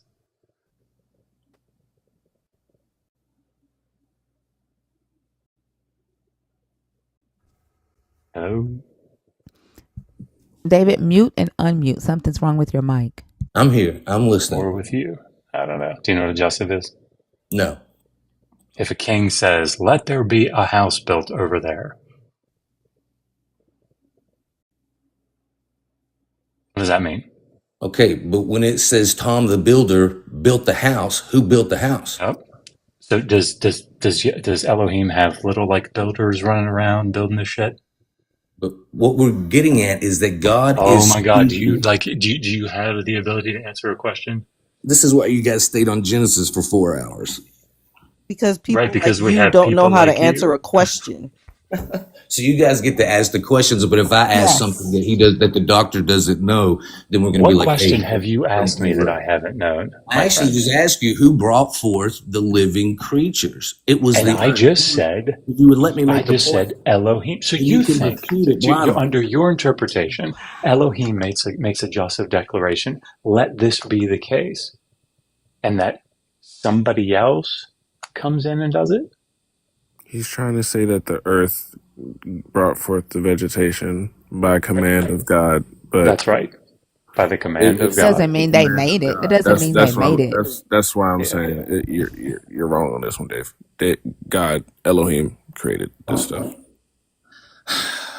David, It doesn't who say created that. the water? It says that the earth brought forth the living creatures. In fact, and it says the earth brought forth the trees. That's why you will see in Genesis chapter 2 that everything that Yahweh Elohim did was everything that Elohim told the earth to do in chapter 1. That's why it says there wasn't So herbs when and he fruit. created animals, in chapter 2, Yes, after man, in chapter 1, the animals came before man. Why does the animals come after man in chapter 2? That because can't Hey, be. one is David, written by where the did the priestly fish? writer and one is written by the non-priestly writer. Yep. One was David, what? where did the sea animals come from in Genesis 2? In Since Genesis chapter since 1, they were brought forth by the no. water. Hey, Not mentioned in chapter 2. listen to my question, okay? You answered a question I did not ask because you were talking while I was still talking.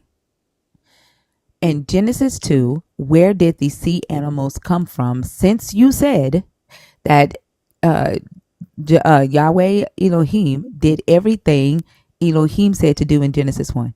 And no, I said Your everything understanding, that David, Elohim I'm told the still earth talking, to David. do. I'm He told still the earth. talking, David. You weren't I'm still listening. talking. I'm still talking. Are you still talking now? In Genesis 1, if Elohim, when he said, let the sea bring forth, right? And your understanding is that in Genesis 2, Yahweh Elohim did everything that Elohim told him to do. In Genesis 2, when it pertains to the earth, in order for that to come into the material world, where did the sea animals come from? Who created that? What God formed the sea animals and brought them in from the spiritual to the material world? That is my question. Y'all need to listen.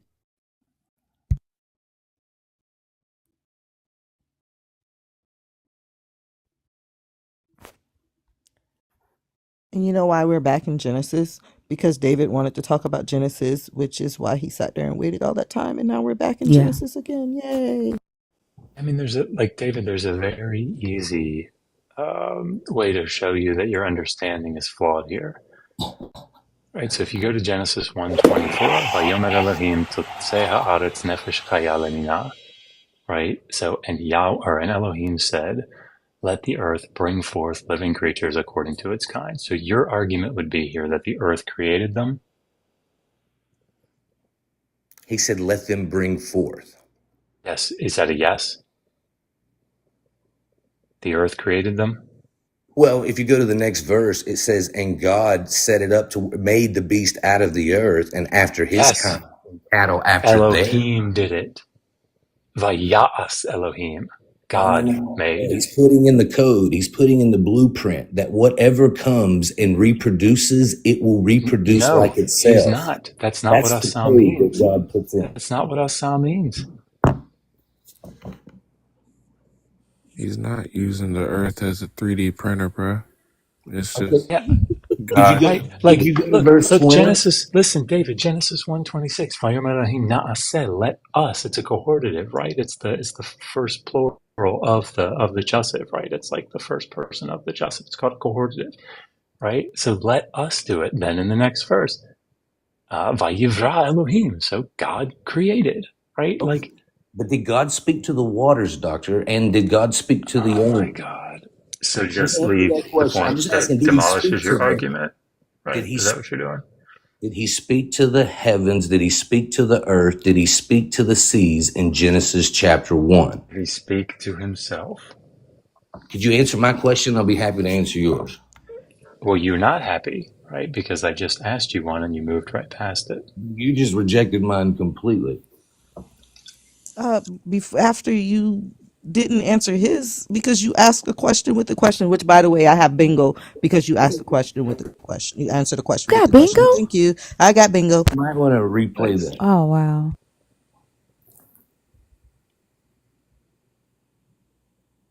So how do you explain the jussive form in 24 and then Elohim doing the act in 25 and then the cohortative form in 26 and Elohim doing the act in 27? If you'll look at one more verse, I'll be happy to answer that. Would you mind looking at Genesis 1, 11, and 12? And specifically the beginning of verse 12. I'm going to do it, David. David, I'm going to do it. Thank you. And then as soon as I look at 11 and 12, you're going to answer my question, right? Okay, let's do it. Okay. So then Elohim said, let the earth sprout, bring forth vegetation, plants bearing seed. Can we keep going? Yeah, all the way through 12, please. Okay. So the trees bearing fruit after their species, see then in the earth, and it was so. So the earth brought forth the earth brought forth vegetation. Yep. Did you want me to read it? You want to read it?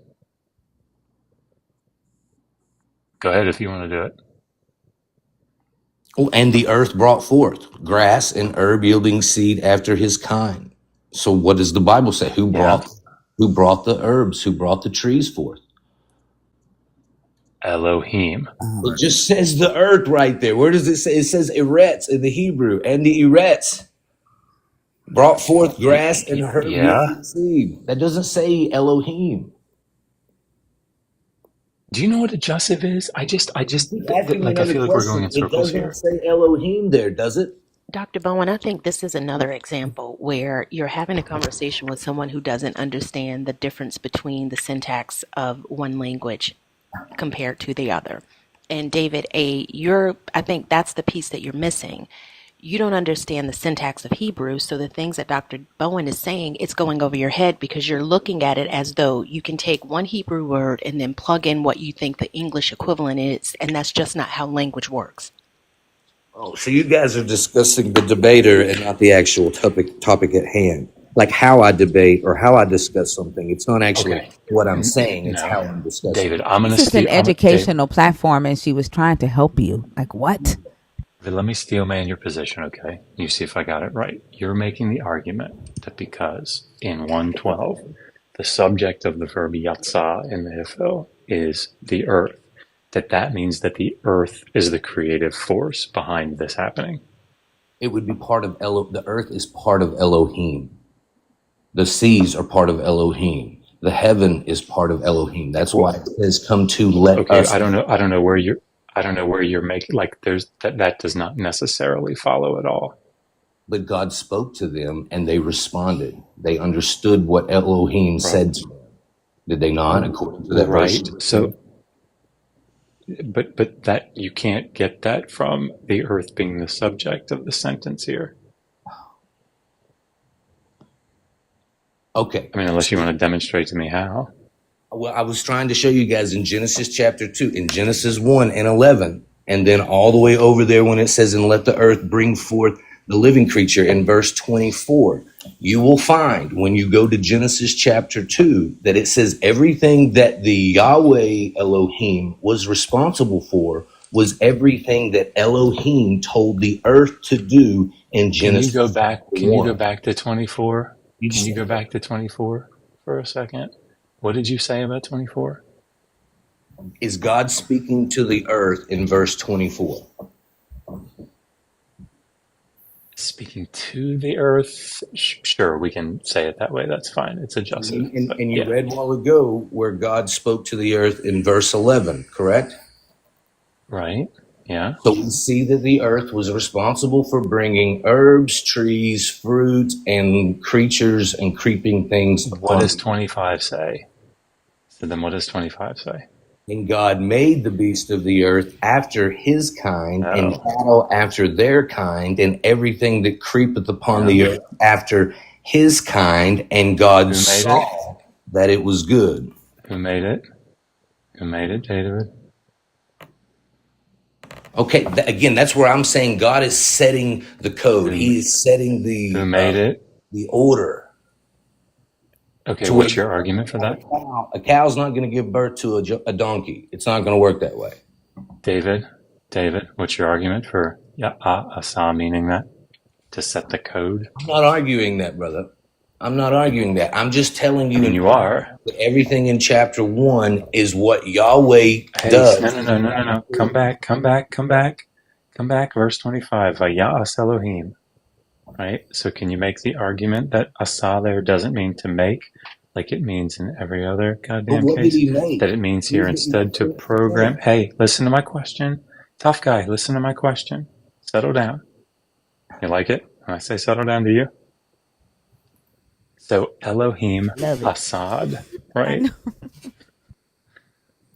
So Elohim Assad, can you make the argument that Assad there doesn't mean to make, but instead means to set the DNA or the program or whatever? What did he make? You have to finish the sentence, Doc. You can read Questions aren't arguments. the David, whole verse. questions aren't Talking arguments. about Please make one the word in a single David. sentence. And Please I'm not make the going to do a argument. debate off the interpretation of one word. David, I need you to make the argument. It's a little You don't weak. need to ask me. You don't need me to answer anything for you to make an argument. What's the argument for that? The way to beat a point is to never get to the point, right? That's a question for me. I need you to make an argument.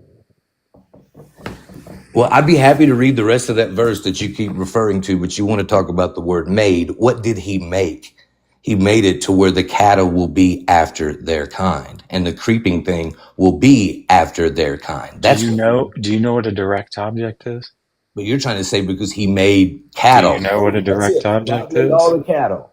Do you know what a direct object is? It says Johnny hit the ball. And we established this before, right? The ball is the direct object. It's receiving the action of hit from the subject. So in this verse, 125, Vayas Elohim et chayt haaretz.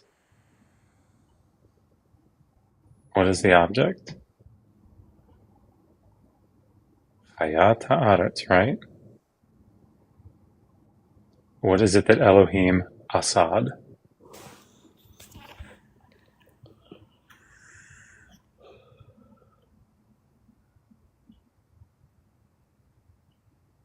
Hello? I'm listening, Doug. We're on two different subjects here, but continue to talk. Do you not know? Do you not understand my question? Oh yeah, no, I understand it. So you're not going to I just answer don't it? want to answer it. No, Okay, it cool. has nothing to do with what I'm discussing. I mean, it feels like it has everything to do with it. You're pumping the brakes from actually getting the topic, allowing me to get it out, and you're just talking about. I guess that's possible, but it doesn't seem likely here. Cool. Can I ask a quick question of David? David, how many languages do you speak? Just one. Okay.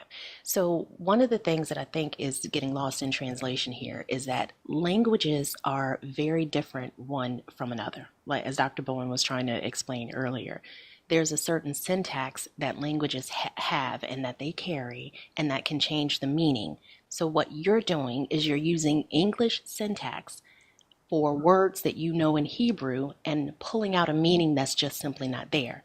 And what Dr. Bowen is doing to you, or trying to help you see, is that there's certain usages for certain words depending on grammar, structure, syntax, and all of those things. And he's trying to show you why the current understanding that you have is flawed based on those grammatical rules. But I don't think you're hearing that.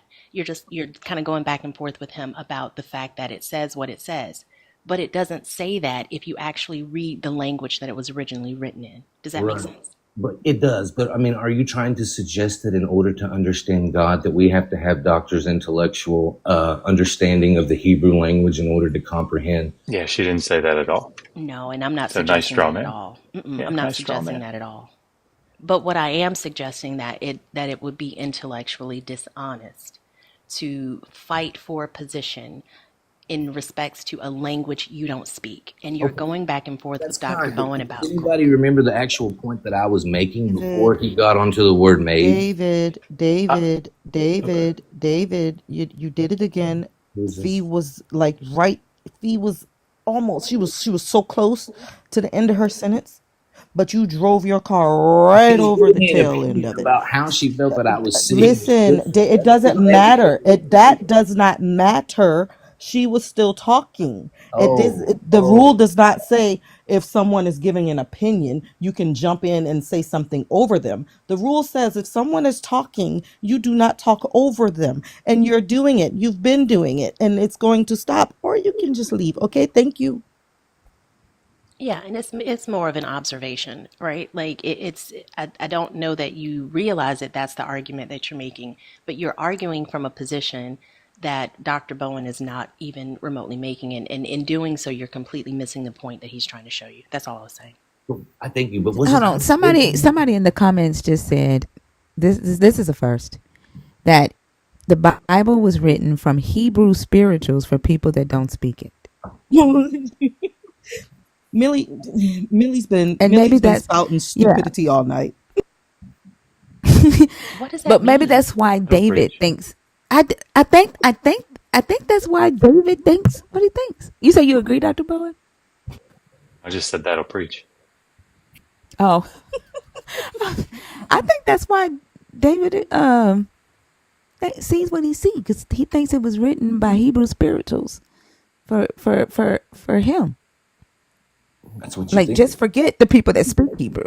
Like, David, use yeah, people that speak Hebrew, not people that speak other languages. Like, what? David, let me see if I can. Yeah, go ahead. Sorry, please go ahead. Well, no, I was just going to ask you: does anybody remember the actual point that I was making before we got onto the Hebrew Yeah, word "made"? that's what I'm trying to steal, man. Right. So, if you're trying to make the argument from 11 and 12 that because the subject of the verb totse is haaretz, right? That means that the earth itself has this creative power, this creative force, right? And then you're trying to link that up to 124, where it says here that Yahweh is using a Joseph form and saying, let the earth bring forth animals. And therefore, it is again the earth that is doing this creative act, right? Is that what you're saying? Well, and then I was going to compare that to Genesis 2 and 5. Yes, right, is the answer. I mean, not specifically, no. That's not just what I was trying to do, but I Right, but was. am I right thus far? Let's say yes. Okay, good. So then the question that I asked you to rebut that claim is in verse 25 when it says, so Elohim made the animals of the earth. To And what? you responded, this is programming, right? This is Yes. like setting them up to go after their kind. Do you remember what my question back to you was? No. That's the whole point of why we're talking about this single Hebrew word. Can you make the argument for why asa should be understood and interpreted that way as opposed to just made? Yes, because it says their kind after their kind. How does it follow that it's programming? Yes, it's like why you're not going to get an orange from an apple tree. That was the way that God set it up. How does that Chapter 1. how does that mean that God didn't create them? I don't understand. Because it says, and the earth brought forth in verse 12, and the earth brought forth grass and herb yielding seed after his kind, and the tree yielding fruit whose seed was in itself after his kind, and Elohim saw that it was good. I don't understand your logic here, so I hate to do this, but like in the Chronicles of Narnia, when Aslan is walking around and he's singing, and as he sings, like trees start growing up out of the ground. What's the creative force? I've never watched Narnia, sorry. Okay, well, I just described it to you. Dr. Bowen. Awesome. He's basically saying, oh God, why do I understand this? He's basically saying that I'm going to use a computer as an example. The computer can't create the program. We had to put the program into it. So now when we go to the program that we just put into the computer and ask it to process something, because the code is there, Jesus Christ, why do I understand this? Because the code is there, it's going to continue to create based on the code that was placed into it. Oh, sure. No, that was a really good way to say that. Yes. Oh my So God. the problem is that here in the text, there's not a distinction being made between the subject that is the agent that is creating the animals and the That's where the agent that miss is is. quote Yeah. unquote programming. That's where the miss is. Yeah, That's exactly where the agreed, miss agreed, is. agreed. That was a really good way of, that was a good analogy. I So don't do know how we got you on believe, this Doctor, topic, that because the original Genesis topic chapter was 2, God when using the animal, imperfect vessels. Because he's trying to prove that humans are not imperfect. yeah, we're on like 3 different subjects here. Doctor, in chapter 2, when the animals are made again, like when the Lord God says it is not good for man to be alone, and he says, I will make a helpmate for him. And it says the Lord God formed the beast of the field. Now, according to Genesis chapter 1, the animals came first, and then Elohim said, come to, let us make man. If we're talking Right. about the same entity in Genesis chapter 1 and Genesis chapter 2, why is the order of humanity coming first, where in Genesis chapter 1 it says God created them male and female and called their name Adam? Why are we going in Genesis chapter 2 where suddenly the Lord God says it is not good? Now, according to the tree of knowledge of good and evil, if something is not good, its only other option is to be evil. So essentially, the Lord God is declaring that it is evil You're moving off your question. You're moving off your question. for Ask your man question. to be alone. So why does it God say, the Lord God says, I will make a helpmeet for him. And it says the Lord God formed the beast of the field, not the beast of the earth, but the beast of the field. How is that happening if we're taking Genesis chapter 1 to be literal, that the animals came before humanity? Because it's 2 different creation stories. Hmm. That was easy. Was it the same person creating both? I don't know what you mean by same person. Is it the Are you same saying that Elohim? those? Yes. So why doesn't it say Yahweh Elohim in chapter 1? Because it's a different writer. Well, if Elohim is plural, These are easy questions. if Can you Elohim keep is giving me these easy ones? if Elohim is plural, would not a Yahweh Elohim be a specific individual part of that It's plurality? not plural. It's not plural. That's what I was trying to tell you earlier. Let's just bring up Elohim. Would the host be glad to bring that up on the He screen? The already showed question you is, this, and you're not going to accept it. He told you bara is a singular verb, and it means that is a singular God. He told you this already. Genesis 3, then when the serpent talks to Eve and it says, you will be as gods, plural. It's the same exact word. yep. Do you know what's weird, David? There is no Hey, no, hold on. bara. It Sorry. says Can I? gods. Sorry. Hold on. Let me help David. Oh, Can I help? Let me help David. hold on, David. David. Hold on. David. If I say I am going to run to the store, oh wait, I have to go back inside and turn off the sink. It's running. They must mean the same thing, right? Because both of them are the word run. So how is God resting yet still planting a garden and creating No, you've man? moved on. You've moved on. You didn't want to deal with what I said. You want to use the language. I'm just saying, how can we read it in Yes. English? So David, why is David, it, David.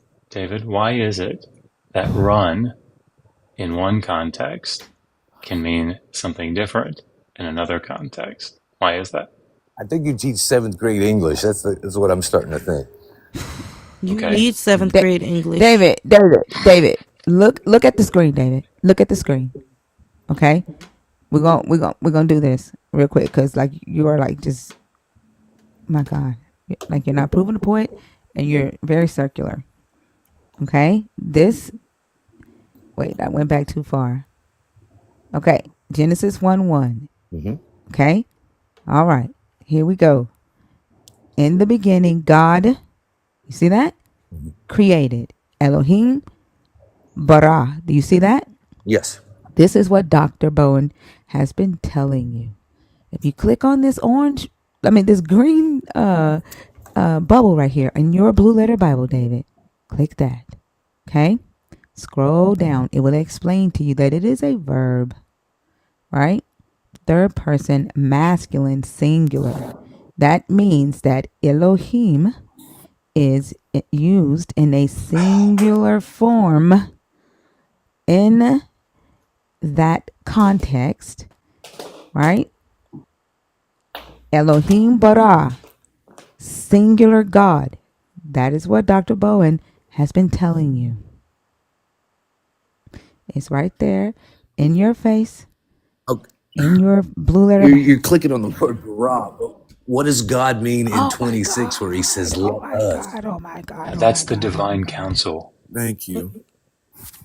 David A, do you think that God's last name is Elohim? That Yahweh's last name is Elohim? Is that why you Elohim keep? is like a piece of pie that you cut into a bunch of pieces. Elohim it's still all pie. Once you cut it into 8 different pieces, it's still pie. But the moment that you take a piece of pie out and you start putting whipped cream and cherries or vanilla ice cream on top of it, it's still pie, but that pie is different now from the rest of the other 7 slices.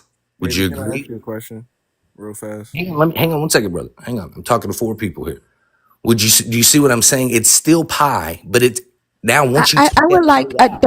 David, I would like for you to pay attention to the fact that you have completely split your pie. You are on a team with 3 Christians and neither of them agree with you. One of your teammates is trying to I'm talk to you not and on you're a like, team. hold I on, I'm don't talking to agree 4 with it. people. David, listen to your teammate so we can move forward, please. Go ahead, David.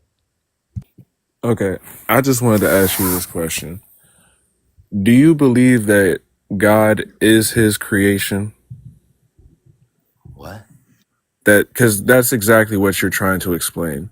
You're basically saying that God is his creation in the way that you're explaining this, and it's not being explained very well. I understand that you know that there are 2 different Elohims. You know that there's a singular Elohim and there's a plural Elohim. You already know that one. But in this context, in Genesis, it is a singular.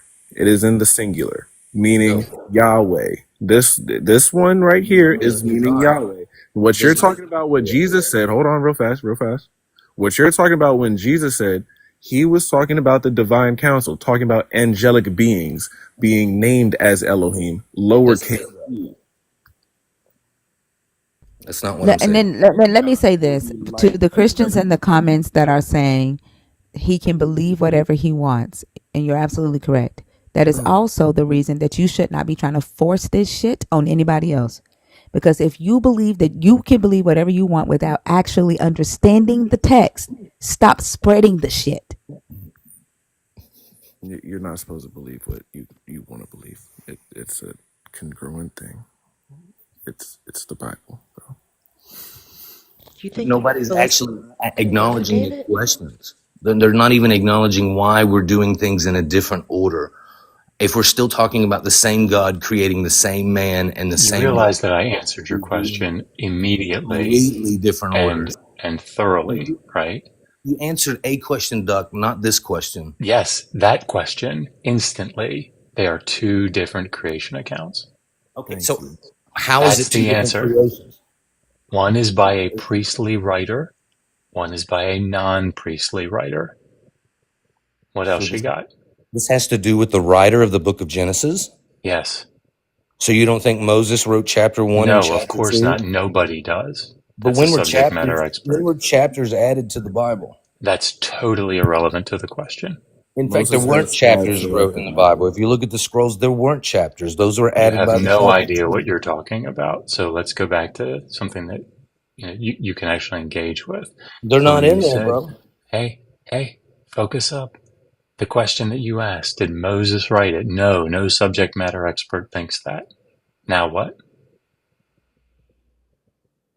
So you're saying that there's two different authors, therefore that's why there's two different creations, because there's two Yes. different writers. Yes. Moses himself did not pen the Tanakh. He had scribes to write it. There were different. That is why the Tanakh is actually drastically different in the stylistic ways that it's written. That's why Leviticus is not like Genesis. There are multiple different writers that put in to the Tanakh. So we discuss the text until we get Now, to he a was the question that one we that don't like, oversaw and the then we writing go of the try Tanakh. to Hold on. debunk who wrote it. Hold on. He was the one that Sounds oversaw logical. the writing of the David, Tanakh. David M, hang on just 1 second, because I understand he's going to try to tap dance here. So no, nobody like Julius Valhausen, right, or Jean Ostruck, like they didn't say, oh my gosh, we don't like that, this doesn't make sense, so we have to posit two different writers, blah blah. No, what they did is they said, oh my gosh, the narratives throughout the Pentateuch seem to be inconsistent with one another. This was a clear example, right? You have very different creation stories. No, they didn't understand it. No, they did quite well. And so they said, all right, let's see if there are two different narratives that play out here in Genesis, chapters 1 and 2, here in the flood account in 6 through 9, and the Joseph story in Genesis 37. And guess what? They do. Which is where the documentary hypothesis first formed. Now this has moved, right? You have a neo-documentary hypothesis spearheaded by people like Joel Baden and Baruch Halpern, right, and Jeffrey Stackert. But you also have a more European tradition historical approach to the text that has blocks of text that are pulled together by bits of mortar, right? But the reality here is that the reason that the thing that all of these subject matter experts agree on is that you have narrative inconsistencies. You have different accounts of things, and they're trying to posit what is the correct theory for the formation of the Pentateuch. So that's your answer. But do you not think, back to the very first point that I made, that it is under the perception of the physical body and the spiritual body? If you're seeing those from two different perspectives, if you see yourself as spiritual, that's different than seeing yourself as physical and mortal. If you're spiritual and eternal, do you not think that that is a completely different perception of the world, of the Bible, of religion, than it would be if you were looking at it only from the eyes of mortality? I'm going to be honest. I don't even know why I'm talking to you, because So every time I make a very David, shut it. Just shut it. Every time I make a very clear and circumspect point to you, you ignore it and start talking about some other dumbass shit. And you're triggered yet again, bro. Yeah, I'm definitely triggered. Be like sitting over here super triggered. It's not being triggered. It legitimately is not intelligent. David A., I think that, again, I'll reiterate what I said earlier. Dr. Bowen, his expertise is in biblical scholarship.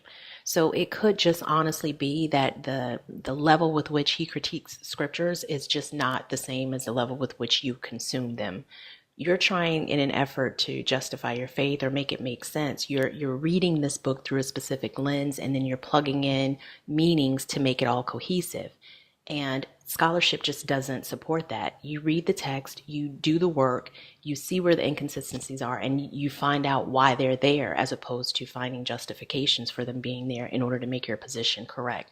And as he's trying to explain that to you, you just come back with either insults or refutations, or you kind of move the goalposts. But what's his object in doing that? Well, I thought it was to help you to understand where It's, these David, you can ask me entirely, and to not have to acknowledge it from that spiritual perspective that I'm referring. Hey, David, do you know my wife's a Christian? This doesn't have anything to do with like debunking Christianity or some shit. And my son's a Christian, so, and my mom and brother. And I'm about to preach a sermon in a couple of weeks at a Christian church. And So, I think, David, what else you got, man? yeah, and I Throw think, another one up against the wall, see if it sticks. and I think that's part of the problem, right? Like, I think You people would come just into this dodge. space. I'll just mute back up. My bad, y'all. David, Yes. I, like when you first got on this stage, I commended you for being respectful, for being patient and taking time. And then all of that left when your belief system was met with opposition. Do you realize that? I don't think I ever even explained my belief system. I just started talking about the text and the subject at hand. You asked me a question on God using imperfect humans. David, your beliefs is that humans were made spiritual first, and Yes. then they were brought forth in the flesh. Your Yes. belief is that humans are sinful in the flesh, but perfect in the spiritual. That is your belief, David. When your belief was met with opposition, you became impatient. You talked over, you did all the things that I thanked you for not doing. Do you realize that?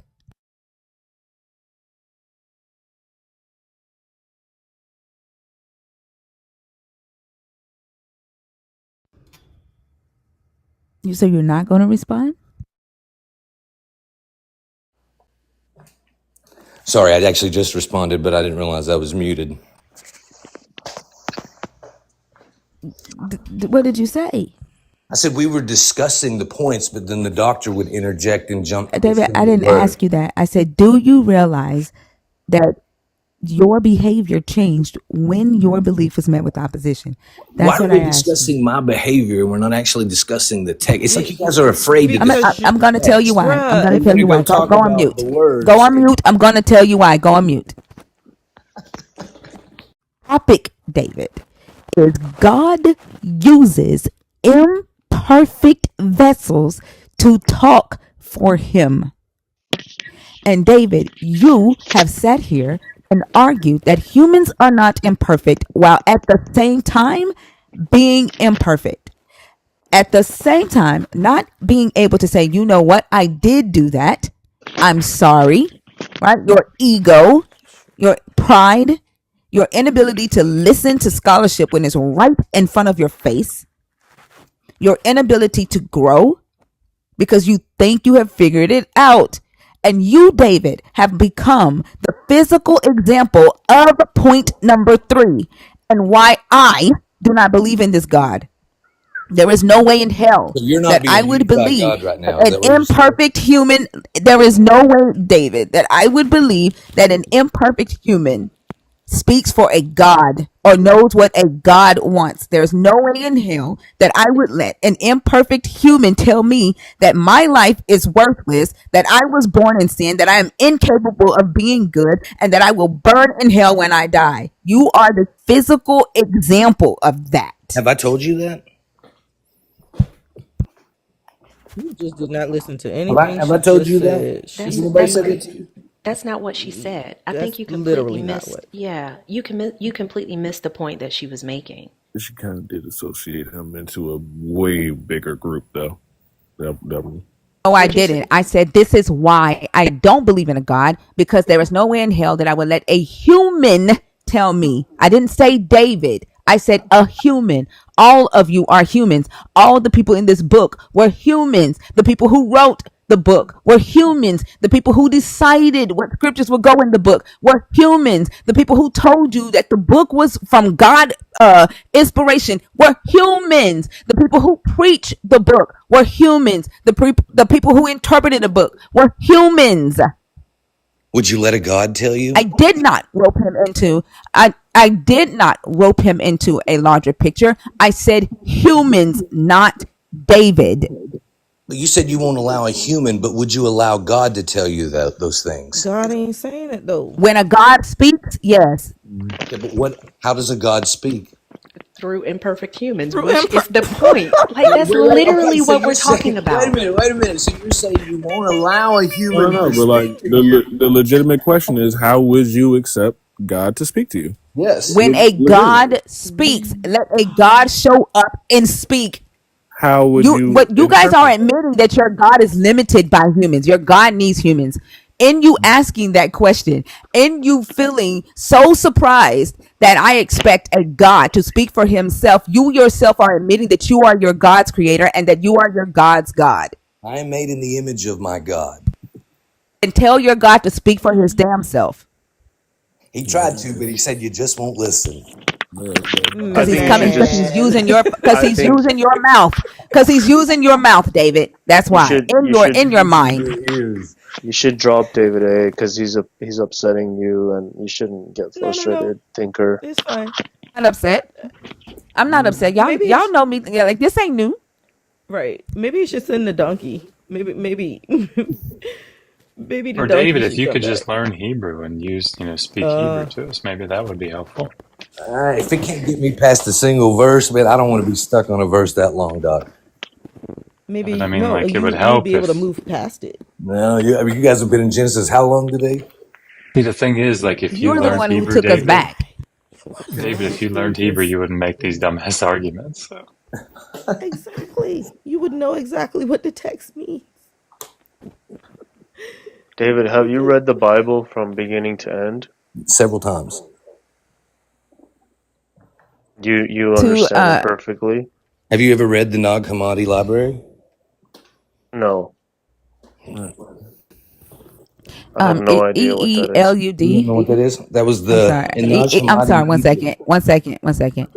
If EELUD, if you are telling me that when a person fasts, right, and pray, that a physical God shows up and talks to you, I want you to come up here and tell us that a physical God outside of a human, outside of your mind, outside of any other human, has showed up and talked to you because you fasted and prayed. I would love for you to come up and share that. Go ahead. I also think that it would be a lot more plausible and non-believers would be much more easily convinced if what you all understood this God to be saying was consistent. But what you're saying to us is that God speaks to you if you fast and if you pray and if you open up your heart, but he's telling everybody some different shit. So yeah, I do agree with what Thinker was saying. If he wants me to understand something, he knows where I live. Apparently he knows my phone number, my social security number, and everything else. So he knows how to get in contact with me, and he should be powerful enough to do that without needing to rely on human beings. That is the point. Okay, so I have a. All right, cool. Now we back on this topic. Great, amazing. So he tried that already. He tried that with the angels and Who Lucifer. told you that? Who told you that? Who told you he Exactly. did? He took when Lucifer fell. No. Who? The question wasn't what or when. The Okay. question started off with who. Who told you he tried that already? All right. Yeah, that's gonna go circle the Bible. Yeah, this is gonna go Which were circle. humans, right? Exactly. This is gonna go in So circle. you're not. So is no. It's not going in circles. You're the one taking it there because I'm telling you that unless a God himself, right, shows up and says what he has to say, there is no way in hell that I'm going to listen to what a God has to say from humans. Did you look up the Especially when, historical evidence? especially when there is no historical evidence for a God I said coming Jesus. down to earth. There is none. I said Jesus. Yeshua. There is Jesus. no historical evidence for that Jesus either, David. There is. None. Everything you know about Jesus, everything you know about this God came from another human. Everything. And then y'all all say different shit. If a God is talking to y'all, he should be saying the same thing. Or else, if this God does exist, he is trying to confuse the fuck out of y'all.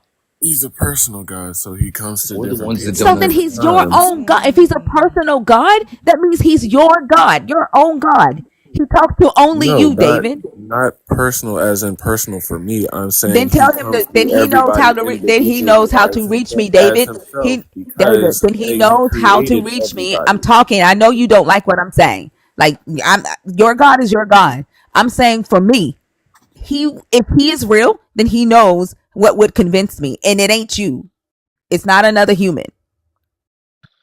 And it's apparently a different God between the two Davids because y'all don't even agree. So which one is he actually communicating through? And which one of y'all are actually right?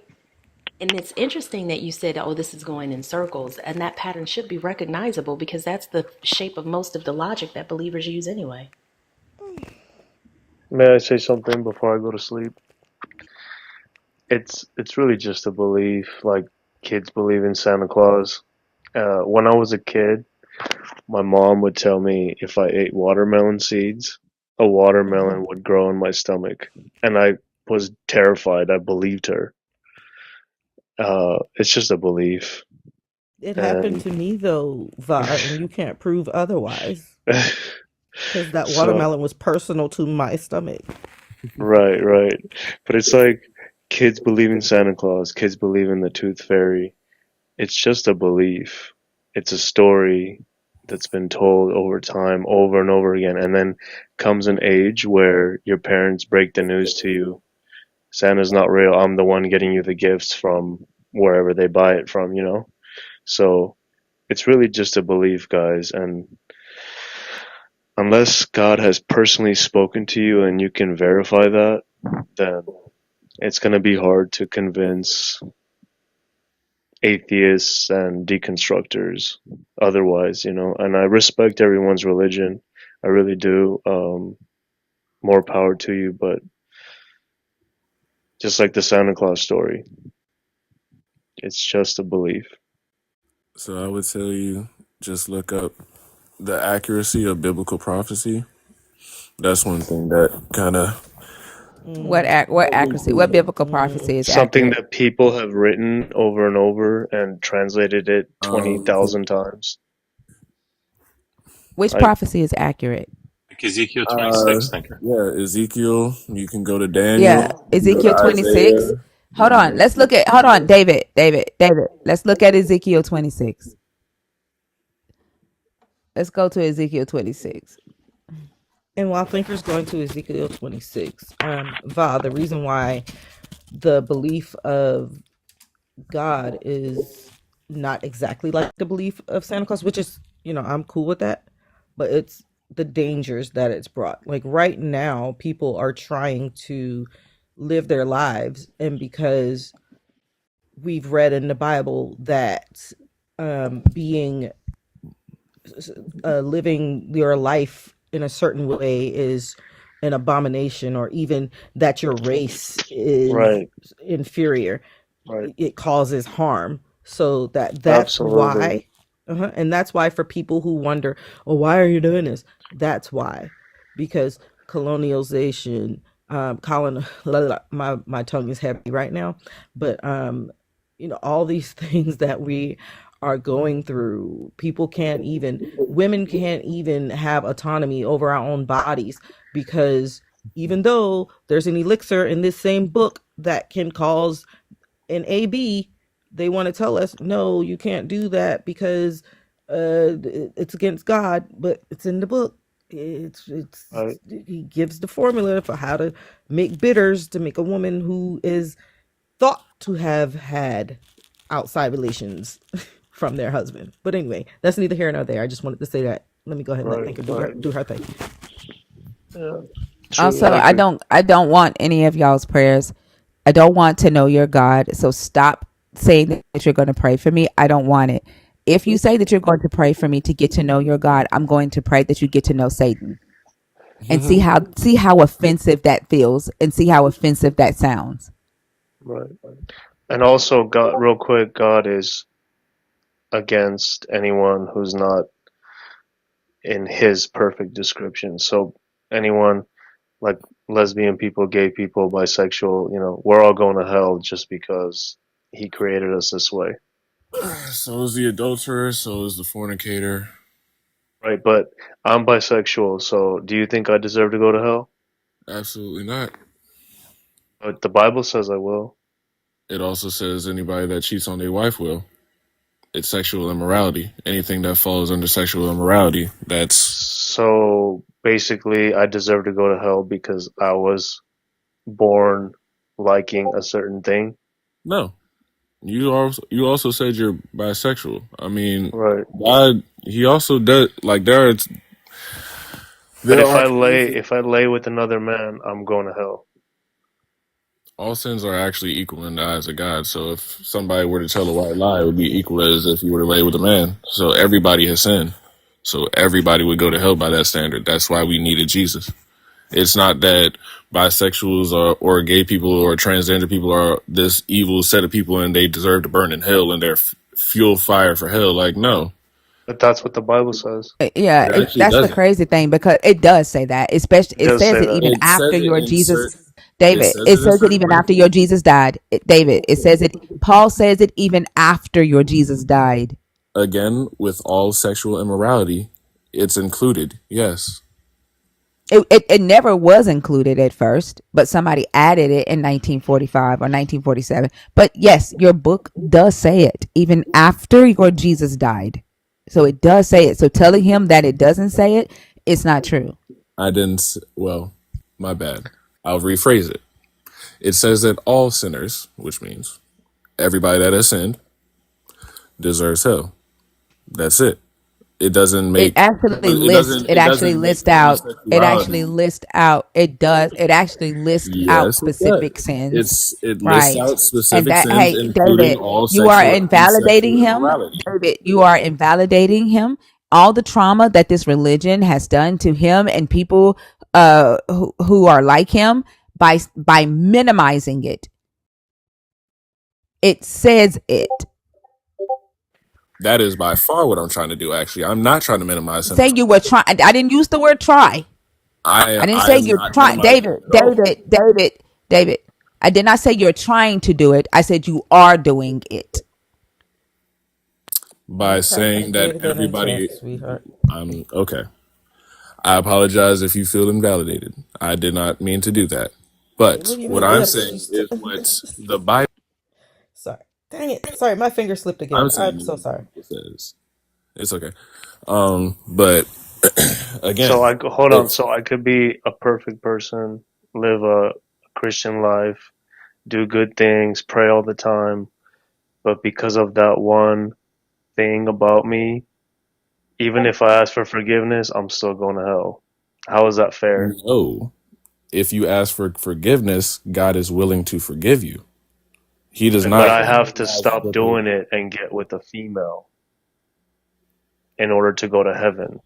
A woman. Yeah, a It could be a woman, female, excuse me. anything. A woman. Uh, but if I lay with a man, I'm going straight to hell. So No, everybody struggles with it's a struggle with your sin. That's why I humans don't are. see it as a sin. It's I not a see it as sin. God. If there is a God, this is how he created me and other people like me. So if he created me in his image, basically he set me up for failure. No. Yes. Well, Yes. okay. What do you mean So no? what I mean by no is that God has a set way that he set things up. The enemy, aka the devil, he comes Mm. and switches things around in everybody's life. Now, Wait, hold on. Where does hold it on. say this? Where does Can I it? please Hold on. finish? I'm gonna ask you. I'm gonna ask you to Okay. back up everything that you're getting ready to say with scripture, especially when you say that the devil does X, Y, Z. I would love for you to show me in the book where the devil has done that. I don't have pinpoint verses, but the devil comes to steal, kill, and destroy.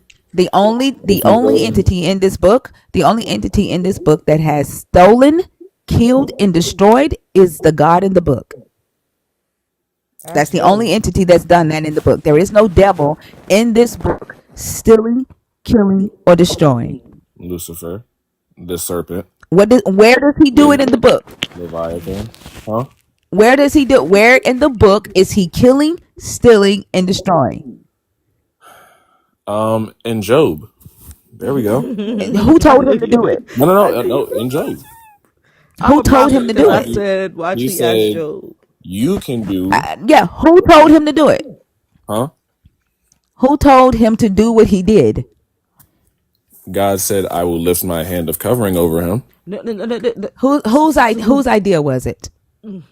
Have you seen my servant Job? Uh-huh. So And then Satan said, it's only because you have these things guarding him. That's not, I asked whose idea was it for him to fuck Joe's life up? Satan, actually.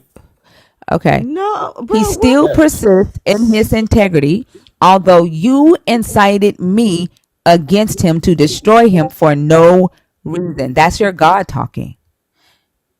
The Lord Yes. said to the accuser, have you considered my servant Job? There is no one like him on the earth, a blameless and upright man who fears God and turns away from evil. He still persists in his integrity, although you, the you is Satan, incited me against him to destroy him for no reason. And he Whose did not idea? do that. He Hold just on. lifted his hand Who? of faith. Hold on. Who is your God Go back to blaming 1. and saying you made me do this for no reason? Go back to 1. Because he's saying One you one made ain't me gonna do help this you. One ain't gonna help you. One isn't going to help you, Go to right? 1. I can go. Hold on. I can go back to 1. I'm just telling you, it's going to be a waste of time because your Okay. God admits here. This is your God admitting that Satan made him do it. Like Satan influenced him. Satan incited him by getting under his skin by saying, "Hey, you caking him, and that's the only reason he's faithful to you."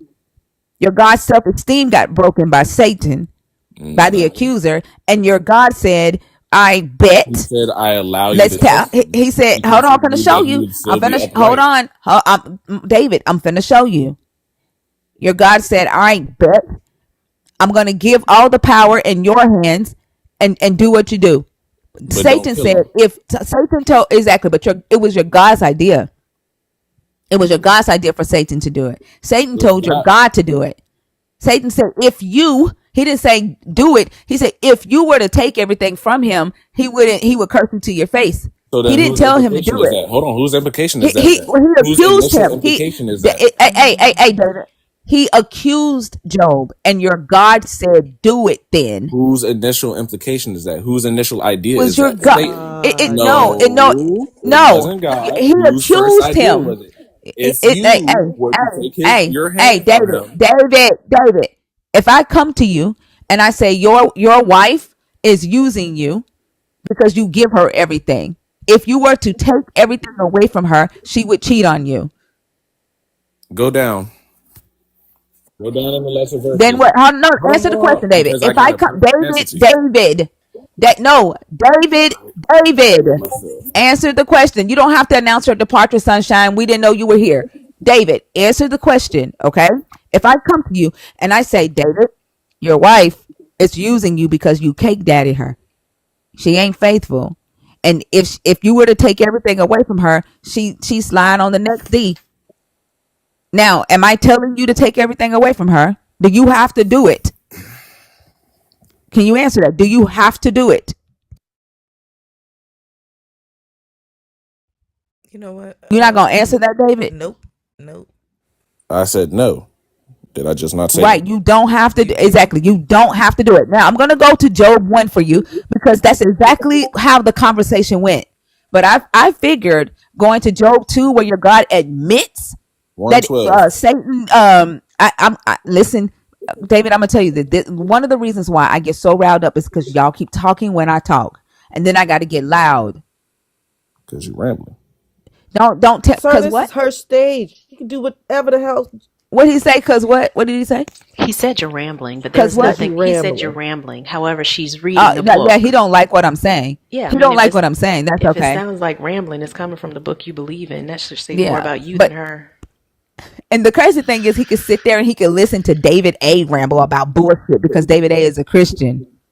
But No, you it's don't because like what we're I'm saying. different. You don't like what I'm saying because I'm speaking truth.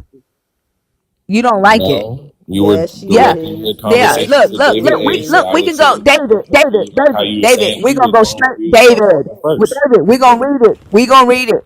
We're gonna read it from the beginning. Okay, from the beginning. One day, the heavenly beings came to present themselves before the Lord, and the accuser, which is Satan, also came among them.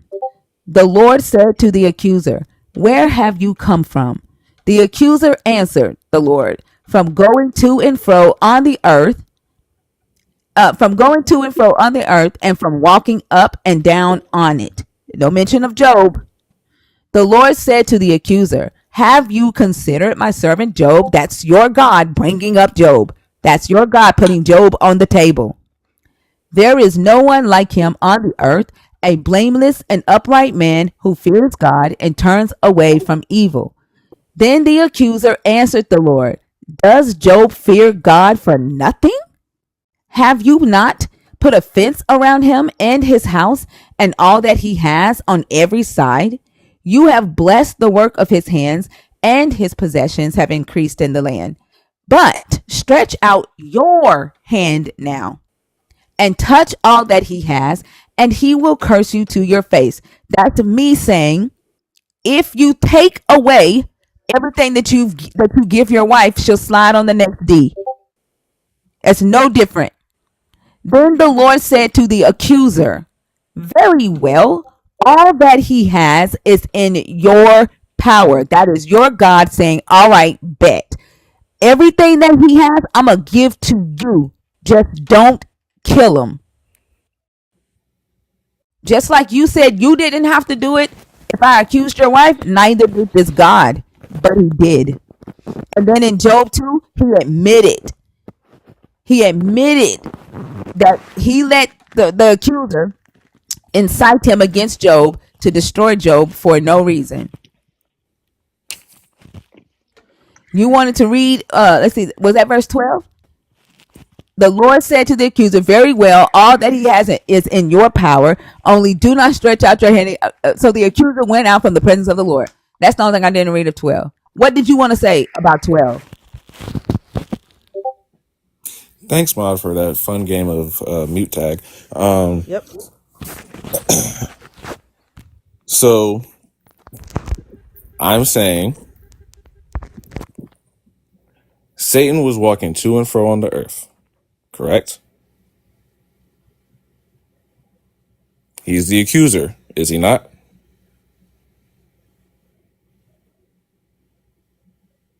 So once his God mentioned, hey, yo, my guy Job over there. Hold on, what happened? Why y'all keep muting me? I don't know what happened. No, my finger slipped just now. Seriously, Like, okay. it all slipped right. just now. Literally, I was doing it on purpose the first time because he was trying to talk over you while you were I doing actually your was not reading, trying to talk. I and just wanted to not be on he mute just decided he wanted to keep unmuting himself. So because I that's why wasn't he going to said talk the mute tag thing. There you go. And then he's talking over me now while I'm trying to explain to you, Thinker, what happened. because you're saying But I yeah, wasn't just going to talk. now my Do it. but Thinker, just now, that was literally an accident. The last time I muted him. But the other times Okay, was thank you. because of how he was he kept coming and not stopping. Thank you. Thank you, Selena. David, go ahead. What do you want to say about verse 12? All Like, right. honestly, David, I'm not going to play this game of correct yes with you when I just read all the way from 6 to 12. Right? What did Okay. you want to say about verse 12, David? Okay. So, and by the way, I wasn't trying to speak over you. I just didn't want to be on mute. I wasn't going to interrupt you or nothing. I was going to be very respectful, actually, and continue to let you speak. But, Because y'all been doing that all morning. Cool. okay. About verse 12. Satan is the accuser. When God said, hey, yo, you see my man Job over there? He cool. He chilling. The accuser accused God and was like, hey, yo, that's only because you do this. Is that not Satan insinuating it and accusing him, like doing his job? Yes, it is.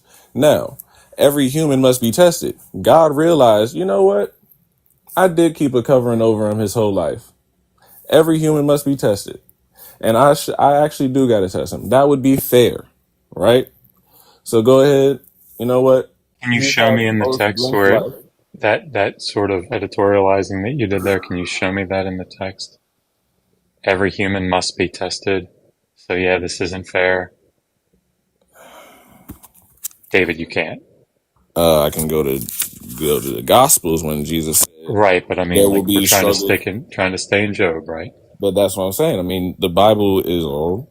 It's the Bible. It's Yeah, not one book, but it's one that's book. your theological interpretation, right? We're not asking about that. Okay, so regardless, if we Well, even it's just not regardless. You can't editorialize like a whole thing in take back here, then which what just I said. changes it. Take back what I said. Then Okay, cool. forget that every human has to be tested. All right, cool. Now, in that case, hey, you know, my man Job over there, he cool. The accuser says it's only because you keep this covering over him, and God says, you know, you know what? Go ahead. We'll see what he really does. We'll see what he really does. Right now, he knows beginning from the end. All Job did throughout the whole book, he questioned God. He never rebuked him. So God was right. And then so he was like, okay, I'm going to let you test him to prove you wrong. David, Thank you. what Didn't you was just the read whole that purpose of us entire? reading Okay. this? All right. What Cool. was Okay. Okay. what was We the on the whole same page. purpose of this? Like, it wasn't like to interpret it, right? It was whose idea, right? And I just gave it to Where is, you hold very on, quickly. David, where is a Satan or a Lucifer in this book robbing, killing, or destroying without your God involved? Where, David? You just added that last part in. Without your God David, involved, you just added that you last part. said Satan, David, You your literally just God added that told last part. David, your God told Satan to do this. But you just added in that last implication. That doesn't Oh, have David, God. You okay, weren't hold on, David. listening. David, let me ask you a question. So Satan wants to rob, kill, and destroy, right? Mm-hmm. Your God, and you want, and this is an example that you want to use, right? Mm-hmm. Therefore, Satan destroyed Job because your God told him to do it, right? Because he lifted the covering, yeah, sure. Yes, because God told him to do it. So if Satan is robbing, killing, and destroying, it's because God told him to do it, right? Because God allowed him to do it. Yeah. Yeah. So when you say the devil wants to rob, steal, and destroy and confuse your life, it's because God told him to do it, right? No. Then David, In this book, okay, yeah, hold on, sure. David. In this one book, David, yeah, then sure. show me, But that's his job. David. David, then show me in the Bible, okay, where Satan is robbing, stealing, and destroying, absence of your God. The Canaanites, when they were worshiping Moloch and them other gods, killing And babies on Satan was robbing. altars Read to me for where sacrifice. Satan. You know, it was the Israelites who was doing the sacrifices, right? Later on, before there was the Canaanites. Show me in the Bible. Show me in the Bible where the Canaanites sacrificed their children. That part is not explicitly in the Bible, but if you research It's ancient not, is it? Moabite, It comes no. If you hold do, on, let me yep. finish. If you do research, funeral urns will come up. And where did those funeral urns come from, David? Where were they found? And In what the land of inscription was Israel. on them? No, they weren't. No, they weren't. They were not found in Israel. Where were they found, and what inscription was on them? Where? No, you said you know. When did I say I know? You said if you do research, you will find. And I said, yep, you will find the funeral urns. Where did they come Oh, from? wait. What? You will find what? You didn't let me finish my sentence. So, David, go ahead. Well, where in history, in your research, the research that you mentioned, do you find the Canaanites sacrificing their children? The actual altars that they've dug up, the culture that they Where, live. David? Where? Do you want me to pull up sites? Like, I mean, it's not in the Yes. Bible. David, Bro, you're that's not what going to we're. be able to. right? It is Because we don't actually have them. archaeologically found. Yes, it is. So David Heath Durrell, right? One of my old professors at Hopkins wrote his dissertation on child sacrifice in ancient Israel. Right. So if you wanna look at all of the archaeological data that we have on child sacrifice, you can pick up his book. You can also read Francesca Stavrakopoulou's book. Like the evidence that we have is it's actually pretty minimal, right? That we could say, yep, this is child sacrifice. Very Right? true. The stuff that we have comes from Carthage, and it's Hmm. 7th down to the 2nd centuries BCE. It's pretty late. It's obviously not in Canaan proper. Right. So like we just don't have these like that you can't point to an altar and say, yep, that one had child sacrifice on it. You're not going to be able to do it.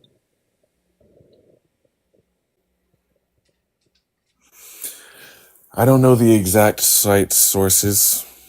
I'm not studied in it, but I do know that they are there.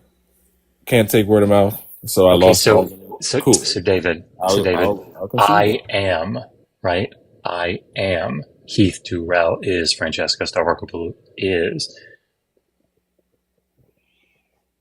If all you're saying is you don't believe me, then fine. That's Oh okay. no, no, But I'm not saying that I don't believe you. I'm saying like the evidence is minimal.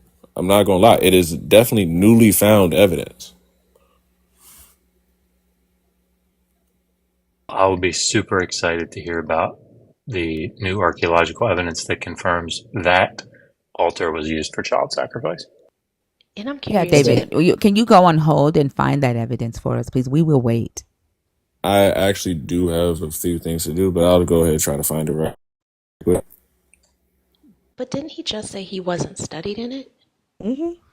Oh no, no, He no. and I'm not. but he Wait, brought up wait, research. wait. That the crazy thing is that he brought up I'm not research. researching. He's the one. He's the one who said, "David, this is recorded and it's on YouTube." Research came out of your mouth first, and I said, "Yep." And where were those funeral urns found? You took the conversation to research. Now you're saying you're not studied in it. Now you're saying you don't know where the sources are. Now when I say, "Hey, we'll wait," go ahead and go find it. Now I have a few things to do. Okay, well, I how about just we do said I'll this? go ahead and try to find it real quick before I have to go do those things. I don't David, know if why it's don't we do this? But did Why don't we do this? Because you? I actually don't think this is required for the argument that you're trying to make. So it's clear in passages like Leviticus 18, Leviticus 20, like other passages that we see in like Deuteronomy, that the narrative is saying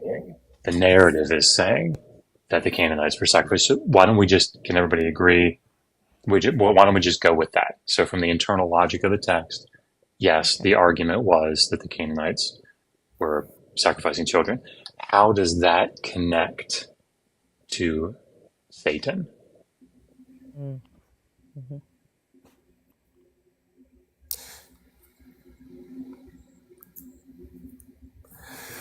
As I think about my explanation, it's going to fall into the lines of my interpretation, but I'll say it anyways.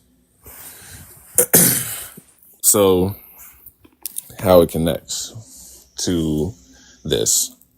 If we go with what the Bible says, and again, it goes to interpretation again, it says that those gods are adversaries. Those are basically, those gods, Moloch, Ashtoreth, those are always other names for Satan. Pagan gods were Satan, pretty much. It's in the Bible, scattered various places, but that's the interpretation. So Okay, in Numbers like 22:22, yeah. I'm sorry. Go ahead, Dr. Bowen. I was just going to say, like, I appreciate the fronting of like this is going to be based on my interpretive model, and that's fine. Sorry for me. Go ahead, thinker. Sorry. In Numbers 22:22, if Satan is the gods that the Canaanites sacrificed their kids to, why is the angel of the Lord turning into a Satan against Balaam? Question. Say that one more Satan time. Da- opposition. David, in Numbers 22, Okay. if Satan is another name for the pagan gods, why did the angel of the Lord turn into a Satan against Balaam? Satan isn't a name I'm for a not talking god. to you, David.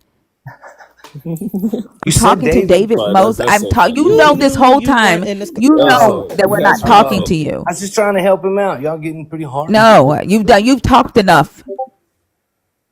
If Okay, so Satan are is you the name of the other gods, if the other gods is just the name for Satan's, right? Why did the mhm. angel of the Lord turn into a Satan against Balaam? Are you talking about the donkey? Like what It which said part of no, number it's right 22 here are on you the talking about? screen. It's right here on the screen. I said Numbers 22. God's anger was kindled because he was going, and the angel of the Lord took his stand in the road as his adversary, his Satan. Now he was riding on the donkey, and his two servants were with him. Why did the angel of the Lord turn into an adversary or to a Satan against Balaam if Because he was Satan going against the is the Lord. other gods? Because he was going against the Lord's people. I'm going to ask the question again. If So he had to turn into an Satan, adversary. I'm going to ask the question again. I'm not asking you to interpret Numbers 22. If Satan is just another name for the pagan gods, why did the angel of the Lord turn into a Satan? Is the angel of the Lord a pagan god? Did the angel of the Lord turn into a pagan god? Satan means adversary. So he turned into Duh, an adversary about against duh, Balaam because he duh. was speaking against the Israelite Oh, people. Satan That's not an means what? interpretation. That's what happens when you read it. Oh, yeah. Does it mean the same thing here? In Job, Yes. no, not So because it an specifically accuser. differentiates God Okay. and Satan. All It right. Let's see. specifically differentiates God Okay. and Let's Satan. see. All right. Let's see. Not in Numbers, but in Job. Oh, let's see if they have a different. Let's see.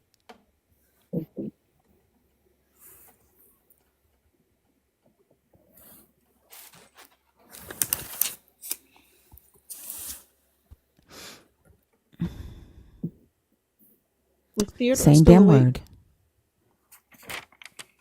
Yes, it's the same word. I'm not saying that it's a different Yep. word. Yep. I'm An saying opponent, in especially with Job, the article prefix Satan, the arch enemy of good, adversary, Satan, withstand. Same word used for Numbers 22. An opponent, because the especially word with the article Satan prefix means Satan, the adversary. arch enemy of good, adversary. Look, the arch enemy of good, adversary. This is Numbers 22. The arch enemy of good, adversary. Why did the angel of God turn into a adversary, the arch enemy of good, against Balaam? If Because you can Satan become an is adversary about against the anybody. pagan gods, if Satan is the pagan gods, that's the question. If Satan is the pagan gods, You know what's funny? You actually did what David A did. But in this text, in Job, I want you to in answer my Job, question, not the interpretation.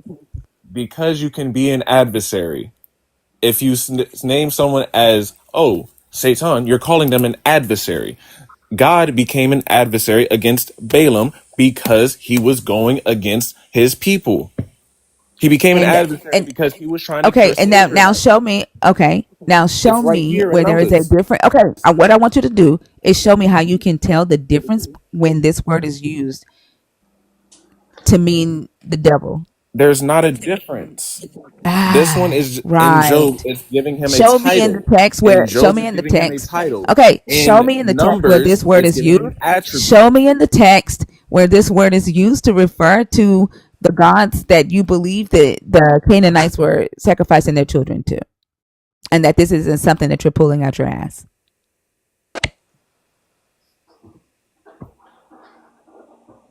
Say that one more time. Just one more time.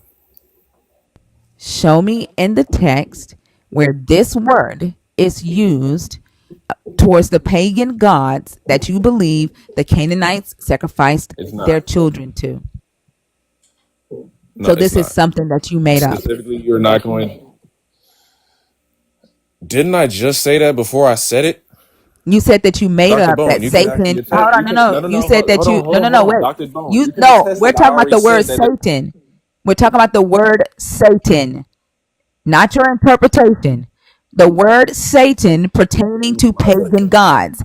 What your interpretation and what Dr. Bourne was thanking you for was you saying that the Canaanites, that the devil made the Canaanites do it. You made a statement that Satan pertains to pagan gods. That's what I'm asking you to show me. Again, I just said it's not. As I said before,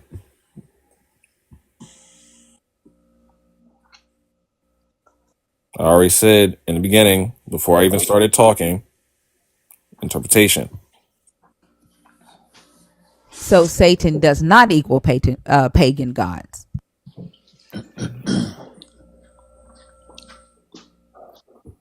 That's what they follow.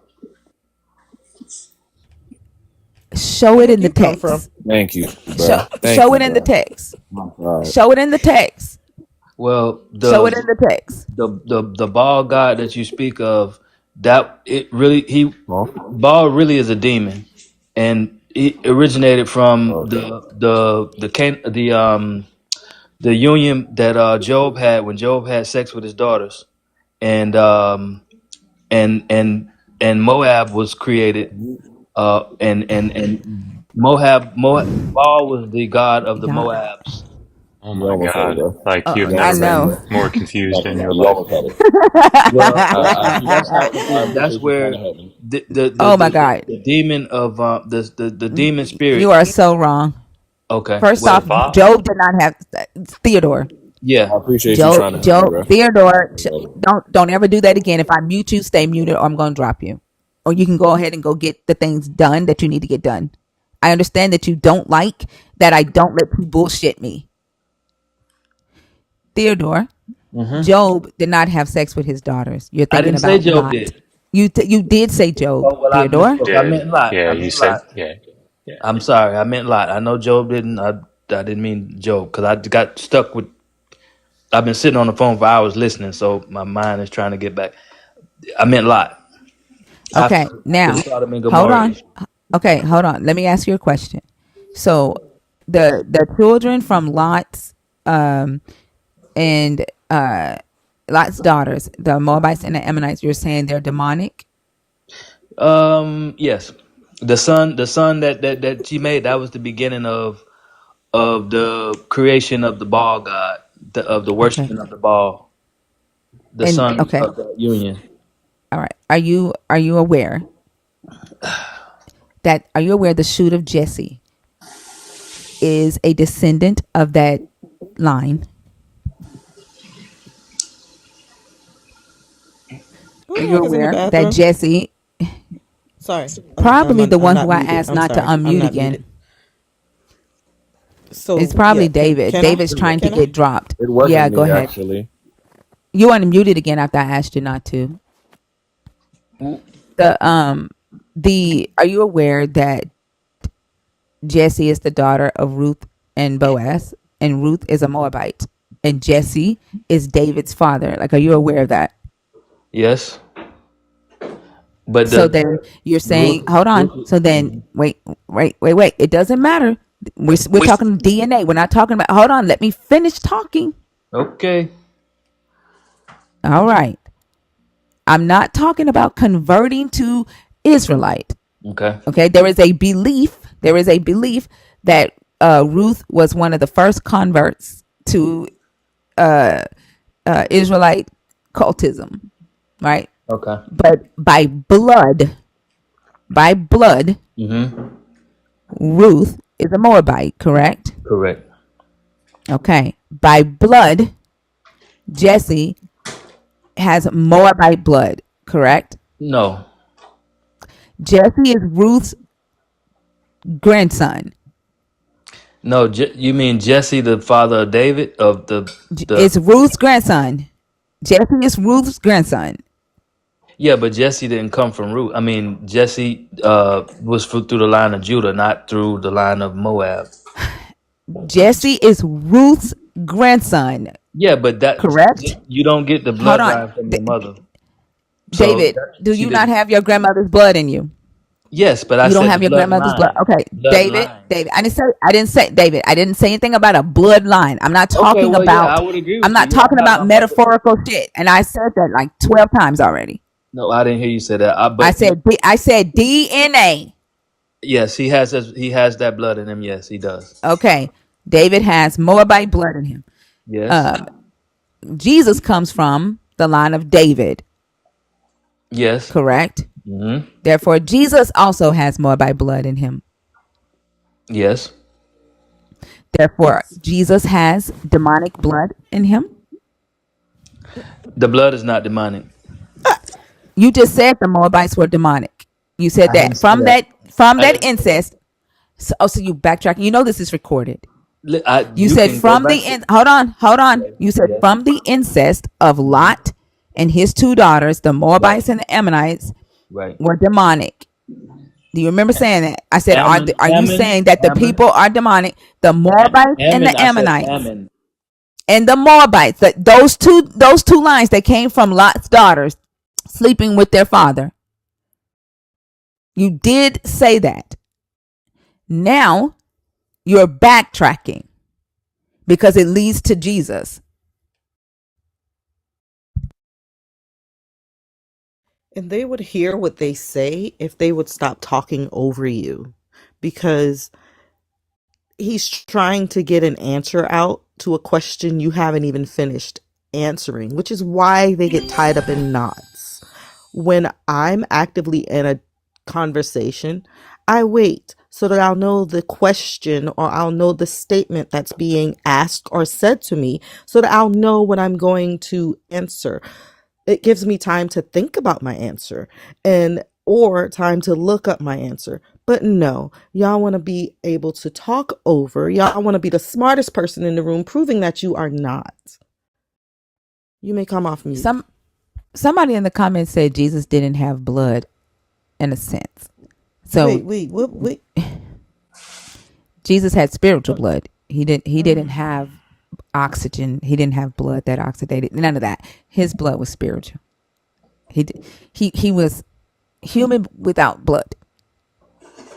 He didn't bleed. When he died, it wasn't actual blood that came from his side. It was water and spirit juice. Think I had Spirit agreed. juice is wild. I had agreed. That's the only thing I could think of, because like Jesus didn't have blood in a sense. Like everything about your belief system is like magical, make believe. Like it's like you can just make it up on the fly. There's no foundation. There's no substance. When you can just change it on the fly when it doesn't make sense to you, when it doesn't fit your narrative, there's no foundation in it. As y'all have been talking, I've been thinking about like when my son was little, you know how children would just make up stories and you kind of engage them. Like, well, what happened next? And they're like, well, the train, it flew across the sky. Like, that's literally what it sounds like. They have to put reality through a paper shredder in order to hold on to these beliefs. And it's almost like they're fighting for their lives to convince us that it makes sense. And it just doesn't. I would never try to convince an unbeliever. Okay. That's a lie. You Well, you witness all the time. Why No, you lying? I'm just saying. That you lying right now. Can't You do convince. try to convince unbelievers. No, You're lying. if What you won't try to do is convince us. You can't convince us because we use logic. We use data. okay, so We don't go by dogma. But you will try to convince an unbeliever who haven't read the book, who haven't studied the history. So don't okay. tell that lie. What? So am I wrong about Moab? What do you mean? Are you wrong about Moab? because that's what we were talking about the ball, and I I, told I you don't. that. I don't. I'm That not the one who's claiming that Sir, Moab was demons. You are.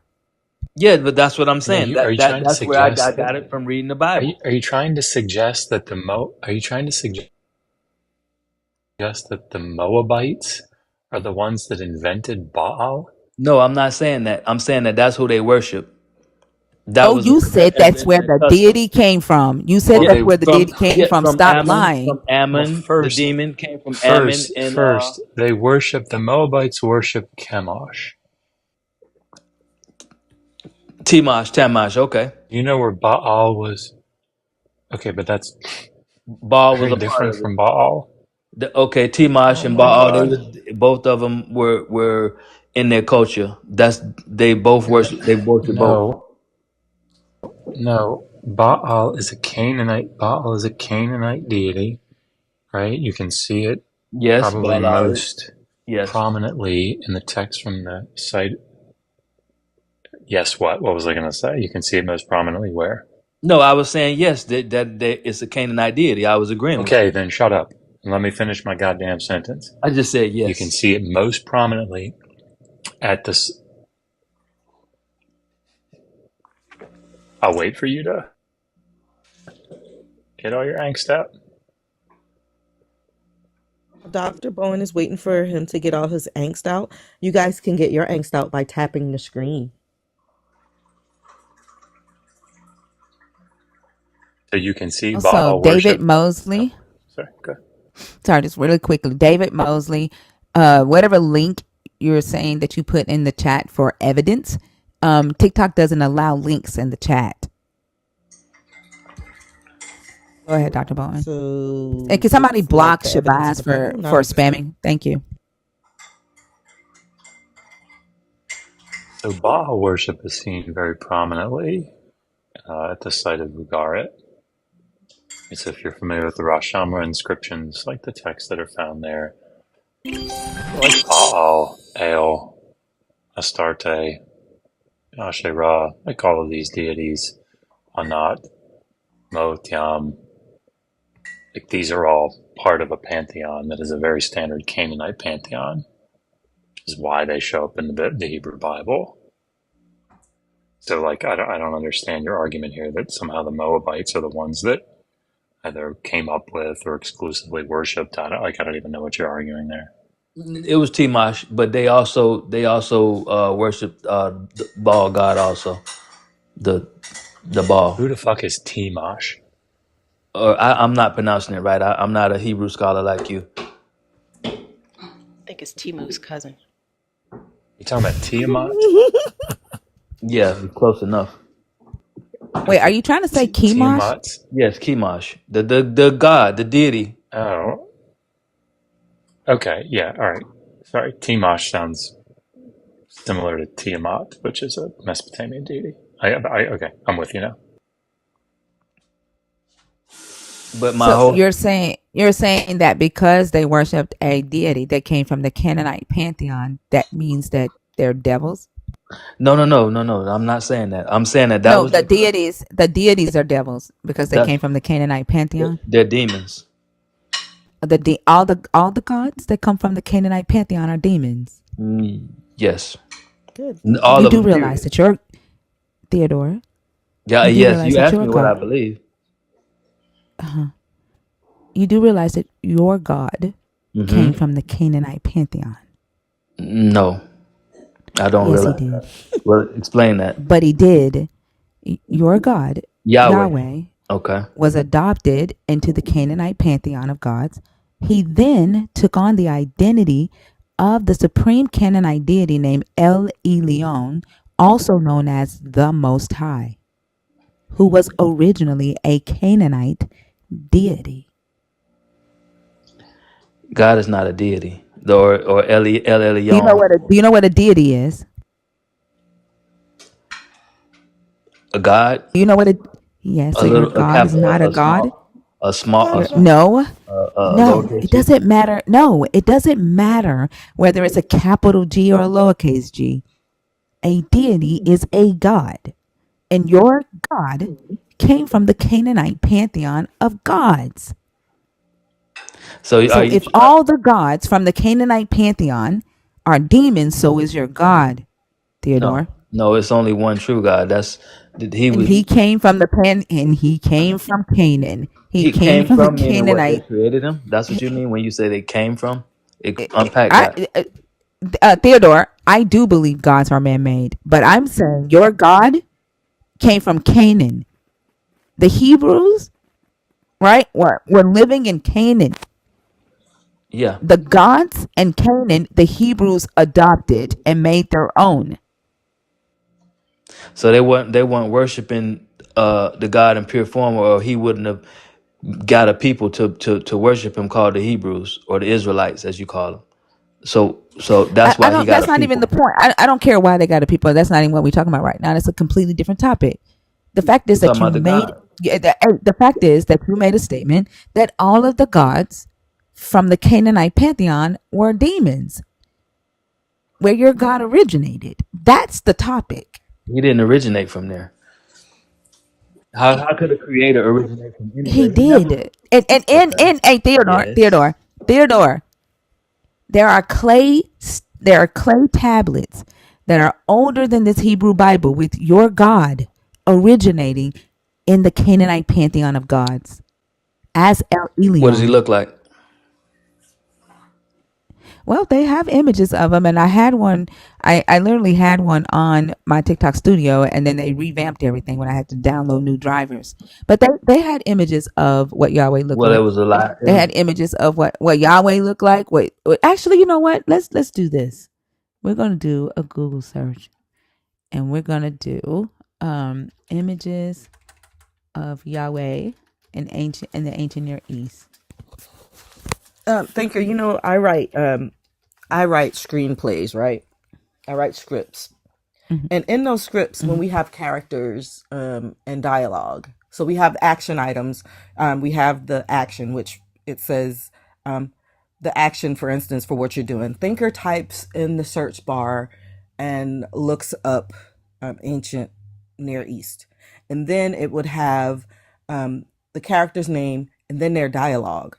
And then before that dialogue ends, it might have two little dashes and then another character's name, and then that next character shows up, their dialogue shows up. So the two dashes indicate an interruption. The script tells the actor, here is where you interrupt the other actor. I think that's what's happening with a lot of the people on the panel. They're seeing this in script Oh my form, God. and they're seeing two little dashes in the middle of a word that you're saying, and it indicates to them, this is where I interrupt, because that's what the director would want me to do. I think you're right, Salida, but that was hilarious. If you are a Christian, there is a box open for a believer on the stage. We don't have a box open for a non-believer yet. I do see y'all in the guest requests though. Oh well, Dr. Bowen just dropped. Let's see. We already have. Let's see. Give I me gotta just a hop. second. I gotta hop down too. Think I Okay. can go get some work done. Thanks so much for having me up. Great chatting with you guys this morning. Max in You're here. welcome, Thank Fee. you. Thank you. I Bye. hope you have a good Thank day. you, Fee. Okay. Thank you. Bye. Bye. Bye. Hi, Fee. Thinker, I love you. I gotta get to bed, I and love I you too. really Go get some appreciate rest, you Va. having me. Thank you so much. You're I so can't wait welcome. to come back and take care. Okay. Have a wonderful day. Thank you. You too, Va. Good luck. Oh, who left right here? Let's see. Somebody was right here. Oh, he's Fee's not dropping down yet. down, and then Va's Okay. dropping down. So we But have somebody a got all the boxes were co-host. filled. I knew I only had to add like one more person. Well, you had I added Dr. Mac and then I Bowen. added El Oso. Well, Yeah, you I dropped the put day guy who was in my spot. oh, that spot was open Oh already? yeah, Yeah, that spot he was kept already open. unmuting.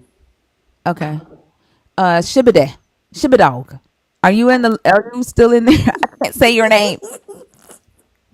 I love that. Um shit Let me see. Shitibadog. Shit, I'm finna bring you up. I hope you're still here. I want you to tell me how to say your name again. I don't see him. It's loading on my side. Yeah, I hope he's still here.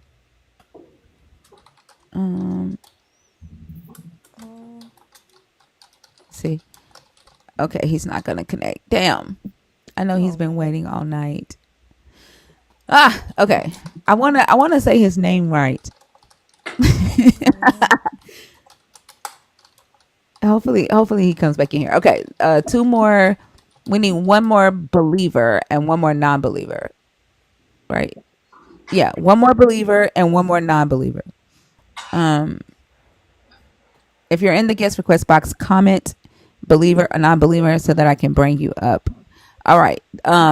Theodore, here are the images of Yahweh from the ancient Near East. There is one of them has a drawing. There is a statue that was very popular back then. Let me see if I can find the drawing. There's one that was very popular. Oh, I think this is the drawing of him and. No, I'm trying to find the one with him and him and Asherah, Yahweh and Asherah. Is that how you spell her name? Yeah, this one right here is very popular.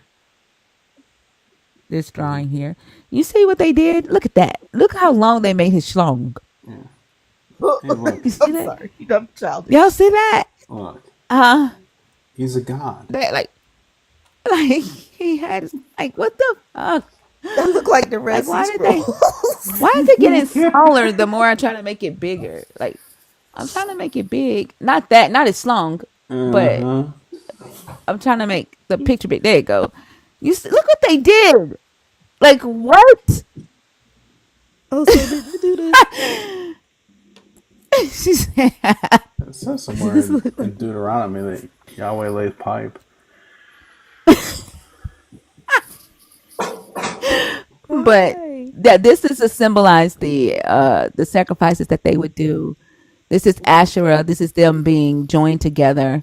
This is Moses sitting on the seat reading the law.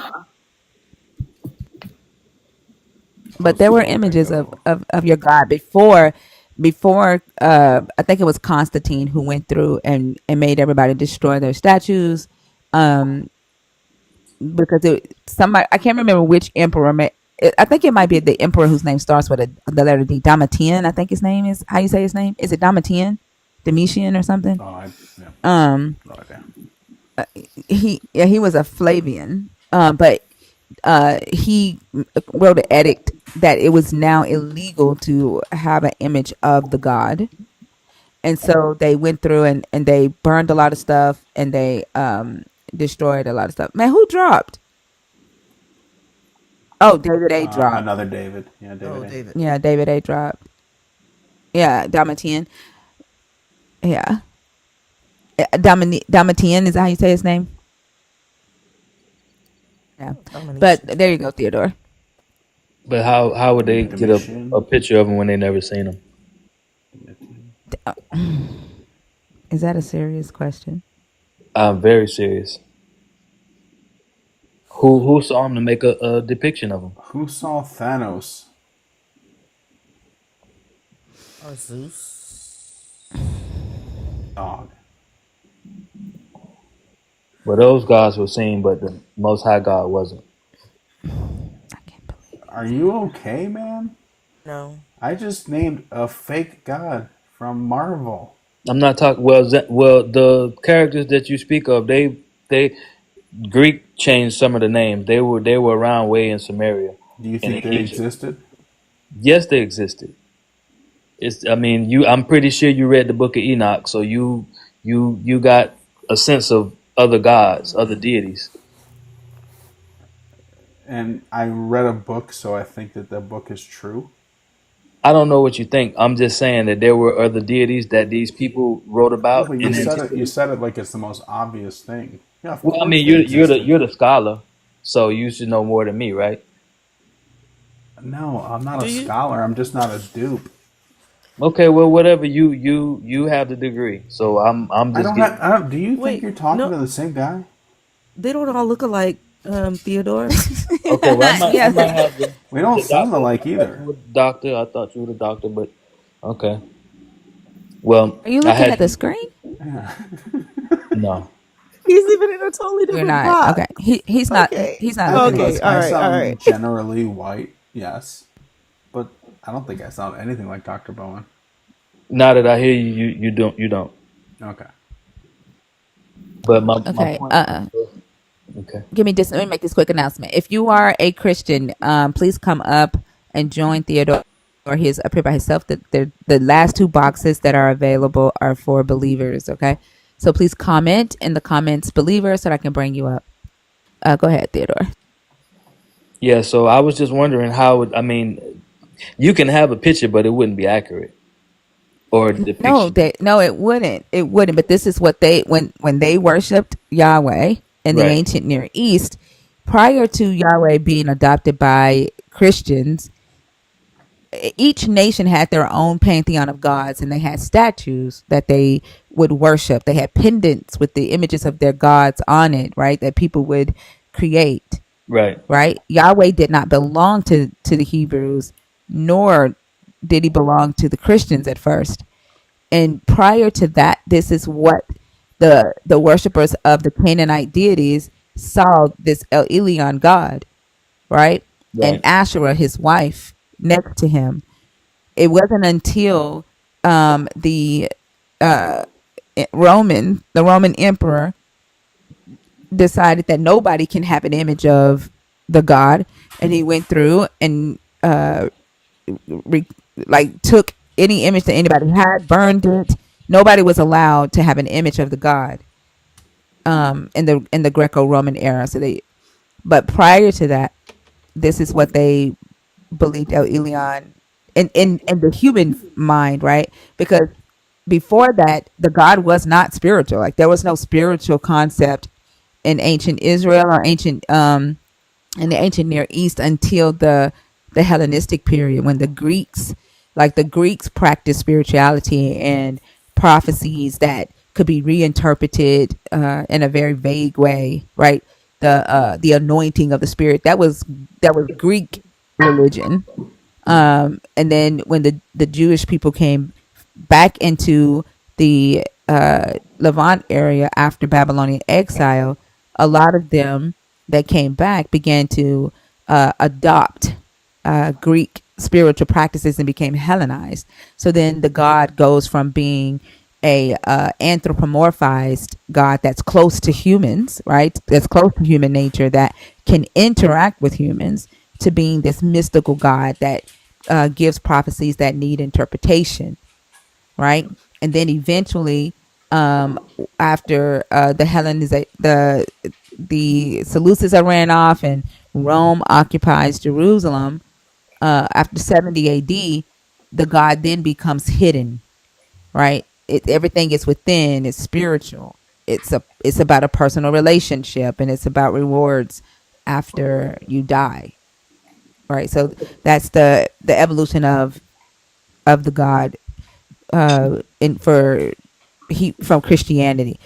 With the Hebrew, um, with the Judaism, like they don't see the God the same way Christians see it. Like they don't think their God is omnipresent, like, or omnipotent. Like they their definition of omnipresent and all knowing is very different from y'all's. Like they see their God as close to human.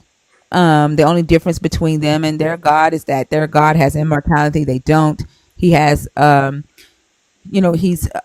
he's their father, he's over them, but he also fucks up. Like he's not perfect, he lies, he fails. He expects humans to, in their nature, they mess up and but learn from their mess ups as he does, right? But it's the same.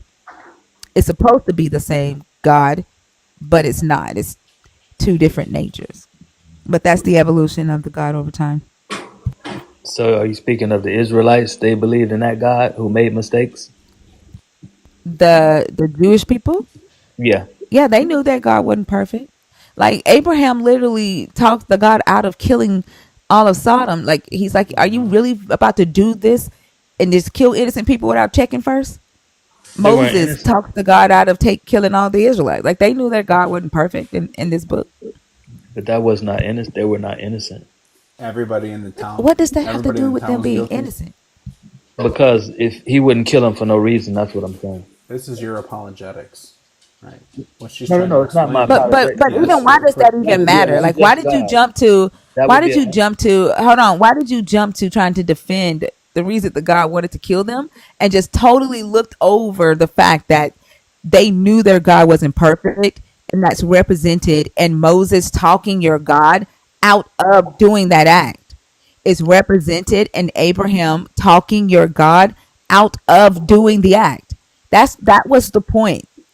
Not to argue whether God was justified in doing it or not. okay. So if he was justified, then how would that be a wrong? What do you mean if he was justified? Your God, like Abraham was able to negotiate with your God. That's the whole point. Abraham goes to your God and he's like, wait, are you really thinking about just destroying this whole city without checking to see if there's anybody innocent in it first? And then The Moses says to him, why are you dealing with these people so wickedly? Why you bring them out of Egypt just to kill them? And God repented. He's like, all right, bet I'm not going to kill them. well, that's what they said. You see why I say that there is no way in hell that a human could speak for a God for me, because you say that you believe this book, you say that the book is the written word of God, but as soon as it does not match your narrative, that's what they said. At any moment the book loses its No, you said credibility you with you. you said the right thing, but I'm just saying that the people of Israel, is the one that said that. Hey, you brought us out here to kill, just to kill us. They No, Moses said that to God. well, yeah, Moses he was did like, say that. why are He you did say dealing with that. these people in such an evil way? He did say that. Did you, if you kill them, that, like you said, why would you redeem them from Israel and then bring them all the way out this way to kill them? Yes, he said that. Right? Why does your God need to What? be told that? But what I was saying and pertaining to that was that those people were in sin. That's the point. That's not what we're discussing. But I'm saying that What he we're would have been discussing is, justified. He would have been justified. You act like he you just think your didn't. God, you think he would have been, first off, Yes, you think that he would have been justified because he's God. Those people didn't know that God. They were just meeting that God. And Moses had left them. Moses had been gone for 40 damn days. Didn't tell them where he was going or what he was doing. They're used to worshiping other gods in Canaan and in Israel. They didn't know what the fuck Moses was doing. but he showed them grace. Is that right? How is that grace? They didn't know your God. They They they had to be introduced. They did not know this God. they didn't know him They had to be intimately. it. They They didn't didn't know know him. him at all. No, they That's why did he know said, him "What should I?" Theodore, because I can tell. I I can don't prove it. like Theodore. Theodore, let me talk and then you respond.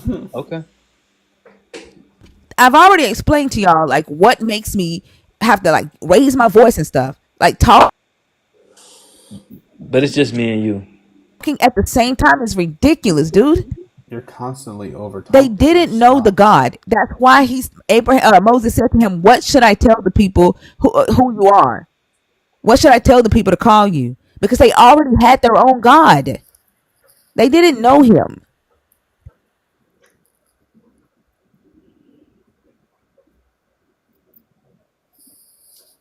Go ahead. When there's a silence, that means you can speak. That means nobody's talking. When they were freed from Egypt, he was trying to build a relationship with them. And when God came and to the mountain, and he told Israel, the whole Israel, including Moses, to come up. And but when they saw what they saw of God and how the things were going, and it was scary to them. So they said, Moses, you go up there, you deal with God, and whatever he say, we'll do.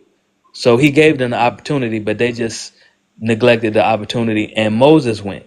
So what I'm saying is that he gave them the opportunity, but he worked through Moses, and Moses. That's why he gave Moses the law. And I mean, he had so many people on his hand. he had to delegate his power to other men, you know. And so that's what I was saying. Far as they, yes, you're right that they were worshiping other gods back in Egypt because that's all they knew. They didn't know this God. But when he rescued them through Moses, he was trying to get to know them. That's what the whole Israel thing was when he gave them the land. So, you know, I agree with you that they didn't know him, but at the same time, like I said, they knew of his characteristics. They were given the law when nobody else around was given the law. So they knew and were prescribed that other people weren't. Can I say something, Nigger? Yeah, go ahead. Hi, Theodore. I'm Jay. You have an echo, Jay. Okay, hold on. While Jay's getting that together, y'all should be tapping the screen. We want to get to at the very least 450,000 today before Thinker gets off this live. Is that better? Yes. Okay, thank you.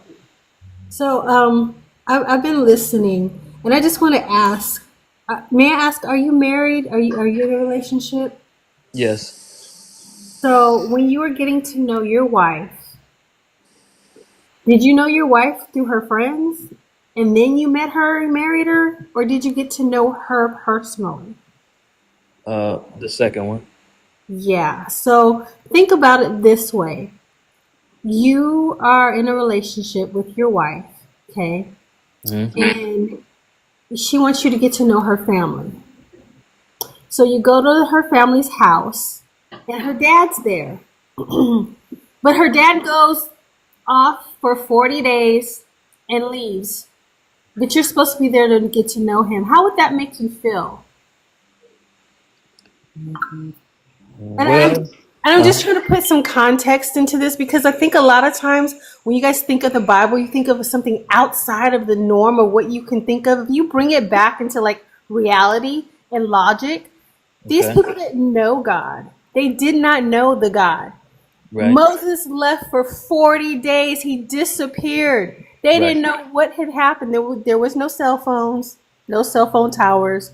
There was no communication of any sort for him to chime down and like, hey, I'm okay. I'm doing all right. I'm up here just, chilling with the God. We're having a conversation. So thinking of it from that standpoint of they didn't know him. They were already used to worshiping statues, so they built like their own. Yes, that part. So they just went back to what they knew. Yes, I agree.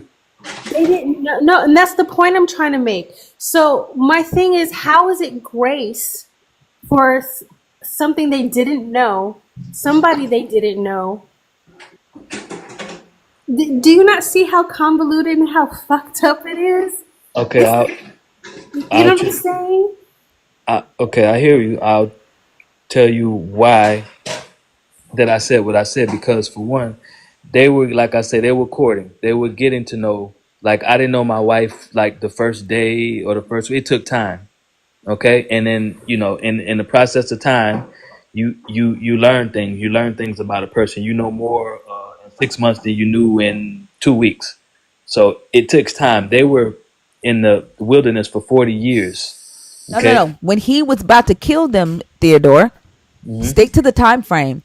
When he was about to kill them and Moses had to talk him out of it, that was after Moses had been up there for 40 days and they still had not known this God. They were still in this courting phase that you're talking about. No, you're right. But how long were they in slavery in Egypt? No, they didn't know him in Egypt. Right. That's my point. So, my point. But listen to what I'm saying though. They didn't know him in Egypt but through Moses, because remember all of those. They didn't trust Moses at first. But remember, they didn't know who Moses was. Moses freed Theodore. They did not trust Moses. They were skeptical of him. They even said, "May you be judged." They did not trust Moses. No, they didn't. No, did he not? That's not the point, Theodore. That is not the point. The point is they didn't know Moses. They didn't trust him. They didn't know this God. In Egypt, they worshiped the God of their ancestors, and they were used to worshiping their God, and they were used to worshiping statues. And so Yes. when Moses left them in the wilderness and went up on the mountain and disappeared for 40 damn days, they just went back to what they were used to. And your God was going to kill them for it. When they had no relationship, no knowing of him whatsoever. You have no relationship, no knowing of your wife, trying to get to know her through her friends. Okay, so Especially if they're trying to sabotage the relationship. when did he actually kill? When did he actually open up the ground and swallow people up?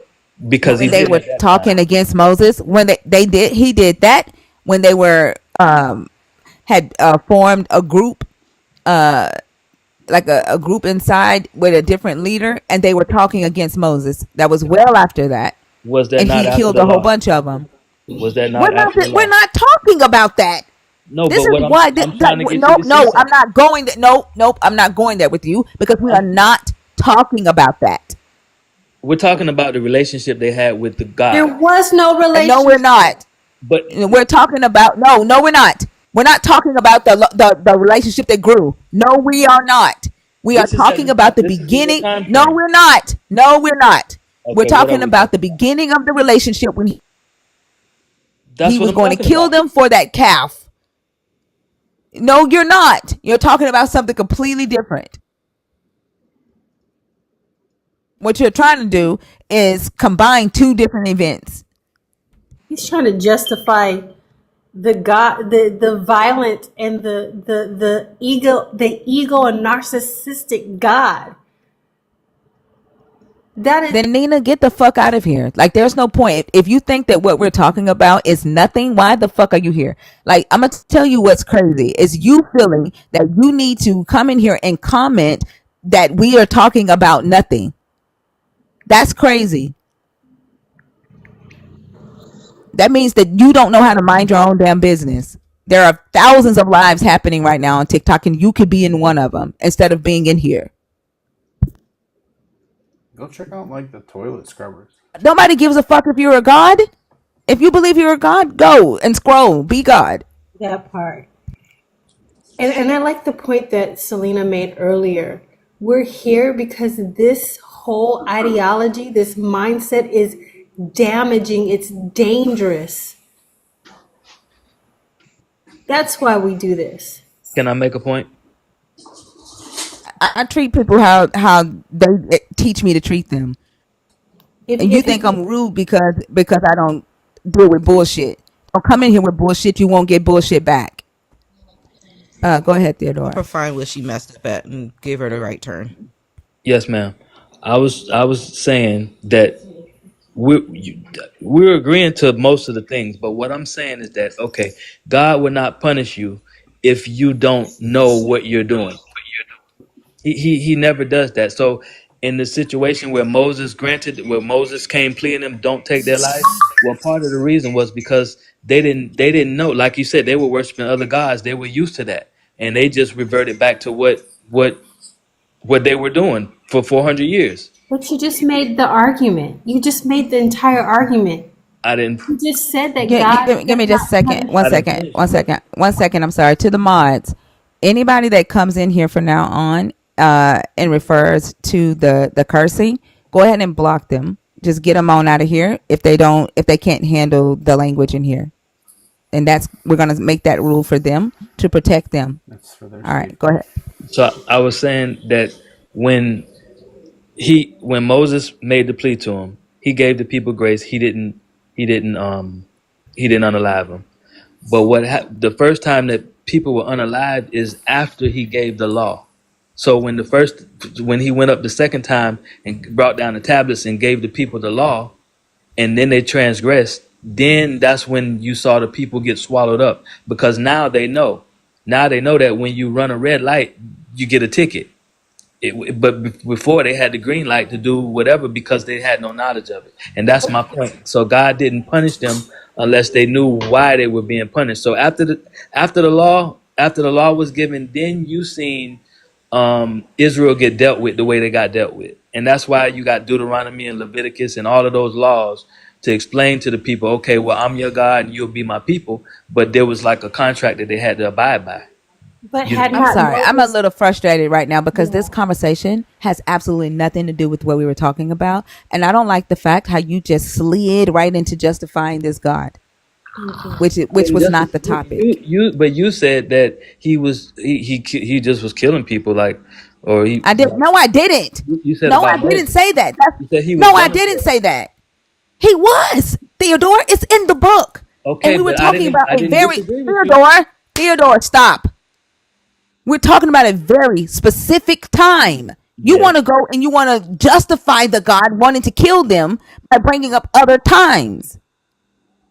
You're What's wrong with changing that? the entire because you're changing the conversation. The No, the I'm not. topic was the topic of the conversation was whether your God could be told, "Hey, don't do that." Right? Whether your God could grow, whether your God was closer to human, um, or was he all knowing? The difference between the Judaic God and the Christian God. That's what we were talking about, not justifying your God's immoral acts. That No, was a but completely different conversation. Stop, please. I told you 3 times. You keep trying to change the conversation. You keep sliding further and further, and you have managed to do it. Stay on topic. I understand it's uncomfortable, but that is where the point is. let me know when I can speak.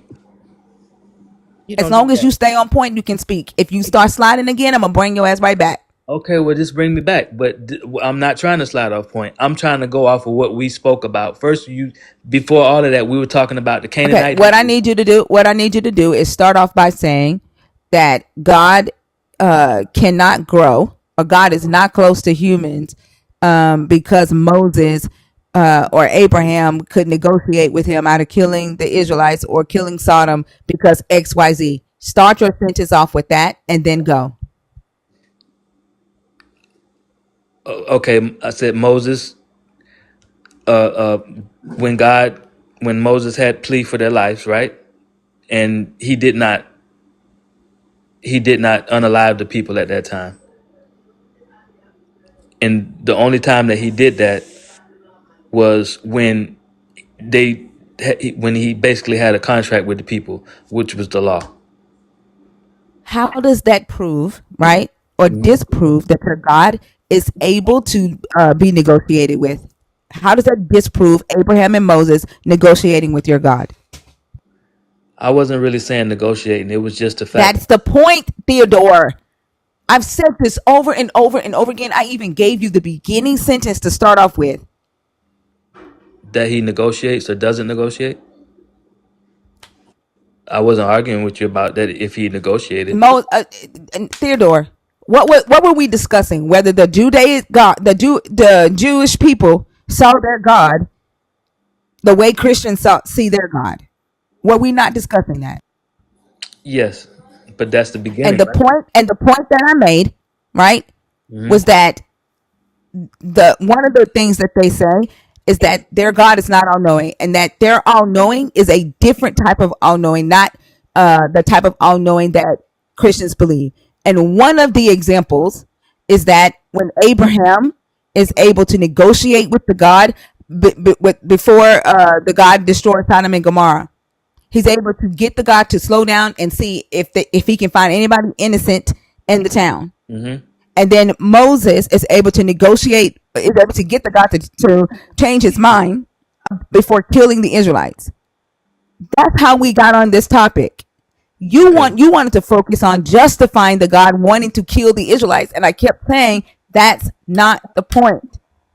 That's a whole different conversation. We're not justifying the God. We're not talking about the God action wanting to kill the humans. The focus is on Moses and Abraham being able to negotiate with the God, and the Okay. God changing his mind. Okay. I would think that was a good thing.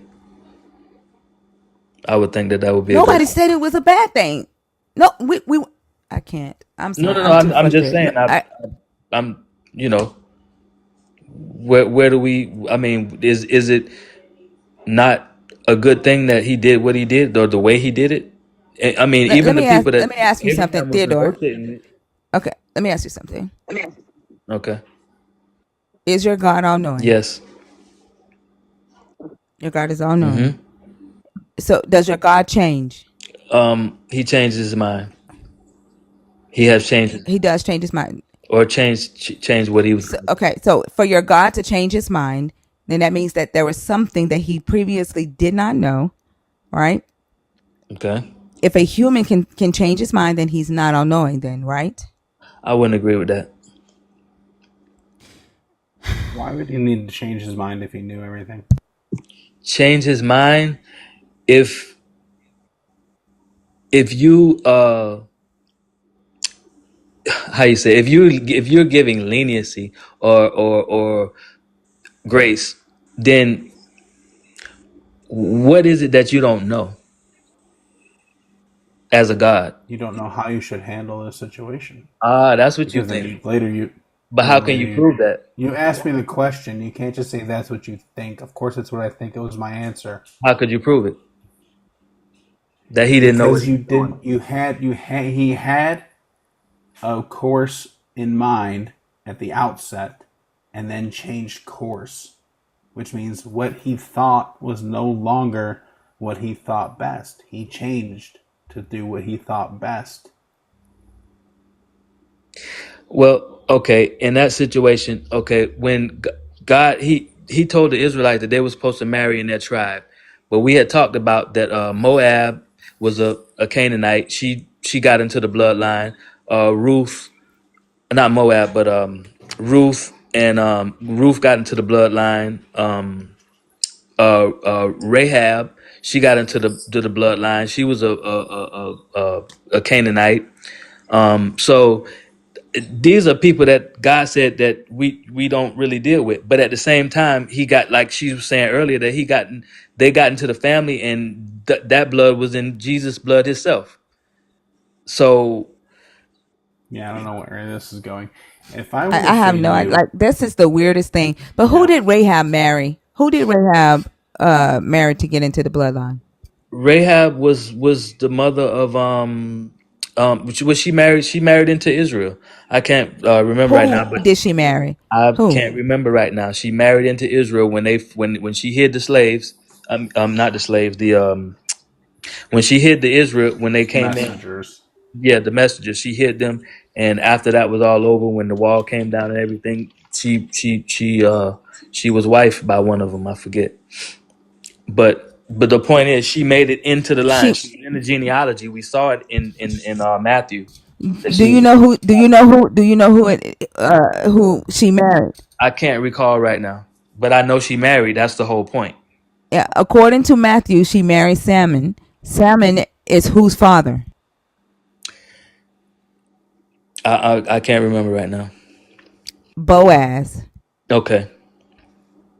So that means that Rahab was a Canaanite woman. Yes. Boaz is her son. Yes. Boaz marries a Moabite woman named Ruth. Yes. Ruth gives birth to Jesse, who is a Moabite.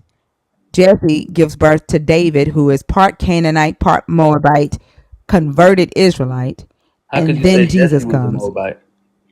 I just told you Jesse is Ruth's grandson. Yeah, but you said she's a Moabite. That by bloodline, he would not be a Moabite Why not? Why not? because his father was not a Moabite. But remember, Boaz is a Canaanite. Boaz is not a Canaanite. Boaz is Rahab's son. Yes, but who is his father? His father is Salmon. His father is But does an he Israelite from is one of the yep, tribes. but does he have right, but does he have Canaanite blood? Yeah, we I didn't argue with that, but Okay, that's not the exactly. So point. what are you questioning? He has The bloodline. He has Canaanite blood. Hold on. He has Canaanite blood, Yes. right? Yes. Moabite blood, Yes. right? That's Yes. what Jesus has, Canaanite and Moabite blood, I didn't and agree and converted disagree with Israelite that. blood, But Jesus wasn't a Moabite. and converted Israelite blood.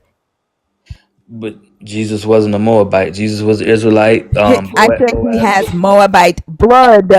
Yes, but by bloodline, what was The he? same blood, the same blood. The Canaanites, y'all say, are demonic. Y'all say are savages. The Moabites y'all say are demonic. All of that bloodline is in your Savior. And that's what proves grace. That's another part that proves grace, that the God is graceful and not a crazy God that's out to kill everybody. I thought we were talking about Except he's supposed to omniscience. be clean. I mean, He's he's for supposed all to be people. pure. He's for all people, but he took a people to make an example for what people, how people were to worship and what they were to, how You know they what's so crazy? what. When he was here with all of that in him, he called a Canaanite, he had Canaanite blood in him, right? He called a Canaanite woman a dog. With Moabite blood in him, he called Gentiles dogs. But didn't his disciples know what he was referring to? Because that's what Yeah. they called them, dogs. Israel called them dogs. So What's your point? Is he it wasn't good? talking to the lady. He was talking to his disciples. No, he No, he wasn't. was He talking said to it the to woman. her. Don't okay. Well, let's say he said it to her, and did he not bless her? He healed her daughter. He didn't Okay. bless her. He Well, didn't heal her. that was a He didn't. blessing. Hold on. Stop. No, Hold on. you're right. Hold on. Hold You're right. on. Hold on. Yeah, he healed her daughter after she admitted that she was a dog. He said because of the words, like when she said, "That's right, I'm a dog." Don't dogs eat the crumbs from the master's table? And Right. he said, because of what you said, because of the words that came out of your mouth, go, your daughter is healed. And then he went on about his business. Okay, so both of them were blessed. The daughter was healed, and she was blessed because her daughter was healed. That was Yeah, the because she admitted that she was a dog. no, it's not. That wasn't the reason. It literally The That's what says reason because of your he reply. literally says it in the text. Because of the words that just came out of your mouth, he literally says it in the text. she didn't. She got blessed because Are you calling Jesus a Let's liar? she. pull Are it you up. getting ready to call Jesus a liar?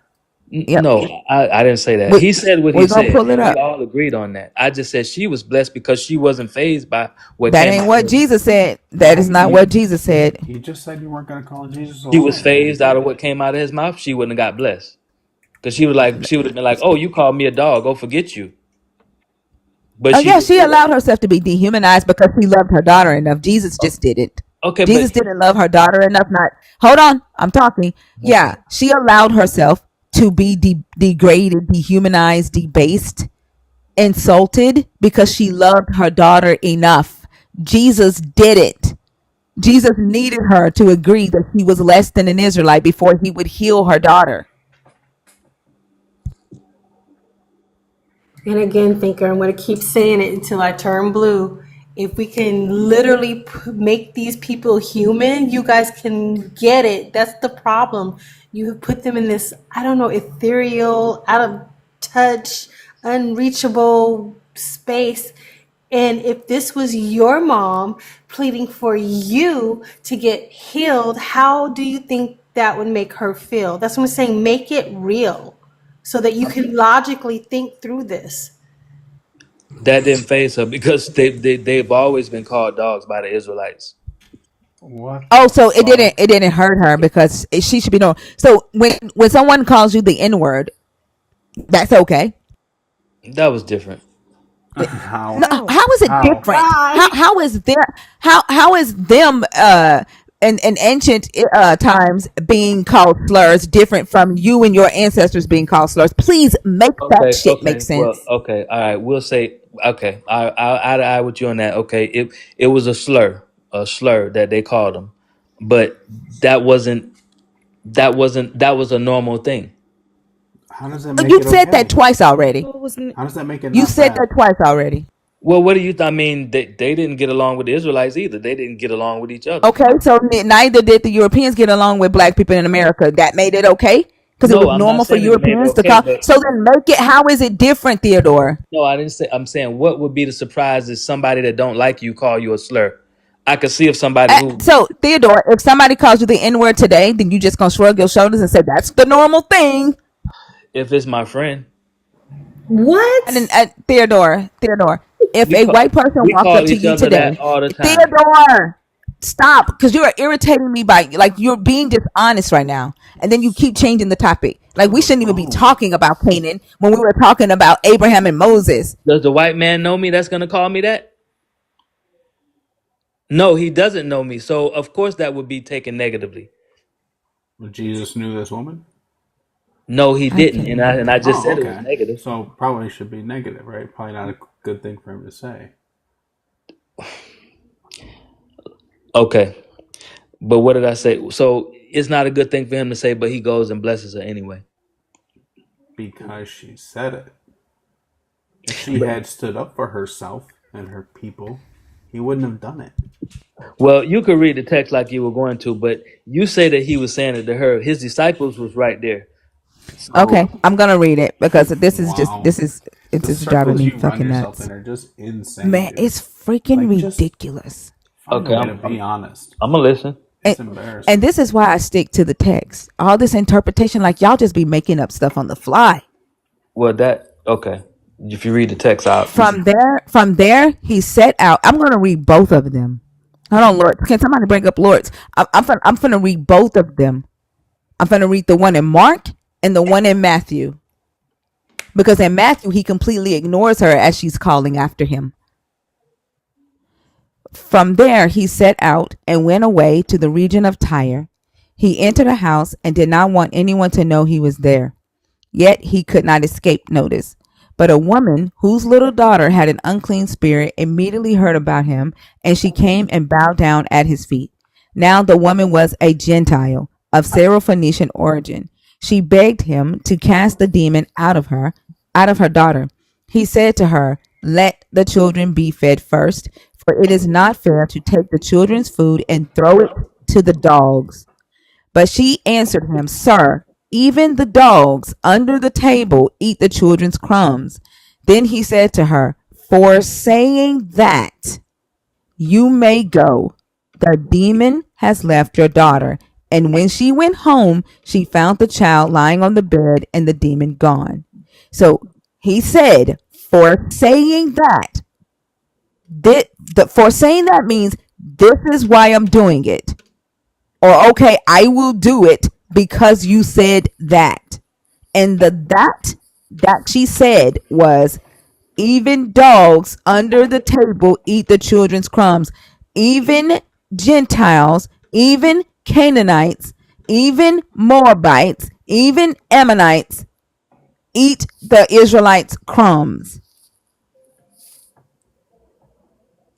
Well, it wasn't Okay? talking about Israelite crumbs. It was talking about the master's crumbs. A It dog was, ate oh my from the God. master. That's what it said, The master children's crumbs. crumbs. The food is Under the for the table eat the Israelites. children's crumbs. The children are the Israelites. Didn't it say the crumbs from the master's table? What? Read it, Theodore. It's on the screen. But Right she here. Start at verse 28. But she answered him, "Sir, even the dogs under the table, even the dogs under the table eat the children's crumbs." Then he said to her, "For saying that, you may go." Where is master? What translation is that? Let's go to the King James.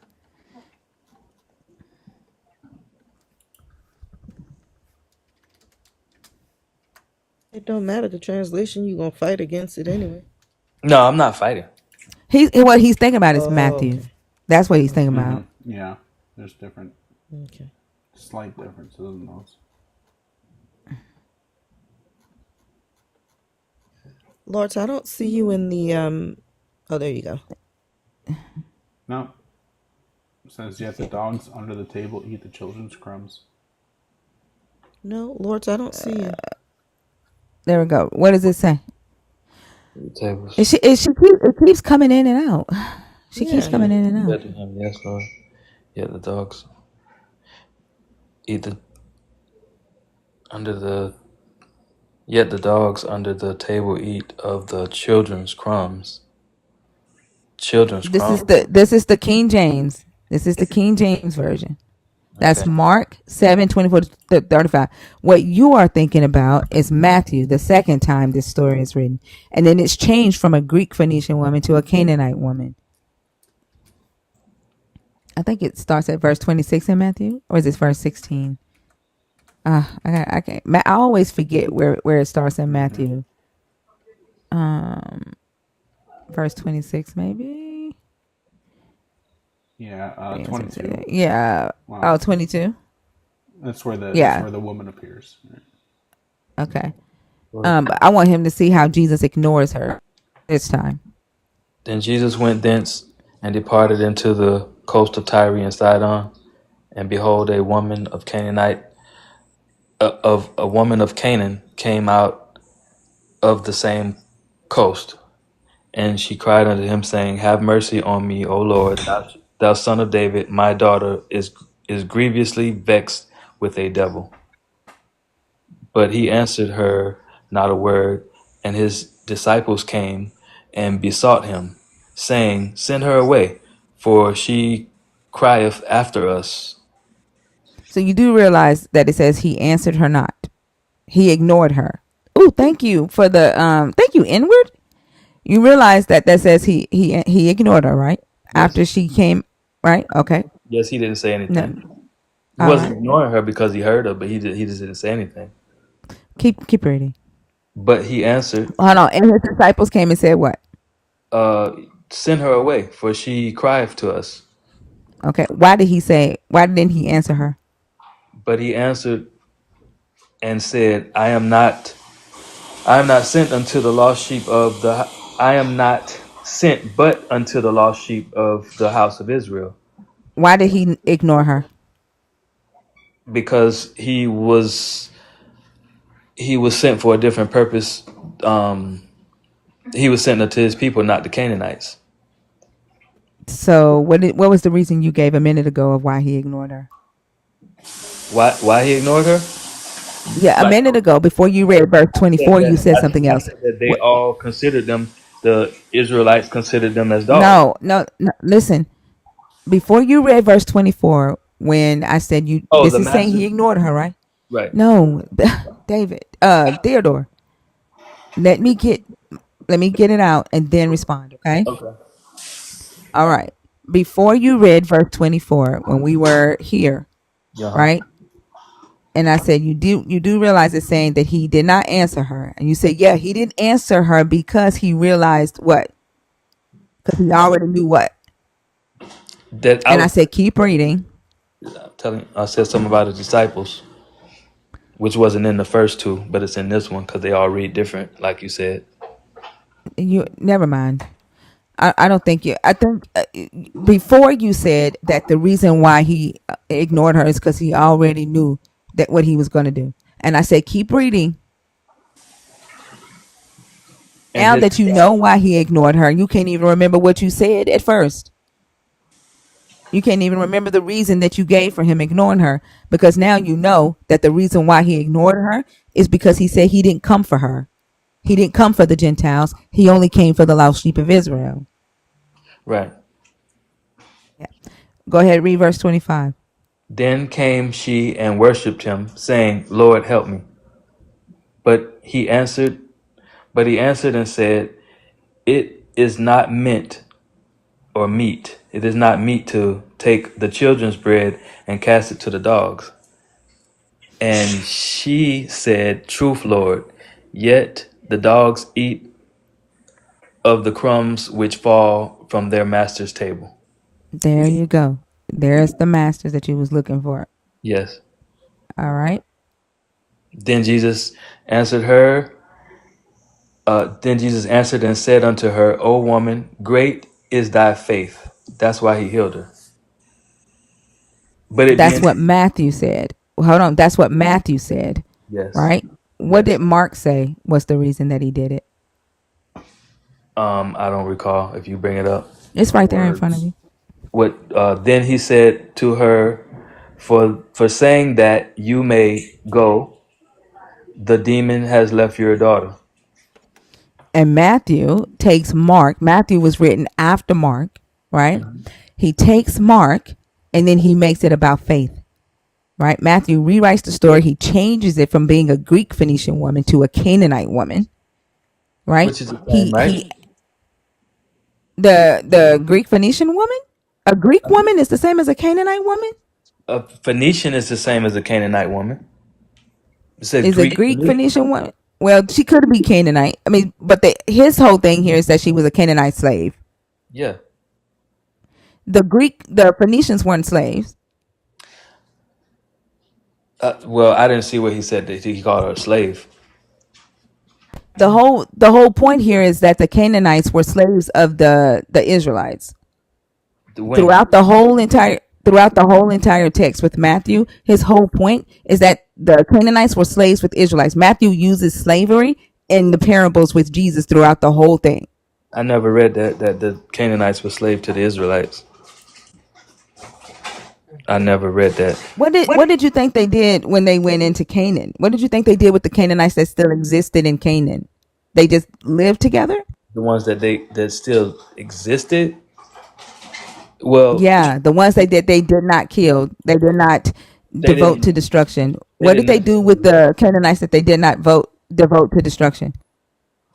Okay. So, well, in war, some of them were taken as slaves. Okay, so I would agree with you in that sense. But the whole Canaanite weren't slave to them. They had some Canaanite slaves, but that it wasn't. They didn't enslave all of the Canaanites for What did sure. they do with the one they had free Canaanites?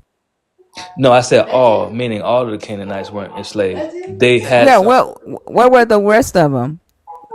Where where if they weren't slaves to the Israelites, in their where were respective they? places They were free. where they lived. All of them They didn't. allowed them to live in the land of Canaan amongst the Yes. Israelites Well, yeah. They lived free. in Canaan free. All of the After Canaanites. the God said to annihilate anything that breathes that is of Canaan, Well, they weren't obedient. That wasn't the first time. They told them to do that to the Philistines too, and but they and didn't. they enslaved them. It literally says that Solomon enslaved them. Yes. Right, they were enslaved. The ones that he could not devote to destruction, they were made slaves. Right. The ones that they went to war with, the loot was the slaves.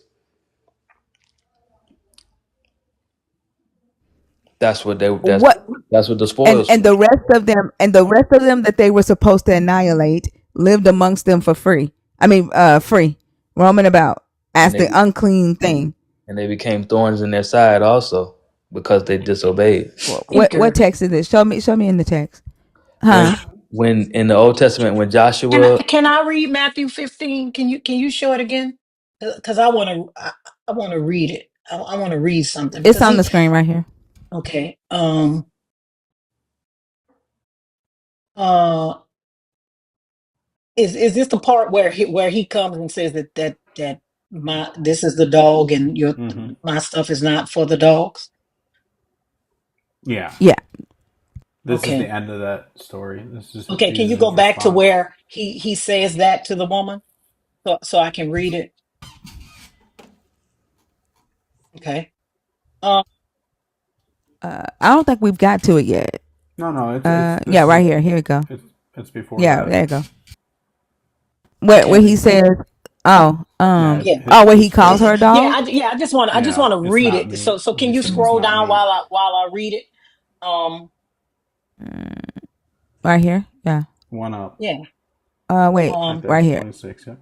but he answered and said, "It is not meet to take the white people's bread and cast it to the inwards." Let's go to 2027, please.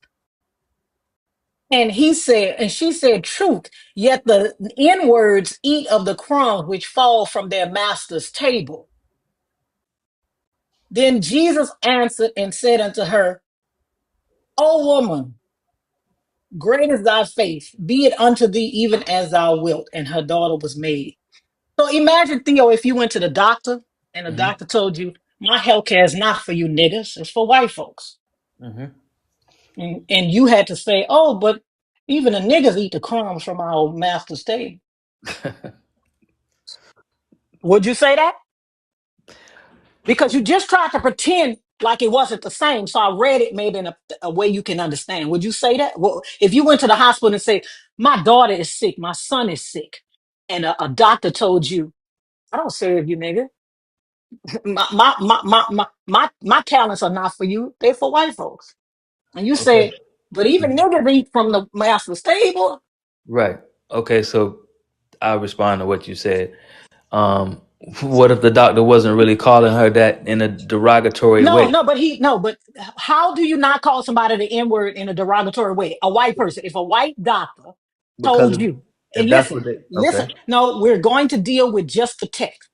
If yeah, but you that's what I'm went to doing. listen, because she went to him for healing. If you went to, have you gone to a white doctor before? Mm-hmm. Okay. You go to your doctor and you tell your doctor, you make an appointment with him and you say, hey, something's wrong with my ankle, right? And he tells you, I didn't come here for you. I came here for white people. Mm-hmm. I don't give my services to niggas. Do you think that that's not derogatory? What would make that not derogatory? Well, that wouldn't be because that probably was a true statement. No, okay. So what would make it not? You said he didn't say it in a derogatory way. So what would make what I just said to you not derogatory? No, what I'm saying is if the doctor only treated white people just like he had whites only fountains and white only bathrooms. No, but I'm talking about in 2024 today. You just say you go to the doctor, your ankle hurts, and you go to the emergency room, right? And you say, "Oh, doctor, my ankle hurts," and he tells you, I don't serve me. My talents is not for it's for your white master. What about that is not derogatory? Can you tell me? I didn't say it wasn't derogatory No, in you that text. did. You What I'm just said I said if he he didn't. didn't No, say no, it no, no, in no, a no, no. Let me derogatory finish. way. No, you just said he didn't say it to her in a derogatory way. So, Exactly. That's in which way could make that non-derogatory? what I'm saying is that he wasn't calling No. her a dog to call her a dog. He was So, calling her a dog because that's what they call that's what the Israelites okay. called the So Canaanites. let me doesn't ask you mean a the question. same Let me thing. ask you a question. How is it not derogatory? You're still not answering. I didn't How say is it it not? wasn't derogatory. You just said I it said, wasn't. listen to what I'm saying. I didn't say it wasn't derogatory. I said he was not trying to be derogatory when he said it. He was What is the So, difference? what's because different? if everybody calls you, So you mean to tell me if a white person, if a white doctor tells you, I don't treat niggas, my talents is only for white masters. That's not derogatory to you? That's not in a derogatory way? it's a derogatory It statement. would I be, but agree. if every doctor said it, it wouldn't be. Is his Exactly. argument? That's what Oh, I'm You're so a saying. you so moron. you're saying that because if every doctor That's says it, it's I was because not not helping derogatory. you. no, what I'm not saying it's not derogatory. I'm saying that if you used to that, if you're expecting that, it's nothing didn't surprise the lady because she's clearly It said, doesn't well, make it not No, but what does that derogatory. make it not derogatory? I didn't Because you say said, it. No, I did yes, not you say did say that. Yes, it's a you did. derogatory How does that statement. make it not derogatory? I said that when Jesus said it, he was not The trying to question, be derogatory. what do you not put on your phone and try to put it on TikTok? So- Say it Because again. what? Because guess what? What is the reason people still pull out their phone when people doing racist things? Is it because plenty of people still do it? Every year Okay, we but what see did the somebody. Listen, stop interrupting me. We see somebody doing some crazy racist shit, right? Does yeah? that mean? Does that mean it should not be derogatory because people still do it? No, it was derogatory. But did she move? Did she not move past that? So, And was she not left? wait a minute, hold up. So you think because people move past it, that makes it okay? In this You know situation, why? Because black I people didn't. have to move past a whole lot of shit. Does that make it okay? No, it doesn't make it okay. Black, okay. Well, so why did you bring that up? So why did you say she moved past it if it doesn't make it okay? Listen to what. Okay, this is why. Because she knew that he had something that she wanted, and it was more than bread. It doesn't matter. You It have to does go to matter. work. Let me ask you a question. Do you have a job? Yeah. They got something you want. Is it okay for them to tell you, nigga, get this, nigga, get that, nigga, get this? Is it okay just because they got something you want?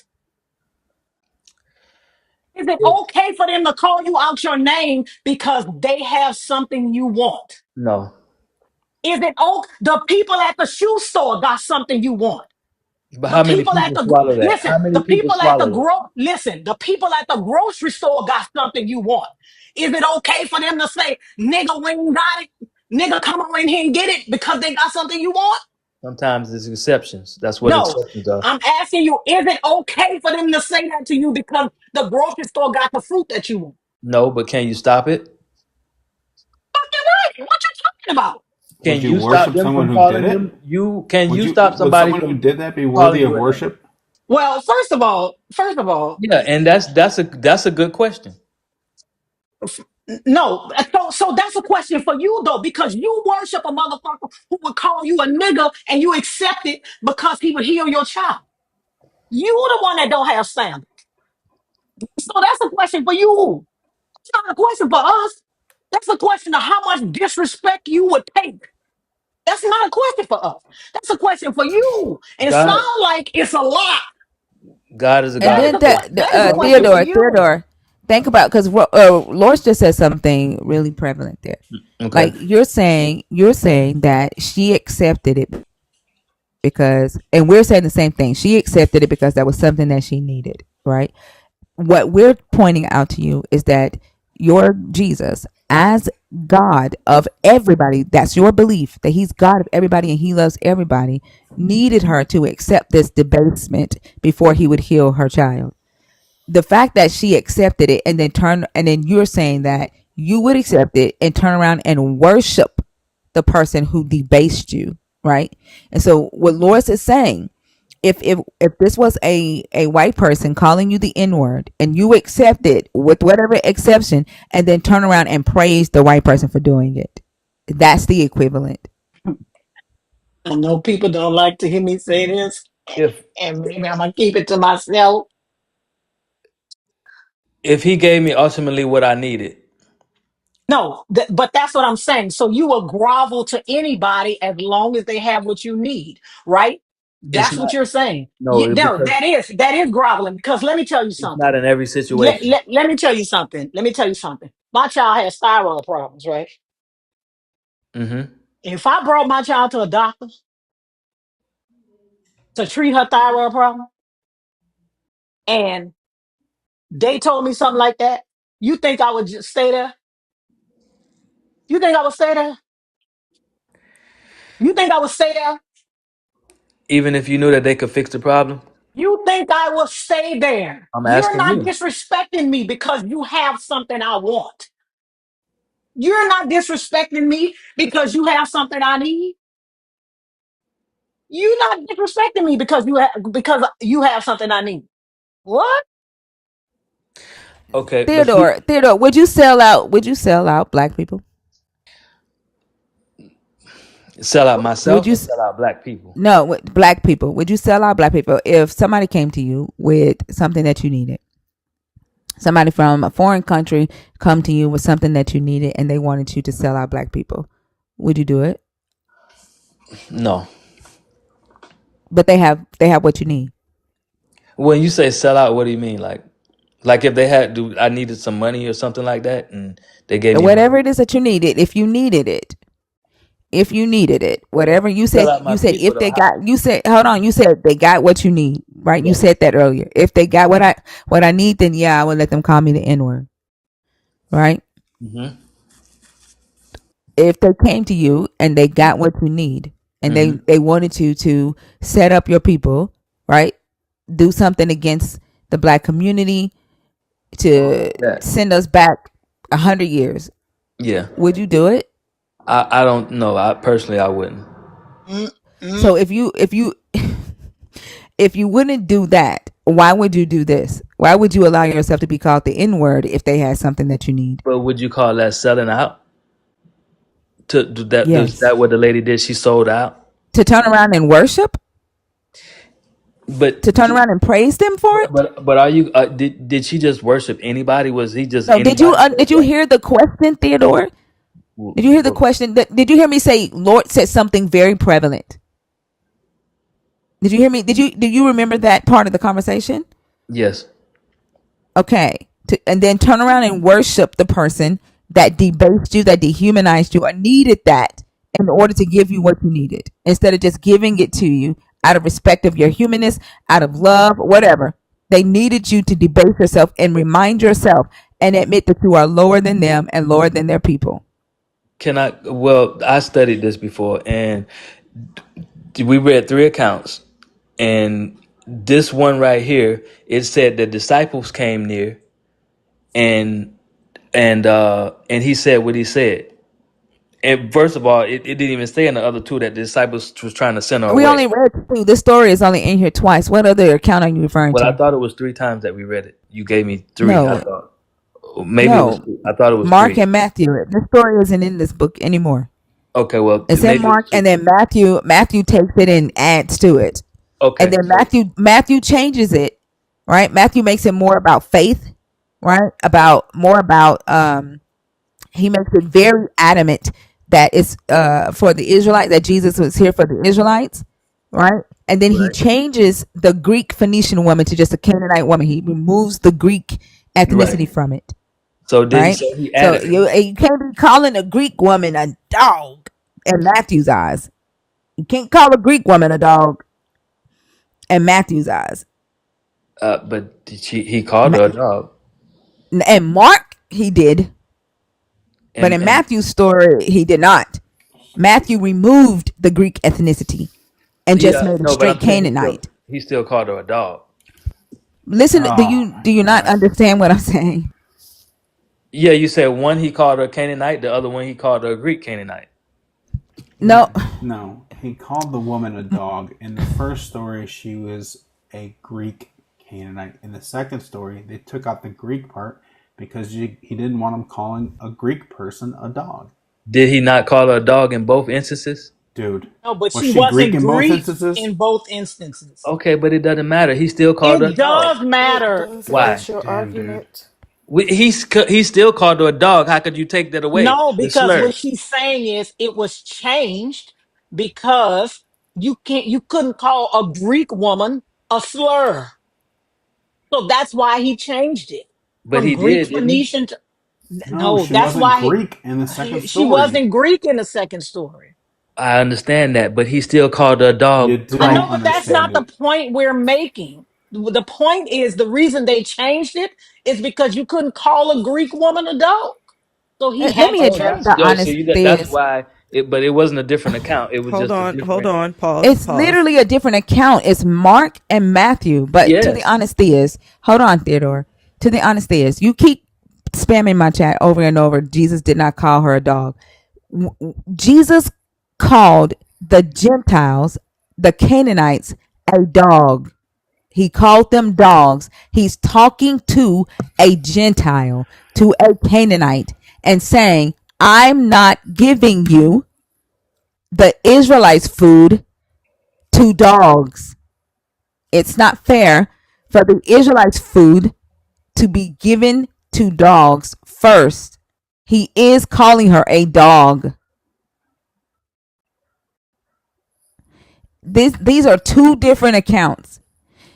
This Mark says that she is a Greek Phoenician woman. Mark wrote about this account first. Then 20 to 30 years later, Matthew comes along, uses Mark as a reference, and expands, creates an entirely different narrative and adds to it. It's 2 accounts. How are you saying it's not 2 accounts? I find it funny that the Christians are windmilling in the comments, stating that if you either change the language or that something had to be tampered with because no way their Jesus could be that fucked up, but not providing any evidence that anything has been tampered with. Your Jesus said what he said. I think in Revelations chapter 15, I think. It might be let's see.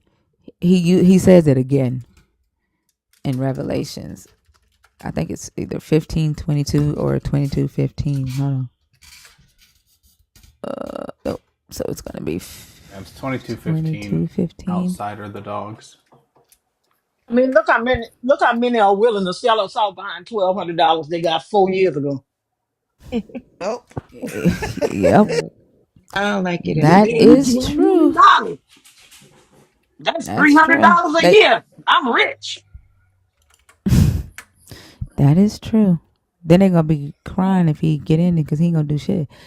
Blessed are those who wash their robes so that they will have the right to the tree of life and may enter the city by the gates. Okay? Those that have the right to the tree of life are in the city through the gates. Outside are the dogs and sorcerers, sexually immoral, murderers, idolaters, and everyone who loves and practices falsehood. Who are the dogs here that Jesus is talking about if he's not talking about Gentiles? Who are the dogs?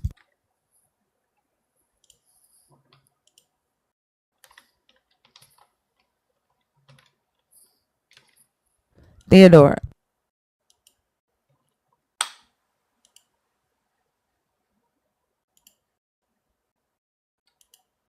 Theodore, are you there? Yeah, I'm here. They muted me. I said that the Canaanites. Right. So here you understand that the dogs are the Gentiles, right? Not even just the Canaanites. It's just Gentiles. Anybody that did not have a right to the tree of life and are outside of the gates of, I guess, New Jerusalem or heaven or wherever, the garden, wherever. Outside of the gates are the dogs, the Gentiles, the Greeks, the Canaanites, the Assyrians, anybody that is not an Israelite or a grafted in Israelite. This is Jesus talking in Revelations 22 and 15. Okay, that's fair. So if he means it to be dogs, I mean, if he means it to be the Gentiles and the Canaanites here, why would it not mean it here? No, I agree that that's what he's speaking of. But my thing was, I was saying that in the account, the second account in Matthew, when he added that he had disciples around him, which it wasn't in the first one, he also added that the disciples told him to send her away. In the first account, there was not that. So in Matthew's Hey, account, hold on. Who told the disciples to send her away? the disciples told Jesus to send her away. Okay, and what? And so I'm telling you, in that instance, we can see more into the situation, okay, about what happened and how it happened.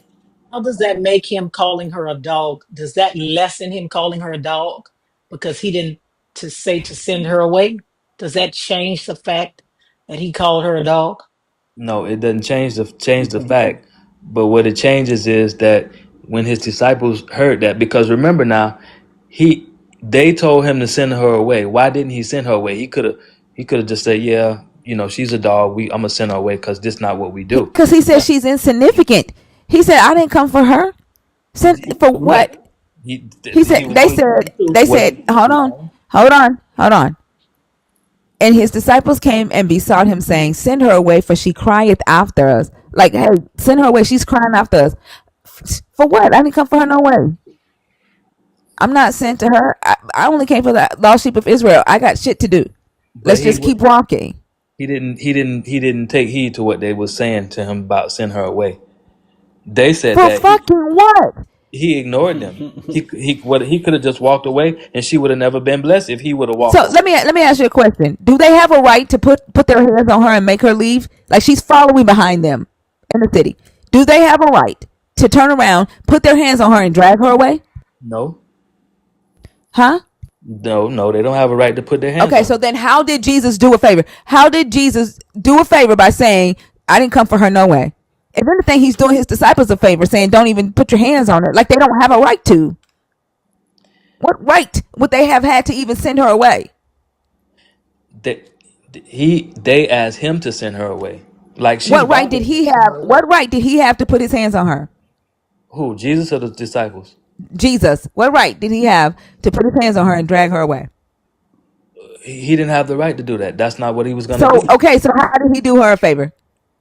How did he by do a by favor? by by by not sending her away. He How healed did he her do her a favor? No, no, no. How did he do her a favor by not sending her away? because he could How have. how how could he? I mean, he could have told her go about your business. For Or fucking what? When he said that she didn't matter.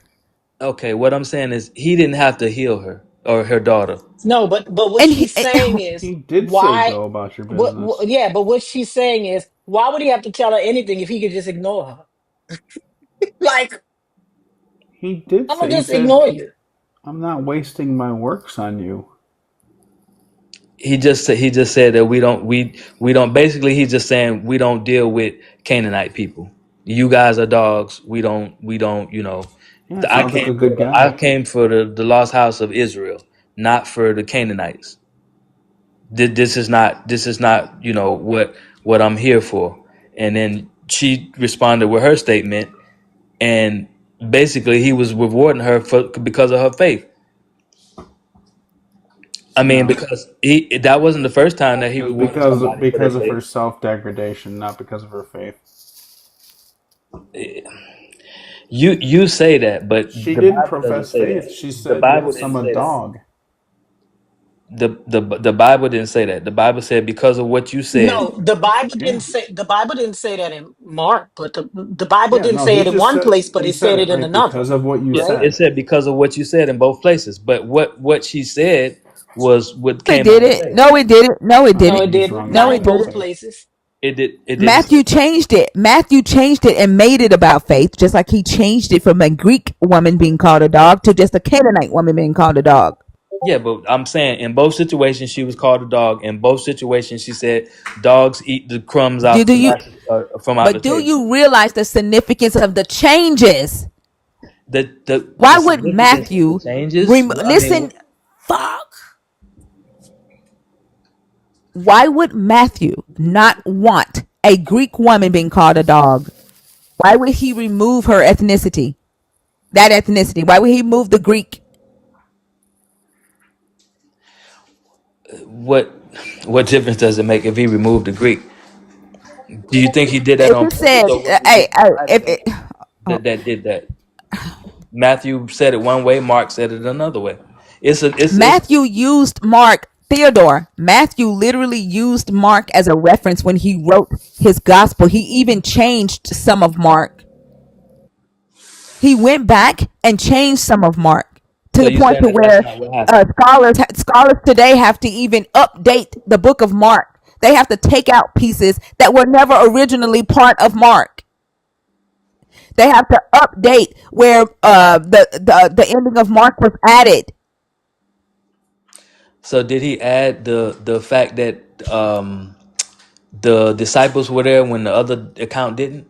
Did he just put that in there just to make it pretty, or what? Tell the disciples that sent her Yes, away. he added that part. Yeah, do you see it in Mark?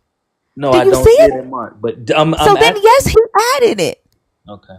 He added in. He created this What narrative was the in his significance of it? writing What was the significance of it for adding the to disciples? prove to show that Jesus did not care for the Canaanites. But he didn't care for him in Mark. In that same scenario. If he called her a dog, and that's the same thing. You could draw the Does it show? conclusion. Let me see how deeply we can tell that Jesus didn't care for the Canaanites in Mark, because Mark is one of the shortest books. Mark don't do all the extras that Matthew and Luke and John do. Mark has like four prophecies in it in the entire book, maybe six. Whoever wrote Mark, like their goal was just to do one thing, to show that Jesus came and that he died. Like whoever wrote Mark, he was not trying to prove that Jesus was a God. He wasn't trying to prove that about faith.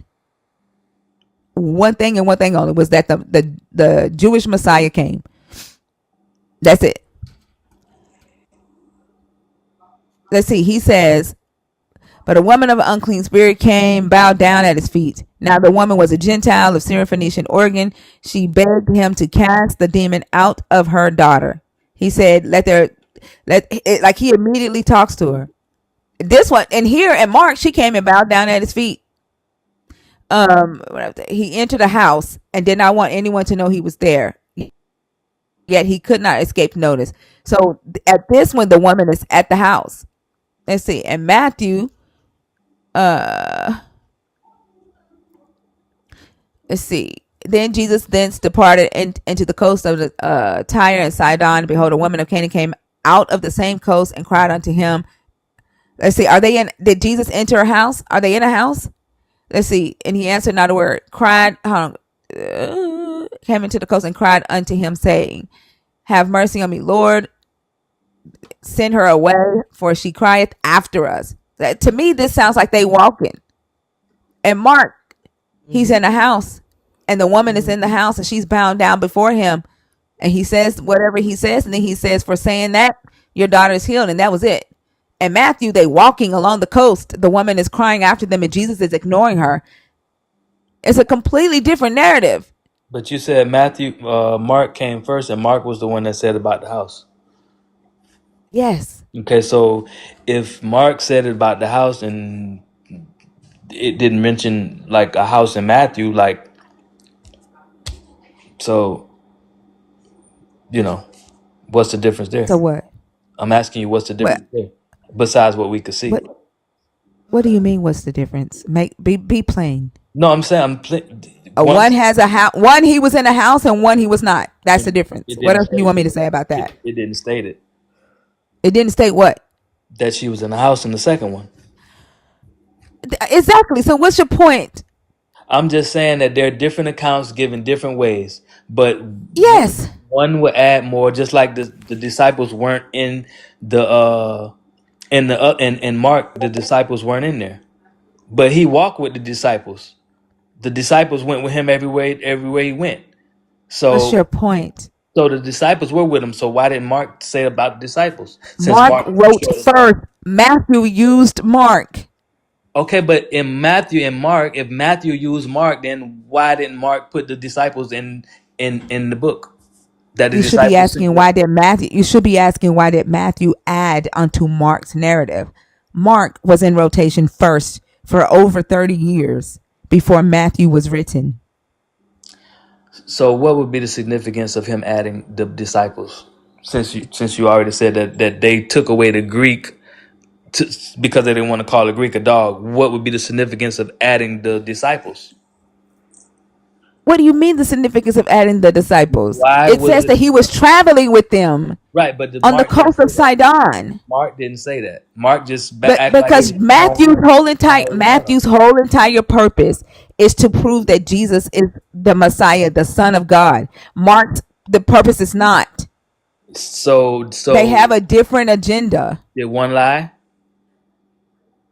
Lie about what? About the way it happened.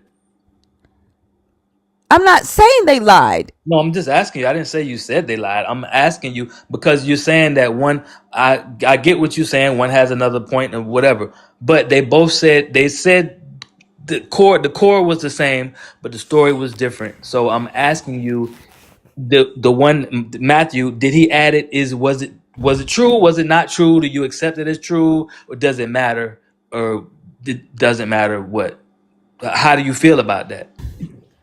What do you mean? I don't believe in this Jesus. I don't believe none of this shit. That, but you just said that he took out the Greek part of the woman and one because he did in his story he didn't want a Greek woman being called a dog.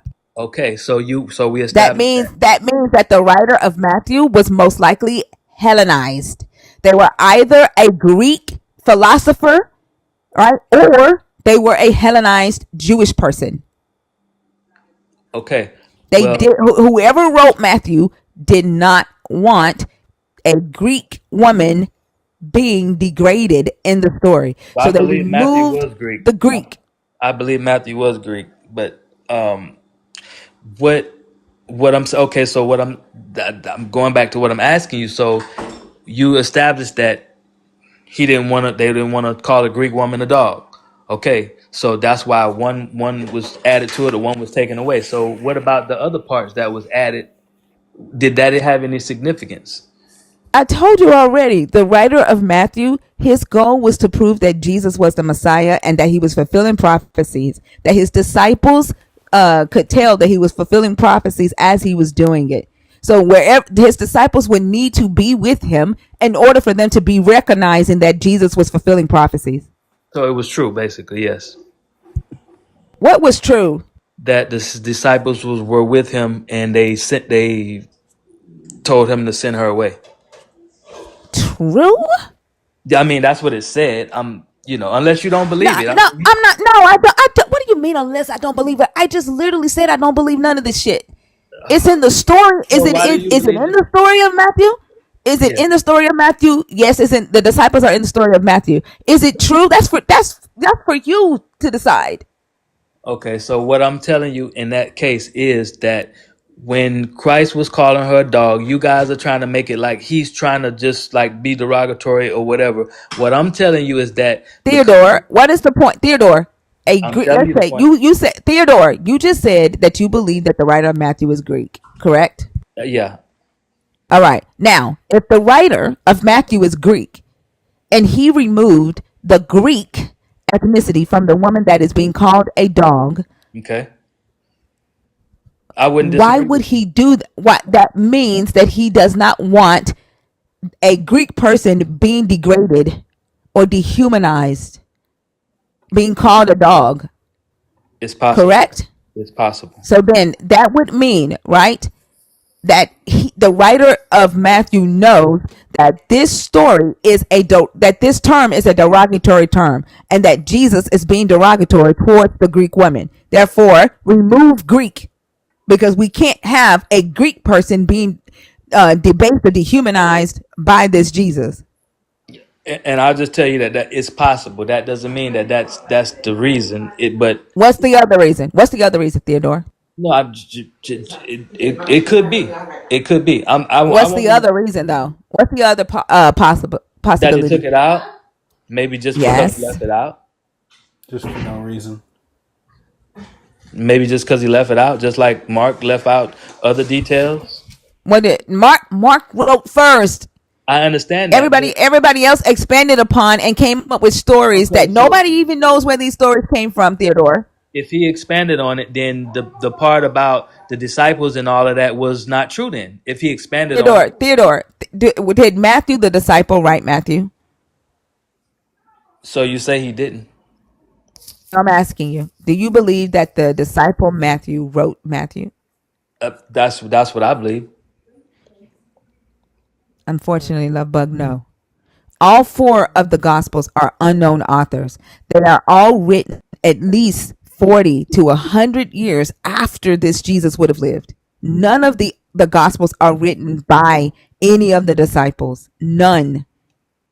I heard that discrepancy before, and I've been over that before, so I'm not gonna argue that point. Okay, but we're still dealing Wait, with two wait, different wait, accounts. wait. Is Luke a disciple? Luke, Mm-hmm. yeah, Luke was a disciple. All right. Let's look at this. For as much as many have taken in hand to set forth an order declaration of those things which are most surely believed among us, even Luke as they didn't walk with delivered him. them unto us, which from the beginning were eyewitnesses and ministers of the world. It seemed good to me also, having had perfect understanding of all things from the very first, to write unto thee in order, most excellent Theophilus, that thou mightest know the certainty of those things wherein thou hast been instructed. Hold on, let me find the where he says that he is a witness. I mean, not a witness. Which verse is it? Hold on. I thought it was in chapter 1.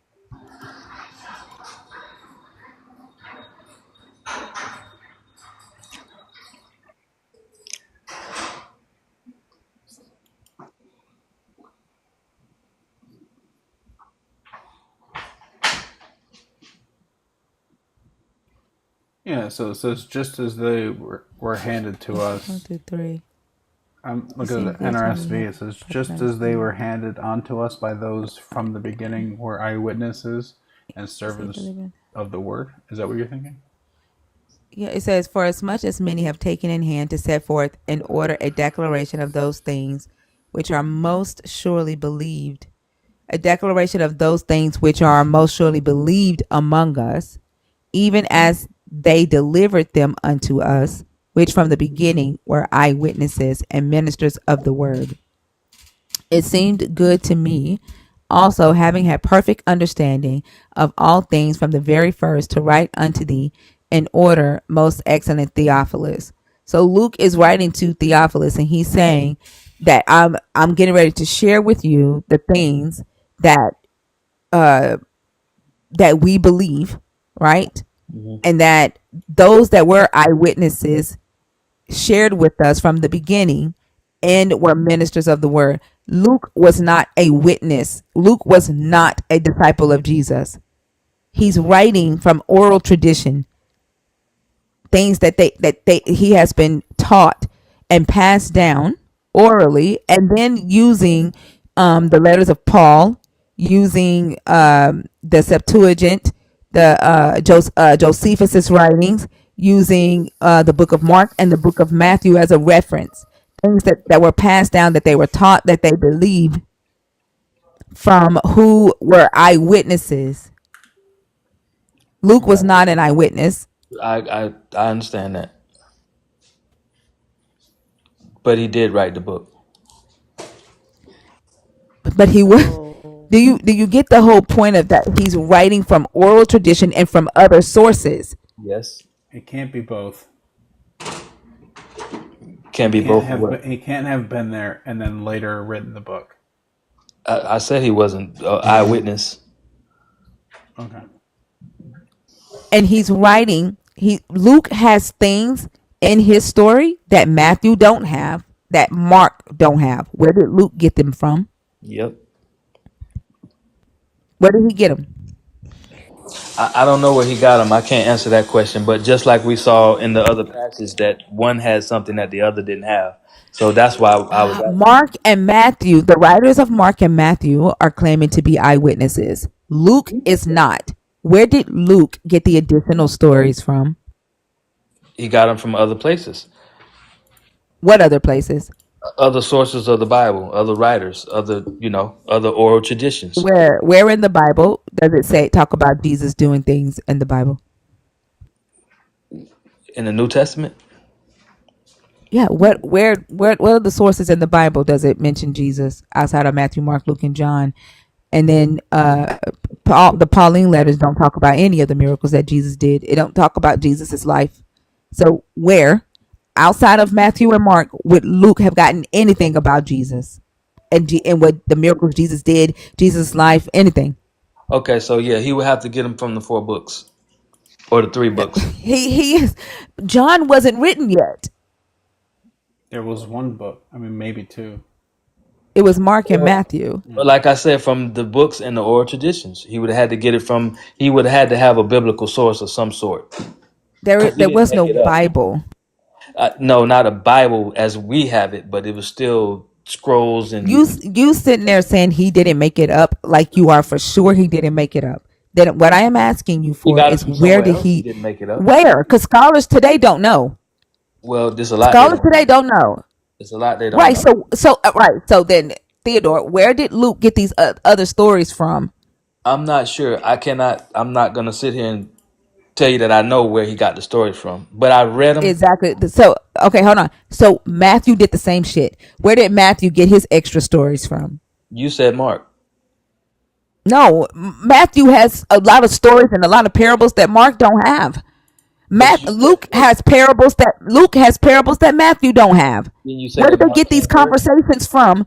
You Where did said they that get Mark. these conver? You I said Mark cannot came do it first. because you keep Answer talking the while I'm talking. question I, and be okay. quiet until she finishes. I was okay. you were talking while Mark she's talking. Matthew has parables that Mark doesn't have. Parables that Jesus would have said.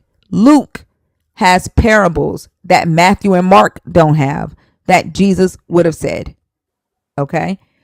There was no resource, right? Right? They don't have a resource because the Bible doesn't exist yet.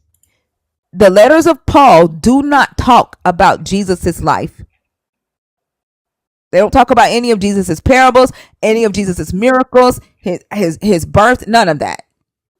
Where are they getting these extra stories from if they're written 40 to 100 years after this Jesus would have lived?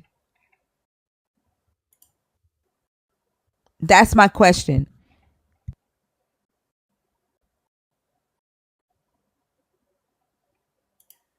I sent you an invitation to unmute. Y'all, can we get these likes to 450 before Thinker gets off? She's staying on longer than usual. So also, can we show her some love and get gifts flowing her way? Thank you. Thank you. Y'all, it's Also, Friday. I'm not sleepy yet. I can stay on for a little while longer. Lala, did you get some rest? Sure let's did. see. Okay, good. You sound rejuvenated.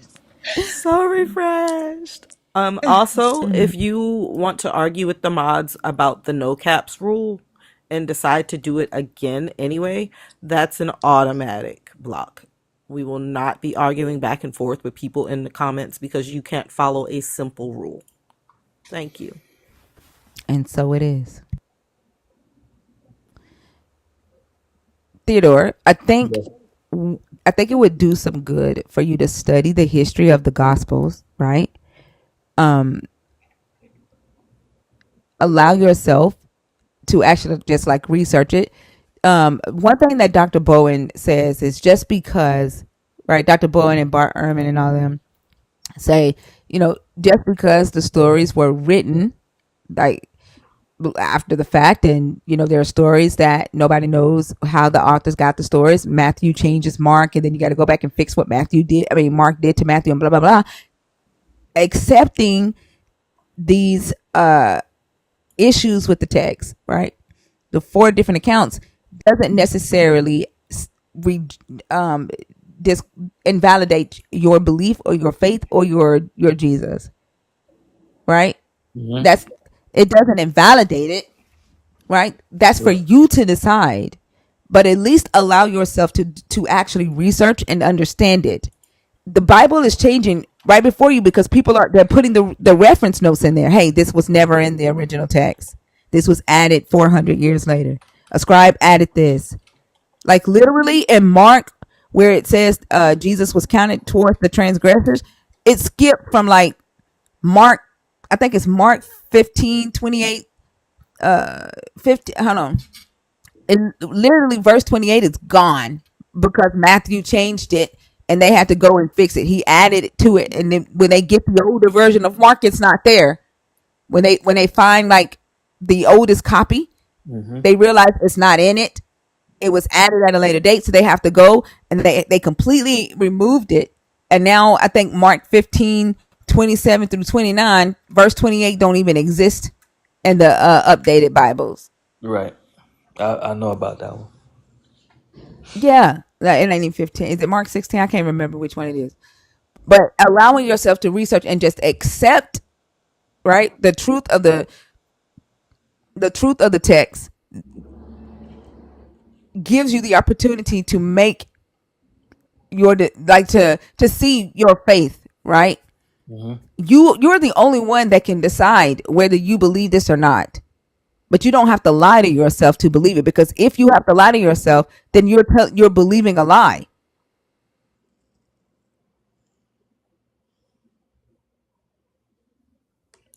Does that make sense? Yeah, it makes sense. What I look for is discrepancies. If things don't line up, things of that nature, because I know that even in Revelations it talks about if a jot or a tittle be removed out of the Bible, then that will be added unto you. And the Bible said that will be added unto to their punishment, whoever did it. Well, I mean, it says So that about the Torah too. They just copied what was said in the Torah and put it in Revelations. right, but I mean, adding to it or taking away from it where it wasn't supposed to be. Because I mean, there's more books But you than. do realize that means that the New Testament should not have been added to the Torah, to the Hebrew Scriptures. That means that the New Testament should it be with the Hebrew scriptures, because that was in the Hebrew text first. But why shouldn't it be with the 66? Like I say, there's more no, books than 60. no. Because there was no. What? Go ahead, Thinker. No, Sorry. go ahead. What she was saying was that in the Old Testament, God gave the command that his word was not to be changed. The New Testament is a huge change and addition, which is against the laws of the Old Testament. Can I ask you this? Well, how could they change it, or how could they get it in? First of all, it was a different language. It was written in a different language. So you Was it? started off with the Hebrew, and then you went to the Greek, and then you went to the Latin Vulgate, and then you went to the regular Latin, and then you went to the English. So I mean, in translation, you're gonna lose things, you know. So that's one way that things could be a little bit different. That's why you have to study to see the contextual. What does that have to do with a set of like 20 something books being added? 20 something books being added. Like what? Oh, you talking about the whole New Testament? Yes. If in the Old Testament it says in several places that you are not to change the word of God, you are not to change the laws, the commands, anything, and then a set of 27 books get added, how is that not a violation of that law? Is it? If it's a change, it would be. A change, it went from not having those books to having those books. That's not a change. If it How is it not a change? because it's not a change would How is it be not adding to it? it How it. is it not adding to it? Because it says don't add or take away, right? But how did it? Does it just It says that. does it It say says not that. to But add or take away, right? yeah, but it's not adding. It's not. It's not adding something that's not supposed to be there. What are you talking about? It's not adding something Does that's it not. say that? Does it say don't add what's not supposed to, or don't add what's supposed to That's be the here? Or whole does it say point of don't not add? adding or taking away. Does it say don't add things that aren't supposed to be here, or does it say do It not doesn't add have or to say take that. away? It doesn't have to No, say that. this is It says you does not trying to add or take plead. No, away. this is you and apologizing for the Bible. This is you pleading for it. It is not what the book says. It is not what the law says. So you basically trying to tell me that it's just the Old Testament and everything else is out the window. There's a lot of books that's not even in the Old Testament that were Yeah, written. and what I'm saying is the New Testament is in violation of the Old Testament Well, in what its about the other entirety. books that became before the New Testament that are not in the books? Apocryphal books and stuff like that. Well, there's a reason they're not included. But the whole point is there should be included. Why? Some of them started off included and then some were taken out later. Okay, Out of the, that's a you problem. my point is that you say that the New Testament is added. So that means that some of the other Did stuff it was added too. exist in the Old Testament? No, but that's not a criteria of it being an addition No, because you're saying they had a good reason to add it. it was still God's word continuing. You are saying that they had a good reason. That is not part of the command. I didn't say it was a good reason. I said that it was still continuing. It had not been finished.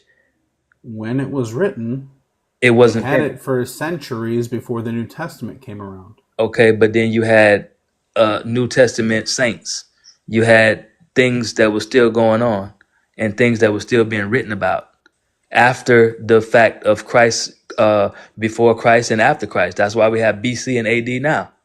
Okay, so things were still going on with his people, with his witnesses, and they were still writing things. And so, yeah, writings came much later. Some writings came much later. And they were added. Uh, You can't get around a thing not being there and being there I'm and not not going to calling argue it with you and say added. You they just weren't can't get added, around that. but what I'm saying is that they belong. They belong. What you're trying to make the case is that, oh, they should have stopped at the Old Testament and stopped writing. And that's not so. No, you are trying to make the case that they had a good reason, and you're saying that reason is they belong. But that's you saying it, right? Because if it didn't belong, then it would contradict what the Old Testament was saying, and it doesn't. It does. It fully does. That's the entire point. No, it doesn't. How does it contradict? It says don't add to the law. I mean, they didn't add to the law. Sure they did. How? Yeah. I'm Can I ask you a listening. question? Yes, sir. What was the Old Testament written in? Paleo Hebrew, What was the New Testament written in? Greek. Would you say that's a change? Yes. Why do you think that is? Why do I think that they wrote it in Greek? As opposed to the Hebrew. Well, because that's who was in power at the time. No, they I mean, weren't. The Romans at the time right. when this was written. Well, the Romans got their information through the Greeks. Yeah, but it wasn't the Greeks were not in power when these Well, gospels were the written. Romans, yes, the Romans were in power for Caesar, and yeah, but the Greek was the closest thing that you can get to the Hebrew. So when they translated in Greek. It's not Well, the I mean, closest you can get to the Hebrew. That was just the language What that the was Romans used. I'm talking about after? If you were to translate Hebrew, would you use Spanish or would you use Greek? What right. would be the closest? It depends on who the audience is for. So I'm talking who's it about to the being language itself, disseminated to? because the Greek comes basically from out of the Hebrew, the scripts and everything. So It the was language. translated to Greek. It was Yeah, it was translated to because Greek, I right? understand that it was translated Not to Greek. because it was the closest language. The closest language to Hebrew was Aramaic. Well, Aramaic and then Greek, But but Aramaic is not close to Greek. Aramaic is close to Hebrew, but it's still different. You know what? You Aramaic is close to Hebrew because they're both Mesopotamian But they're in still different. nature. But the Greek is not close to Hebrew or Aramaic. Where did the Greeks get their information from? Not from the Hebrews. Well, who was it? What did I don't know, but it didn't come from the Hebrews. what did the Egyptians speak? Egyptian. Yeah, Yeah, Egyptian. they spoke Egyptian. They spoke the Egyptian language. They start with an S, something like Sinaisis or something like that. I can't remember. It was a But form of they didn't Hebrew. speak Hebrew. It was a No, they form. didn't. I No, said they did not. it was a form. No, it Well, wasn't. There you go. It's Sanskrit, but there's a form of Sanskrit. It has nothing to do with the Hebrew. they could understand each other. That doesn't mean that that's where their language came from. No, I'm just saying that they were similar in nature No, they weren't. well, how could they understand each other if it wasn't similar? And it What was do you just mean? totally different. My sister-in-law is Latina and she speaks Spanish because I can understand her when she speaks to me, and I speak English. Is Spanish and English similar? How could you know what she's talking about in Spanish? Because I learned Spanish and I have conversations with her, so I Okay. know how to understand her when she But talks to me in Spanish. if you didn't learn Spanish, how would you Right, What is right. this I hurdle you're learned it. putting It up? doesn't mean that English came from Spanish or that Spanish came from English. Okay, so my point is that when they were speaking to each other, they didn't have to learn each other's language to know what they were speaking about. They already knew it, so it had to be similar is my point. I didn't say it How do was you know they didn't have to learn it, Theodore? Tell me how you know this because I information. know because Abraham was talking to the Phoenicians in North Africa, or whatever you want to call it, Canaan, uh, uh, Tyre area, the region. They were speaking to each other, but they had different languages. The Canaanites were Okay, so from that Samaria. okay. Please tell me why then did the Jewish the Israelites, the disciples, after Jesus died and Jesus sent the Holy Ghost, why did Jesus have to Duolingo Egyptian language for them to speak in if they just knew it? If it was so close to the Hebrew, why did the Holy Spirit have to give them the ability to speak in other languages? And one of those languages was Egyptian. Why? What was, I mean, from my understanding, that was a gift that happened. That was not like, But why would they need that if they already know how to speak in the language that Egyptians no, speak? everybody didn't know how to speak it, because the people that were speaking other languages. Oh my You're God! talking about You at just said Antioch? they didn't have Are to we? learn. You just said they didn't. Yeah, One I'm of our blocking old Poochie. friends, Salamini, wants to come up. Are you taking anyone up? What's up? He's the only Christian up here right now. I'm Oh, okay. trying to let two other Christians come up. Okay. I just blocked him. Poochie, don't tell me to calm down. You can get the fuck out. Well, there. Thank you. I blocked him. I guess I didn't You even already kick did? him Okay, down. because I was looking for him. Thank you. Like literally, you just said they didn't have to learn it. You said they didn't have to learn it because it was so close. Now you're saying they had to. That some of them didn't know it. I said that That when Abraham spoke to, which was, we're talking like thousands of years ago. When Abraham spoke Hebrew, and he was speaking to the other people. I guess they speak Sanskrit or something like that. I forget the name of the language, but it wasn't Hebrew. It was different, but it was similar. Is what I said. It was different, but it was the similar. people, those were Semitic people in Egypt. Yes, but their languages was different.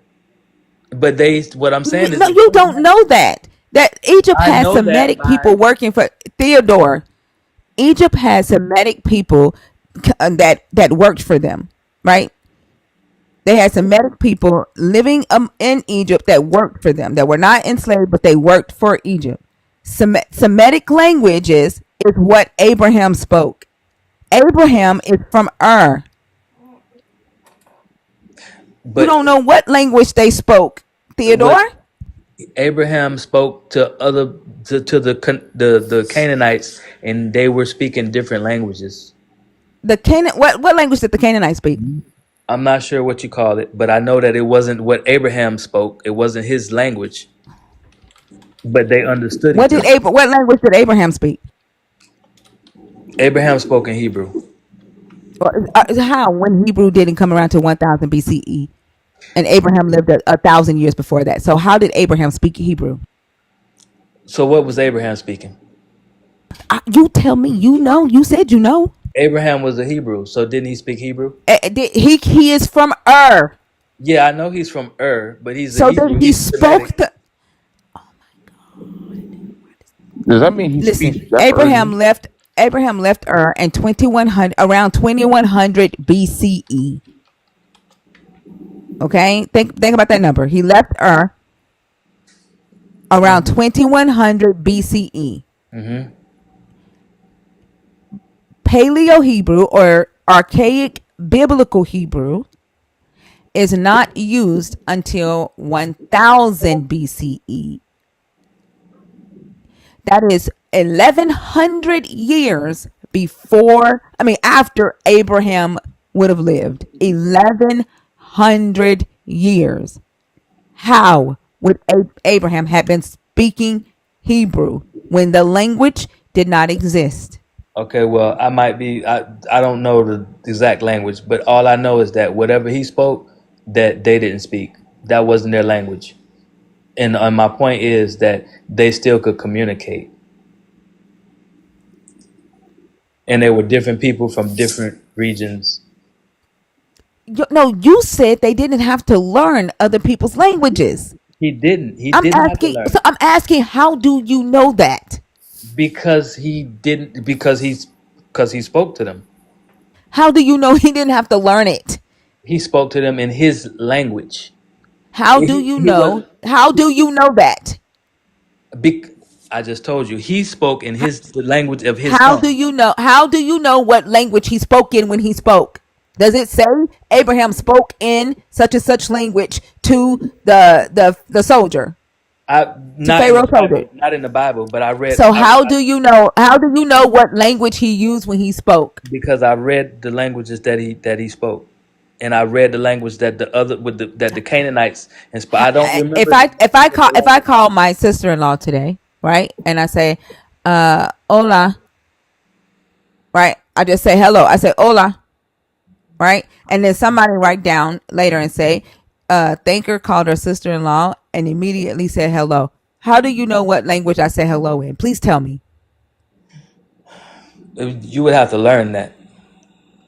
No, that's not what I asked you. You said, What how would you know what hola means? I did not say that. Okay, well, I This might be misheard. a little too esoteric. We'll say it again. You said if you called your sister-in-law and she said hola, right? Oh, She said, no. Thinker herself said hola. Okay, you said hola. Okay. And And And then then then somebody years write, and later, then sorry, go ahead. years later, somebody writes a story about me. And in that story, they say, Thinker called her sister-in-law and immediately said hello. Right? They're writing in English. okay. How do you know that in reality, in actual life, I actually said hola and not hello? I wouldn't know by that if it was brought to me that way. Okay, where in the Bible does it bring to you the language that Abraham actually spoke when he spoke to the Canaanites or when he spoke to the Egyptians? I didn't read it in the Bible. So tell me, how do you know what language Abraham spoke to the Canaanites or to the Egyptians? From reading and studying, but it wasn't the Bible. Okay, pull up the resource, please. Um, it's a book called there are many books, but it's the one particular one is called From Babylon to Timbuktu. Are you kidding me right now? Are Holy you kidding me? shit. Are you kidding me with that book? I can't. What's wrong with it? I I can't. mean, He needs some help up here. Seriously, he Were needs you two up here Christians up before here. under a different name? David, I'm just gonna. I mean, Theodore. I don't know why I keep calling you David. There's too many Are there Davids any in Theodore. here. Christians Plus, you were on talking here? about David. what's wrong with the book? I mean, the guy who wrote it, I mean, he didn't just go off his own. He got references, hundreds of references in the book. So, I mean, in that he didn't write. So if I'm gonna say something and it's not true, and then put hundreds of Theodore. references, yeah. Theodore. What scholars peer reviewed his work and said, "Yep, this is factual data"? What? And then Well, tell me, what is his credentials for that? Now, hold on. what is his credential Credible, for it? cre- Well, what makes anything? credible, What's his credible degree? information. Let me finish, and you'll hear what I'm finna say. Go Credible ahead. information is peer reviewed. Okay, other people, other scholars in the field will review a scholar's work and either agree or disagree with it. What other scholars have reviewed his work and agreed with it?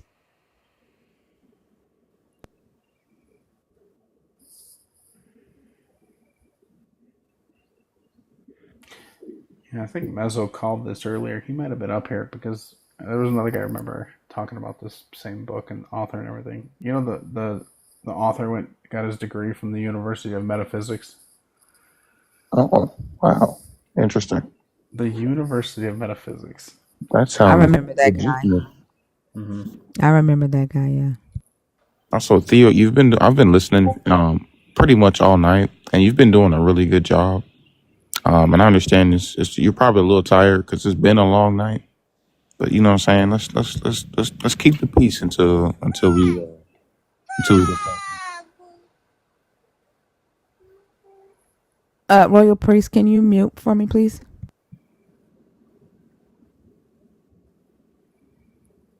Thank you. You're so close to the finish line, brother. Okay. That's actually what I was getting ready to say because I actually like you, Theodore. Well, I appreciate I you. think, yeah, I appreciate that. I think it's you don't allow yourself to accept knowledge unless it matches your current understanding or your current belief, right? I could understand that if we were not bringing resources to you, right? If we were not using lexicons, right? If we were not using scholarship to back up the things that we're saying, even if we were not using the actual Bible, the thing that frustrates me is that you have closed yourself off from being able to accept knowledge or engage with knowledge, adjust any type of understanding or anything, right? You reject information if it does not match your current understanding. That's the thing that frustrates me. But what I can say is that at least you have a challenging conversation. Does that make sense? But it Yes. is very frustrating. It's frustrating that it's hard to move it forward because sometimes it sounds like you're either not fully listening, right? Or it could be a an effect of indoctrination or cognitive dissonance. I'm not sure yet. Does that make sense? Yeah, I understand what you're saying. Yeah. I Okay. mean, would you agree that like I said, in a relationship that you don't know somebody on the first day or the first date or the first week, you know? So I mean, it'll take some time because I listened to you, some quite some time before I ever even got on the panel. So Mm-hmm. I've been listening to you guys, and I understand how you do your format, and I've heard a lot of things what you about. I'm not gonna say I know everything, but I've heard a lot, and so that's why I wanted to come on the platform because I think you're a fair host, and I see that you're knowledgeable, even though there's things that I just don't agree with you on, and vice versa, things that you won't agree with me on. I don't have a problem with that.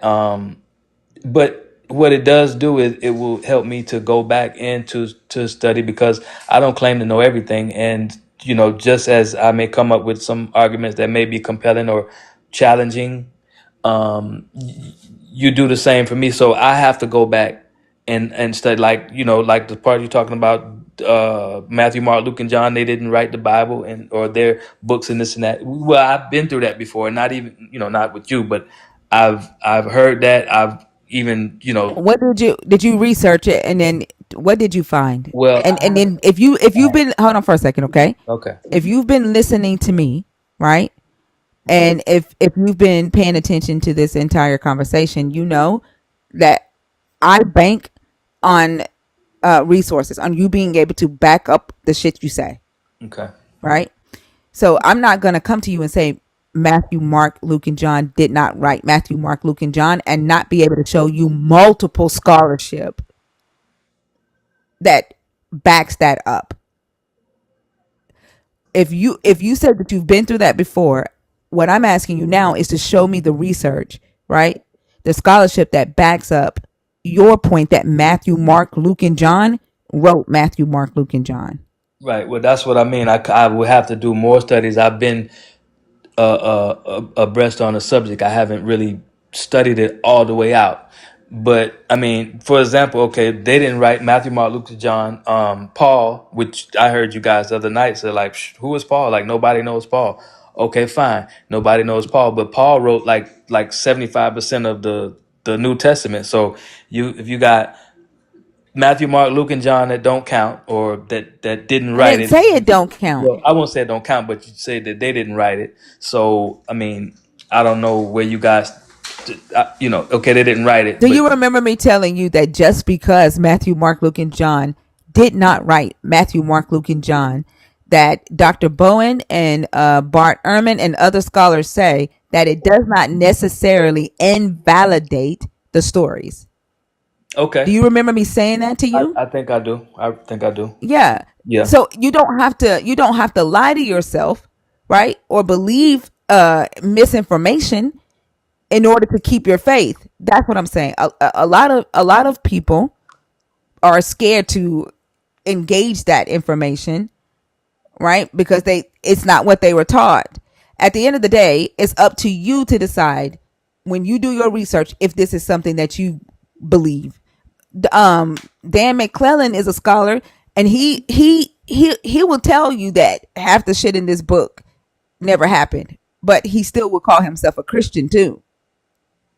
I I would, don't I know would, why he still does, I don't know but either. he knows why. But Well, he knows why. That's your decision to make. Well, let me ask you this: if he just for that, that's a good example that you made. If you don't believe the Bible, then why would you call yourself a Christian? I mean, I would just call That's you. his decision to make.